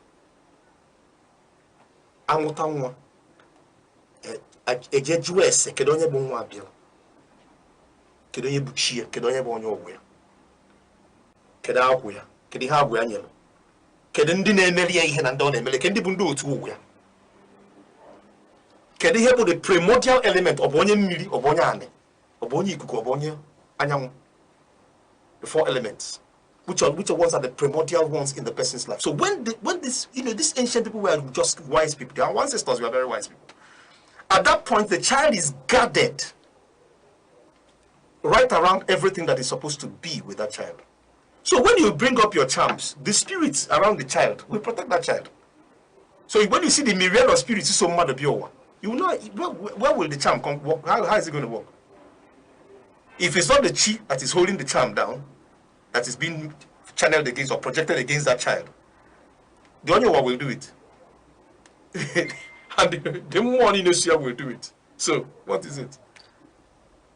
So that is why it is very important that the traditional aspect of our lives as Africans, we must, as much as possible, understand it properly and see the essence of the very things that are embedded in the roots of Africa. Are you now saying that Christianity removed those traditional values? Of course they did. How did they do that? I mean, when you come and tell somebody that without mentioning the name of Jesus Christ, he's going to hell, that is psychological warfare. That is oppression. That is intimidation. Okay, because I'm asking the question. I know I'll come to Reverend, but yes. The point that when you mentioned at the birth of a child, if it is like in those river areas, they will take the child to the water. But we are not in the river area, and so on. Sometimes they will dump the child even in the water. And the water if the child doesn't come up, they will not. It's not their own. Yes. So that's their own practice. Yes. Now, in the Christendom, there are practices. I'm a Catholic. Okay. And we have our own practices. There's nothing that you mentioned here that is strange to me as a Catholic. Okay. Everything that you mentioned here, that's why in the Catholic Church, we don't just answer St. Luke Church. We know that there's a patron saint. We know that there's God. We know that there are all things. We know that there was a time, in the book of Daniel, that that even Lucifer locked up one of the big angels until Michael the Archangel came out. So we know that there are energies. We understand that. And there's a point you made, which he has also made, that these charms, whether you believe in it, like when I thought of the grandfather of my grandfather friend, when he would put those things, and nobody will cross it. Whether those who believe it or not, it's not his business. He has already put it, he has given a boundary, and they are not going to cross it. Whether they believe in it or they cannot cross it. Like when Elisha, I think it was Elisha. Elisha was there, and they came to arrest. The people came to capture him, to capture the prophet in Israel. And Elisha laughed at them. And the servant was telling him, look at these people around us. He said, God, let him see a little bit. So we know that there are energies. We understand that. But the question is this for us, so that the viewer would learn from what we are trying to do now. Charms. You have mentioned something that there are principles that make charms to work or fail. And then you also mentioned it. There are principles that make charms work or fail. So what are the principles that will make charm to work or fail? I want to address a little of what you have just said. We are not talking about pastors that uses charm to do religion. He never said that to me. He said something in that line. He didn't say that. He said something in that line. Manipulating people. Yes. He said something in that line. We are talking about charms. Yes. And whenever you talk about charms, you are talking about possessive power. Okay. You are talking about rituals. Okay. And that is what we have come to discuss. Okay. It is important that you know, as a child of God, you don't have any link with charm. Because the name of Jesus settles it all. You see, if any man is in Christ Jesus, he is a new creature. All things have passed away. Behold, everything becomes what? New. Your possessive standpoint, where you operate, because everybody has his own altar he operates. Where you operate, the place of Jesus is stronger than the place of charm. Whatever you talk about in the old, yes, I said, charms are realities. But you don't bring it into contention with the name that is above other names. It works for who believes in it. Now, if you said there are people that doesn't believe in it, and it still works for them, it works for them in either to affect them, because whoever that has charm is having it either for protection or for provision or for certain issues. But mind you, sir, evil priests, unquote, those that do charm, that is that's what I said. That is what I'm just addressing. Yes. None of their children in those old time, none of their children ever did well. Oh my God! Now the truth of the matter, you are dedicating your child to your charm, and you are spitting on the charm. What a power! What a God you spit on, only to activate his power. But you should reason on your own whether the power there is what? Durable. The name of Jesus is stronger. And what do we do, like you just ask, that will help us? Even us in the Christendom. Because when you say Christianity and Christendom, there are two different words. Christianity is the practice. The Christendom is the domain of operation. Of the Christians. Yes. So, all you need to do, sir, the Bible says that God desires truth from the innermost part. Yes.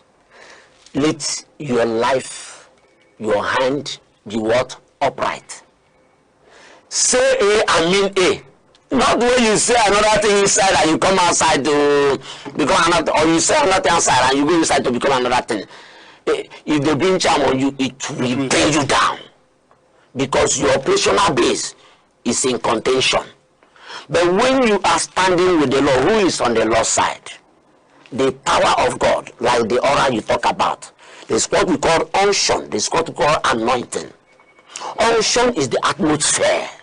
Anointing is the capacity, the doing, the work, the power you draws into existence for you to perform the religious work God has called you into. The spiritual work? Yes. The spiritual work God has called you into. Yes, so... Okay, I want to react to what he said. Yes. You know, when we say charm, these are physical objects, natural things. No, they are natural things, but not be physical. Hold on. Not always physical. They're natural things. Oh, yes. That have been put together by the use of natural elements. Yes. By somebody who understands the composition of those elements.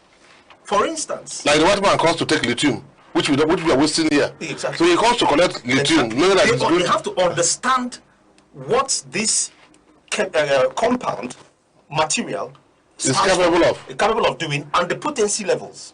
So when we say charms, it could be in form of objects, amulets, talisman, or whatever. For instance, I grew up in the Catholic Church. We were given sacramentals. It's charm. Okay? It's sacramental? Yes, the charm. It's like a sacramental. The town you're wearing. My town, yes. Yes, it's a sacramental. It's a sacramental. It's a charm. I don't know what I'm calling charm there. because it's based on protection. It's protection. That is his belief. Yes. Do you understand what I'm saying? And that is the positive aspect of it. We will get to that. Then, when you look at the elements of creation, there was a time Yeshua HaMashiach performed a miracle. You know, he got sand from the earth, put it in his hand, spat on it. You were talking about spitting. Do you know the potency of spitting? He spat on it, mixed it up, put it in the bird's eye, said, go to the water element. And wash. And wash. You have to understand the basic things about creation. No, the point you are missing idea. Jesus brought sand from the soil. Yes. Earth. Yes. And the earth needed water. It needed water. Look, wait. We don't go beyond what the Bible is teaching. Wait, now we understand. He mixed it with water, spit from his mouth, and then rub in the person's eye. And you needed water, not spit to wash it away. You needed water to go and wash it. It is not water in the sense of element that has the power. It is in the obedience to the word of God that activated power of listen. Because it wasn't the water that came and opened his eyes. Can I say something? It was the power of Jesus, the power of God that opens that eye. If we are talking about charms, he has a positive side, which I said, for those that believe in it, operate with it. It has a negative side because right as we talk to each other, sir, there are people that create mix-up charms to attack, to kill, to destroy people. And I'll give you an answer. No, there is no issue. All I'm trying to say is that charms in that order is on the negative side. Apart from you having something to protect, which is positive. Because the confidence you have that you put on something is for protection. But Jesus said, I am with you. He says, if any man is in Christ. And he even said, if I am with you, nobody can be against you. You quoted Elisha. Yes. Do you understand? This is somebody that has overwhelming power. Our problem is this. We say things, even in the charm ritual side of it, we say things, but we don't live to what we say. If we live to what we say, the world will be full of effect and the power and the presence of God. Just stand on the Lord's side. You are covered, sincerely covered. Those people that do charms, sir, they are serious manipulators. Serious manipulators. What do you want to talk about? So we have controversies in everywhere. But the truth of the matter is that charm, for those that believe it, they are real. It's real. If you don't believe in it, those that don't believe it, it is not real. And you know there is spiritual trespass. There is spiritual trespass. I want to point something out here. Sorry about what I'm going to say now. I was watching the funeral of Queen Elizabeth. That was the head of the Anglican Church, right? I'm listening now. We're listening. Did you watch that funeral? You are saying something. Go ahead. Rites and rituals. We cannot escape from rites and rituals. Good. You know, what baffled me in the whole thing is, this is the seat of a particular church, right? The head of the seat of a particular church. It's called the Church of England, isn't it? Right? The Church of England, that's what Anglican Church is. Yes, Church of England. yes. Did you see the rituals they were performing? There must be rituals. Good. There must be rituals. Very good. So why I want to point out to those rituals. Did you hear anybody say praise the Lord there? What do you Nobody shouted that thing there. What do you call rituals? Hold on, I'm coming. They were performing that thing based on the traditional rights of the English people. You know that the British people. You know that the Lord is not only English and British are two different things. You know that the Lord is not only praised when we shout it. Thank you. No, the Lord is ultimately praised when our heart leans to even your Bible His honor. in Matthew 5. If you're praying, don't babble like the pagans. No, yes, I because said. God the Father in heaven knows what you have in your heart before you said the people did not shout praise the Lord. No, I now say it is not that they don't shout praise the Lord. Like our place, that the Lord is not praised. That we copy everything from people who brought it to us. Why do we always point fingers at our tradition? Why do we always look down on our tradition? No, that's my point. No, the truth of the matter I think you're moving out of because that was where he went. No, seriously, no. Tradition. No, the tradition, no, you never observe the tradition. You know, you were saying something about manipulators of the Christian I think you have handled it. Listen, we have no disagreement here. Very good. He has made a point that these rites and rituals are part of charms. He has no problem with them. Okay. You have also made the point that even at the burial of Queen Elizabeth, for the final burial, they didn't call her Queen. They didn't call her Queen. They called her original name. They didn't, because she's not the first Queen Elizabeth. So they called her original name and took away everything. Everything that has to do with her queenship. And broke her wand. Yes. And put it inside the coffin. Fine. So, but that's by the way. So, these are rites and rituals. And it depends. There's a point he made, which is that, are you on the positive side or are you on the negative side? Whatever you are doing. Because, like you tried to, the point you made, which you accepted, is that when Christ did, because there's always the form and matter in whatever we do. Now, Jesus did that. As I said, he even touched spittle and then put on the tongue of a man. And the man spoke. That's Mark 7. Yes. So we know all those things. And then before he said, after doing that, then he said, Epheta, open. Then the man spoke. Yes. And the people started jumping around. And they were shouting in the native language. Yes. He has done all things well. Do you know, sir? Sorry to cut you, sir. This is the operations of God. Okay. Operations of God is embedded in obedience. Yes. Now, with his word, he created heaven and earth. Yes. There are things you want to do. You will not want to waste your strength. You devise a dimension. Now, Jesus knew that power is in the tongue. That saliva is coming from the tongue and it's a point of contact.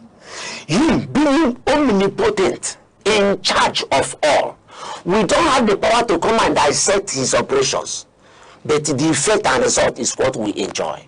So for him to now use his saliva and spit on it and tell somebody go, and it doesn't mean that you come to your charm and spit and power will come out. No. Even if you speak your saliva on charm for power to come out, the power that exudes out from Jesus, power, when you didn't speak, that is the difference. Stronger. We are not challenging. We are not going for challenge. I want to Christianity and the charm. I want to react. Sorry. I want to say something. We must surely touch it. I want to say something. When you see, there's a contradiction here. Yes. Because at first he talked about spitting, and then I brought up the topic of Jesus Christ spitting, and then he now tried to. No, it was the one that talked about the spitting. You were the one that said about spitting. No, there's a point that, let me tell you how he came. You said that if you spit on whatever you believe in, that's why he came in. Yes. Because he now said if you spit on it, then what is going to happen would be negative. Then he came up with that. That's how he came up. Exactly. That's why he came up. So what I'm trying to say is this: in as much as I respect your belief, I respect your faith. Some of these things you say that Yeshua HaMashiach performed in his time, other people have performed those things thousands of years before he came. Does it not authenticate what they've done? Our forefathers, who the white man came here and destroyed our documents. They came here, they saw our NCDC writings, they destroyed those things. You want us to name things they destroyed in Africa? Do you know if somebody takes Bible from you, it doesn't destroy you? No, hold on, I'm coming. I want to establish a point. It's okay. The point I'm trying to establish is this. We have our system, and our system was perfect before the white man came. And when we try to look down on that system, that is where I will have a problem with anybody who wants to look down on that system. Because it sustained us for millions of years. Before the white man, when did the white man come in? Okay, let me help us. During the last African Cup of Nations, yes, did you watch what was happening in the field? I'm not a football fan. Okay, no, because no. I am a nationalist. I'm patriotic. Okay. Whenever there's a national match, I must watch it. If it's Rangers, I will watch it. I go to Rangers. No, wait, I must watch it. So because I am patriotic. Now, during the match, when the goalkeeper of Nigeria, in fact, all over the goalkeepers have their towels. These Algerians would go and pull their towels and say there's charm inside the towel. And it caused a lot of trouble. Yes. Because they're accusing the goalkeepers of using charm. You know, so that we don't just come up and think that it doesn't. All of us, I mean, we all agree that charms have their efficacy. But it depends on whether you are in the area, in the realm where it is going to have its effect. Like you mentioned, if you're supposed to be spitting on your charm 100 times before coming out, and you go and spit 90 times, you have broken the rules. If you are supposed to observe some rules, like when the Israelis were going to see God, they were told to keep themselves clean, avoid 7 things, fast, go by the principles, follow the principles, and as it is going to, before you come before God, otherwise it will kill you. And so on and so on. So these principles are important. So your message for the observer or the viewer, because we're just it is very, very important. Yes. As long as we live on the earth, yes, we all are suspects. I'm not a suspect. We all are suspects. If you carry power, people will suspect the source of that power. Whether you are a pastor or you are from the other side. So the truth of the matter is that let us be sure that our place of operation is approved by divinity. Okay, Ezenwoko, I don't know what you're saying. I want you to address the viewer. To the viewers, charms are real. It all depends on what you want to use your charms for.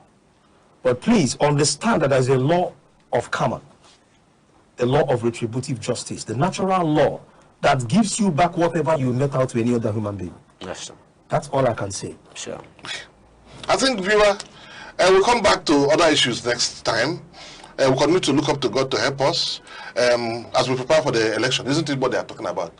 Election or selection or whichever one. Election. Let us please go and get your PVC, get your card, and get ready to vote. As long as we are here, we should do our best. We should trust God because He is the supreme, the most of everything. So with that, we say thank you, and let's hope for the best for tomorrow.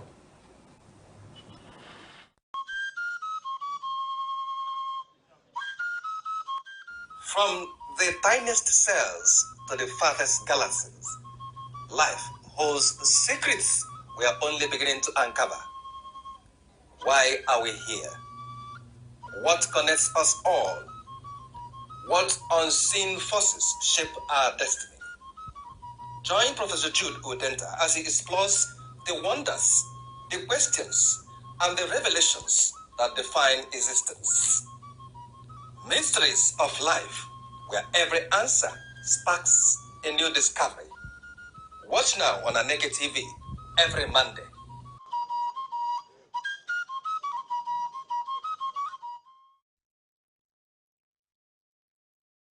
To be a man is not to be hard, but to be whole.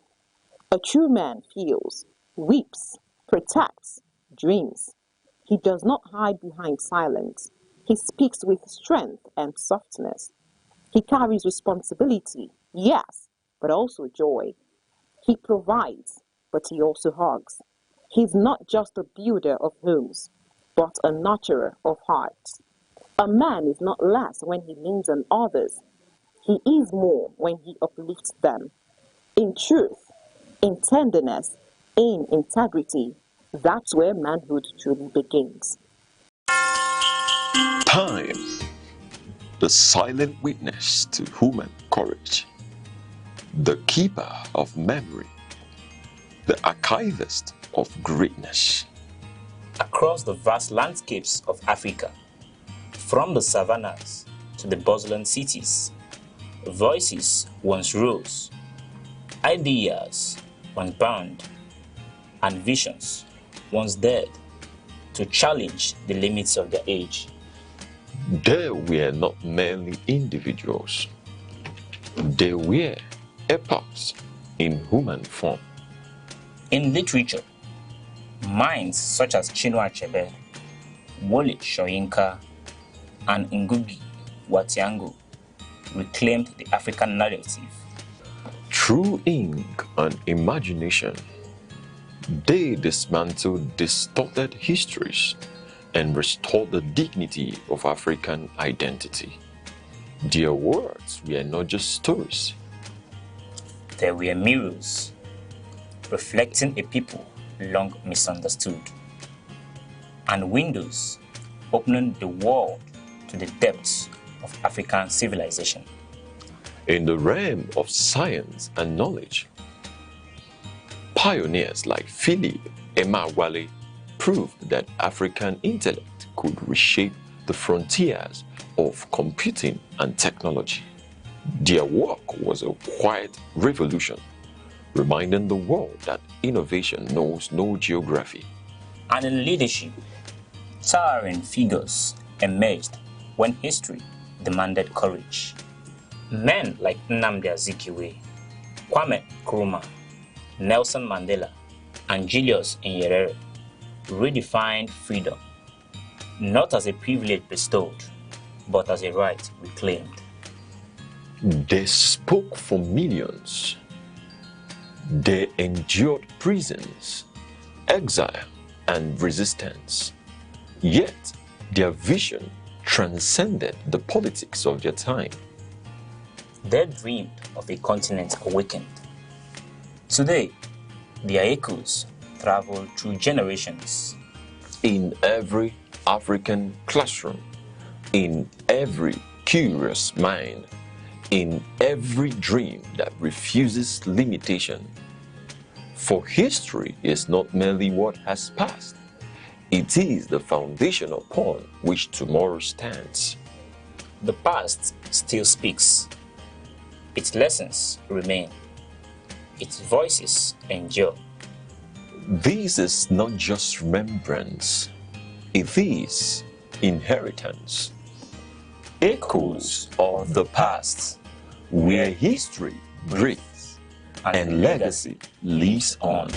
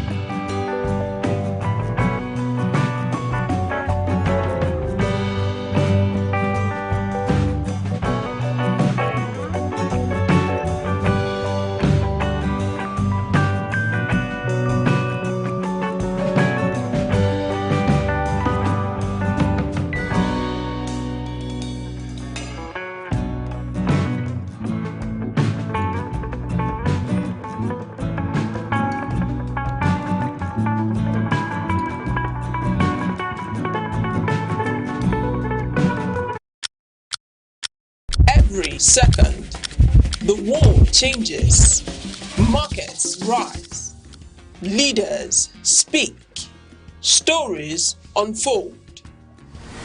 To keep up, you don't just need news. You need clarity. You need speed. You need perspective. That's why Aneke TV brings you the global pulse. Accurate, reliable, right when it matters most. Aneke TV. Move with the world.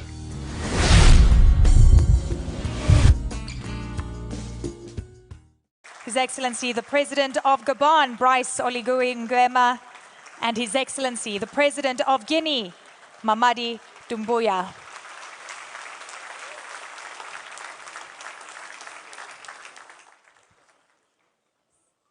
Thank you, ladies and gentlemen. Kindly take your seats. We're about to start. A very warm welcome to you, President Bola Tinubu. Welcome to the Africa CEO Forum. Thank you very much. Please be seated. Thanks for joining us for this session today where we can talk a little bit about the reforms Nigeria has been underway for the last 3 years since you took power. Some very difficult reforms, fuel subsidy, Naira subsidy removal. And I guess the question everyone wonders now is, especially when the progress lags the pain for the population, is the temptation, especially with elections just on the horizon, is the temptation just to open the taps a little bit? Doubt, yes, that is general thinking of some people who ordinarily didn't expect the reform. The reform is a very difficult decision, but necessary for the country. We cannot continue to spend our future generations' endowment well before they were born.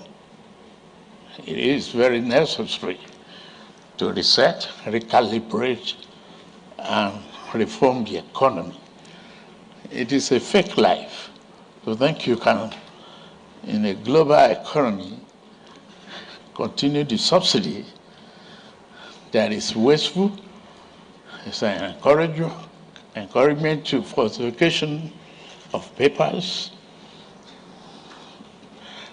smuggling,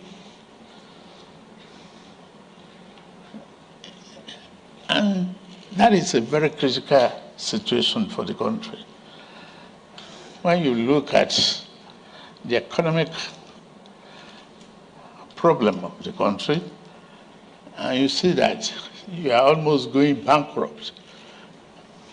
State of the 36 states, 27 of them were unable to pay the salaries of the workers. Where's the money? You are oil producing, you are earning, you are given fuel, you have no refinery that is functional. It is not possible to continue that trend. It's difficult, it's painful, but just like the human reproduction process, there is a woman carries the pregnancy, enjoy the pain of labor, and with a very big smile when you see a live child.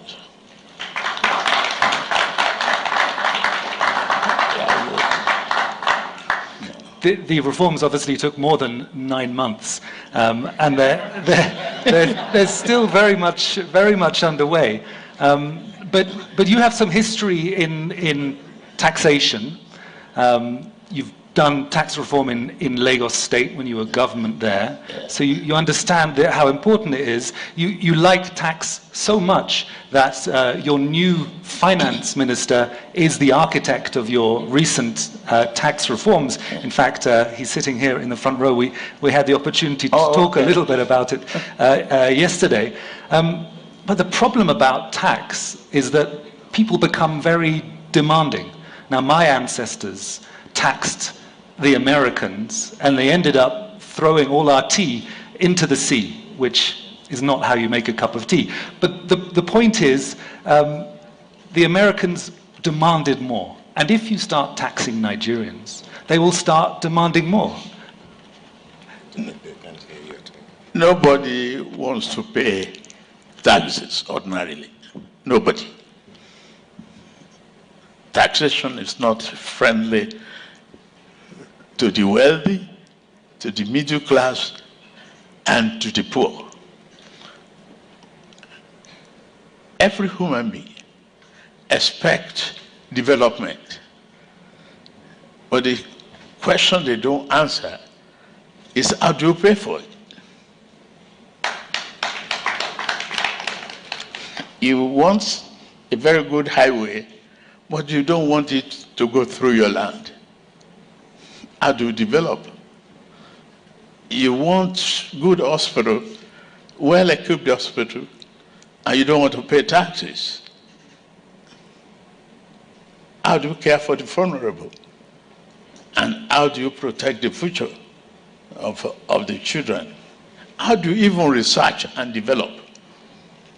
Pharmaceutical industry, we remember COVID-19, we remember what happened to the world at large.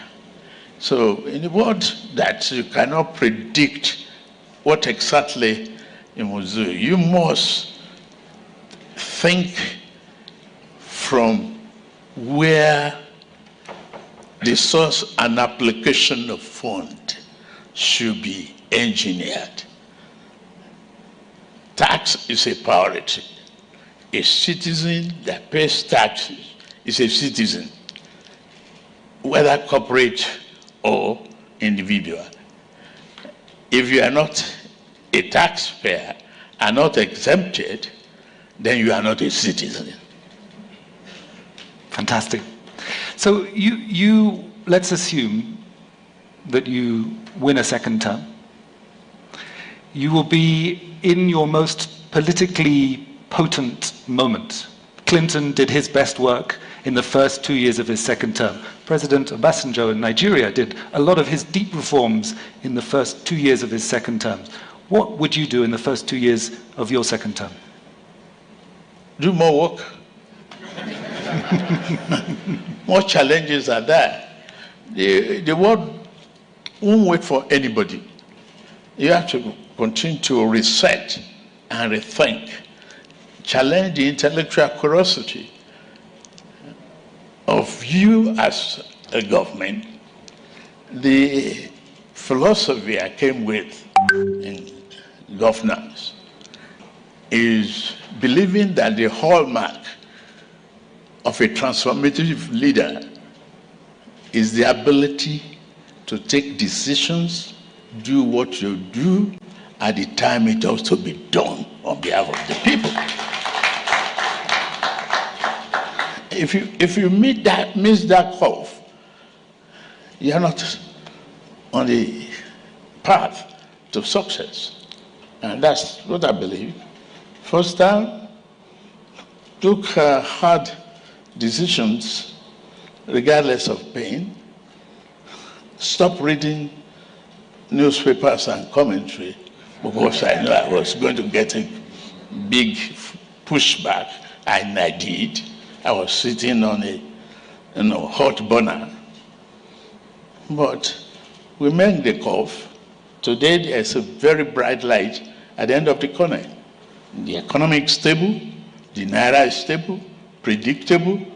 Planners can do reasonable budget. They can plan their lives well. The children are in school. The vulnerables are being helped.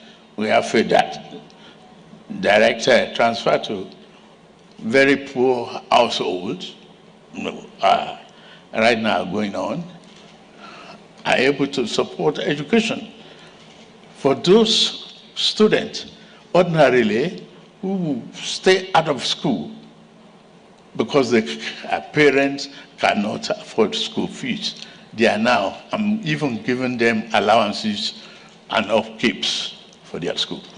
Fantastic. Now, my favorite United States president is Theodore Roosevelt. He really protected the citizens, the consumers, broke up Standard Oil. Yeah. My favorite South Korean president is General Park. He really built up domestic national champions. He protected big business in South Korea. Yes. What do we need to do most? Who needs most protection in Nigeria? Is it consumers and citizens, or is it big business? Protection. I will remove the word protection. I'll classify it and say support. Mm-hmm.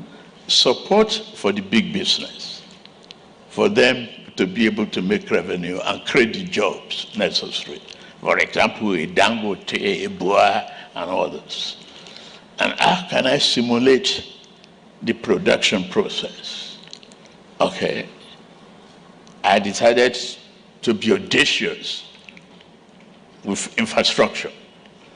Things that if we planned 47 years, 45 years back, and they couldn't do, I embark upon that. Open 800 kilometers of waterfront road, Calabar Coastal Road, so that I can create opportunity for those who will stay in and enjoy tourism in Nigeria. It's a beautiful country if you know how to use it. That's one area. Then, what do I do with that roadwork? I chose to use cement being produced in Nigeria, a concrete road, so that I don't have to import bitumen and, give foreign exchange to a non-productive sector of the economy. The steel being used is made in Nigeria. So my philosophy is Nigeria first.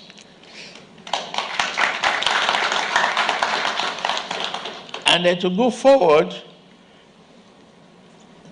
when, even before the advent of this crisis that could have created instability,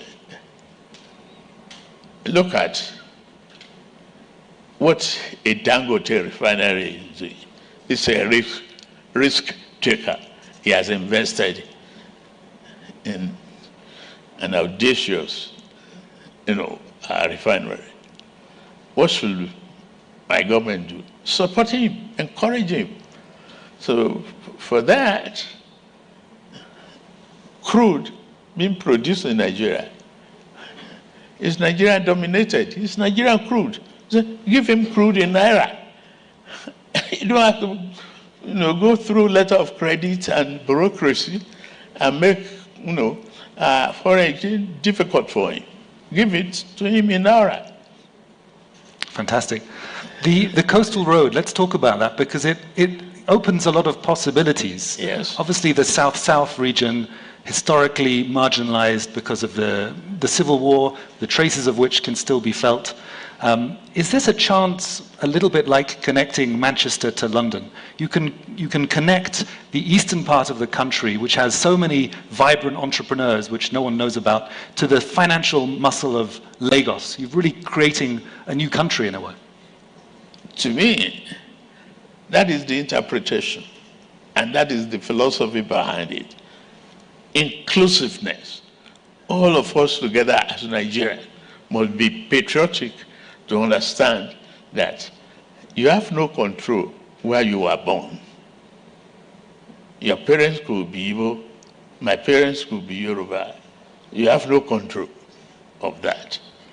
So where you find yourself is your home. This country is ours. We must build it together. We're in a very turbulent time geopolitically. I can't be alone here to have woken up on Christmas Day very surprised to see that the United States had bombed northern Nigeria.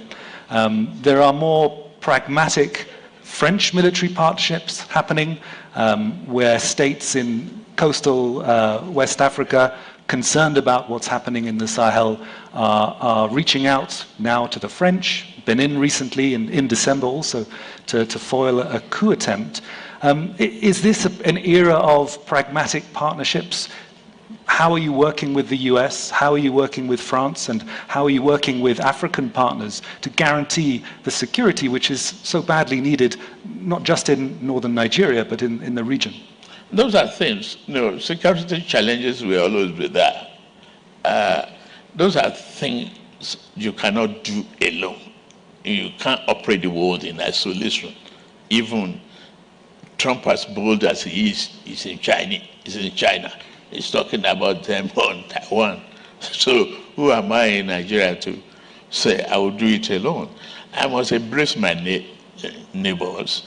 I must pursue pragmatic collaboration and partnership, which is very necessary to assist and make progress and enhance the security of life and properties of our people.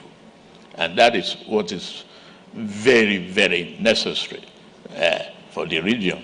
And in ECOWAS, Nigeria is a big brother. In Africa, we are the fat lady. We must sing the tune. We must sing the right tune for others to pay attention to. And that is what we are doing. There was a period, obviously, the intervention in Liberia, when people really sort of respected Nigerian military muscle. And as you say, you were considered the big brother in the region. I think maybe over the last decade, Nigeria has lost some of that diplomatic heft. How can we bring it back? It's there. It's there. People might think because the narrow path of the challenges that we face today, because it was an indoor program for us. We were hemmed in. Zaire in crisis. You have Sudan in crisis. We have stabilized West Africa to some extent. And it was a quick action for any intruder in Benin Republic. And I didn't waste time for that. I didn't even have to ask anybody. No, God. So you have to be quick and fast. Nigeria is still there. Collaboration with trainings and support. Yes, challenges will be always be there. There are troublemakers all over. And when you are making changes that are changes, you are getting some people out of work or fog of corruption and all of that. You'll be challenged. But you have to just be focused and be alert. Fantastic. Nigeria is ready. It's ready. Changing at the top table. Ladies and gentlemen, please put your hands together for His Excellency President Bola Tinubu. Thank you. The Oga at the top. Thank you. Thank you very much. Thank you very much. Thank you. Thank you. I have my hand.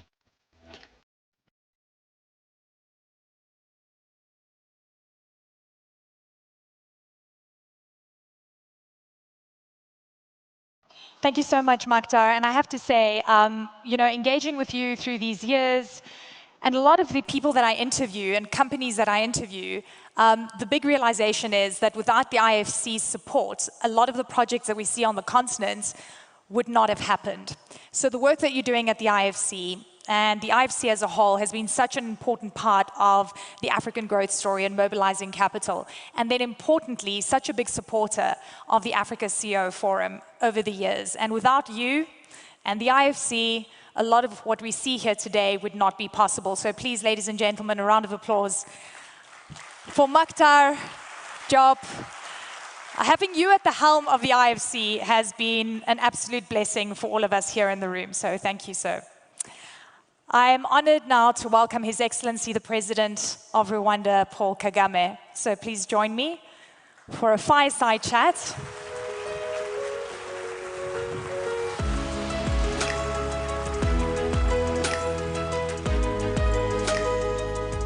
Mr. President, an honor. Thank you, sir. Please take a seat. Fantastic to be back. You're welcome. Thank you. I always feel very welcome here, and it's interesting to come at this time in the world. I mean, we've seen so many cycles, but I have to say, possibly nothing like this has ever happened in the global economy. And I'm wondering how you are looking at not only the short-term trends, the long-term trends, but also, we know the old adage, within every crisis, there's always opportunity. And there's a lot of agency on the continent that we haven't seen before. So how are you weighing things up? And what do you think the moment calls for the African continent and for you in Rwanda? Well, thank you, Eleni, and welcome to Kigali. But let me take this opportunity to welcome and thank each one of the leaders here, heads of state, vice presidents, prime ministers, senior executives of different industries. I want to welcome you to Kigali and thank you very much for honoring our invitation and being here with us. Of course, I want to thank Amir and his team, Jeune Afrique, for having thought of this idea to bring people together in this manner that has been operational for a number of years. I want to appreciate the work they are doing and also the comments Amir made earlier, which really encapsulate all that we need to say and maybe based on to do a number of things. So I thank you all for being here. Thank you very much. Now, back to the question. There will always be crises. I mean, we have had centuries of different things happening. We had slave trade, we had colonial times, then there are wars, then there are pandemics, then there are all kinds of things. They will happen all the time.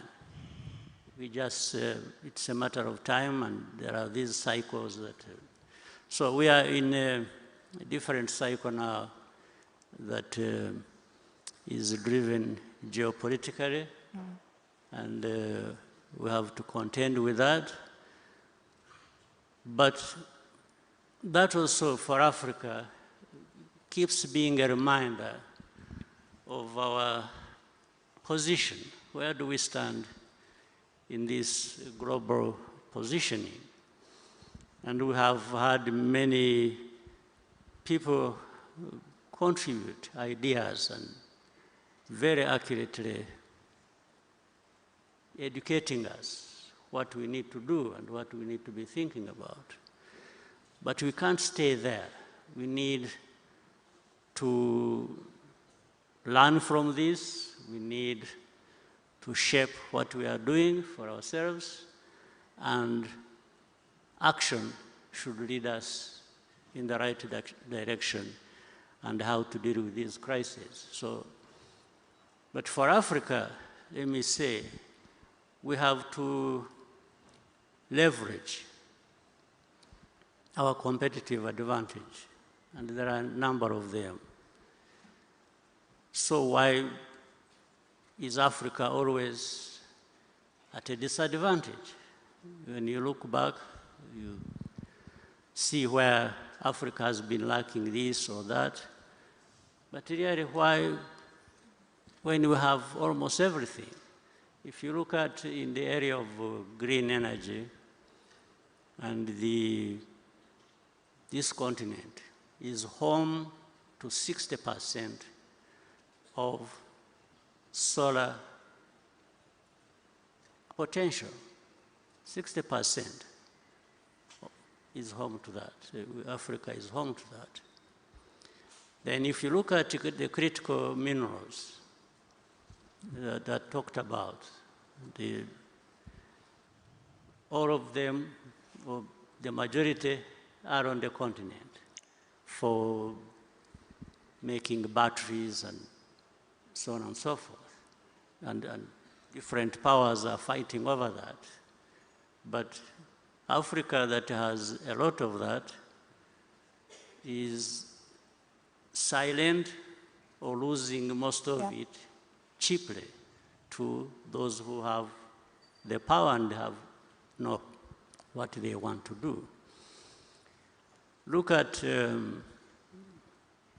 human capital. In terms of human capital, Africa has abundance of that. In fact, whether maybe by now already or in a few years to come, Africa will be having the largest middle class in the world. So how can we have these resources? And then we are here wondering how to overcome some of the challenges that are brought by the geopolitics that we talk about, or the crises that we see happening in every. So we need to come together and do something about it. It's doing something about it. The rest we know. And Amir earlier on was talking about what we lose by not doing a number of things. I think we lose a lot more even by not doing what we have to do. And it's a really important point. It's time of action. And I have to say, you know, when you mentioned pandemics, there was a wake-up call, and we've seen so much shift and change. But, you know, watching what's been going on with the way African leaders have been approaching bad deals that are getting on their table. I mean, Zimbabwe, Zambia, as well as Ghana, saying no to mineral deals because it was about extraction in return for healthcare programs and so forth. And frankly, I'm sure a lot of you in the room know that you've been very vocal about the kind of bullying tactics, the coercive tactics that have been used by the West, specifically the US. And at this point in time, we know that Africa is still being viewed as a place where people can extract, but African leaders are saying no. Also threats about sanctions consistently, not only against African nations, but other countries. Rwanda yourselves are dealing with US sanctions since March this year with the issue regarding the DRC. Take me through how you're dealing with this new geopolitical tension where there's a belief that might is right and the big can control, you know, everyone else. Well, it's a crisis in a sense, but brought about by the same thing, Africa not leveraging our capacity, our potential, our, you know, energy of the people of our continent is just locked out there. And it's a situation where the powers that be are holding a whip in their hands. They're using a stick to beat up whoever they want to beat up in order to, they are no longer even hiding it. It's just in the open. It's like in the situation you're talking about, we have in the region of Congo and the other crises that also in a way involve Rwanda and other countries in our region. Yeah, sanctions, one has, first of all, are they justified? And it is not just in this case of Rwanda, but in other cases. Sometimes sanctions are just applied in a case of the one who provides less than the other. Yes, so it goes in the favor of the highest bidder. When somebody knows they will extract more from a certain place, they will be more favorable to that place, even if they are the ones in the wrong. Do you believe that all roads lead to mineral deals? Is that what you're saying? I mean, it is in the open. I don't have to say much. And in some cases, it operates like in the very old days. There is a lot of cynicism in this. In the old days, the kings and so on and so forth used to give their in-laws, their children, powers to say, go and control something somewhere. And that's happening today here. Yeah. Yes, they just give somebody, say, go and get whatever you want to, and do whatever you want to do in that region. That is how Africa is treated. So these powers you see that come here lecturing people on democracy, human rights, and they are doing it with one arm, and the other, they are just taking away everything that people own. So, and this is what is critical. This is why Africa, leaders of Africa, some of whom are here, are brothers, and the CEOs and other Africans, I think we need to give ourselves value of some kind. We can't just be people who are waiting to be ripped off by somebody who is shrewd enough and has the power to come. No, we must be able to say no. And we've seen those no's. We've seen some of those. I mean, do you believe, sanctions are used, a coercive method to get countries to capitulate. Are you going to capitulate? I never capitulated in a war situation. This is not a bad situation as such. Well, it hurts, absolutely. Yeah. And that's what it is meant to do. It is meant, sanctions or different measures are meant to hurt people. So in a way, we are hurt. Mm. But I think we would be hurt more by not doing what we are doing. So it's always, you make a calculation. Yes. So, and it is not so difficult to say no. In fact, it costs more to say yes to the wrong thing. Yeah. So we are here, but all these things come to pass in one form or another. Even those who have been given the gift of messing us up, one day they will not live long enough to see the gains from exploiting people or doing unjust things. So I think each one of us, countries in Africa, and mainly and most importantly together, there is a lot we can do to raise Africa, to raise ourselves to the level where it should be, and don't mind about these powers that think they own the world and the heaven and everything else. And I hear you loud and clear on the hypocrisy and the contradiction in terms of where international law applies to some when it suits and it's broken in other cases. We've seen so much of this. In a world where we're seeing the unraveling of the global world order as we know it, institutions are being challenged, they're being broken down. What is Africa's role, do you think, in this new world? Because it feels like it's never going to be the same again. My view is that these pressures that we get from the rest of the world, Africa, I think, is being reminded to wake up. So the pressures are not entirely bad. I think they force Africa to look within for what we have, to actually do what we need to do, to find a good place for us in this world of those injustices and other challenges. So Africa, looking within, and we have a lot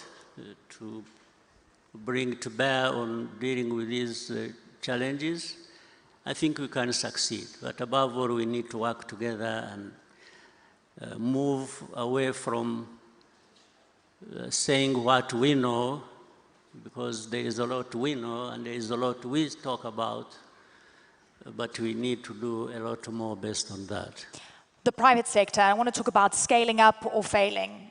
You engage a lot with the private sector. Rwanda is such a prime example of incredible, I mean, we cover so many stories here. I mean, you're just seeing like hotbed of fantastic growth. But where do you think the private sector is going wrong from breaching that level and becoming African champions and really truly scaling up? I think private sector is doing a good job. In fact, it is ahead of the public sector.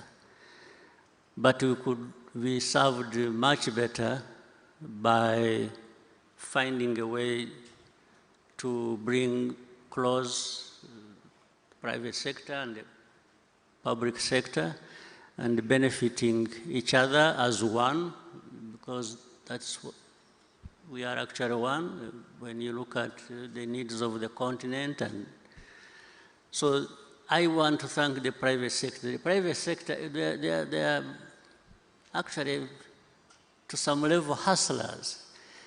They are able to go through some of the barriers that are created by the public sector. Yeah. But if those barriers were not there, the private sector would be far ahead of where they are, and along with that, the continent also would be ahead of where we are. So my call to all of us is for really coming together, the private sector,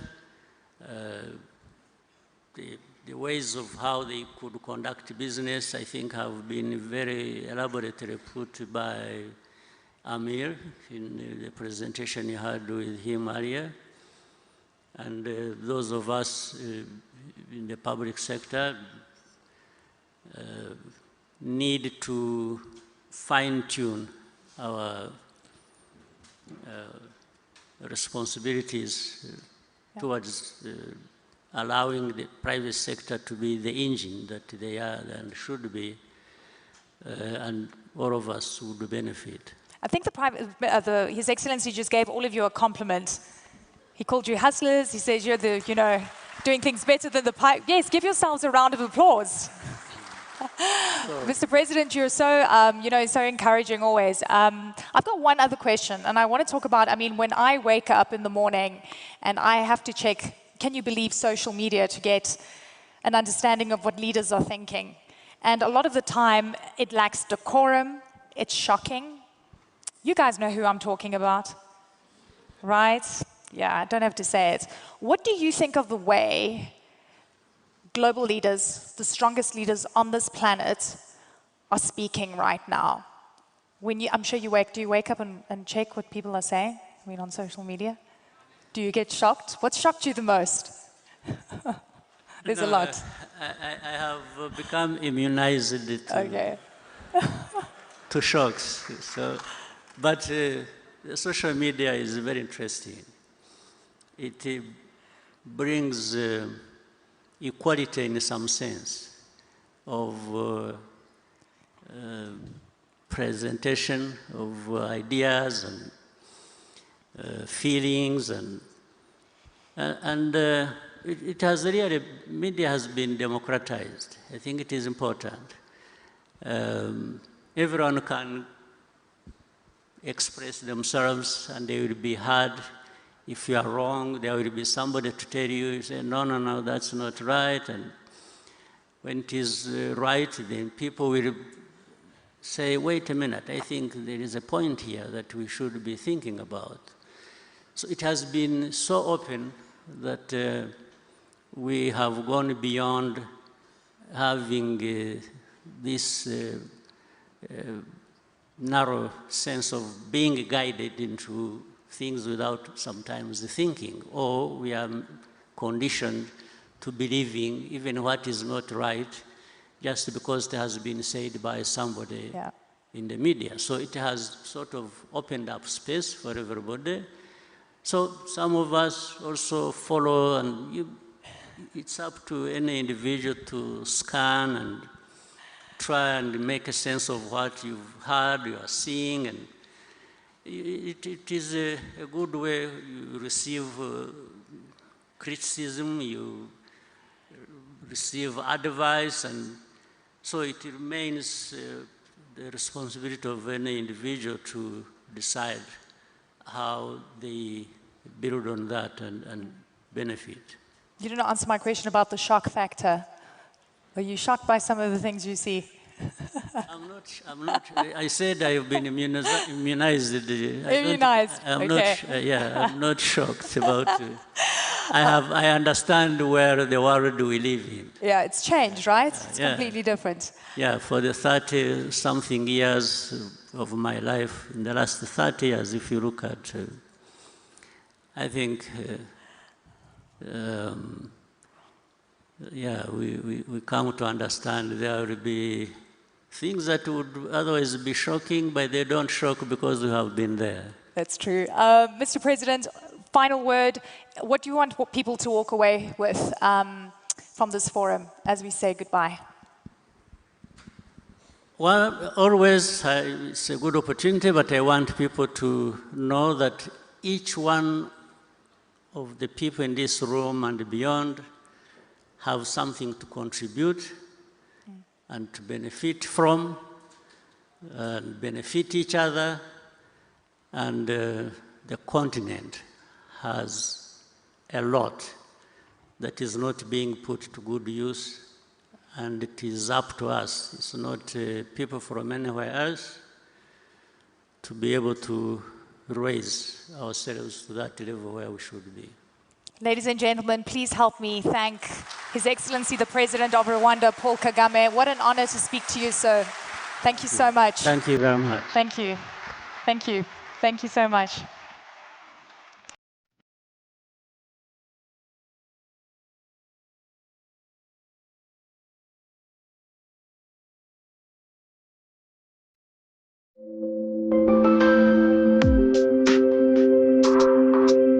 Across Nigeria's dynamic economy, enterprise is on the move.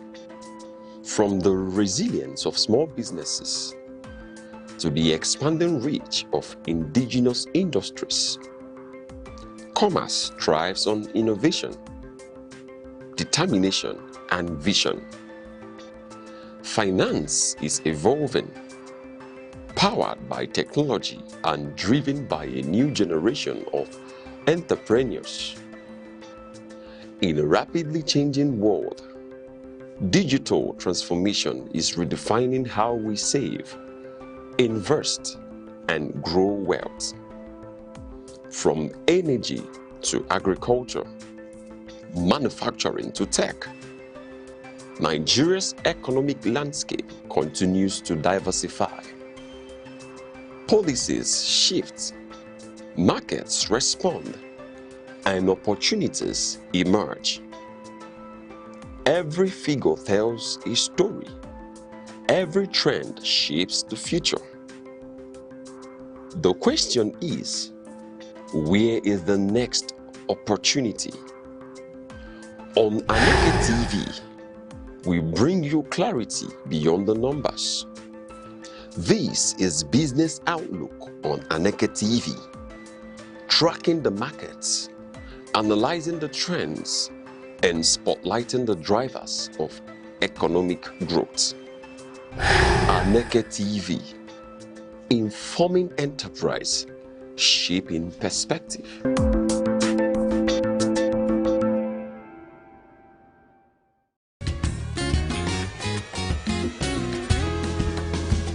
Every day, your health shapes your life, your strength, your choices, your future. Because knowledge is the first step towards well-being. This is Health Matters, only on Aneke TV.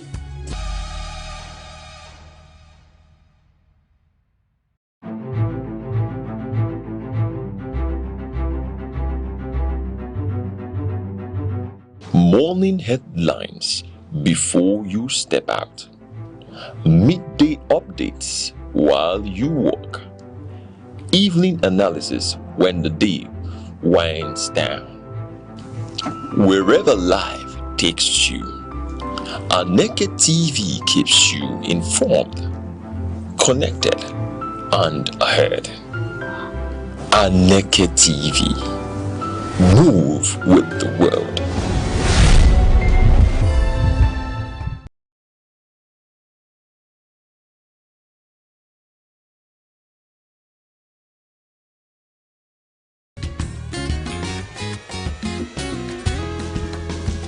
Every day, your health shapes your life, your strength, your choices, your future. Because knowledge is the first step towards well-being. This is Health Matters, only on Aneke TV.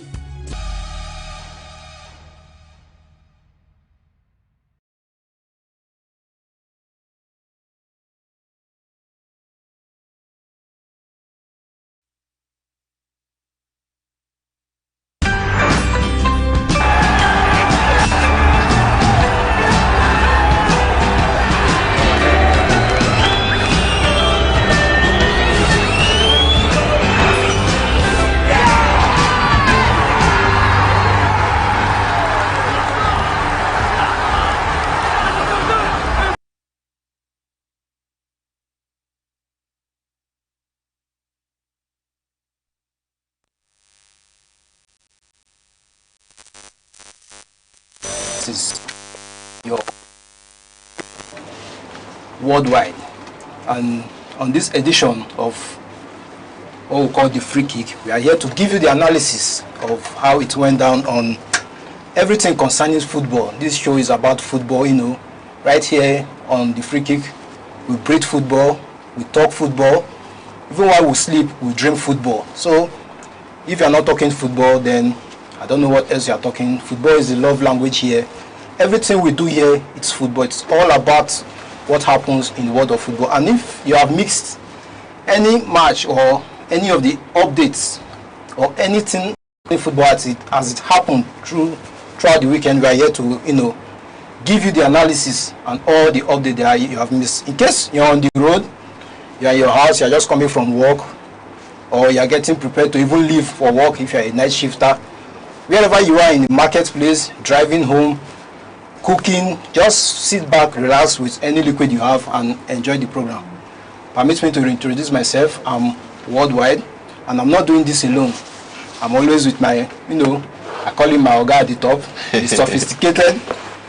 A fellow colleague who also dreams football. I can tell you that he prays in football, he speaks in tongue in football, and, you know, he enjoys football. Let me introduce to you, or let me reintroduce to you, the Oracle himself. Welcome, Mr. Good Hope, the man of many parts. Thank you very much. Thank you, worldwide. Yes. Hope you saw the enjoyment during the weekend, because I call it enjoyment. Yes, I saw how Manchester City has been moving. I mean, if you leave Manchester City, if they have the privilege to win other countries' top league trophies, of course, they want to do it. They want to do it. And one thing I enjoyed is that they had to do it over. You know, I call them my younger brothers, you know, people that are just still coming up. They have to do and give me that win. You know, that win made my weekend. Yeah. It was but really, it made your weekend because you are a, well, let's say you are not a Chelsea fan. No, of course I'm not a Chelsea fan. And you are against Chelsea. You know, there are teams you don't fan, but you are not against them. Well, for me, I won't hide Liverpool. Yes, I'm against them. I don't fan them, but I won't say I hate them. Okay. But like, of course, Chelsea are motivating themselves with the quote which says you can't shame the shameless. That's is it the quote from Xabi Alonso from the tech? No, it should be from the tech guy. Yeah. Before the tech guy, I think they were trying. So that tech guy gave them that motivational quote. You can't shame the shameless. There is nothing that Chelsea have not seen this year. There is nothing. Is he losing back to back 5 consecutive times? Is it? You actually know that these guys won 5 games at a stretch. Which this is? Yes, Chelsea won, not Premier League. They won 5 games. In the Premier League? No, in all competitions. They were doing well. All competitions? Yes, they were doing well. Under which coach? Under Liam Rosino. When Liam Rosino came, they played a long game. Anyway, there are memories that you tend to forget. For as long as I'm telling you that Chelsea is not a big team. Yeah, right now I'm beginning to agree with you that Chelsea is not a big team. They used to be a big Man U will never sign Xabi Alonso. No. Man U. Xabi Alonso is a good coach. No. Let me tell you. Manchester United will not sign Xabi Alonso. Why do you say so? Let me tell you, because Manchester United loves veterans. I mean, loves to, have people who has name. Veteran, but now they are with Carrick. Carrick is someone who came from the club. Manchester United is kind of team. They don't go for people who are still learning. When I mean people who have been tried at other clubs. This is for instance, I can hold you because I always use this Carrick now. No. See, Carrick is a home guy. Yeah. I'm talking about another person. Okay, let me tell you what I mean. Manchester United would not have gone for Xabi Alonso even if we needed a coach. No, they might. They went for is it Amorim? What does Amorim have in his CV? What I'm saying is, now they are more matured. They are like Real Madrid. Right now. Yes, they are like they are that kind of. They have that Real Madrid vibe. They don't go for any coach who is not up to a particular standard or profile. Anyway. Because Xabi Alonso, look at Xabi's history. Yeah. He played Liverpool. He left. Yeah. He assisted, and then he took over. Yes. Bayer Leverkusen, and he did well. Now, listen. You know what they call euphoria? Euphoria of game. Yeah. We are moving in the euphoria. Okay. What's his name? Victor Boniface, them, Fioran Witt. You have those guys talking about yes, Liverpool's number. Anyway. Liverpool's number 3. Who? Endo. No. Who's playing for Liverpool? That guy. Frimpong. Yeah. Jeremy Frimpong. He came from Bayer Leverkusen. Talking about Jeremy Frimpong. And looking at these guys, they were playing in the euphoria. And when Xabi was sacked, Leverkusen scattered. That's to show you the effect of Xabi. Because it was still the same players. Actually, the effect of Xabi was not that he was just winning games, but he had control over the players. Okay. Just like Carrick. Prior to Xabi Alonso, were you hearing of Bayer Leverkusen? Prior to Xabi Alonso, Leverkusen had history. They had history, but not the ones that Look at what Xabi Alonso did with Leverkusen. Have you heard of that history before? Well, it's been 38 years from the time they tried to make progress in that light. Someone coming to win the league in his first season. I say. What I say is that remember the context is Chelsea. Yes. For getting him to Chelsea. That's why I don't want you to take the way that Xabi Alonso is a great. No, he's a great guy. He would have done well in Real Madrid if not for attitude. No, he cannot manage Real Madrid. Yes. Leverkusen, what's his name? Mbappe. Xabi Alonso cannot manage Real Madrid. He can never. The ego there will not allow. No, he will never. If you have the likes of Vini Jr., in fact, the highest of them, Mbappe. That's really the highest of them. Rodrigo, you can manage Rodrigo. No, Rodrigo does not have any. Does not have any problem. Camavinga, he does not have problem. It's easy to handle. It's easy to handle. Courtois, those guys are. The main guys are Mbappe, Vinicius, Jude Bellingham. Those three are the main problem. They are the main. If you come to the back, Rudiger, it's like they are segmented. They are like people that have their own segment. This one and this one will collaborate. Mbappe and this one will collaborate. Vinicius and this one will collaborate. But outside football, are they friends? That's what we don't know. Well, it's left for them to decide. But they should be friends, because if we are playing together... Is it because they have attitude together? I'm thinking maybe this attitude, maybe they're just portraying it on the football pitch. Because funny enough, if you see Rudiger, maybe outside football, when you watch him, he's a very funny guy, he loves to play with everyone. In fact, he keeps his dressing room entertained, because he used to dance, do all those his playful art. But once it comes to football, when they are playing, you see him, that attitude comes in. Well, I can tell you something about the tensions people face when they play, when they are on the big stage. There's no game that is small. Yeah, but when people are on the big stage, there's emotions. I can tell you for a fact that it could be emotions. But if it's emotions, it won't be that consistent. Vinicius and Mbappe, they're always having attitude problem. Why they have attitude problem for me is because both of them think they are out of this world. Nobody wants to like bring himself down, you know, like act like a mature person. This one, they have seen money now. These guys are in money, in huge sums of money. Yes, so of course. I don't know if that's affecting. Well, let's go straight into the action. During the weekend, we had, you know, different news. Of course, the transfer window is not open for players, but coaches are coming in. We have Xabi Alonso coming in for England. We have Jose Mourinho going in for Madrid, which is already confirmed. Then we have likes of Liverpool that are contemplating whether to sell or to leave an slot. Yes, they are still contemplating. Well, it's just because I'm wearing red and it looks like it's Liverpool red. Yeah. I would not have even agreed on anything. It's just because I'm wearing red. If not, you are representing. Well, I say you are representing Liverpool. As an oracle, I will tell you something. They need to take away. They need to do away with slot. Okay. Why I'm telling you they need to do away with slot is because slot is somebody that has not been consistent this season. Imagine a team like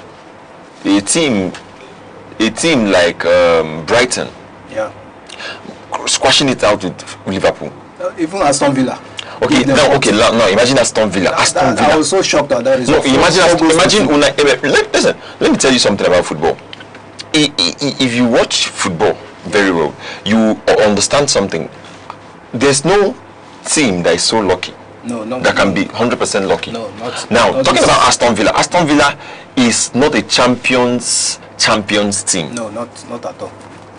It's just of recent Aston Villa started coming to, you know, Champions League because of Unai Emery. Yeah. Unai Emery, that's what I'm telling you. Coaches, there's no big name in Aston Villa. There's no big name. Is it Victor Lindelof? No, the average players. Is it Oli Watkins? Is it Rogers? Rogers? The average players. They only have good hairlines. You know, awesome hairlines. They have a great keeper, don't forget. Yes, that's a World Cup. Emiliano Martinez. Yes, he's a great guy. He's a great guy, but this greatness is for him and Aston Villa. And if they are great, why are they not on the top of the Premier League table? Yeah. You know, let me tell you, Aston Villa is like the Atletico Madrid of English league. I believe Atletico Madrid might even be way bigger than. No, they are the version of Villarreal. Yeah, I think they are in that same level. That's it. Villarreal used to come out for Europa League almost every season. So I think anyway, let's go down. There is one thing I want us to see in this game, Man City against Chelsea, the lineup. Okay. Imagine Chelsea that are coming to final to play a game that you want to score or you are hoping to get a win, fielding 7 defenders. Out of 10 players that you are going to play, you had 7 defense-minded players on the pitch. Why Man City we are going in with an attacking mind of like about 6 players.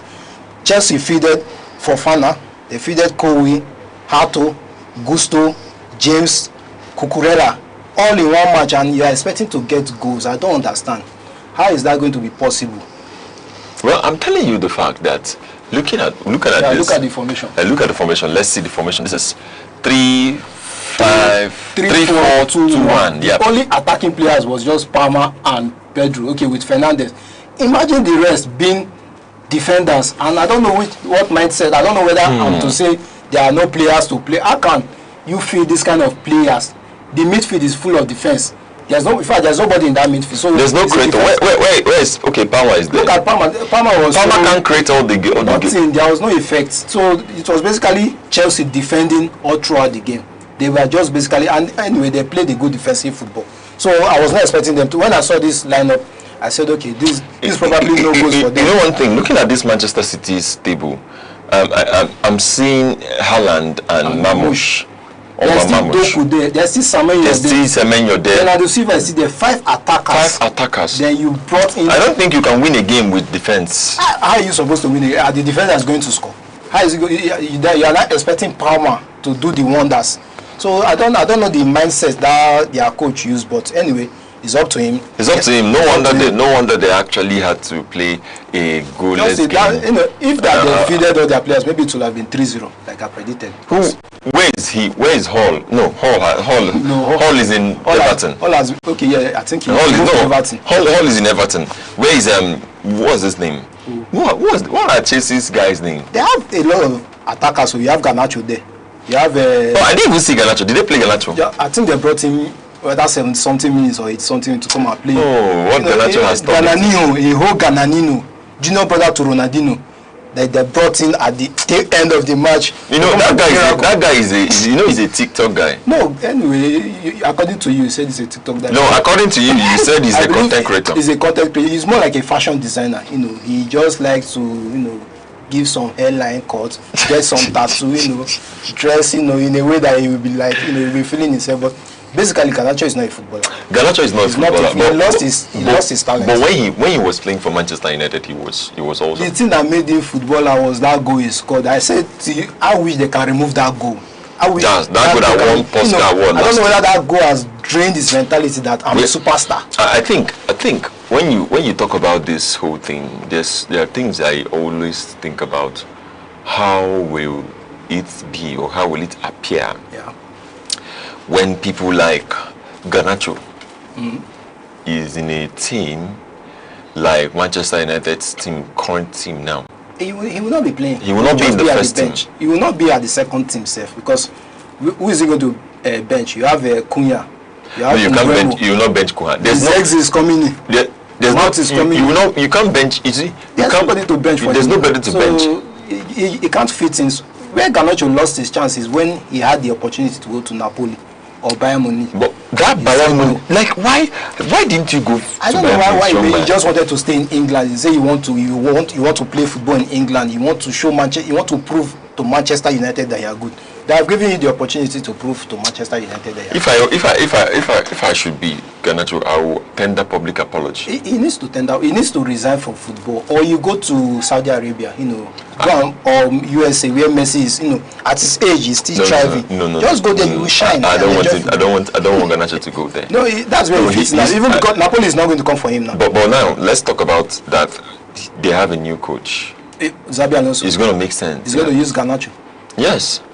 Anyway, when Yao Pedro was not playing anything, then Tech Bro came in. And he was playing. And Yao Pedro scored 5 goals. Okay. He was scoring every game until they started losing. From this analysis now, how many coaches have come to coach Garnacho just in Chelsea? He was there for Enzo Maresca. He was there for Looks like you're right. He was there now. I mean, he's still there now for Mark Fallen, and he has not proven anything. And you still believe it's the coach that's the problem. This young boy is not a footballer. I keep telling you people, let this boy go. Anyway, let's move on. Casemiro said his goodbyes. Yeah. Manchester United. It's goodbye, and Casemiro. It was, at awesome moments. Let me read what he wrote. He said, "I have witnessed this club go from doubters to believers, and from belief to champions. It took hard work, and I always did everything I could to help the club get there. Nothing makes me prouder than that. Us crumbling to yet another defeat this season was very painful, and not that our fans deserve. I want to see Liverpool go back to being the heavy metal attacking team that opponents fear, and back to being a team that wins trophy." You know, let me just leave it at this. It was a long statement that he made, you know, tendered a goodbye message that, you know, was well befitting to the fans. You know, everybody are already saying, you know, we need to replace this guy. Who are we going to get next? Okay. And that's the problem that Manchester United are having now. Really? Who are we going to replace to fit in the space that is going to be left by Casemiro? Who do you think they are going to be? They are going to replace. For me, Casemiro is a talent. Yeah, he's a generational talent. He has done a lot of wonderful, great things for Manchester United. He has been so awesome. Yeah. Just that you may not find someone that could replace Casemiro rightly, but you can find a close. It just has to be close. Okay, I think we can find someone like. Who do you think? Don't mention any name now. No. You. Who do you think? You will not leave this studio. Don't mention. Who do you think? Well, for me, I have not seen anybody in the market right now. Because I'm thinking about Sandro Tonali. Yeah. Then I don't want to talk about Henderson. That's what Anderson, sorry. For Nottingham Forest. Yeah. You know, yesterday that was the game. Yes, yesterday. Against Manchester United. He tried. I think he got an assist in that game. He tried. He really tried. But he's not good enough for a Champions League team. For Casemiro's standard. Do you know where I want Manchester United to actually explore? Manchester United should go down to teams like Wolves, Yao Neves. Okay. That's true. Manchester United should go down to teams like Sunderland, Crystal Palace, and look. Yeah, I think they have great guys there. No, like they actually have great guys there. You know, let me tell you something. It's one of the things that when people are scouting, they don't take care of. When you see a particular talent coming out from a particular team, yeah, you have seen this happen over and over time. Go there. Manchester City went to Crystal Palace and they have Maguire. They took out Bonamot. Arsenal went to Crystal Palace. They got Eberichi Eze. In fact, they have taken out many guys from Crystal Palace. Now, Bayern Munich came to Crystal Palace and they got Michael Olise. Yeah. I'm calling people they took out from their team, from a team. Why don't you scouting go there? No, they should not go to Crystal Palace. They have taken enough. No. Crystal Palace. No. Actually, Crystal Palace, they are out for business. I like where they are, what they are doing. They are raising giants. Yeah. They are playing. That's why I go to all this club. You will see them sell their best players.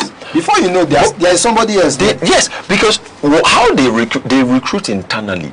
These guys, if you are not physically fit, you can't play there. That's what they do. Yeah. Now, talking about that, Brentford too. Yeah. Brentford has a history with strikers. Of course. Talking about this guy that went to Saudi Arabia, what's his name? I can't remember. He went to, he played for Tony, Ivan Tony. Nobody's hearing about Ivan Tony again. He's eating money. Yeah, of course, they're enjoying their money. He's eating money like... They gave Manchester United Mbeumo of recent. Now, looking at Igor Thiago. Igor Thiago was not... Nobody knew. Last season, Igor Thiago was not a footballer. Like, he did not start as a footballer. I don't know. He started as a... His career was not even close to football. Imagine. Just that he just said, let him try. And now he's, I think, the second highest. You gotta try. Yeah. You really gotta try. That's good. Anyway. So yeah, for me, I think to answer your question, I think when Manchester United need to go down to the list to go to Crystal Palace, look there, you will see somebody that will replace Casemiro. But you also know they need to get a proven player. Yes. Because now they are going into the Champions League. But Michael Olise, was he proven before he went to At least you could see the talent. You could see the talent. Now, what you do, download Crystal Palace videos throughout the season and watch, you see. No.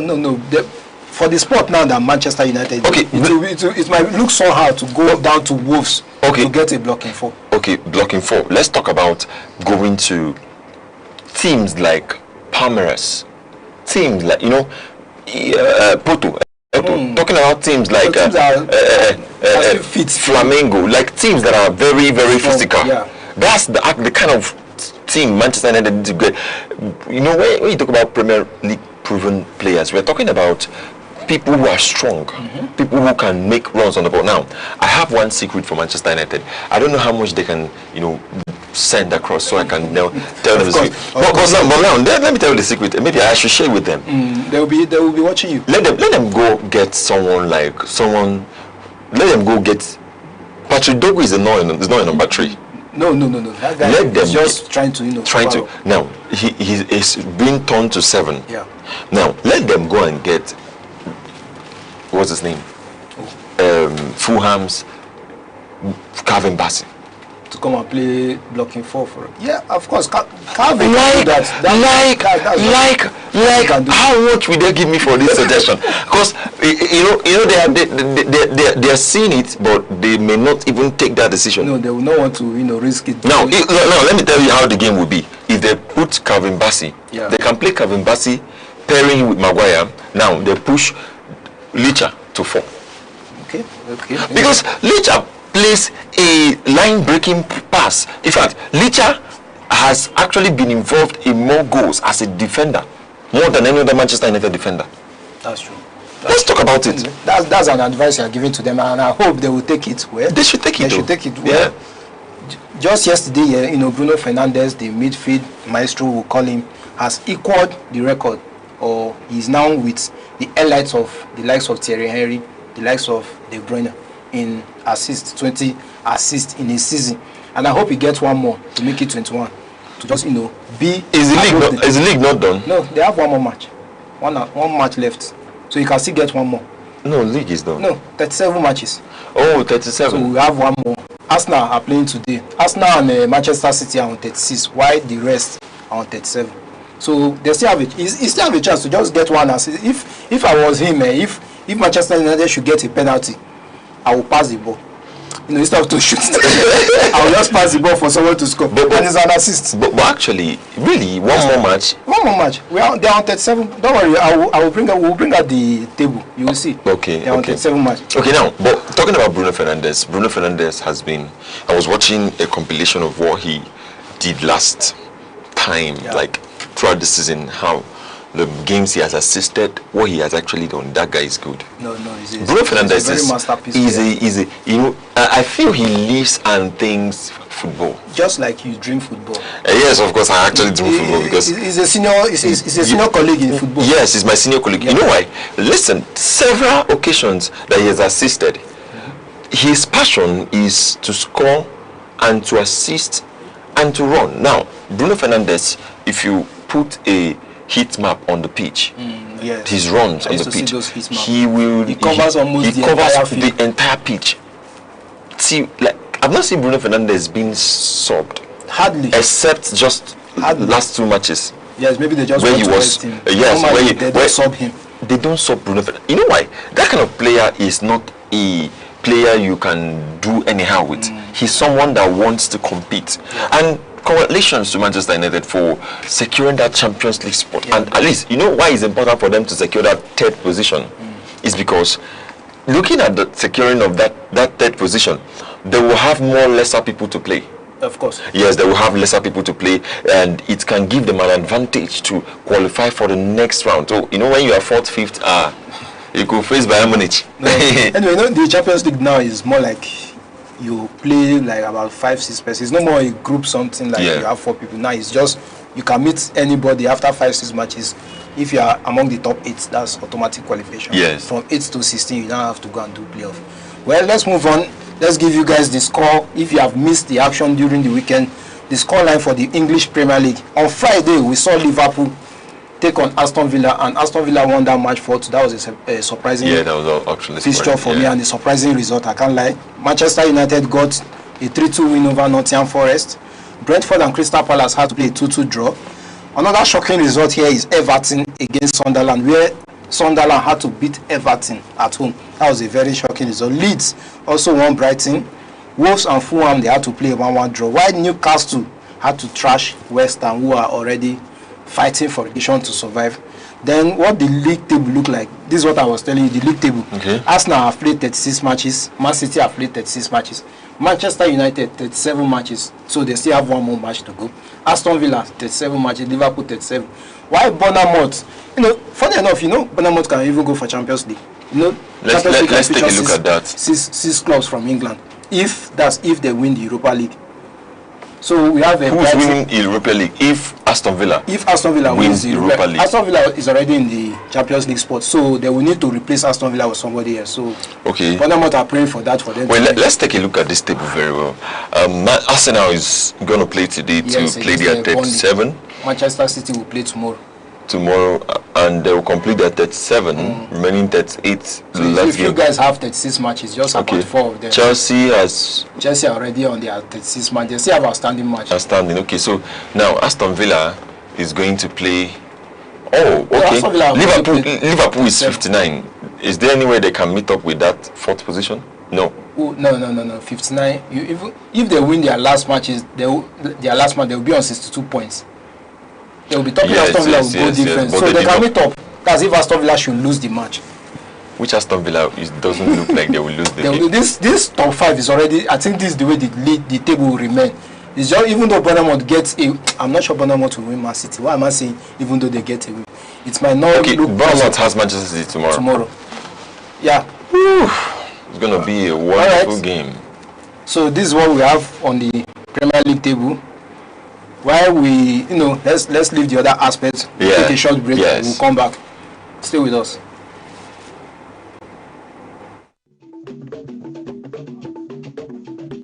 The Insight with Uche Osai. Having the political will to confront whatever is the challenges. Igbo man wrestles with the tortoise that had a lot of ingenuity, a lot of ideas, and the tireless.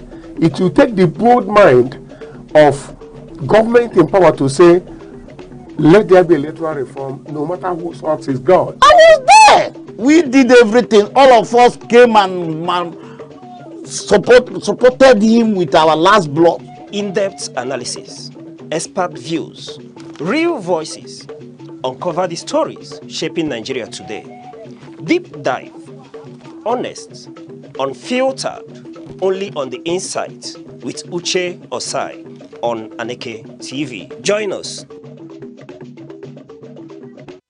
All right, welcome back, my football lovers all over the world. You know, it's your one and only worldwide still here on the show we call the free kick. You know, football is all about enjoying the free kick.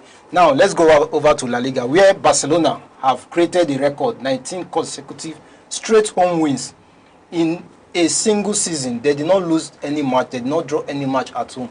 All they did at home was get 3 points against any opponent, despite whether it's been Madrid, Atletico Madrid, Villarreal. They won all their matches at home, and this is a record that has, you know, I don't think it has been done before by any club. Yeah. Even when Madrid did 100 points, they won all their home matches. This is a Barcelona side that have done this, and I don't know, what do you think about this record that they have created? Well, this is very important for the team. Yeah. Looking at how much they have, you know, played the game and how much they have actually carried themselves throughout the season. It's not easy. I will tell you, I will ask you, and I will make it very clear. It's not easy for them to achieve that record. It's just that when you look at football, certain things happen. Certain games come. Certain decisions need to make. Somebody may not be able to score that goal as he should. Somebody may not be able to, you know, put the game back as they should. And having 19 consecutive home wins is actually amazing. It's an amazing team. For Barcelona, amidst the crisis, I still see and hear a lot of Barcelona fans complaining how poor they have been this season. And you had 19. You are still complaining how poor. What will Real Madrid now say they have been? So Real Madrid's problem this season was when they sacked Xabi Alonso. That was where the problem started. They sacked him and they brought in Arbeloa. You don't bring in Arbeloa. You made a mistake. When you just let go of Xabi In fact, let me tell you, if I was to direct Madrid, Fiorentina Perez would have taken up that coaching role. What does he know in coaching? No, what does he know in coaching? no, you don't know what it means to him. What it means to him is that they can be able to talk to them. He can, you know, I don't know whether he talks to them or he sides them. Because part of the problem Madrid are having is that Fiorentina Perez siding players, telling the coaches that this one is untouchable. You have to play this one. Did Florentino Perez play football? I don't think he played football. But he played basketball. As he doesn't know, I don't think he ever did. He ever saw a ball. Giving the players that amnesty or to just tell the coach that this one is untouchable. You know, that's why they came for Mourinho now. Now you can't tell Mourinho to play this player. Of course, you can't tell a senior man like Mourinho who have coached several clubs to come, you must start Mbappe. There is nothing like that. You must start Vinicius. If Vinicius is not playing well to his standard, I know Mourinho, he will sit on the bench. And you will not sack Mourinho because he said a player should sit on the bench. He's not that kind of coach that you just toss around. That's the problem with Perez. Yeah, that's actually very good. And a lot of people were saying, send Mbappe to Manchester United. I said, send it away. I say, hold him. Hold him. The plane they used to send it, they will just reverse the plane back to Madrid. Because that's not the kind of attitude our club needs right now. We don't need that kind of attitude. That kind of attitude. Yes. Then Lewandowski, of course, the senior man is saying goodbye. To Barcelona? Yes. Really? That was his last home match. You know, where is he going? I don't know. For now, he's a free agent. So if you are interested, to sign him. No, I don't sign. Well, Chelsea should. This is an opportunity knocking for Chelsea. No, he can't even play for Chelsea. When the striker Chelsea has, is it Delap or delay that they call it? Is delay?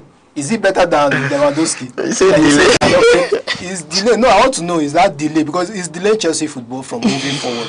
Part of the problem Chelsea has this season, in fact, there are too many to mention, but part of it, delay is among. Gananiu is among. Then you see that their defense line, starting from Tosin, Fofana, even their keeper Sanchez, Hato, Archibong. In fact, there are so many players in Chelsea that when you hear that name, you have Gittins. Where do Chelsea scout their players from? Well, I don't really know. Chelsea's team scouting their players is not their fault, I would tell you, because Chelsea is a funny. It's actually a funny team. It's not a comedy club. No, I was telling you, Chelsea. I don't know why we're talking about these Chelsea guys. No, let them just go They are not giving themselves now. They are happy. They've signed Xabi Alonso. You know why? You do know Chelsea fans are not even happy again. They don't have culture shock again. They are frustrated. They are frustrated. They are tired. That's why I said they have given themselves the hope of that quote. You can't shame the shame. You can't shame the shame. We have seen it. Or what? I lost 7 consecutive final. Not I lost anyway. I'm not a Chelsea fan. They lost 7 consecutive finals. That's domestic final. You play FA Cup, you lost. You play Carling Cup, you lost. You repeat FA Cup, you lost. You played for this that match on Saturday was the 7th time they are going to lose a domestic cup final. What kind of record is that? Was terrible. You know, you don't just set up a good record. Sometimes you set up the bad ones. Now they have set up 7 consecutive lost domestic cup final. Well, yeah. I wonder how their fans. I wonder how their fans will still cope. Well, you're a fan of Chelsea and you are living in Nigeria right now. You know, we have double wahala. Tinubu is dealing with you, and your club is dealing with you. Well, it's good for them. Let's quickly run over to Bayern Munich, where we can see Harry Kane has been named the top goal scorer of the league. You know, this guy is a good machine. He has proven it over time. When he was in Tottenham, we thought, okay. Do you know Manchester United should have signed this guy? I'm not sure. But he went to the best place. Of course, he's having a great time. You know how many years this guy stayed at Tottenham without touching a trophy, just to touch it, and he was scoring. You will see him. He will come out for almost maybe 2nd highest goal scorer in the league, but there was nothing to show for it. Where is even Tottenham? Are they not the one fighting for relegation? If not that, Newcastle have helped Tottenham to lessen the burden. Now they've trashed West Ham 3-1. Now Tottenham just need a draw, and they are through. They are just struggling for relegation, trying to stay alive. You know, this is just a season after Harry Kane left, after Son left. Just those 2 guys that left, and they are strong. And they signed a lot of players. They signed Madison. They signed that guy from Ghana. I'm forgetting his Kudus. Yes, where is Kudus? Now they signed Matista. Then they signed Dominic Solanke. They signed Colomboani of France. They even signed Zabi Simons. Why? I don't know how they managed to be in this spot. Then they signed 3 coaches. Yes, I think they have used 3 coaches this season. They used Ange Postelogo. Yes, before they brought that Brentford guy. They brought now. No, I think 4 coaches now. No. Let's talk about let's check it. 3. Angie. Then Brentford guy. Okay. Then they now left Brentford guy. They brought another person before this De Zerbi. No, coach before Zerbi. De Zerbi is the 4th person. Is it not Postelogo? No. Angie was the first person under. Then they fell out with the manager. Then they brought in the Brentford guy. Well, the thing about Tottenham, I don't know their problem. I don't know. I can't say because it's not players. No, it's not players. They have good players. They have good players. It's the mentality. Listen, as a sports oracle, let me speak now. Don't bring people who don't want to win to your team. Anyway, they let go of people that wanted to win. Son and Harry Kane that wanted to win. Where is Son now? Son is playing for, I think, is he one in North? Yeah. He's having a good time. And he's doing well. He's still doing well at his age. Still doing well. I think he still scored up to 10 goals this season. That's a great player. That's actually a great player. Let's move on. We have Michael Olise, who has been named the German Bundesliga player of the season. This guy won 2 awards. He's just winning awards. Awards everywhere. He won the France best player. Yeah, he's winning this one. He's winning this one. And he has won the league. In fact, this season he has won. Do you know how many players at man of the match this guy has accumulated this season? Man of the match. That's actually awesome. He has, both in the league, both in Champions League, both in their cup, he has accumulated money. If you check his trophy cabinet this season alone, you will be proud that he left Crystal Palace. Yes, you'll be very proud that he left Crystal Palace. That's what I'm telling you. If people want to get players, if you're a top team, go for managers who have winning mentality. Let me tell you, Carrick has a winning mentality. Yes. Carrick has a winning mentality. Don't go for rigmaros or chin rose. If you just talk direct, just mention the name of the club you are talking. There's no need of beating around the bush. This is rigmaro, chin rose. Just mention the name. I will say okay. Just the name of their chin, it has blue. Okay. There's one that has red. These people. They wear red. You go. No, there's not like wears. Manchester wears good red now. Okay, the other one is just. The other one is just grape red. Any red that comes. That slaps. The way you are talking to these people, then they don't come for you. Well, we're gonna see what happens at the end of the day. Well, let's take a look at the Bundesliga, the table, how it is. Of course, Bayern Munich have won the league already. They are on 89 points. Dortmund 73. Leipzig are on 65. Stuttgart on 62. That is to say, these 4 clubs that I've mentioned have qualified for the Champions League. Now, Hoffenheim and Leverkusen, they are fighting for the Europa League spot. While Freiburg are also fighting for the Conference League spot. For the Conference League spot, wow. Then we have Frankfurt, who, if they get a win by the end of the last match of the season, which they are going to play on Saturday, might overtake Freiburg. You know, this place is still dicey for them. Freiburg might live there, Frankfurt might go there. We have Augsburg, then the guys on the relegation. We have our own Boniface club. His club, they are... Is it Werder Bremen? Yes, 50. Look at them, 22 on 15th position. Wow. They might go to relegation if Wolfsburg should win their match and Bremen should lose the match. Automatically, they go into relegation. So I don't know. And this morning we're not going to relegation. No, Boniface, at the end of the day, we just have to get another club because I know he will not go to relegation with them. If not for injury, at least he will have contributed his own quota to the team. But of course, injury came up and injury came up and he was sidelined for a year. Almost a year. Almost a year. And he started light training. And we're going to see what happens at the end of the day. I really feel for him. And if Werder Bremen are going to... Where is Bayer Leverkusen? I didn't even see that. They are at position 6. Oh, they are really pushing to see themselves. And he's on loan now. He's on loan to Werder Bremen. Yes, he's on loan to Werder Bremen. So you can just simply go back to Bayer Leverkusen. Who actually loaned him to Werder Bremen? I don't know. It's Bayer Leverkusen that loaned him. Well, we're going to see what happens at the end of the day. Let's quickly move on because of the words of time. Let's go to Serie A, where this league is one league that I really don't understand. This league today, somebody from position 18 can beat somebody on position 2. Yeah. Somebody from position 20 can just come and beat. Look at over the weekend, Juventus lost to Fiorentina. Inter Milan played the 1-1 draw. But Inter Milan has won the league. They have won the league. I don't have any problem with Inter Milan. I have problem with Juventus. What problem do you have with Juventus? Coming to lose 2-0 when you are trying to qualify. It's not like they have qualified for the Champions League. Now you are losing at home to Fiorentina. What does that say of that league? The thing about Juventus has not been at the best for years now. And they have really been playing like their life depends on it. So it's kind of looking weird. Do you get? But I can tell you, looking at this, you have Como. This Como is it's a Fabregas club. Yeah, they qualify for Champions League. No, they are currently. We will still get to see the table. They are currently sitting at 5th position. 5th position. So they're yet to qualify. And look at Cagliari. Cagliari are kind of pushing, and Torino. Well, Inter Milan is okay, 1-1. Then we can give an excuse for Inter Milan. They have won the league. But look at Atlanta. Also lost to Bologna. The Roma and Lazio. If not, I don't know whether they set a Royal Rumble in this match. They were fighting in this match. Serious fight. Both sides had to get red card. They gave red card to Lazio. They gave red card to Roma. And Paulo Dybala is leaving. To where? He's leaving Roma now as a free agent.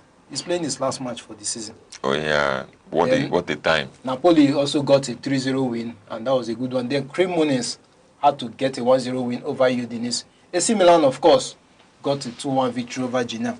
Now let's look at how the table looks. Inter Milan are first position, and they have 86 points. Of course, they have won the league already. Napoli are sitting second position, just behind Inter Milan, with 73 points. AC Milan are sitting at the 3rd position with 70 points, while Roma are on the 4th position. These guys have qualified for Champions League.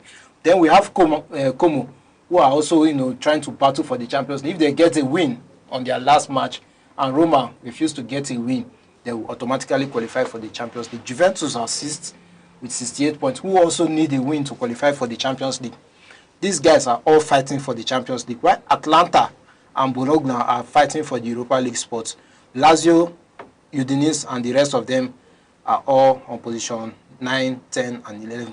That's it for the UEFA Italian Serie A side. We have a news that is coming up. Our guys at Manchester United, talking about McTominay, talking about Hoodon. Yeah. I think they are giving them a permanent deal at Napoli. They are not coming back to Manchester United. That's awesome. That's really awesome. Do you think it's a good decision for them to stay back? Yes, because it's a credit to Manchester United. Yeah. It's a credit. Manchester United will have up to 15 million euros saved from both of them. It was remaining Marcus Rashford. Yeah, no, Barcelona don't want to bring money for that. And then Jadon Sancho. No, Sancho is a thorn on the flesh for Manchester United. So it's remaining this, then it's remaining Andrew Onana.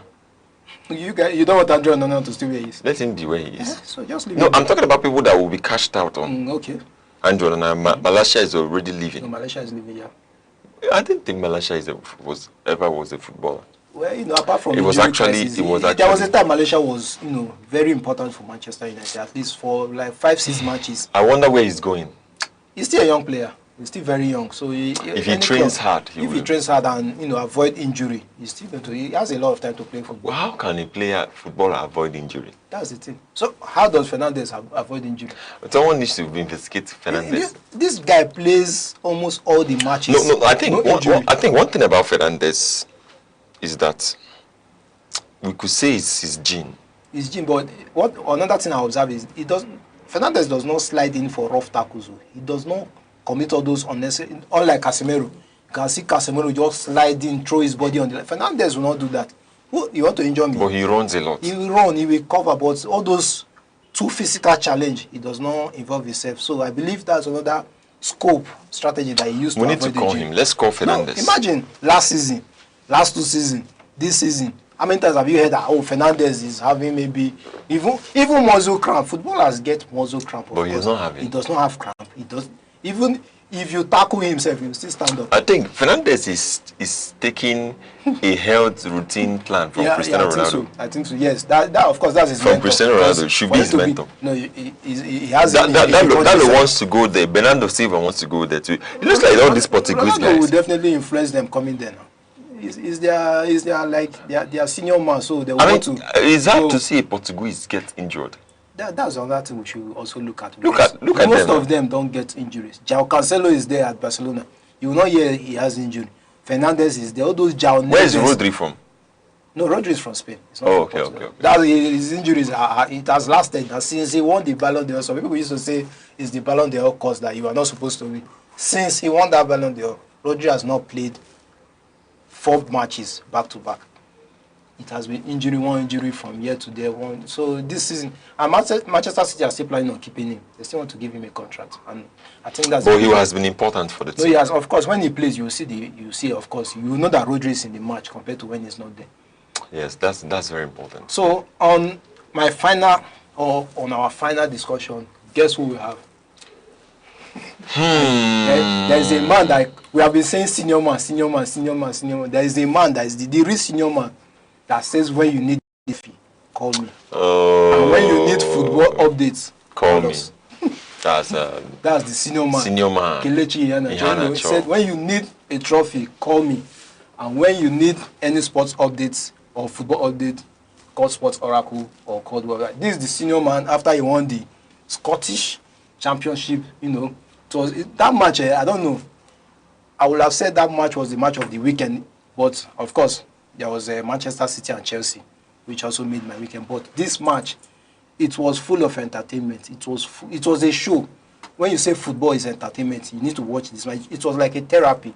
If you are sick before, like if you had health issues or you have maybe emotional issues or psychological issues, you don't need to go to the doctor to see a therapist or to see a mental person, or just go and watch Celtic versus Hearts. You will see entertainment at its peak. At the time it was, I think Hearts scored first. They got the first goal, and Celtic were behind. Oh, wait. It was between the people Celtic that should win. Yes, between who was supposed to carry the league and the second person, the runner-up. So it was like power in hands. It was a final. It was the final. That's what they needed to win their last match. That's the match before this game. Celtic fought hard where Iheanacho had to score a penalty.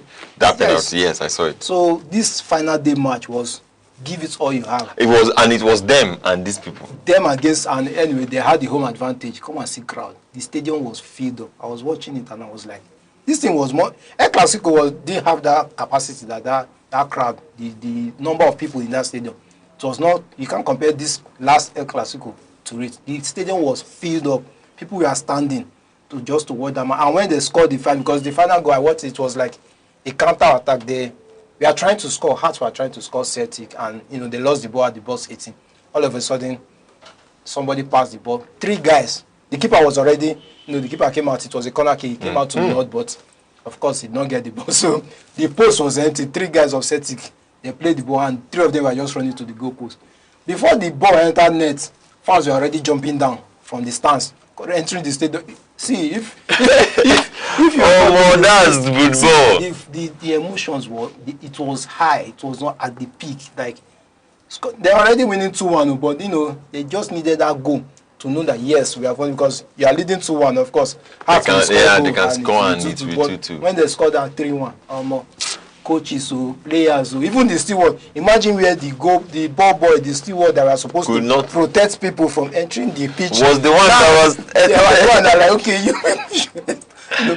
the match it was very entertaining. I have to go and see the highlight again. If you did not see it, that's why I say if you have any mental, if you are stressed, like you are stressed right now, your blood pressure is above 180, maybe getting to 200 over, you have heart problem, you have kidney problem, you have liver problem. You are hungry. You're hungry. You're thirsty. That's why I say we breathe football here. We speak football. We eat football. And then when we sleep, we drink football. These things, football is love. Football is something that keeps you going. There's never a dumb moment. That's why when I see some guys that say they don't watch football, I used to wonder. I used to ask people that don't watch football.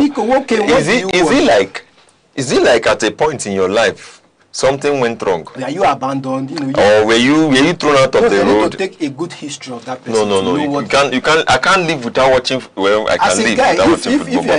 If you are a girl, the ladies. There are even ladies that watch football. Yeah, I have friends. In fact, let me tell you what's happening in this world. When you talk about football, many people in Nigeria don't watch sports. No, they are not interested in about. You know what they watch? They watch. Football. They don't even watch. Most people don't even know that there is basketball. Most people don't even know that. That's why there's fitness issue. Yes, just football. And when people the sports that people engage in more in Africa is football. How many times we see somebody say he's going to play basketball, he's going to play cricket, or the Formula 1 you were talking about, going to drive. Where we even see the car to drive? It's an expensive sport. Where you see the car to drive? But football, just get a shirt, get your balls, your and knicker. then. Even though if you don't have boots, we used to play football on the pitch without a boot, without shoe, without slipper, just your bare feet. Just go to the pitch. Even though if you don't have money to buy ball, you will meet ball then. Just enter, tell them you want to play. You want to play. At least they will feature you when they see you are good. You enjoy your ball and this thing relax your mind. It's very important. Well, thank you guys. I hope you guys enjoyed the show. This is where we are going to call it an end on this edition of Free Kick. Don't forget to go to the comment section of our Instagram, Facebook, YouTube, X, anywhere you will see us. Comment what you feel or how you have been enjoying the show. If you have comments, if you have suggestions, anything you want to tell us that we should improve on, you can leave your comment there. Till we see you next time. I'm your one and only worldwide and good hope. Thank you again. Thank you very much. Thank you. To see you on Friday to do this again. Yes. Thank you very much. And this is where we draw the curtain on this edition of the show. Stay blessed. Bye.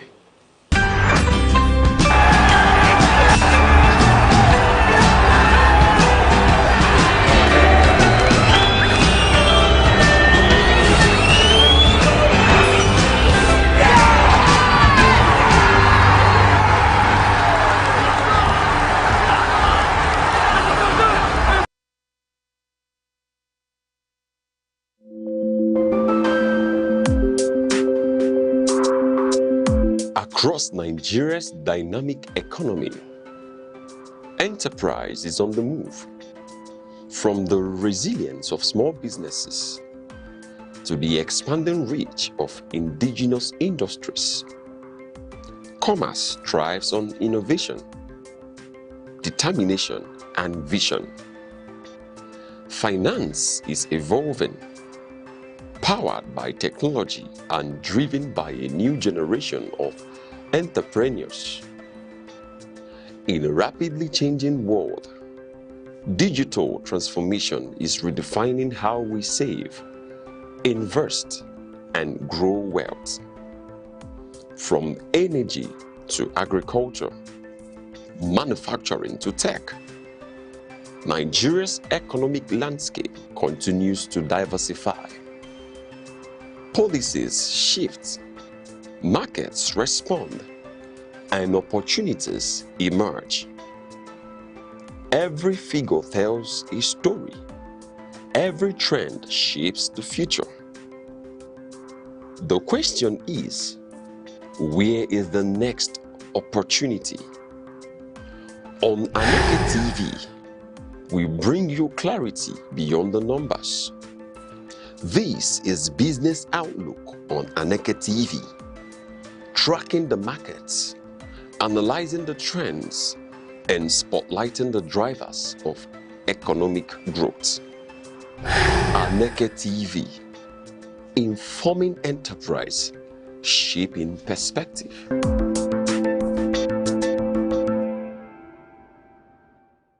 Nigeria, a land of striking contrasts, where nature unfolds in two dominant ecological identities: the lush southern forests and the vast northern savanna belts. Stretching from the humid Atlantic coast to the dry fringes of the Sahara, Nigeria's vegetation is shaped by climate, rainfall, and human activity. Broadly, it is divided into the southern forest zones and the northern savanna belts. In the south, abundant rainfall gives rise to tropical rainforest, thick, multi-layered ecosystems, rich in biodiversity, towering trees from a continuous canopy, sheltering countless plants and animal species. These forests are not only ecological treasures, but also economic lifelines, supporting agriculture and livelihoods. Closer to the coast, fresh water and mangrove swamps dominate. Here, water and land intertwine, creating unique habitats adapted to flooding and salinity.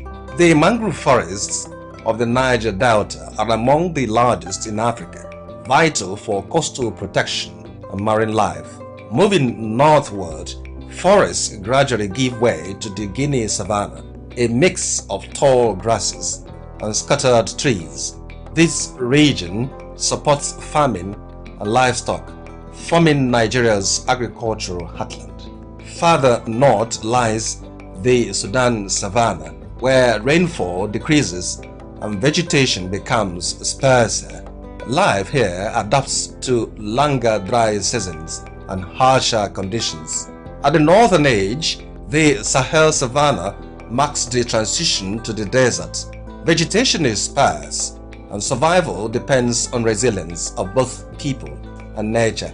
However, Nigeria's vegetation faces growing threats. Deforestation in the south and desertification in the north are reshaping the landscape. Population growth, agriculture, and climate change continue to exert pressure on these fragile ecosystems. Yet, hope remains. Across the country, conservation efforts are taking root, from reforestation projects to sustainable land management practices, from the dense forests of the south to the open savannas of the north. Nigeria's vegetation tells a story of diversity, resilience, and responsibility. A story that calls on all of us to protect the natural heritage we share. In an age of endless information, the true advantage is not access, it is interpretation.